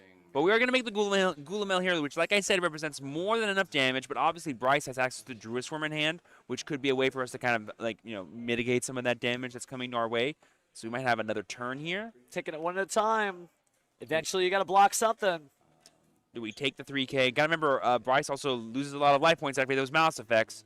We're going to choose the Druid Swarm now, which is interesting because now the Gulamel can check it and deny us the body we need on the following turn. And it's banished, so you're not going to send any cards to the graveyard. So here comes the 28. I guess he realized that no matter what, he's going to lose the monster. We may as well lose less life points in the end, which makes a lot of sense to me. Did we draw a Malice name to continue to play? I see the March here that we always had. It was just a retaliating C. Wow. Oh, it's just like Stephen Darling said. Sometimes Malice, as powerful of a deck as it is, can't always do the powerful things it's known for doing. And look at that hand. All the non-engine in the world in a March Hare, it just doesn't spell Malice, unfortunately. And Hissam, for the limited amount of play that we got to see, did a great job. But Hissam wins. That's right, that's right. And Bryce had all the silver bullets. You know, the Di-Fi as well as the Retaliating C was not nearly enough to stop Hissam because thanks to the power of Phimina being a quick effect fusion from the hand, you can play around all of those quote-unquote spell speed 2 interactions or quote-unquote spell speed 1 interactions in the form of Di-Fi very easily. Well, I guess Di-Fi you can't play around, but he didn't have Di-Fi first. He had Retaliating C first. So good stuff. It'll be interesting to catch up with the Jawari brother. Brother or singular. I don't think I saw Hani here, although Hani was at the YCS Richmond playing the exact same list as the YCS champion of that event, Kamal Crooks Valdez. So just good stuff from good players. And again, you know, we say it, but it's another thing to see it. Good people come to do good things at Game Guys. That's right. That could be you. If you could hear my voice, there was a guy from Brazil here today. What is your excuse? He's potentially still undefeated as far as we know, too. Oh, yeah, actually, you're right. But there we go. Some of the top duelists doing some top gameplay over in a jiffy. That's what happens when you know how to win, you know how to get there, and you just get it done. Yeah, just great stuff, great stuff. So again, signing the sacred slip here, Bryce. Certainly not down and out. I think he is a shoe-in for the top 32 finish. Especially if he was undefeated going into this round. The worst he could do in this event now is X2. That's it. And given how well he's been piloting Malice all day, but up until now, I am sure he's got a great shot. Because, like I said, Malice is probably the only deck that most people are underprepared to fight against. It's funny, the last time I played against Malice was at a recent locals, and in game 2, I started dropping the artifact Lancia's Animal Charming Malice, and he's like, what? And I'm like, yeah, I still respect this deck. I've dedicated 6 side deck slots for this match. You've been scarred too much. It's just living in your deck as trauma now. We love that. Well, somebody did beat me with a Malice deck a couple of times. A few times. A few times, huh? I've been known to invite people to my tea party, and they left very upset.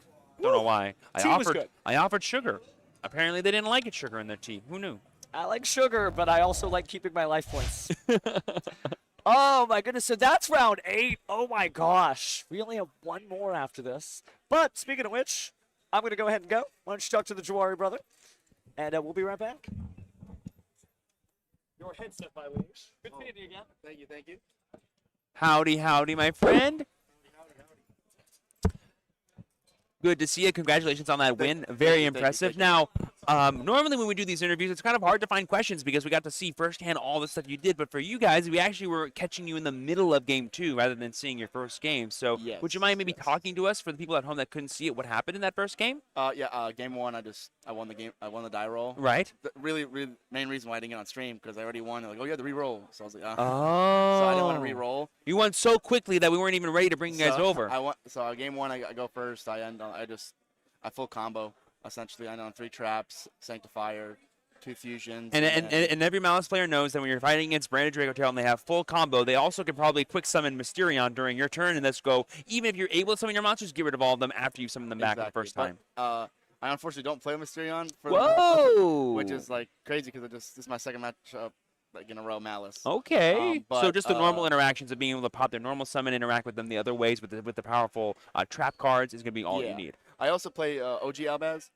Yes, you do. So the quick fusion is really nice. So what I did was game 1, he had like 2 Malice monsters, and I just summoned Fallen of Albaz. I used both. I summoned Devour, and then Devour's effect, non-targeting, shuffled both his Malice monsters. From well, there you go. That also gets rid of it too. Yeah. So that's what sealed the game. He's like, yeah, you got it. And am I correct in assuming that you're currently undefeated in this regional? No, I'm X1. You're X1. I did lose to Striker, but the guy that beat me, I didn't see him on table 1, so I don't know. Oh, was he undefeated before he beat you? Yes. Okay, well, we've kind of been talking about how Striker has been like the deck of the event so far to kind of rise to the top amongst other players, which would have been the deck that I would have played. So glad to know I was on the right track. But I definitely think your deck, Brandon Dracotail, is far and away the best thing anyone could be doing if they want to have full agency over every single turn of the game. I think Dracotail gives you the ability to win game 1 the most. 1000%. I feel like game 1 is the most important game of the match. Yeah. If you can win game 1, you can go first game 3. That's right. That's right.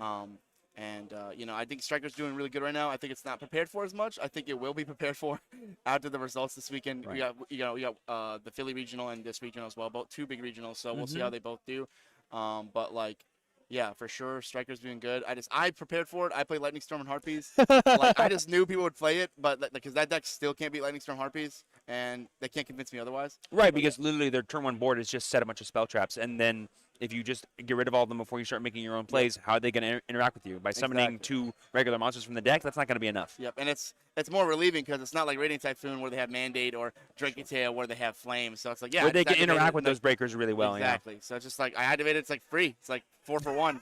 So I just enjoy it. Well, that sounds great. It sounds like you were able to identify what you had to do for this event, and it's been paying off very well. Hopefully, it can continue to pay off for you as you go into the round 9 and end X1, Yes, I which need is an max incredible points. record. I need max points. Especially given how tough this field is. Some of the best players in the world are here, Yes, yourself included, and so I'm sure it's been a absolute grind for you to get where you are right now. Yeah, it's been a ride, but I enjoyed it because Yu-Gi-Oh's awesome. So. Well, Hassan, before I let you go, is there any shout-outs you want to do? Shout out Landon. He really wanted to be on stream. So I know you're watching, Landon. I know you see me right now. You're the GOAT, man. Don't let them say you're retired. You're insane. Oh, that's awesome. Well, thank you so much for joining us, and hopefully we can see you again if you are at the top table to kind of claim that max points that you're hunting for. Sounds good. Also, shout out Fender Effect. I know you're also watching. Oh, okay, okay. Sounds good. All right. Well, thank you, Steven, for having me. Thank you, my man. All right. Well, I'll see you hopefully round 9. They'll say they'll feature me again if I'm on table 1. Of course. Best of luck to you. All right. Awesome. Wow. It's always fun listening to a true duelist talk about what it takes to be here and win events. Just listening to Assam think about the deck choices and the things he was worried about and how right he was. He was one of the few players here that was like, I'm pretty sure Striker's in a really good place, so I'm going to particularly tech against it in the side deck, but he still lost to it anyway in the normal Swiss rounds. He's actually currently X-1, but still fighting for his life to get maximum points possible. But that so was he can table qualify. 2, right? That was table 2. Oh, I think you're right. You've been talking about the whole tournament where the final table might be an undefeated duelist versus a duelist who's X1. Right, which is totally possible. Or it could be possible right now that that's happening as we speak, meaning the final round will be between 2 X1s. Ooh, Totally wow. possible in this side of the field given the number of rounds. Opens up a lot of possibilities for people who are trying to top, of course. That's right. We will be talking about standings, so we're not just going to be like, and that's round 9. Right. Thank you, Right. everybody. No, we're going to make sure that after the next round, which is the final round, that we do get to find out who the best and brightest are in Houston this weekend. It's always important to remember that even though we've been streaming a lot of different decks with a lot of different games, we're still only capturing a small, tiny bit of the amazing storylines that are going on in this event. The standings will hopefully be a better capture of what actually went down here at Houston, and of course the deck lists and the results pages and all the people doing the Twitter posts and the YouTube deck profiles will be an even greater story of what this event has to offer. Hassam was saying that between this regional and Philly regional, there's going to be a lot of information that we as pro players need to understand as we head to those big Team YCS events and beyond. The Team YCS, man, April 17th through 19th in Las Vegas. Unless you're like in Brazil this weekend, right, and you're having your own There's Team another YCS. one.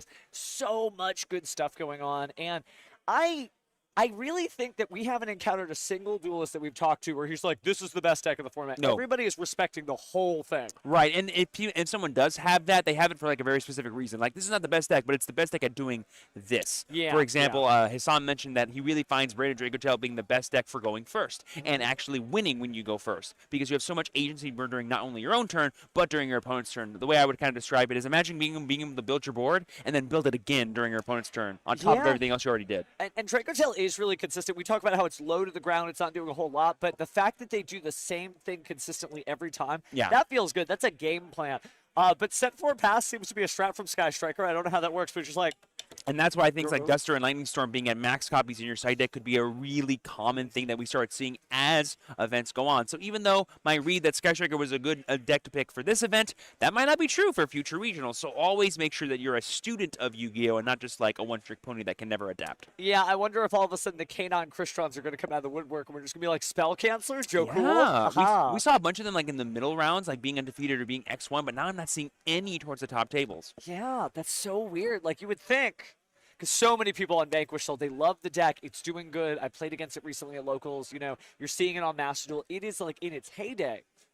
Nowhere to be found. I know. Nowhere. Just gone. Into the wind. Mm-hmm. Gosh, so weird.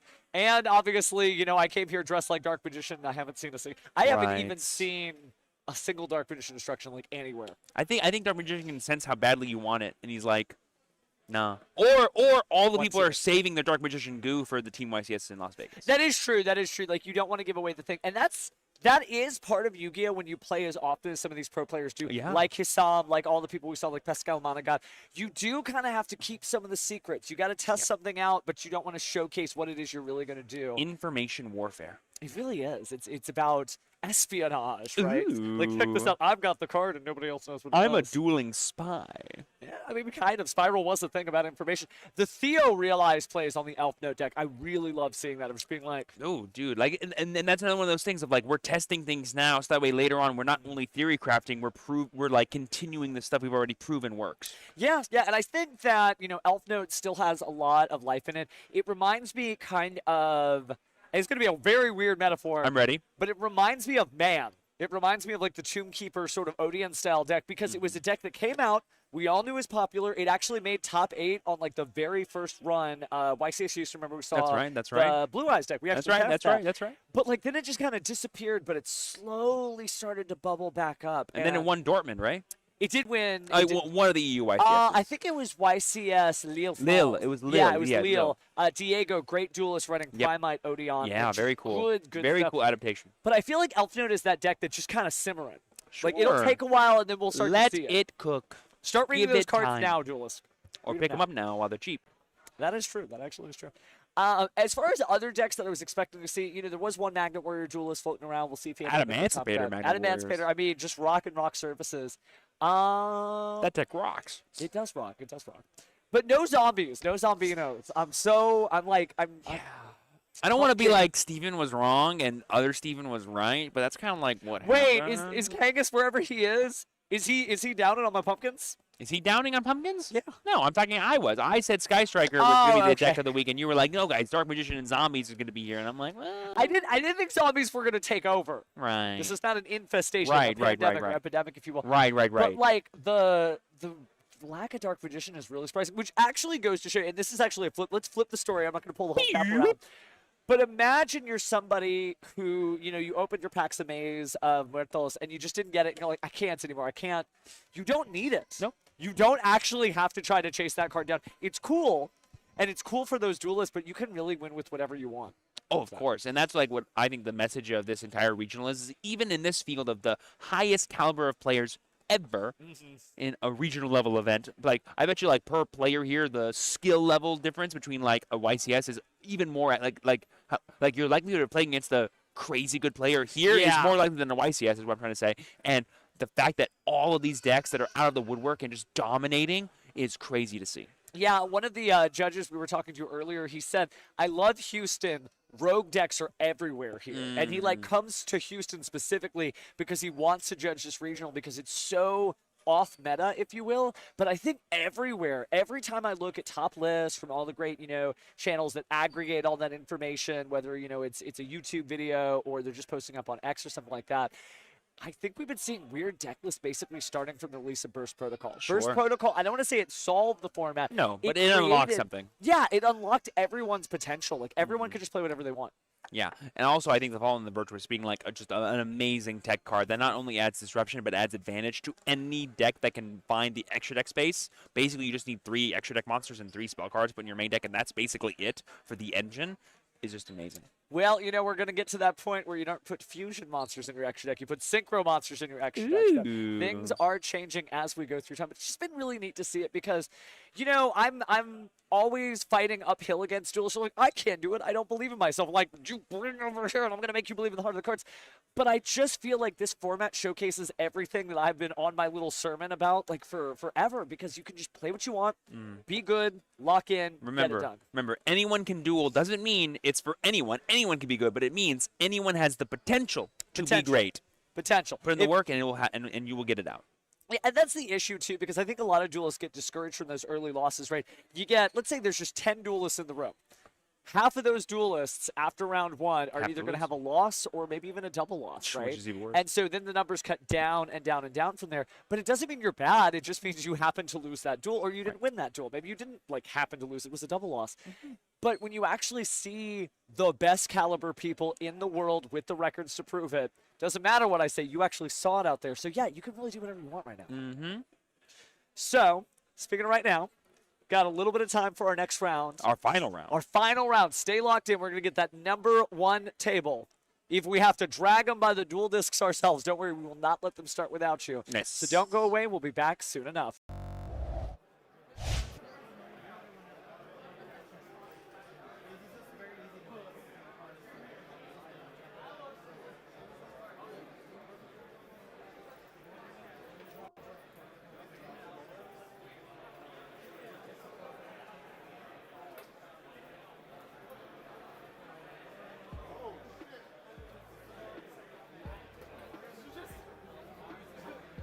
Sick, man. I'm sick.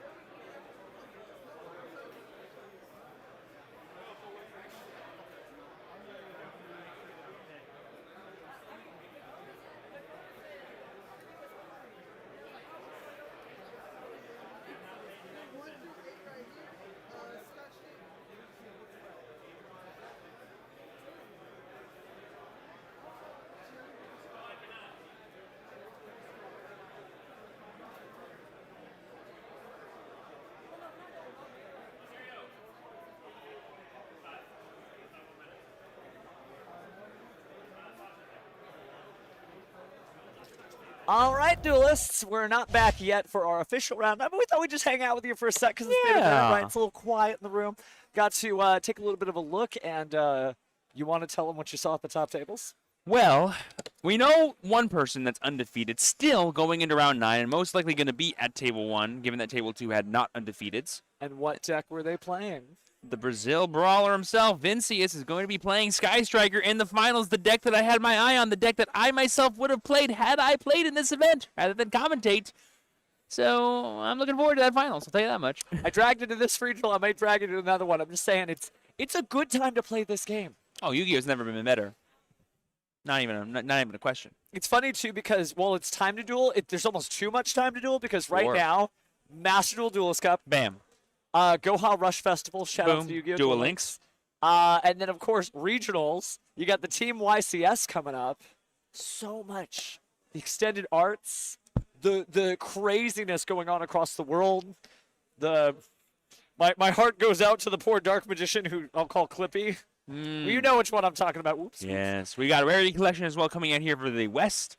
Lots of fun stuff on the horizon. Some really, really cool stuff. It's just a really great time, especially when you've been around this game. Some of you may be just joining us. You're like, I just got into Yu-Gi-Oh! Last year. Maybe you got into Yu-Gi-Oh! Last millennia? Last week? Last week, never right? know. We'll see. But it's just so cool to see that everybody can kind of duel the way that they want to duel. The Genesis community is out here, too. We got to see some cool stuff. You got to see, what was it, Dragon Ruler Materia Actor? Yeah, Dragon Ruler Materia Actor. That was a really cool archetype to see getting developed now.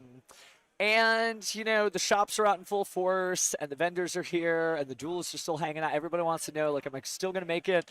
You know, are they going to be top 32? Are they going to be 33rd place? It's going to be tough. But it's just good times. It's just a good vibe. Yeah, we've been saying that this kind of event here in the Game Guys Arena is one of the most high-octane dueling action for Yu-Gi-Oh! But it's also just a nice little snapshot of the entire Yu-Gi-Oh! Community. Every facet, from like the newer players to the age-old veterans that are now the TOs for events like this. It's just beautiful to see. Yeah, we were just talking to a judge who originally used to come here just as a parent for his Dragon Duelist. That's right. And now that he is a judge, now the kid wants to be a judge. That's so, my heart just, I can't handle that much, that warmth, right? Oh, it's so really neat. There's so many paths for you, for your Yu-Gi-Oh! Story to go on that to not explore all of them or as many as you can feels like a crime to yourself. Yeah, definitely give yourself the option to have as many victories as possible outside of the actual game of Yu-Gi-Oh! It's wild, too, because some people are like the specter of, like, is Yu-Gi-Oh! Going to get too popular? Just let them, duelists. Let people be new duelists. Just wipe the floor with them and teach them what this game's about. But Yu-Gi-Oh!'s my special thing. No one else can touch my special thing. Did you know that many people like Yu-Gi-Oh! Around the world? Did you know that? Billions of cards sold. Did you know that Yu-Gi-Oh! Is, like, freaking awesome? So, okay, What? real story. The very first time I saw Yu-Gi-Oh! In the far and distant past of 2001. Sorry, Grandpa here. I remember watching, and you have to remember, 2001 is a very different vibe. 4x3 television, dial-up internet, kids' cartoons on Saturday morning. I was 3 years old. I was not 3 years old. But I remember watching it, so I had headphones on just like I do now, and I was like sitting down, I was watching this, and I'm like, this is amazing. It's too bad that no one is going to like this, and it's going to get canceled in a couple of weeks. Because anime did used to get canceled and still gets canceled. Aren't you happy you were wrong? You know, I have never been more wrong in my life. And thank God cards, because my goodness, is it just so neat? Because we've gotten to meet people from different walks of life, from different countries, etc.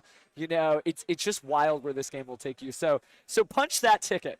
Get yourself a deck and just go start dueling people. Sleeve those cards. Sleeve those cards. Put the cards in the box. Put the cards in the box. Get in the car. Have a good time. Do you remember? I know you were 3, but when was the first time you saw Yu-Gi-Oh? I was definitely on elementary school campus. I can't remember what happened, but I remember resolving a trap card. I could not tell you for the life of me what that trap card was, but I know the second it happened, the face my friend made and how dirty I did him was like, I kind of want to do this again. Oh, my goodness. Yeah, it's just wild, you know, and every, you know, new format and stuff. I remember when Yu-Gi-Oh! Ended and there was like one production still for GX. And it was just Jade and Yuki and a bunch of elemental heroes. But, like, they put Avion at the front. And back then, we didn't have any deck identity. No. You just played cards. I'm like, no. Who's this guy with weird hair who plays a wind deck? Right. But, and then Jaden became, like, my favorite character ever besides Yami, of course. Of course. It's just fun stuff, It's weird where this game takes you. And, again, we're not just here to vamp. we're also here to tell you the truth. So I'm going to switch over to the other camera angle so you can see. There's a whole crowd of people here. Less so, though, of course, because, we are still waiting for End that of final the day, round. there's some more public events going on that people are taking part in, or the people who went like X3 didn't get the result they wanted to head home after maybe the long drive it took to get here. Yeah, so that's many true. factors that lead into a long day of Yu-Gi-Oh! We're over 9.5 hours here of nonstop dueling action. Just incredible stuff here for sure. But I think, we're still kind of figuring out what's what, and I can't wait to talk to whoever our winning duelist is. I next round. It's know. going to be a good time. But, the stories that you get to come home with, my favorite stories, and a real duelist when you see one, is when they come home and you ask them, how was the regional? And they're like, I had a great time, except in round 6 when I should have played this card. And, you'll, bring the conversation away from that round 6 card thing, and they're like, man, you know what, I could really go for some food, but man, I should have played that card. They just can't let it go. But it's true, you learn these lessons, and the more you play, Yu-Gi-Oh!, unlike almost any game on the planet, rewards information, knowledge, experience, skill, practice. You can practice other things and be great at it, but to a certain point, you almost get diminishing returns. Not so with Yu-Gi-Oh!, man. You can play this, go in the hyperbolic time chamber, play for the rest of all time. Emerge what seems like a second later, and you still won't know all of Yu-Gi-Oh! There's just no way. It's boundless. It is boundless, the amount of knowledge required to be at the highest level possible. And to say you can achieve it, well, that's a bit hubris, I think. A little bit. But we still have some time before the next round. Oh, that's pairings being posted now. Pairings are being posted. We already know what table we're going to get. We don't even have to go anywhere. I mean, with pairings being posted, we might as well just hang out here. God dang right. We'll be able to get the match to you guys very, very soon. I know all the duelists that are out there are ready for the final round to be over so they can know whether or not they made that coveted top 8 and they can go home feeling like the champions. I know they are. Well, I'm going to switch camera angles here because there's nothing like watching duelists go for pairings. Yes. There's mass migration of duelists. They all look like flamingos on Ritalin with their heads cut off as they get to those tables because they know, get there soon before it starts. Definitely a metaphor for sure. But all comes down to this. Yep, we already know one person that we're going to be seeing in the finals. That's going to be Vincia, someone we saw piloting Sky Strikers to a very convincing W against Pascal, the current reigning YCS Houston champion. But who will be the Brazilian Brawler's opponent? We don't know. It could be someone we've seen before, like Hissam, like maybe Pascal's brother. It could be Adichie even. I believe he was X1 last time I checked in with him, so it's totally possible that he made it all the way back up to table 1.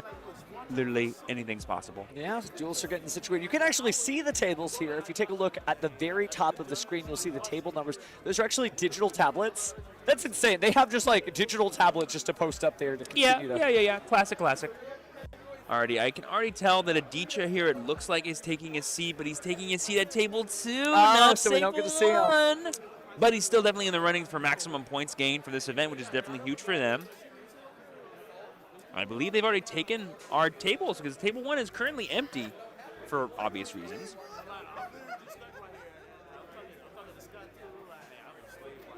But I wonder what we're going to see. We know Sky Striker is going to be in the finals. What is the other deck? And if so, what will be the matchup like? Yeah, I mean, Sky Striker's got some not bad matchups, but there's just some interestingly grindy ones. Although, yeah, if there's a K9 Crystron and it goes Joe Cool spell cancel, it's a little weird. I mean, you can just attack over it. That is true. It's not that big of a monster. Yeah, it's only 1,800, and you could just go Sky Striker Ace Ray into even just making 0. Just attack. That might be a curse, actually, if you underestimate Sky Striker that badly. Mm-hmm. And also, there's totally a reasonable idea that, I've been saying, all day, the matchups that are the worst for Sky Striker right now are, those blatantly powerful combo decks. But we saw against Triple D and Memento, they did just fine. Yeah. It's incredible to see this deck. It's just, it does well. I love the vibe of Sky Striker, especially after seeing the anime. It's one girl against the world, right? It's just Ray and jumping into different pieces of armor, summoning different pieces of equipment, whatever it is she needs to survive. It's the definition of a toolbox deck. As long as I know what you're up to, I can stop you. And oh my gosh, we have confirmation as to who our players are, and we are in for a treat. No way. Of a finals here. Okay. Ooh, baby boy. So we'll do the face cam one last time because you got to see our jaws just dropped. Yeah, a little peeky peek. It's going to be Hissam Jawari versus Vincia. So 2 great players we've previously seen on stream. If you want to go back later and watch them on the VOD, they're great duelists. But what's better than that is going down into the game itself. So let's take a look And I have confirmation that the only loss Hassam has had for the entire tournament was to a Sky Striker player. Well, he better get ready. And Vincius has been proving himself to be the best of Sky Striker players here at this event right now, being the only person undefeated. If he wins, he is unequivocally the winner of YCS Houston, coming all the way from Brazil. Now, slow down. We're not quite at YCS Houston. Oh, forgive me. I got so excited. I was talking about YCS Houston earlier with Pascal. But it feels like YCS Houston with the level with the caliber of player that's here. It feels like it, and definitely a deserved win, even though it's at the regional level of play. Good stuff. I am definitely excited to see. And for the duelists at home, they actually only got to see Hassam play one game. So Right. It's definitely a treat for them to actually get to see him play That's best right. 2 out of 3 duels. It's our redemption round here. And Hassam said he was prepared for Sky Striker. He knew this deck was going to be here. He knew it was going to be very, very powerful. And it's going to be really awesome to see if he can take this one down or if Vincius can take it down for the country of Brazil. In South America. Well, tell your friends to be watching this stream right now because you only get to watch a live regional every so often. And with YCS caliber content, oh my goodness, there's no reason your friends should not be here. Mm-hmm. A YCS caliber stream for some YCS caliber champion duelists. Mm-hmm. One of them actually is a YCS champion. The That's other, right. Definitely a champion in the making. Although, you know what? We don't know. He's got the YCS sleeves. I wonder if Vincius is actually top before, and I just don't know. I'm not that familiar with Latin American players, so I couldn't say one way or the other. But he's been playing all weekend long like he's a YCS champion, and that's all it takes. Having the attitude of a champion is all you need to get there. Double checking to make sure he's not one of the greats that we already have never heard of, but it's possible. I mean, there's so many different duelists out there. There's duelists all over the world. There's communities I've never gotten a chance to talk to. That's I've right. never gotten to be to. So we got to get out there, man. We got to hit the road. Yeah, and that just speaks to the breadth, like we were talking about, of how global Yu-Gi-Oh! Has become over its tenure and how wonderful we feel about that because it lets the best players in the world shine. All right, we have the Dice Roll Destiny. I believe that's a 6. Not the best way to start, below average.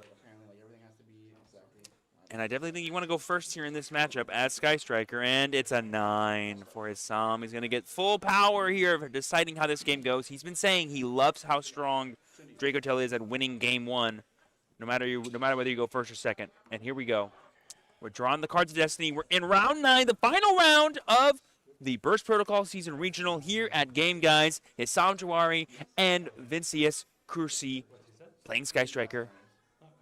It's going to be beautiful.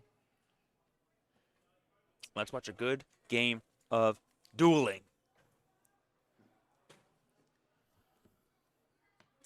Alrighty, Hassam starts off with normal summon Lucaeus. That is quite the way to start here. You want to get access to Phimina as soon as possible playing the Dracotail strategy. It unlocks so much agency for you in how you can determine the rest of this match. And we're going straight into Branded Fusion. We're going to reveal the rest of Hassam's deck that we didn't get to see in his matchup against Bryce because he kind of did not need the powerful branded cards. But there it is, the Fallen of the White Dragon being sent alongside the Dracotail Feruxel. This will give us access to more of our Dracotail spell traps, as well as get that in rotation for the branded side of things, while getting access to potentially Albion, the Shrouded Dragon, if I had to guess. Sorry, the branded dragon. But no, we're going to make Sanctifier, actually.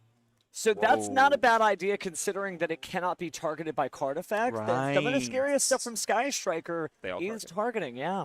This is probably Hassam recognizing the mistakes that he had earlier in the round against the Sky Striker players and adapting as the great duelist he is would want to do, basically having Sanctifier be his end board piece.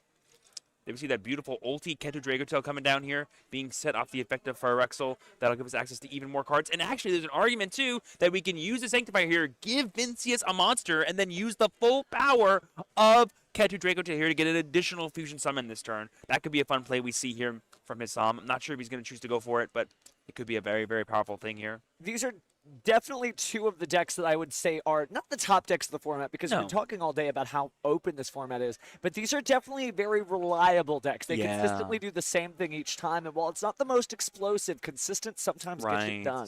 Like I've been saying too, this format is kind of built on the foundation of these decks that are not overpowering the other decks, and they're not forcing other decks out of the game. They're just doing really good Yu-Gi-Oh! Having really good advantages, having really good ways to layered interact with your opponent.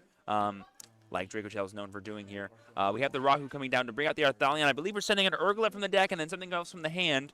We're going to use the effect here of what appears to be our Arthalion to bring back the Arthalion on the Fallen of the White Dragon and then back to the hand. Man, speaking about getting it done, my goodness, 3 trap cards right off the bat, and we know that it's not going to be impossible to play through this, but Draco Tail Sting obviously works very well against the Ray in the graveyard. I mean, you're able to get it out before anything happens, or just get rid of an extra spell. I mean, so does Draco Tail Flame, if we're honest, because being able to just negate the worst spell card for turn is just going to be so powerful for you.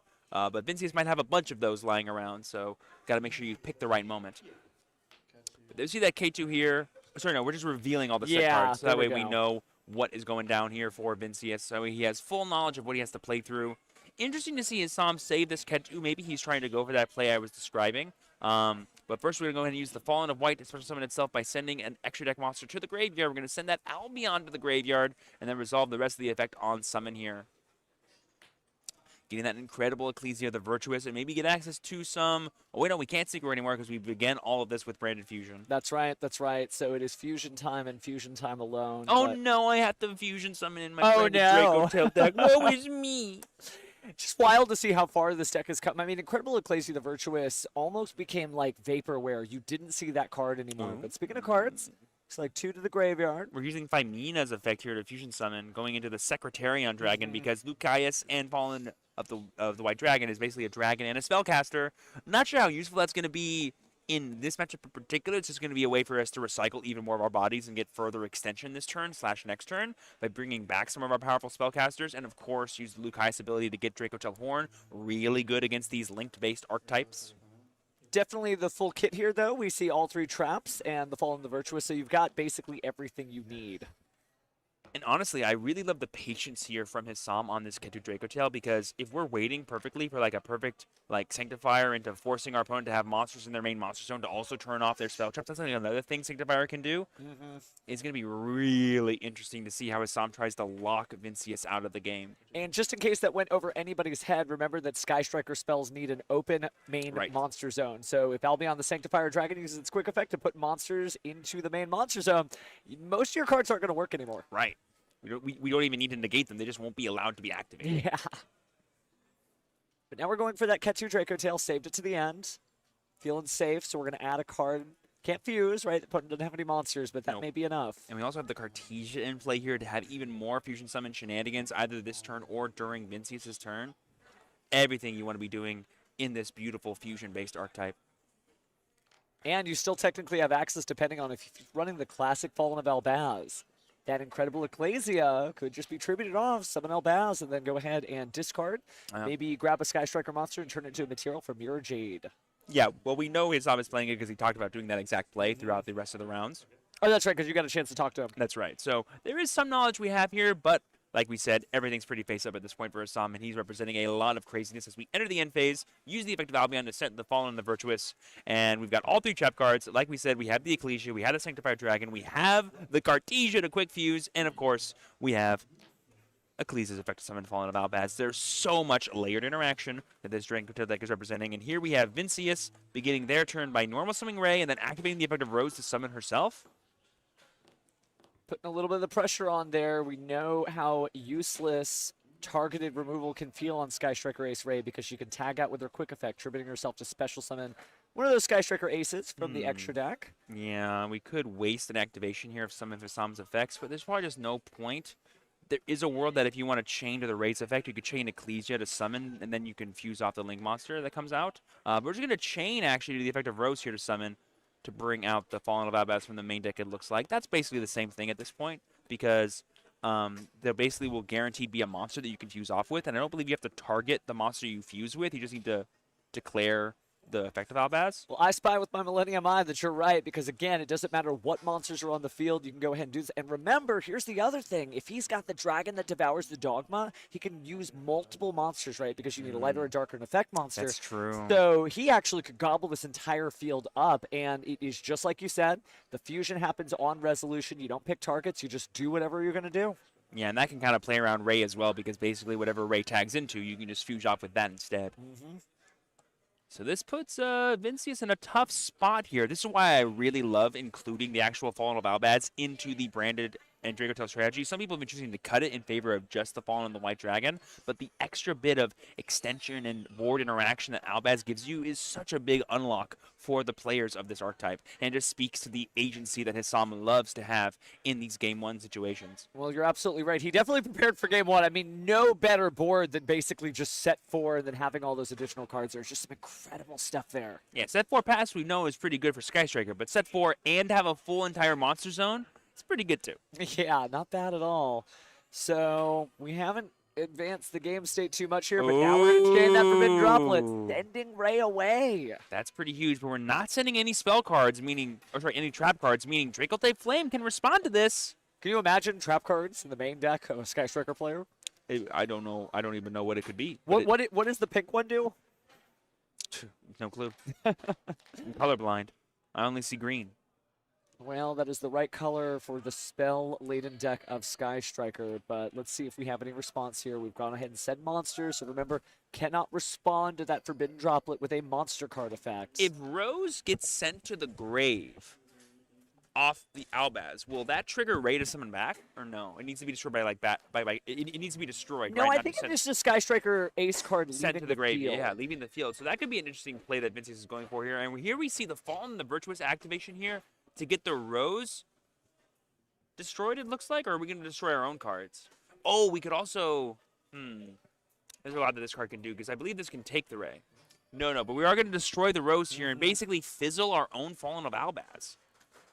Interesting. I mean, when you have that many resources, that's not too bad. And by sending the Ecclesia and the Dark Dragon to the graveyard, you also have some additional lines of play later, which is what Albaz is so strong at doing, right? It's got the follow-up, and the Dracotail obviously gives you that immediate sort of gratification of activating the trap cards. The two decks obviously work together well, but Sky Striker Pure can still get it done as we see Mobilize Engage activated here. Now, this could be a bait here to get Hassam to use the Dracotail Flame. Like I said, that's a huge resource that Hassam needs to use very, very carefully here. Because we've already lost the Fallen of the Albaz, which is pretty huge. We're going to go ahead and let the Engage walk, because it's just searching for one card right now. So Hassam is not thinking it's too much advantage. Basically, he can just answer whatever spell card it searches for, so may as well just let him get it. It looks like we're adding Lemnis Gate? No, that looks like Linkage. About to find out. Linkage is a pretty big investment into a known Dracotail Flame. There we see another copy of Engage, notably not the card that was searched off the Engage, because you can't do that. It can do many things, but not that. He may let it go again. I mean, if you didn't stop the first one, stopping the second one doesn't make much sense. Literally the same thing at this point. But now you have even more information as to what the rest of the hand is based on what spell Vincius searched the first time. This is a pretty tough spot for Hassam, because I know we have so much interaction, but all of it is almost always monster-based. And so until Vincius starts summoning monsters, we're kind of forced to backpedal a little bit. Well, it looks like we're going to go ahead. Oh, we thought about it. Thought about it. Didn't quite let it slap down on the table, so he's not hard committed to that move. I mean, we already normal summoned as Vincius. We're going to chain the linkage here. Smart to not respond. Now you have an opportunity to stop this linkage. And it's also worth noting, too, that because we'll be able to get rid of our own Engage to resolve this, we will be able to have the full 3 spells, but we had that Dracotail Sting, getting rid of the Ray and getting rid of one of the spell cards. That is very devastating as Vincius. Yeah, getting rid of that Ray means you're going to have less recursion if you get rid of one of those Link monsters. And, of course, getting rid of the Engage means one less Engage in rotation, but also one less spell card in the grave. Yep, and here I think we're going for another effective Cartesia here to fusion summon using Mululu, Lucaeus, as well as our Fallen Albaz to make the Dogma you were talking about. It's a great idea, and here we are. This does so much for Hassam now that he's freed up his spell and trap zones, too. Well, especially now that duelists are actually running Ecclesia, you're getting that extra effect, the 500-point boost, and it's basically a giant towers. Yep, and we already have Ecclesia, the Dark Dragon, in the graveyard, too, because we sent it up the Fallen Virtuous, so there's so much more represented here from Hassam. This is some high-level play here, but Vincius is able to get access to the 0 here, which is huge, and we were able to let that Engage walk, so we're going to get 2 surges here and get access to whatever cards we feel we may need, but I'm not sure if it's going to be enough for Vincius to break through. I just love the Sky Striker sort of position, if you want to think about it. Like, sure. You just have Ray. Like, whatever it is, you're just going to go in with the one card. Your opponent does a bunch of stuff, and you're like, Okay, Ray, let's see what we can do, right? It's all you need. It's all you need. So we're going to get the Shark Cannon here. That's pretty huge. That can deal with the Ecclesia in the grave pretty confidently. Although I think there's 2 Ecclesias in the grave now, right? One I meant Incredible the Dark Ecclesia. Dragon. Ah, yes, yes. Sorry. They're all Ecclesias here. He has lived a very wide and interesting life. Sure has. But always buy Albaz's side, I'll tell you that much. All right, we're going to go ahead and tribute off the 0 here. Do we have another copy of Rose in our deck? Are we on the Fable 2 copies of Rose? I mean, maybe. It helps you play around your own desires if you main deck it. And considering that you have Sky Striker Ace 0 on the field so often now, yeah. you're kind of want to just have access to the effect at any given time. Now, it's going to add for some weird draws, but Vincius has gotten to the top table. This is table 1, so I'm going to trust him. He's the only undefeated player in the entire event. Yeah, that is true. Technically, Hassam does have a loss under his belt. So 2 Sky Striker, which is why we see Hassam playing so carefully, because he knows what this deck is capable of doing. Well, we've got 1 Rose from the grave. Oh, that's right. You can summon from the graveyard, too. Yeah. So because it's already in rotation, it's no big deal. Non-target destruction. We got rid of the flame. That's right. It's open season for spells. We get our Ketu back that we recycled earlier with Hassam for some follow-up, and then we also get access to the Rahu thanks to our 2 Dracotan Lames, and we also have the Malulu effect here to non-target negate something. Just part of one of those effects to set here. We're also using the effect of Dogma there, it looks like. Shuffling back those 2 spell cards, again, just denying Vincius the full power of the Striker package. Like I said, the only thing that this deck has to do is count to 3, and right now Hassam is like, you don't get to do that. Just trying to keep him starved for spell cards, but Vincius is about ready to make his next move here. I don't think Hassam has any more follow-up than that. We still have access to Sanctifier. Yep. And we currently have a full monster zones for Vincius, which means having access to our powerful spell cards is going to be tough if we can't clear them quick enough. And we've already used all the effects of 0 this one turn, so going into it again is not going to be worth. Actually, I'm pretty sure you're limited to summoning it only once per turn anyway. Well, there's other Link 2 Sky Strikers. We still haven't seen Carmelia on the field yet. Yeah, but none of them can deal with Sanctifier. Yeah, the other big problem here. It's hard just to get through the Dragon that devours the Dogma at this rate. That's fair, too. Any way you remove it, it's going to get so much value for Hassam. So just resource laden. It's kind of difficult, and maybe Vincius, if he's going to make this, isn't going to make it through this duel, but, you know, he almost looked like he was about to overlay there. No, it's just a Link summon, it looks like. Going for the combined maneuver. Oh, and we got to read it here as a sub. Is it finally going to come up? Last time this card got summoned, it was followed by an instant scoop. Yep. They were like, nah, I can't deal with that. I'm out. Like, but this is cool, isn't it? Pulling up the text myself. It's a brand new card, only legal Friday. Literally yesterday. Today is Saturday. That's right. That's right. This card's getting stuff done, so, you know, just saying, maybe those legendary modern ducks are actually legendary indeed. So let's talk about your combined maneuver. It's going to be 2 light and or dark monsters, always treated as a Sky Striker Ace monster. But can only special summon it once per turn, cannot be used as link material. If it's special summoned, you can target 1 monster on the field with 2,500 more attack, negate its effects until the end of the turn. And at the start of the damage step, if this card attacks while you have Sky Striker Ace Ray and Sky Striker Ace Rose in your graveyard, you can destroy all monsters your opponent controls. That's pretty good. That's not too shabby, but again, it will not interact with Sanctifier very well. But getting rid of all of this value that Hassam is representing could be good enough. We will get to add back the Cartesia at the end phase, though, because we did perform a fusion summon. So, honestly, Hassam's probably not thinking this is that big of a deal. We could, at the start of the battle step, before the attack is declared, activate Dracotail Horn, get rid of it that way. There's many ways we have here to kind of deal with this. This is one of them. Yeah. Oh, but Dracotail Horn is going to return our own copy of Cartesia to our hand. Interesting. And I think maybe just for the recycle or maybe for the draw. It is an interesting choice because, of course, Cartesia was going to come back anyway, but I think he wanted to recycle those cards now. I believe the only known spell card we have for Vincius is the known Shark Cannon, but there's maybe a world where he also added Eagle Booster, so he's probably knowing that he can't interact with that Link monster anyway. Rose does get to come back because one monster in the extra monster zone was gotten rid of. And, oh, maybe did we negate the Sanctifier with combined maneuvers? That way it could be destroyed? That's probably what happened. No, it's a really heads-up play there. And then that means Rhodes got to come back because a monster in our opponent's extra monster zone left. And that means we get to negate the Dogma too. Yeah, that's wild. Just it shows you how much you can squeak out of just these little text boxes, right? It's so interesting. And because our combined maneuver was defeated by battle by the Dogma, we get to now bring back Ray from the graveyard and use its effect to tag on the Hayate. Still in the battle phase, attack with the Hayate, deal 1,500 points of damage, and send a card from our deck to the graveyard. Vincius is putting on an absolute clinic, playing through every single one of his Sam's interaction points like an actual Sky Striker expert that he is. He is the Sky Striker ace today. And there's Camellia! Camellia, she exists. After 3,000 years, this card is finally in the TCG.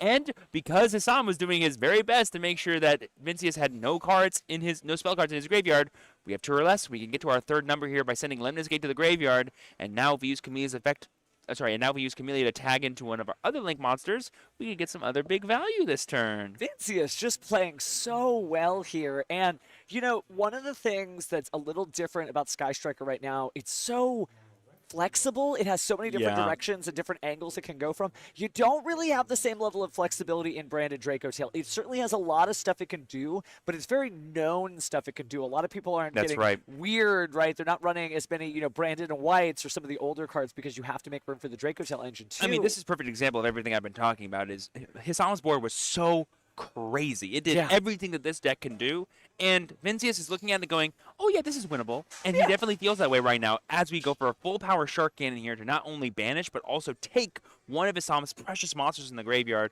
My guess would be he's eyeing up the Dark Dragon Ecclesia, just to make sure that its end phase effect won't activate after it got sent, but there's probably a world where getting a Draco Tail name's pretty good too.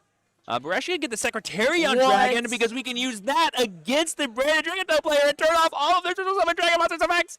Oh my goodness gracious. But we're not going to do anything cool with it. We're just going to link off with it. Imagine if we just get to keep it in play. I feel like Shark Cannon may negate the effects of the monsters it summons, but either or. Potentially. That's Widowmaker definitely does. But Shark Cannon, I don't remember. I almost never get to take with that card. Well, we did get to Azalea here. Which is going to be a really awesome source of removal that Vincius can repeatedly use every single turn. But will it be enough, given the rest of the cards that are in his hand? Because the one thing that's unfortunate about the Sky Striker deck is that the damage output just is not there, and Hissam's going to get plenty of turn with his full Draco Tail follow-up to try to go for a game on the following turn.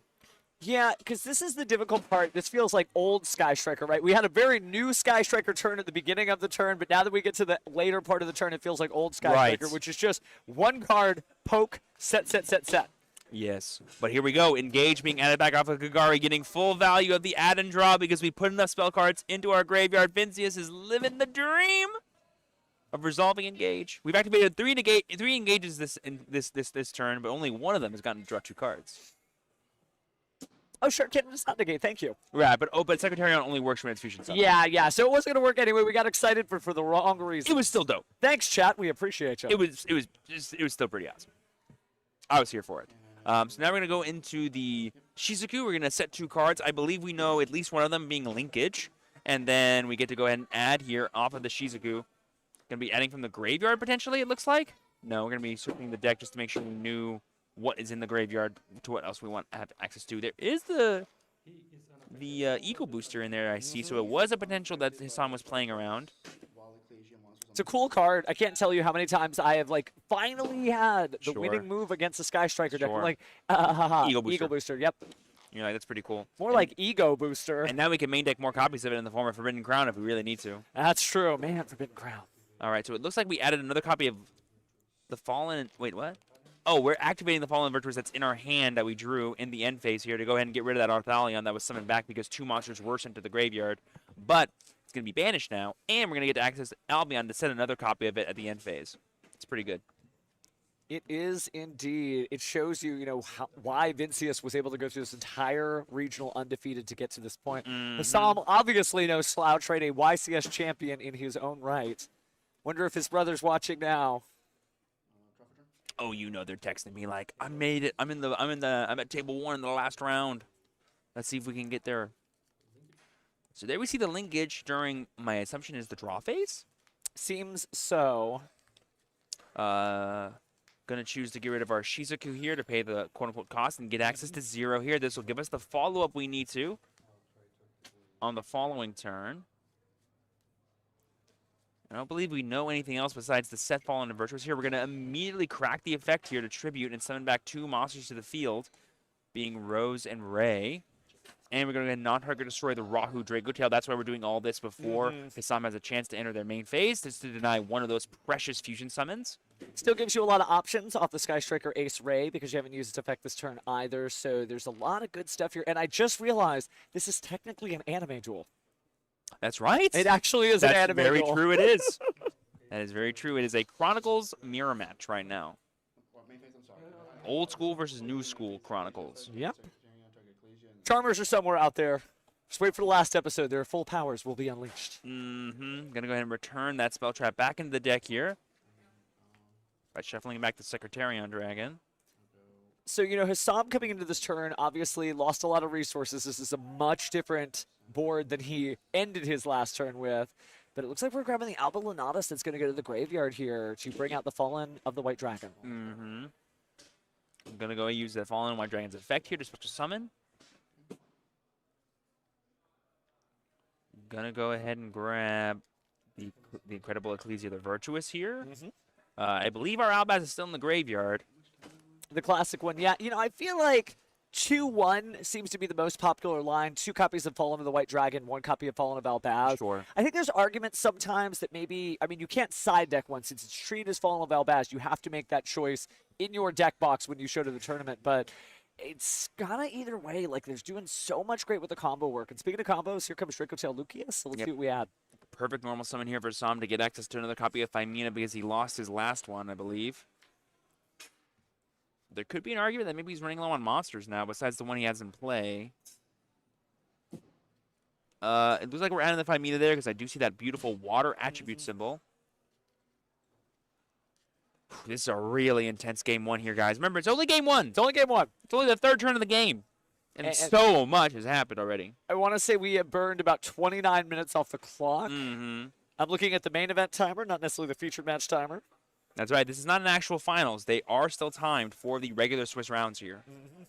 So both players have to be playing out of their shoes, but also keep in mind the time that they are spending. But unfortunately, both players are definitely into this. Great practice, man. Somebody's going to bring home the #1 spot. So there we see the Cartesia being summoned here. Debating if we want to tag out with Ray. Reasonable to do. Couple of different great options. Of course, Sky Striker Ace 0 not among them since you've already used its effect. That's how this Ray and Rose got to the field. I believe Ecclesia can summon from the graveyard, right? I think she's the deck. Okay. So maybe there's no Fallen of Albaz access yet for Hisam. She's still good. Of course. She's more material. She's a synchro summon before you're locked because we return the Dark Dragon. Worst to worst, she's 1,500, and against the Sky Striker deck, that actually could matter. That's all you need. All right, we're going to use the Fallen of the Virtuous here, sending our own copy of the Dark Dragon here. Going to be going after the Dogma, or is that after the Lucius? He pointed at Lucius. Yeah. Gonna go ahead. Fuse it away, though, before anything happens, forcing the Phimina. Yeah, I think he's forcing it. Like, he's trying to be like, I want you to do it now, so that way I can interact with whatever monster you fusion summon using my Ray. Well, very clever, considering it was the only Draco Tail monster on the field. Notice that everybody else is from the Albaz family. That's right. It's a whole family reunion, but I think we're about to invite a distant cousin of a fusion monster in the form of Draco Tail Arthalion. One from the hand there. And then, no, actually, I think it was... We're not going to be using Arthalion's effect here, it looks like. We're going to be using... Oh, I believe we chain link to Cartesia to fusion summon as well. Interesting. Making the Secretarion Dragon. And now we're going to be resolving the effect on summon of Arthalion, as well as the monsters that were sent off for the fusion spell. That's interesting. Well, it lets you chain block, too, yes, which is interesting, like, to chain block your own fusion summon. Obviously, not as much of an issue here with Arthalion. It's just going to be the one material, so you're not really able to, like, hold on to it. But it looks like we are selecting... We talk about forcing cards. We can force the Ray here. Yeah. Because at some point, you know, there's very little points of interaction on Vincius' side of the field. He's going to have to give up the goat eventually. Yeah, we got that Rahu Draco Tail being set there. And by the way, Vinci's extra deck is like 5 cards. He's gone through almost the entire shebang. Well, but that's what the Lemnis Gate is for. That's right. To recycle everybody back, yeah. So he is going to go ahead and tribute here. Let's see what his choice is. It's just a Kagari. Well, it's not just the Kagura, because remember, we sent our Limit Gate to the graveyard using Chameleon next turn, so we can actually go for a Link Summon of a Link 2 Zeke and get a Banish. And that's what we're doing. We're going to go ahead and banish it. We did get the Ace Monster. Yeah. So what's the target here? We've already done all the fusion summons we can. maybe Zeke? Yeah, it's got to be Zeke for the There it banish is, effect yeah. on summon here. We're going to get rid of the Secretarian Dragon, which will deny a lot more summons from Isam, because that is an ignition effect. It's not a quick effect to bring back a Spellcaster and a Dragon and then summon one of those two. But I don't think we have any real effects in our graveyard that can interrupt this. We just set Rahu Draco Tail, which at this point in the game isn't going to be enough. It only represents a Gulamel, which still might not be enough damage to go for game here. Because remember, we now have a Ray in the graveyard, so once the Zeke goes away, we'll be able to bring back in the Ray and have that kind of chump block any of the damage that we're expecting for the rest of this turn. Well, it looks like we are going to banish the Secretarian. We're going to let that go ahead and go through. Vincius is definitely in the survive game plan, because once it comes back to his turn, the amount of resources he has access to by adding back that engage, by having a full graveyard of striker spells, is incredible. This is amazing that you would see this field and you would assume one of these guys has got it done. No, but it's not so. Yeah, it's anyone's game right now. What Hisam really needs here is another way to push, and that Rahu could be what he needs, but I don't think we have any other cards in hand. Or we have one. If that card's not a monster, I don't know how he's summoning something, because he has to summon Draco Tail monsters. Well, let's see what he gets. I think we're just going to go to battle phase. Looks like, yeah, Dragon Devours the Dogma attacks. That's not going to be enough here, because we have the Ray summoned back from the graveyard because the Zeke goes away. We're forced to attack with the Arthalion because Cartesia, I believe, is only 1,400 attack points. It's not strong enough. 15's a big deal. So, yeah, Arthalion attacks and then a little peck from Cartesia. I'm not sure what the life points are at, but I think we're around 3,000 for Vincius, give or take. But Vincius is going to have a full Sky Striker follow-up with Engage in hand, and I'm not sure there's much Hisam can do about it. And remember, we sent Dark Dragon to the graveyard this turn with Vincius and the Fallen of the Virtuous, meaning we're going to get more value in the end phase here, too. Looks like we're going to cut that deck before we go ahead and proceed to the next turn. But that end phase is big, right? It's where everything happens for Fallen of Elbaz. Second standby phase? Third main phase? Yep, it looks like here we are adding back some cards, one of them being Branded Fusion, it looks like. Thanks to the Fallen of the White Dragon here. And as well as two Draco Tail names, one of them being Phimina to the hand, it looks like. I think we're using Dogma's effect there to do that. And taking a look at just a wildly large stack of cards there. I think we are going to go ahead and get rid of the Ecclesia. No, yeah, we're going to be resolving the Dark Dragon's effect here to go ahead and return the Albion and then get rid of the Cartesia. That's super huge because it's already used its effective fusion summon, so it can't protect itself. And once it's in the hand, it won't be able to fusion summon during Vincius' turn. And only dealing with a... And there's a chance, too, that, by the way, Hisam probably only plays 2 Arthalion because most Brand Draco players only play 2. And if that's it, this Phimina is not representing something that scary. It's dead? It's maybe a Gulamel. True, true. But which is still scary, but it, like, not nearly as scary as a full power Arthalion just transmuting all the monsters in your hand or bouncing back all the cards that are in Vincius' graveyard. This is a masterclass of a Game 1 here. Very, very fitting for the final round of this YCS level regional that we've been experiencing all day here in Houston, Texas at the Game Guys Arena. Cannot believe this day, and yet this duel alone is just legendary in and of itself. Yep, so there's the Gulamel I was talking about being summoned here. I actually think it was summoned off the Cartesia's effect. So yeah, we were actually in the middle of Vincius' main phase there, it looks like, not during the end phase. So we were able to use the Cartesia, but Vincius was basically able to force it out when there was no cards on his board. So that way, if he made Gulamel, it'd be no big deal. We're going to go ahead and add Widow Anchor off of this engage and get that free draw. That is going to be huge. Oh, it looks like we're getting Lemnis Gate, actually. I mean, that represents a ton of returned resources for Vincius, as well as all of Hisam's cards being bounced back to his hand, most of them being fusion monsters, so they may as well be destroyed anyway. We love it so much. Oh, you know, interestingly enough, level 7 fusion monster, isn't he locked into level 8? I believe it was Vincius' turn, so that I think was... Yeah, okay. I misspoke. So maybe... Oh, maybe Cartesia can only summon level 8 fusion monsters. I believe that's a text on that card. Yeah. That's maybe what they're talking about. Yes, it's potentially an illegal summon. It depends on what Cartesia says.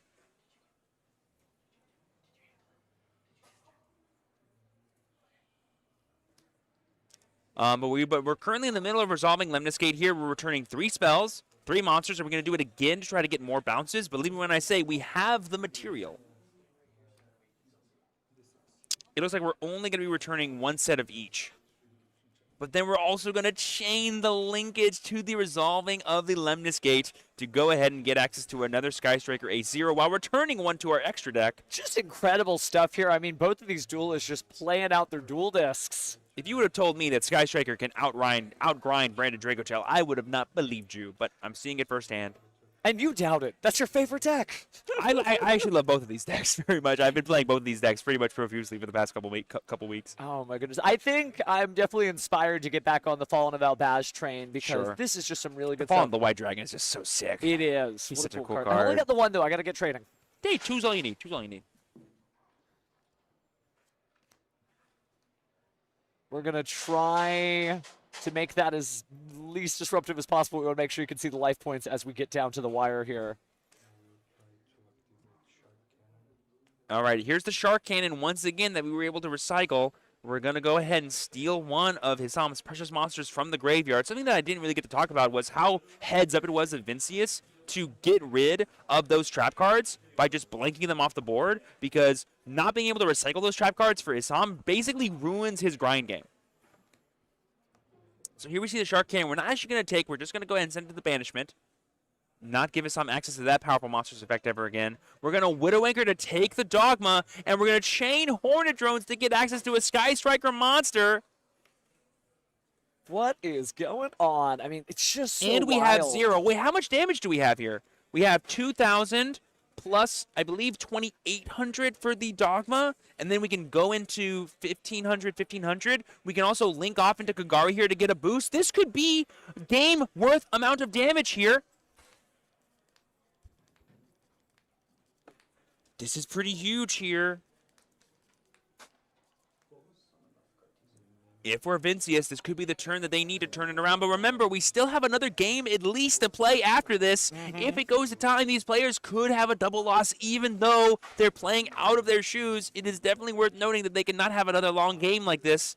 It would go very poorly. Yeah, we don't want a double loss at the end here, and yet both these duelists going as hard as they can. But there it is. There's the concession from Hisam. Vincius will be your Game 1 winner after that impressive show of what the Sky Striker deck is capable of, despite the amazing setup from Hisam on that first turn. Just incredible stuff. It really goes to show you that like Sky Striker is on a whole nother level now with all of these new cards. You know, people were wondering if there was going to be an impact. We saw Combined Maneuver. We saw Carmelia. We saw Azalea. Sky Striker is here. Wow, that was just a masterclass in what this deck is capable of doing, going second and looking at a board and going, oh yeah, that's winnable, and proving yourself correct. Hisam has a huge mountain to climb over, but he's no shy guy to winning a game in 2 minutes. We've seen him do it, and I'm sure, we've not seen him do it, and I'm sure we can see him do it again here today. So don't count him out just yet. He is a true master duelist like no one's ever been before. Well, it definitely looks like he plays Master Duel because it seems like he's had practice with these cards before, and they were definitely available in that format before ours. 1,000%. Going to get the life points reset there, and just good stuff. But if you're Hisam, you got to be feeling a little pressure right now, because not only are you against the clock, you're against your own mentality, which is the reason you brought Branded Dragotails, because it's so good at winning Game 1. And not only have you been right about that all day, the only time you've been wrong about that is against the Sky Striker matchup. It's the only loss he's had throughout the entire event. It might be another loss he has in the finals, in the final round, I should say. It's just so cool to see it. I love the way people rally behind Sky Striker because it is not an easy deck to play. No. You don't just get to be like, I put 3 cards down and you can't do anything, and when you do something, it's a bad time for you. No. Each card effect matters. You have to navigate, and it's just incredible that Vincius has done this. Not in his home country, while on a business trip, drove 2 additional hours after an international flight, and here he is, 1 game away from claiming the #1 spot here at Game Guys. Yeah, he's definitely worked a little harder for it than maybe other people here have. Yeah. But it's paying dividends here. Just. Alrighty, here we go. Hisam starting off with Rahu Dragotail, met with Ash Blossom and Joyous Spring. That's not good. Do we have another way to fusion summon as Hisam? If we don't, that's pretty rough. And it's just a set and pass. It's Vincius' turn. Oh, no, not like this. Starting out with Pot of Desires, but what that means is Hisam probably has a handful of non-engine that is raring and ready to go. Well, he's going to keep it like that because there's an Ash Blossom and Joy Spring to Right. reply to an Ash Blossom and Joy Spring. How does this feel? And now we could see a lot of precious resources being removed from Vincius' deck that he might have needed. Definitely worth paying attention to. Here we have the thrust, though, in response. This could get the DDG. We saw Vincius. Oh, no, it's going to get the engage. We saw DDG being used in the Triple D matchup earlier in today's tournament. That could have been a fun inclusion here. But because he knew he was going second, it's probably not worth citing into. Yada, yada, yada. Getting engaged definitely feels good enough to me. But it looks like we just had to set the engage because I just saw Hisam draw. So this is kind of going to a sluggish pace. We're going to try another Rahu Draco Tail. Right, and this one looks like it's going to stick. Looks like we're just double checking to make sure that the life points are correct here for both players. As we begin this next game, we're going to go ahead and send the Urgula from the deck, and then one Dracotail monster from, one monster from hand to summon a Dracotail fusion monster. We're going to be sending the Albaz here to give us access to potentially, I don't know how powerful our Thalion's going to be here because recycling Urgula doesn't feel that great. What if you recycled the Albaz? Or no, recycle the Ash Blossom and Joyous Spring. Oh, yeah, that's probably pretty clutch. It's more what I'm looking at. You already know the engage is face down. You might as well grab the Albaz. But speaking of face down. Ooh, falling in the Virtuous here just to get the Arthalion off the board. Kind of deny those Dracotail names because you can tell that Hisam is hungry for them. Well, let's see if he's able to get it done. Hisam clutching his cards, grabbing the Ketu Dracotail, setting it face down the field. Yep, and we're going to go ahead and add back that Ash Blossom and Joyous Spring, and we are going to have the Urgula get rid of that set engaged using its fusion effect. That's why we're sending it off there, just to deny access to that for Vincia's follow-up. We're going to go ahead and activate the Ketu. That does represent Lucaeus, which does represent Vimina, which could represent another fusion summon, depending on if we have a monster in hand, which we know we do because we added back Ash Blossom. But again, I don't think we're going to have the damage here as Hisam to threaten going for game, which just gives Vincius time. And if anything is proven from game one, it's that if you give Vincius time, he's going to come up with something. And oh my gosh, we have Cartesia here. Just even more and more ways to fusion summon everything this deck wants to be doing. We're going to go ahead and make the Secretarion here by fusing off the Mululu that's in our hand, using the Cartesia. And there we go. Vincius is scooping it up as the Secretarion comes down. He knows it is a lost cause. He wants as much time as possible to play game 3 and give him a chance to win. Not double loss, not lose, win. That's insane. Oh that my we are goodness. managing. Well, here's the good news. It sounds like we're actually going to finish game 3 on time. But yeah, they're one game apiece, one starship away. I mean, it's like I said, Hisam is no stranger to winning a game of Yu-Gi-Oh! In under 2 minutes. And right there is Exhibit A of such happening. So Hisam bringing it back. Got ourselves a match here. Of one of the most intense final rounds of a regional I've ever witnessed. It really is. I mean, both these players very well equipped.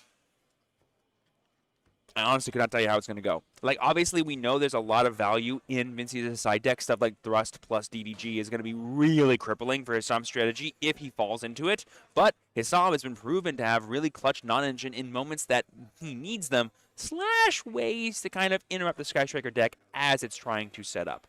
But the one situation these players do not want to have happen is the game not finishing. We don't quite know yet how much time is on their clock specifically because they have a different clock than the main event. They do. But we started pretty soon, so I don't think it's going to be that much different. Maybe like 1 or 2 minutes at the most. But here we go. The final shuffle here for both players as they begin. They want to make sure this deck is as randomized as possible. At this point, they're just making sure that all the cards they have in their deck is the same number they started with to make sure that there's no ifs, ands, or buts about what the outcome of this match is going to be. We have Hisam Jawari on the left playing Branded Dracotail. We have Vincius de Oliveira Curcio playing Sky Striker on the right. It's anyone's game. It's anyone's match. And only the true duelist can claim victory here. Well, we made it. The duelists are ready. Life points are visible. It's time to get our game on one last time, chat. Let's get loud. Starting Smash off some stuff on your keyboard. Fua in the draw phase here. Not the biggest deal, but oh my gosh, immediately responding with Thrust for that DDG that I was talking about. This is going to be back-breaking for Hisam. Vincius may as well just set 2 cards and pass because he basically gets to blank Hisam's entire turn.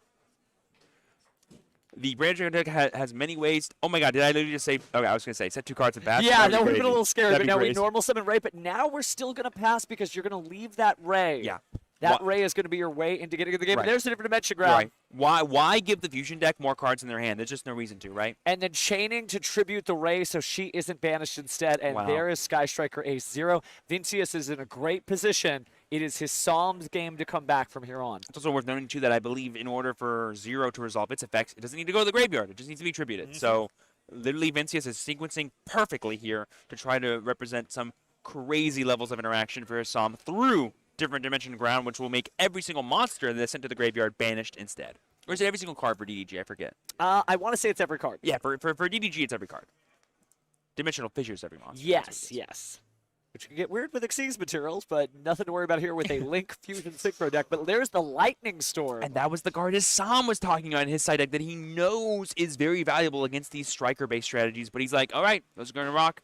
Clearly, it's not every card because those are going to the graveyard, which is very worth noting is only monsters. My instincts were correct. And I was wrong. Sorry, friends. It's okay. I mean, it's one of those things of like between Retaliating Sea, Macrocosmos, all this stuff. Oh, yeah, there's so many different banishment cards with slightly different card decks. But what we lost was a linkage as well as a Widow Anchor. But that's the pass afterwards. And now we're going right into Sky Striker Mobilize Engage. I mean, I have to assume his Sam has some kind of Molcharmy or some kind of way to continuously draw cards or maybe a Find Mina that will let him Fusion Summon because just passing with a 0 face up represents so much damage for Vincius that he could easily do the linkage line to get the damage he needs to go for game this turn.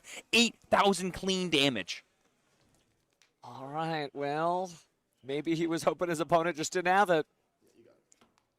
Oh my gosh, the song concedes! Vincius is your victor. He's the only undefeated player. He is officially going to be 9-0 at the end of this game.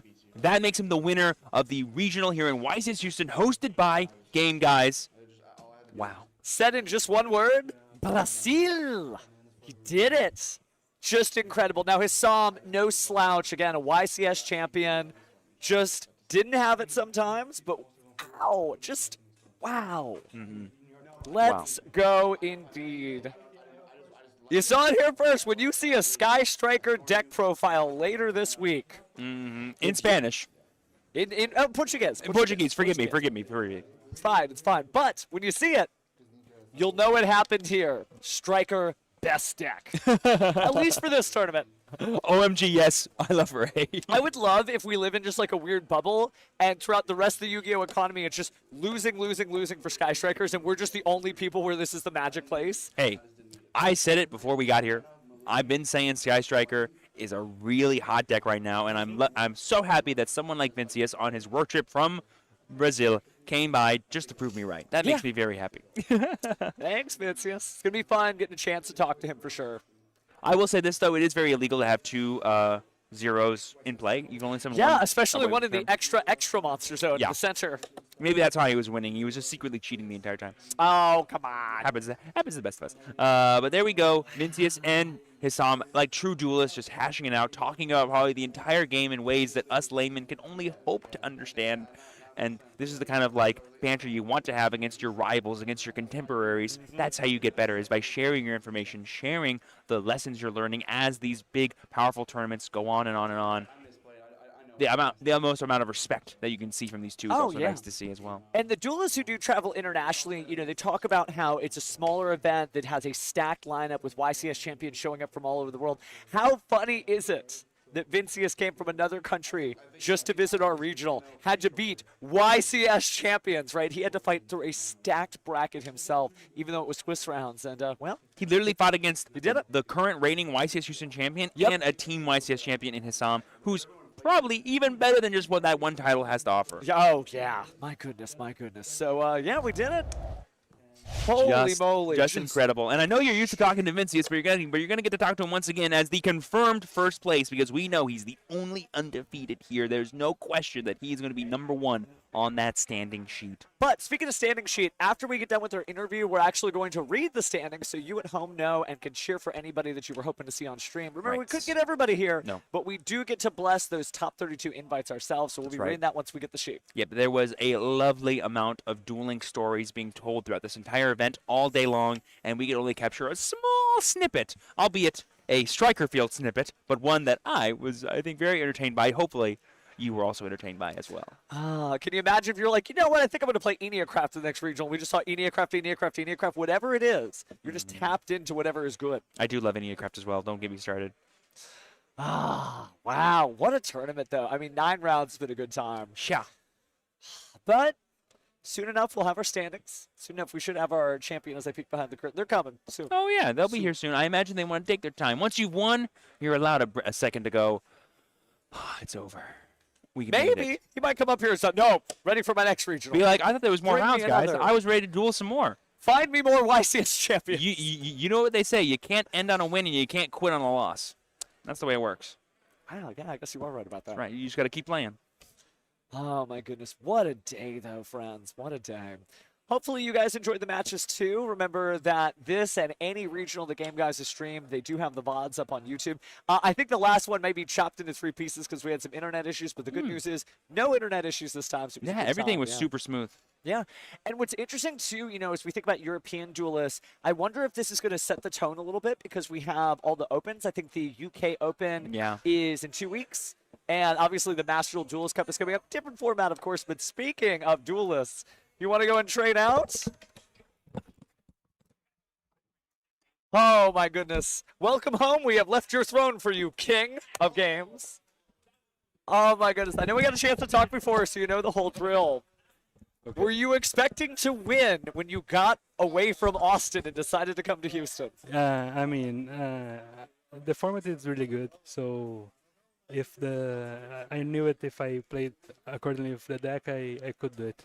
Just really good stuff. I have to say, that first game went almost like 30 minutes. Yeah. And then the second game was like 2 minutes. Yeah. Were you worried that there was a double loss maybe coming up just based on the time?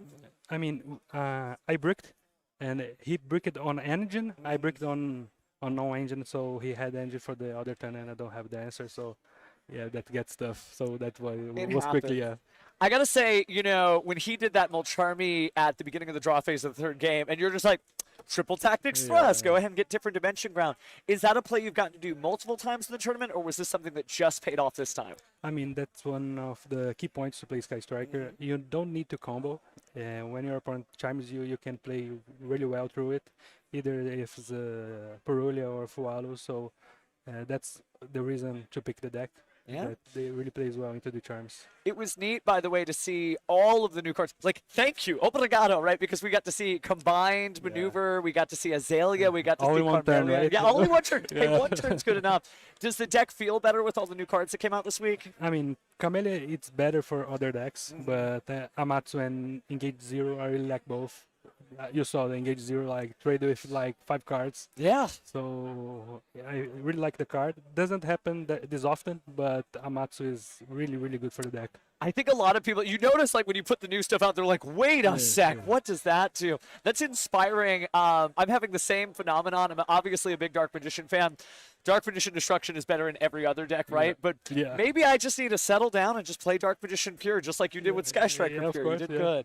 Well, I know we got to do a little bit of shout-outs before, but you just beat 2 YCS champions on stream here and are likely our #1 guy. Is there anything you want to say to the viewers at home, English or in Portuguese? No, I mean, if you like the deck, just keep grinding. Yu-Gi-Oh is difficult, but it's rewarding, so keep grinding. Well, great stuff. We'll go ahead and let the standings get announced, but it sounds like you're going to have some fun stories to tell when you get back to Brazil. Yeah, of course. Thank you. All right, well, good stuff, and they should be setting the standings out there. But just again, thank you for coming, and we'll be looking forward to what you do in the future. Thank you. All right, so, wow, just crazy stuff here. Crazy stuff indeed. Yeah, if you want to have a seat, Steven, we're just going to vamp a little bit until we get to 2, but that was just such cool stuff. That's inspiring. You know what? He played Sky Striker Pure, and one of the things he said was that, Sky Striker Carmelia is just better in other decks. Sure. And, Dark Magician Destruction's better in other decks, too, but he said a very good example. Maybe in the next 2 weeks, I am just going to play Dark Magician Pure. We'll see. That's right. That's we'll right. See. Just stick to the deck, Oh, Play it my as God. designed, as they say. That's all I got. Just wow. That was some expert level play, and just happy to be here for the entire ride, and happy we got to kind of see him earlier in the rounds too, to see how far he's come and how dominating of a performance it felt like he had throughout the entire day. 2 YCS champions down, beating the Jawari brother who is here with his own worst enemy, right? With your Hissam Jawari, you did lose to 2 different Sky Striker decks. So it shows, man, maybe this really is Sky Striker's time. I think that Hassam's play was phenomenal, Dude, though. All the stuff he did. Especially into the Sky Striker matchup, you can tell how teched out he was choosing to be, bringing out the Sanctifier, timing his interaction very well, making sure those spell cards were out of the graveyard. And Vintage was like, well, I have time. I'll just put him back in there. Yeah. Wow. The power of Camellia winning him that game 1 was also pretty huge. So while we're waiting for a standing sheet, are there any real lessons to learn about this format other than us just like slackjawed being like, everything works? For me, it's like the lesson is very clear, which is no deck is unbeatable. No deck is doing something that you look at and go, I guess I'm not allowed to play. I guess there's nothing I can do. Vinci has just showed you that against all odds, against a deck going plus 15 in a single turn, you're like, I think I got this. With just 6 cards in hand, 2 of them being negated, and 3 of them not even working, and it's still going. Like, there's ways to play through the layered interaction, and that's called layered extension. Yeah, that's fair. Just push, push, push, push, push. And one of the things that is great about the Sky Striker deck is that because it does run a lot of non-engine, but it doesn't run a lot of monster-based non-engine. Sure. So you always have cards that do something. It's very, like, you have maximum agency. Like, you get to choose the sequence in which these cards get played, and depending on what you choose to do, they act very differently. Yeah, and they the power's interact in with your boards hands. very differently. And the fact that the Link monsters are basically a second hand, not just cards that you summon, they're cards that you play, that it can just come out and have their effects instantly, and you can, like, have Ray for protection, have Ray for installation, have Ray just to be a meat shield that makes sure you don't lose when your opponent has monsters that attack you. Which did come up, by the way. Like, just sitting on Ray and just being like, defense mode, I got this. That actually was real. Vincius did one choice differently throughout that game 1. That game was a loss, and a 30-minute loss at least. And it goes to show that even though Striker was a very powerful deck this format, you can mess it up. It's a simple deck. It's trying to do something very simple, but it's not easy to do that. Absolutely not. There may be a couple of Sky Striker duelists at home who are just like, oh, wow, I'm going to play the deck, and then they may run into some bad turns, right? Because you do have to practice, and just like, you know, he was saying earlier, you just grind it out, and eventually it'll be your day, and today it was Vincius's. We love that. Good stuff, good stuff. Still a lot of duelists here. If I might, I'm going to switch over to the other camera here so we can see everybody waiting for standings to be posted. You can see them crowding around that little center area so they can celebrate in unison when they hear their names announced in the top 32. I imagine they're going to do that like with the head judge and stuff, but hopefully we can get our own copy of the standings. They're going to try to pass us a sheet of the standings because I would love to make Well, sure there's a QR code right there. Do you think you'll be able to see it if you scan that? Oh, you know what? If I scan it from all the way over here. I believe in you. Does this work? We love real-life tech. Oh, my God, it's working. Oh, my God, yes. All right. Oh, but you have to do it from Konami pairings ID. So let me see if I can get somebody from our floor. But that's easy enough, I guess. So it looks like I just got an update from production. There are 3 outstanding tables right now. But they are currently in time, so by outstanding, they just mean waiting to get their results. But they might actually have time extension, so it may take a second. Fair. So I think there's, oh no, now there's 2 more tables. Got it. Rulings have been known to happen, and time extensions have been added time and time again. Plus, there's actually like the first 5 minutes of standings, and then standings are finalized after all the scores are not contested. So we might have to wait a little bit longer to hear the proper top 32 for all your finishers. If you know someone that's here in Houston, be sure to text them congratulations or commiserations, depending on how well they did. But make sure those commiserations end with can't wait to see you at the next one. Because you know, like I said, you can't end on a win, and you can't put on a loss. Just keep dueling, just keep dueling, just keep dueling. Yeah, this game has been around for longer than some duelists have been alive. But as long as you stick it out, your day will come. That's right, that's right. Yu-Gi-Oh! Will always be there to give back to you as long as you give to it. Just great stuff. And, you know, the community coming together all over the world here. This event was an example of that. Yeah. And, of course, we got the Team YCS in Brazil this weekend. I'll be excited to see the results of that. The upcoming European Opens, you know, they're basically super regionals. This is Brazil's weekend. That's all we know. Oh, yeah. We can say that for sure. Indeed. We also have, if you're just into YCSs that are solo, they've got the May YCS in Columbus, Ohio. Ooh. It'll be neat to see how things, and I think that's the first pure Genesis YCS. It's not a pure Genesis YCS, but it is the first Genesis YCS because they're no proto associated. And the OCG just got Genesis this week too. I know, they're gonna lose their minds. Apparently, Reversal Quiz is like the big top card over there right now. I love that. So they're just like, hey guys, did you know you can reverse life points? And I can make it to where you have 0 and I have all 8,000. How fun is that?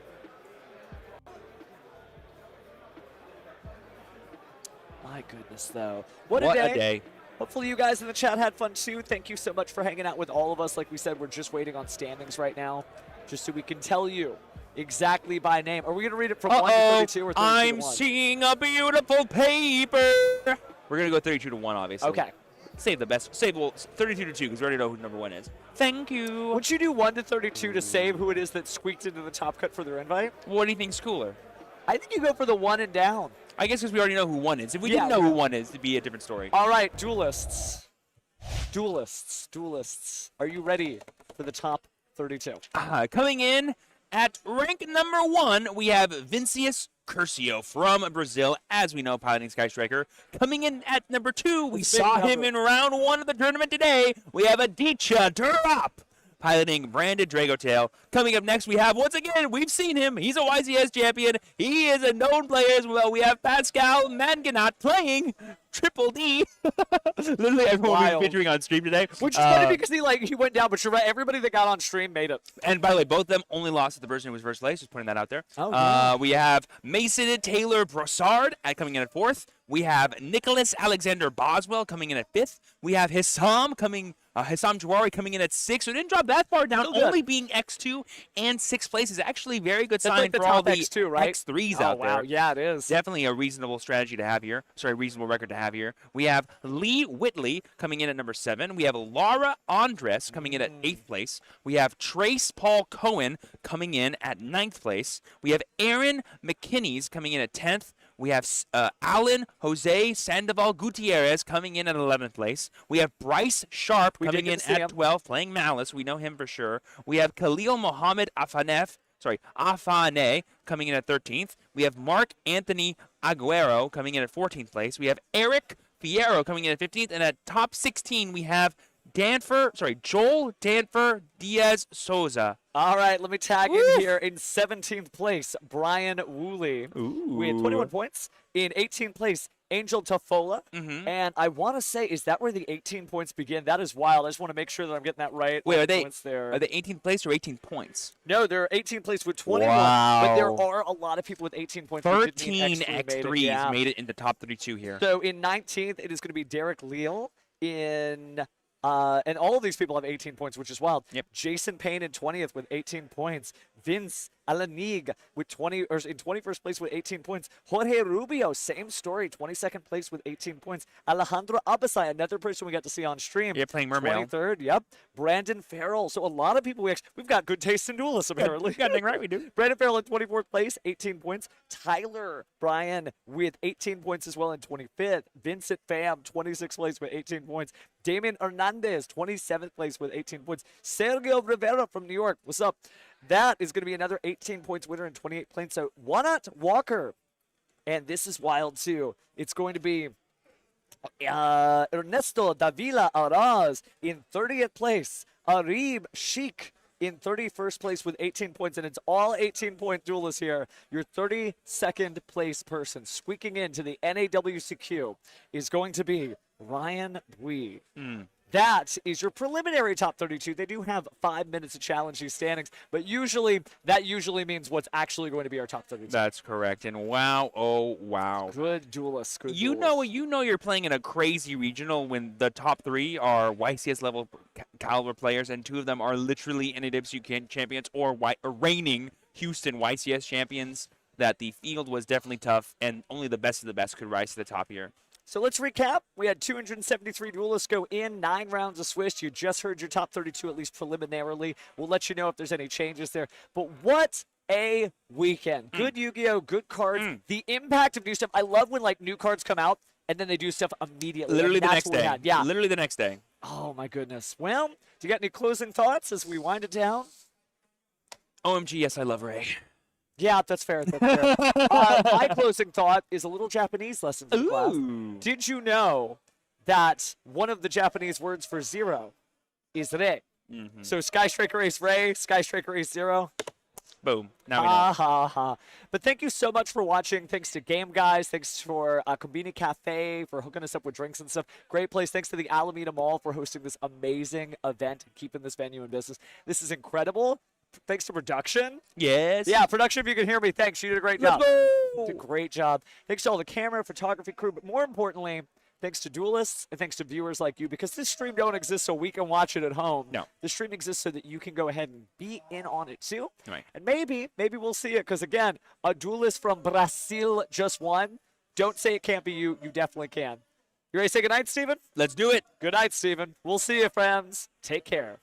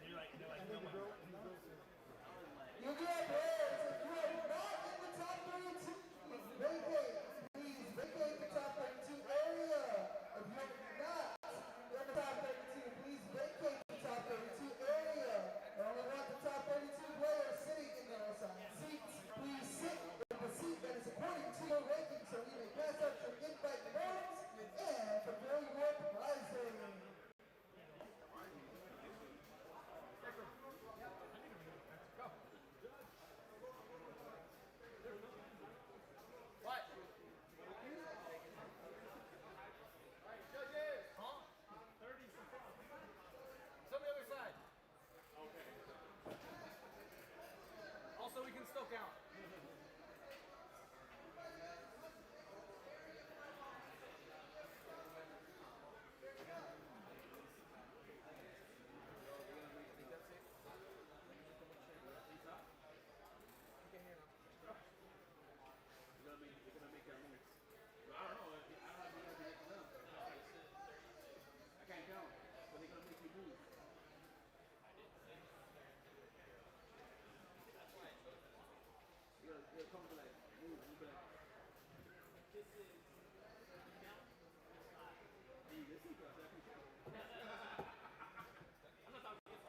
That's right. You know, everybody else thinks that. Because, you know, you got it, but I'll fucking smell it.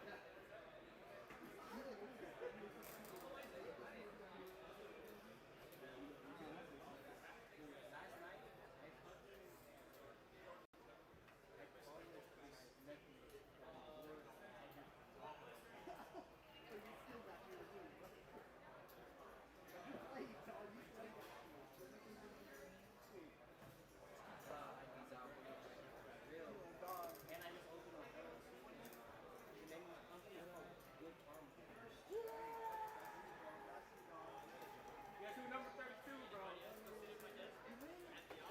I was last one.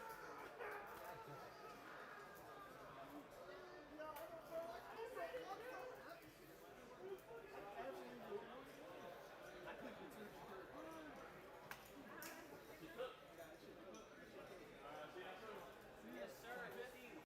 Players, once you are fully finished filling out your form, please come up to the TO station. There are markers labeled 1 through 8, 9 through 20, and 21 through 32. Go to those assigned markers. You're missing it? You sure? Why are we missing stuff? That was in the right order.